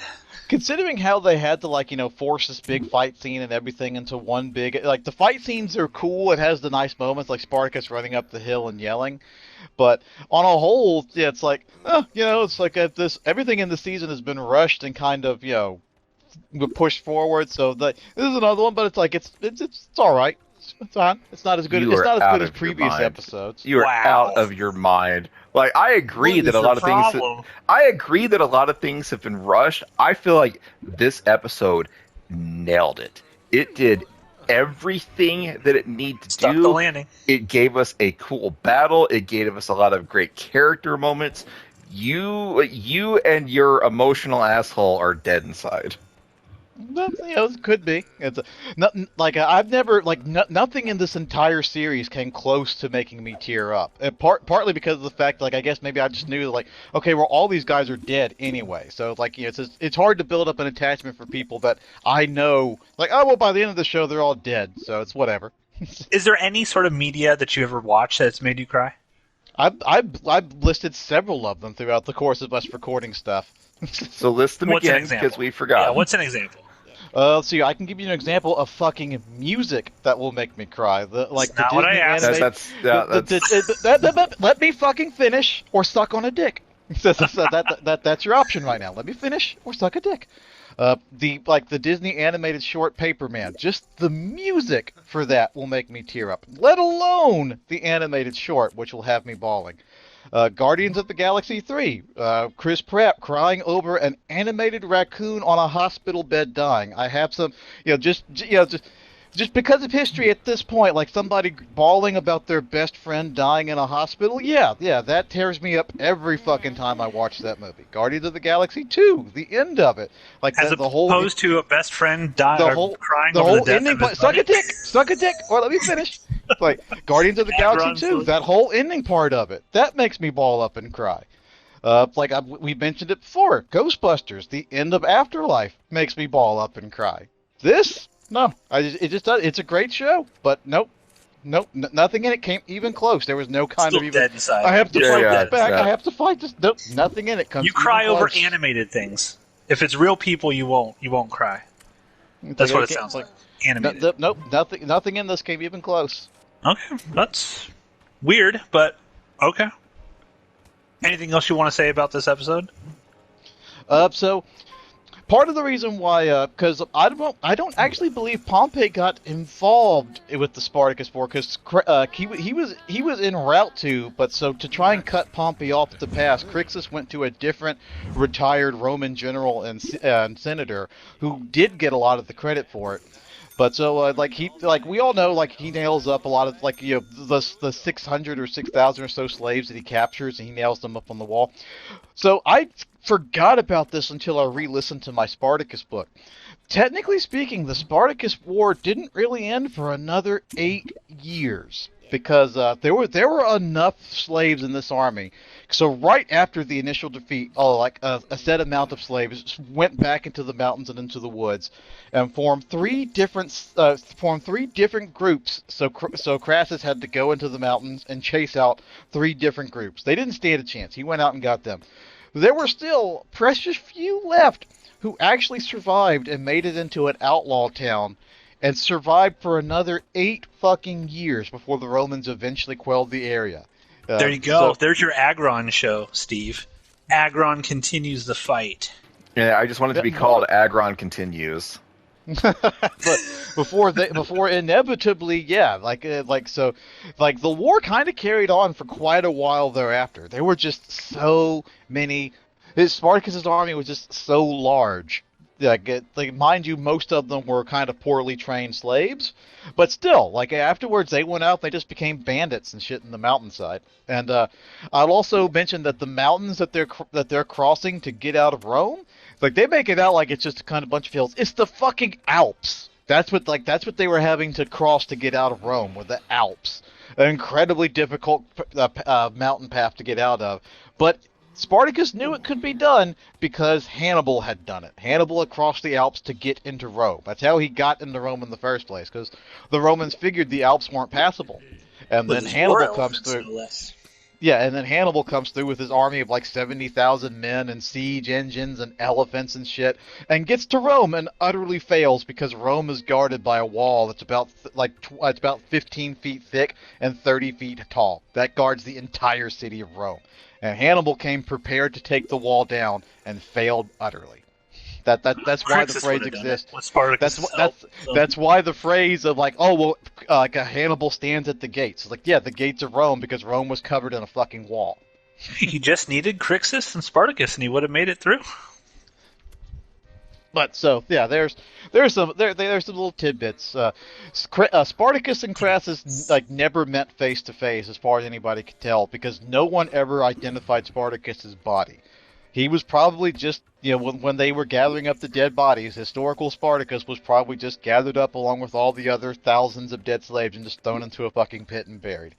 Because he didn't care. He didn't wear like luxurious armor to set himself apart from any of the other people in his army. He was just another guy in the army, and that's how he wanted it to be. So no one knew what he looked like. So there was never any trophy to claim. Oh well, here you see the armor of Spartacus I peeled off of the Thracian. Like nope, never happened because that's what nobody you get that Kirk Douglas movie, the very famous finale, like, I am Spartacus, because the Romans did not even know who Spartacus actually was. Yeah, exactly. Yeah, no one knew what he looked like. He could have survived. Possibly, there is the possibility that he could have survived that final fight. So Gannicus comes up on horseback, which is an awesome scene. I think there would have been historically a much cooler thing that could have happened because Thracians were known for being like brutal cavalrymen. Like they were known for mountain warfare and like deadly cavalry. So Spartacus was the one who would have been on horseback, but because he knew this was going to be the final battle. He went out in between the two armies and he took a fucking Roman soldier and crucified him in front of the Roman forces, which was a big no-no because if you're a citizen of Rome, you are immune to the punishment of crucifixion. Which, yeah, although the Romans did it, they also very much didn't like doing it because of just how awful it was to do to somebody. Which is also why they didn't crucify Roman citizens. If you were illegal, you couldn't do that. That was illegal to do to Roman citizens. Well, also historically, Spartacus before the battle killed his horse. Yeah, that's what I was just about to say. If I win, yeah, I won't need it. I'll have several thousand great horses to choose from. But that was part of his effort to bolster the men. Be like, yeah, I'm just going to fight on the ground with you guys. And crucifying the Roman soldier was a way to let them know, like, this is what's going to happen to you if you don't die here today. This is the fate that leads up for you. So fight with all of your heart and don't leave this battlefield because this is what's going to happen. Because historically, that's what Spartacus had been trying to tell his men for the 2 years-ish of the Spartacus War. He knew they could not beat a proper Roman army, which they didn't fight until the very end. Because he knew they couldn't beat them. He was like, yeah, they're too well trained. They have too much good equipment. They're too well disciplined. I can barely keep these guys together. So no, we need to make it to the Alps, which is probably why when they did get to the Alps, they suddenly turned around and went south. It was the army probably revolted on it. And it was like, no, we're going to march on Rome and collect all the sweet loot. And Spartacus just didn't want to abandon the troops. That's Spartacus said, "Shut up, you idiot child. We are not going to Rome." He didn't what. Ideally, a smart man would have been like, okay, fine, you guys go have at it. You guys and Crixus and everyone else, all of you guys who your whole thought processes are kill Romans. You can go on ahead and go and sack Rome. I want to go home. So anybody who wants to go home, come with me. That's what should have happened, but he felt he was too tied to his men. He was like, no, I can't abandon the men. Fuck, you guys are going to make us do this? Also, keep in mind, we don't actually know any of this, because everything that we have about Spartacus is coming from Roman writers after the fact. So it's also one of those things where it's like, what actually happened? Was Spartacus really, hey, yeah, we're trying to escape? Or maybe Spartacus really was like, fuck this, let's just go. There were a few writers who wrote about him that were alive. Like, I believe Cicero was alive at the time. Right, but it's from a Roman perspective. The Romans are going to write, his history is written by the victors, right? They're going to make Spartacus look as, dumb or stupid or whatever as they want didn't. For propaganda. No, they didn't though. That's the bizarre thing. It's like they didn't write him out to be this cowardly brute. No. They very well they knew he was something different. Like, at least guys like Cicero and stuff. The generals that fought him just thought he was some just some stupid slave. But the people who wrote about him knew he was different. Like, even Crassus, Crassus and his soldiers in that final battle, like, a lot of them said, like, oh, well, these guys earned the grateful death that we gave them. They weren't slaves on this day. They were men. That was the thought process that because that's just how ferociously they fought. So, Spartacus was a little different. They did write that way about Crixus. They did write that way about Gannicus when they both splintered off, because both of them lost right out of the gate when they split off with Spartacus. Spartacus kept winning. Okay. So there you go. So Steve, what did you think of this episode? Loved it. It did everything that I wanted it to do. It pushes the right emotional buttons for me. Uh, Thought it was great. I have no complaints about this episode. Like there are some things that again, if you think about it too hard, make no sense whatsoever. Like the giant trench that they managed to dig. But like I Did don't they dig care. it under cover of night? It What the hell? it did enough that I was incredibly happy with it. I think this is maybe my fourth time watching the series from beginning to end. Cried every time. I'll probably cry again a few years from now when I go back through it for a fifth time. Yeah, I'll echo that. I think this is probably one of my favorite episodes of the show entirely. And there's a lot of great, amazing episodes throughout the course of this show. And again, this just emotionally, like, we've had a lot of complaints about like the last half of the season, how everything feels rushed. But I think it's a testament to the overall quality of the writing and the characters and stuff that it still hits those emotional buttons. You're still able, unless you're dead inside and heartless like Ronan, or it's not an animated film. You're gonna cry and really be like, I don't want these people to die. And I really think they stuck the landing on this because they could have botched it. Had we gotten the episode that Stephen Knight had originally envisioned, I don't know if I would have felt the same way about the finale. I think we might have been sitting here complaining, like, why didn't you do a callback to this? And why did so many things get left unanswered? But this just kind of tied a bow on the entire series overall. And I love that they did kind of like the stinger with Andy Whitfield after the credits. I even love the end credits. It's all of the characters from every season is in the final credits of this one. All cool. the greats are there. There's Barca. There's Petros. There's everyone's there. Yeah, it's just super cool, and it's like one of those things when they put this together. The director, I won't give the credit to Stephen DeKnight for this, but the director of this was like, look, you could tell the director was a fan of the show. And the director's like, this is kind of what the fans are going to want. The fans need this cathartic moment. Yes, we are going to make it rain when Spartacus dies. That's just such a nice poetic little moment that a hardcore fan of this show would be like, yes, that of course that makes sense. And it works so well when that happens. And we wouldn't have got that had Stephen DeKnight got his way. And so we were really lucky to be able to get a director on this, Rick Jacobson, who really sort of hammered home the fact that these are the characters that you love and that you followed the entire time, and we're going to give them honorable, epic sort of death scenes, and we're going to go out, but they're all going to go out peaceful, right? So Gannicus, yes, he's crucified, but he's going out in a peaceful way. He sees Oenomaus, and he's in the arena. He sort of dies in a moment of happiness, and Spartacus dies in a moment of happiness because he's going to go see his wife. Agron sort of is sad, but he lives. But that last shot of Agron, he looks back and the sun's coming up, and it's like Agron's going to go on and live in happiness as a free man. And so you see all of this stuff, the gladiators, and I'm like, it's just so nice, and an episode filled with tragedy, and like, oh man, all these characters are dying that I cared about for 4 years. Turns out, like, the moments of their deaths are actually very noble and peaceful, if that makes any sense at all. So I love this episode. For sure, we'll talk about the season in general real quick. My thoughts on the season in general, still really good. I don't think it's as good as like Blood and Sand or Vengeance or even Gods of the Arena. Primarily because everything feels so rushed at the very end, especially the Crixus stuff just feels rushed. But overall, I feel like even with the inconsistencies in terms of pacing, there's so many great episodes. Like the Decimation episode's great. This episode's great. There's so much. There's a lot better than bad in this season. Complaints aside with the pacing. So overall, this season I liked it quite a bit. Not as much as the others, but still, it helps that the finale, in my opinion, was so good. It stuck the landing. I can forgive some of the faults of it. Steve, your thoughts on War of the Damned?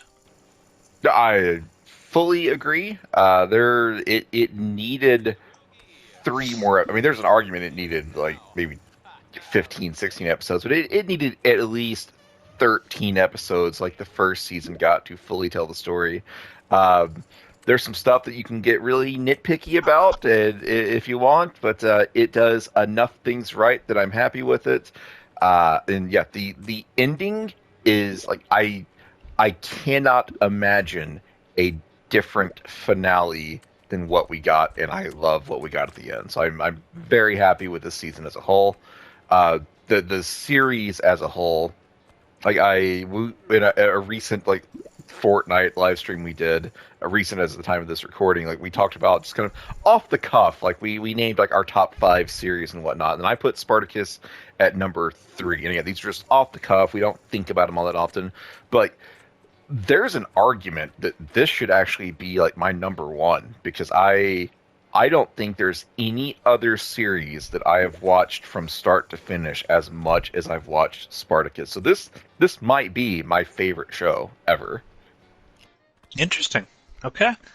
Yeah, and I agree. It's definitely in my top 5 for sure, especially after our fresh rewatch.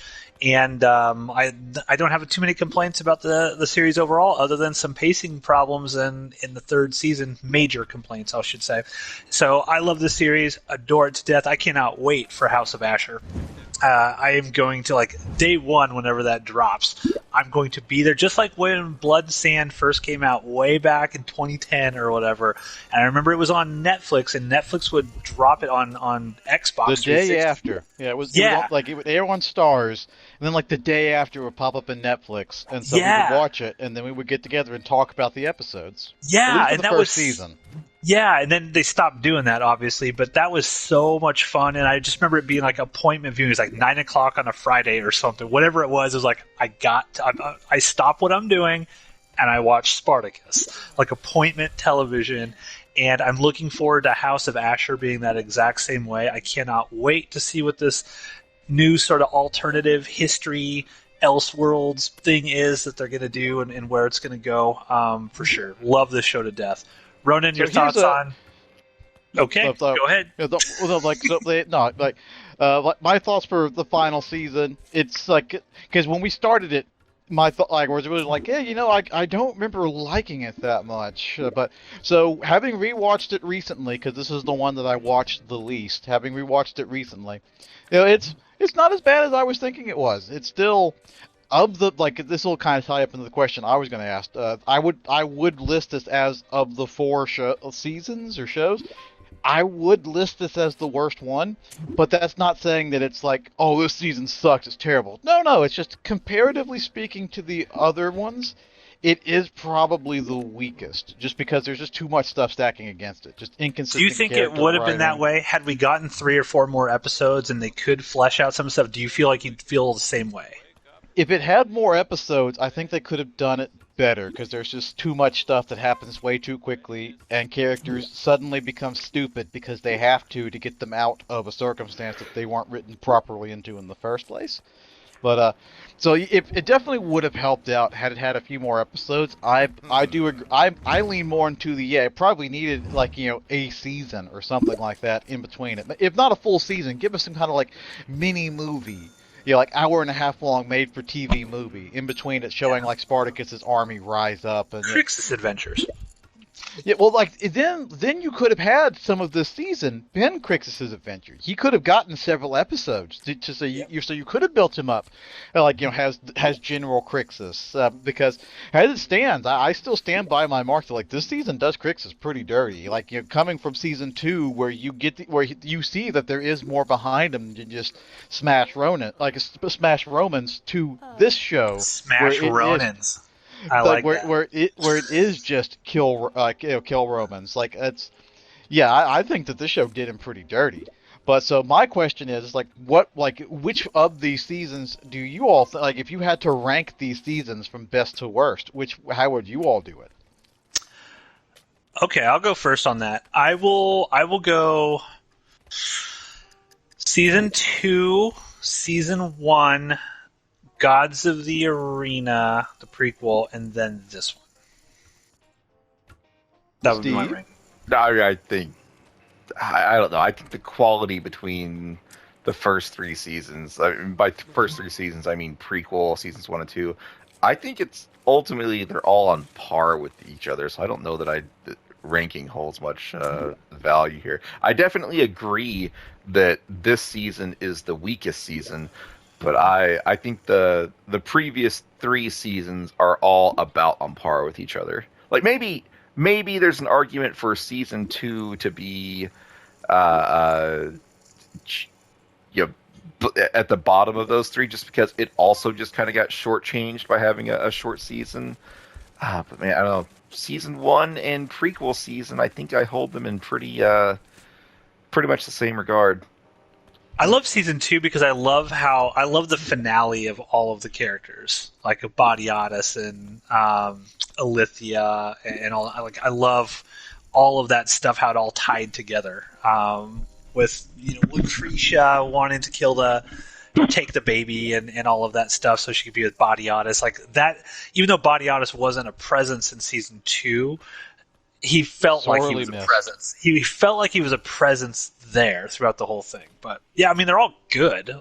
Every season's good. You can't go wrong. Other than the first season, the reason why I wouldn't put season 1 as number 1, those first 3 episodes. Those first 3 episodes are the only episodes that really sort of are like, So, if anyone's listening to this right now, and we're like very, like, wow, Spartacus is great, you got to get through the first 3 episodes. You got to make it through episode 4. Episode 4, The Pit, is the one where this show really takes off. So season 1, I can't put that as my favorite.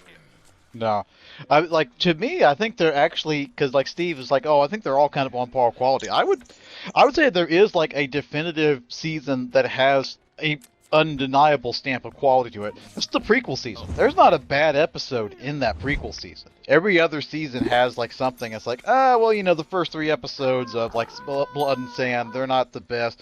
Like the sequel season Glaber's just not quite as compelling a villain as Asher.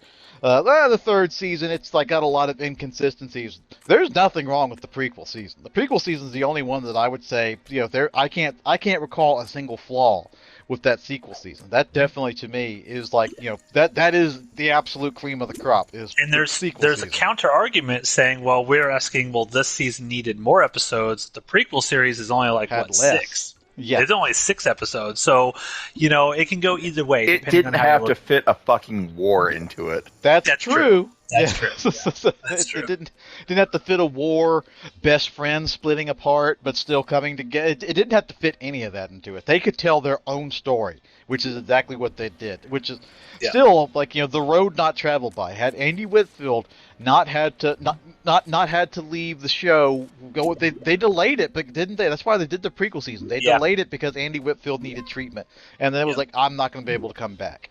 Had like the road not taken, had they not had the time to make that prequel season, which then leads into season 2. It's like that would have been season 1 into season 2 without that prequel. That could have been really, I don't know how that would have worked out, but we'll never know. So ultimately, we are all super positive on the show overall, and I think what's cool, another cool aspect is we all had different favorite characters, and none of them were Spartacus. So my favorite character obviously was Crixus, Steve's was Agron, Ronan's Steve's was Gannicus. Was Varro. It's just Agron was the one that That's true. Yep. So I also think but we still love Spartacus. Like we ultimately love both of the actors that played Spartacus. So it's a great collection of villains. There were great villains this season. The Badiatus is a great villain. Lucretia and all, and Asher, of course. There's so many great characters throughout the course of this show. So absolutely, go check out Spartacus. Be wary of what's on Tubi. Some episodes may or may not be edited, so try to get yourself a copy of the Blu-rays or the DVDs or whatever if you can. Now, before we start to wrap up, because the next hand we're going to go all in, right? Our final sort of thing here, just to let people know that Jupiter's Croc will be returning in some form. Obviously, in the future, whenever House of Asher releases, we will definitely cover that show as it is. But we've decided we like watching this kind of stuff and discussing, so we're thinking about continuing Jupiter's Croc with other shows in a similar vein. And Steve brought up the idea of potentially HBO's Rome. which I have seen, and I love that show dearly. And it kind of continues the story of Caesar, when Caesar sort of takes over and overthrows the Roman Republic and whatnot. So we are planning at some point to start covering that. I don't know when, but by the time you hear this episode, it's going to be months in the future from when we're recording it, I think. So we'll figure it out at some point in time. But be sure to check Outpost Unknown for Jupiter's Clock, which will continue with the series Rome as long as Ronan's okay with it, because I don't think he's yet said if he's going to participate or not. He's doing it. Tell us, Ron. He's doing it. Wrap it up. We're going all in this hand. Long as it's on one of the days off, so that way we don't have to deal with any more, like, I can't make it today. I can't do it. So we don't have to deal with you. Got it. So, so stay tuned, people. We're going to talk Roman now. We're going to go for the all final in. time for Spartacus. Yep. For Crixus. Why did you let me go? I put all in. For Agron. Put it 500. And Vero. Everyone's doing it. Jay Leno. Duro. Raskos. For Crixus. 610. Here we go. 6-3. Who's going to win this? Queen sucks. 2. Jack. Steve We're has all the best pretty shitty. Yeah. Steve has the best card, he has the queen. The rest of us, let's see. We're all pretty Okay. shitty. Yeah, so far this. I don't like this. I don't like this. A 4. Come on, give me a Queen. Jack. Queen. Give me a Jack. Give me a Jack. Ace. Yeah! Yeah! Fucking yeah! For Agron! I did it! That's it! You should have said We're for done! Vero, the character that actually died. We're done! We're done! Join us in a couple of months. A couple of months for us for Rome. I'm taking my money and I'm gonna go get some lunch.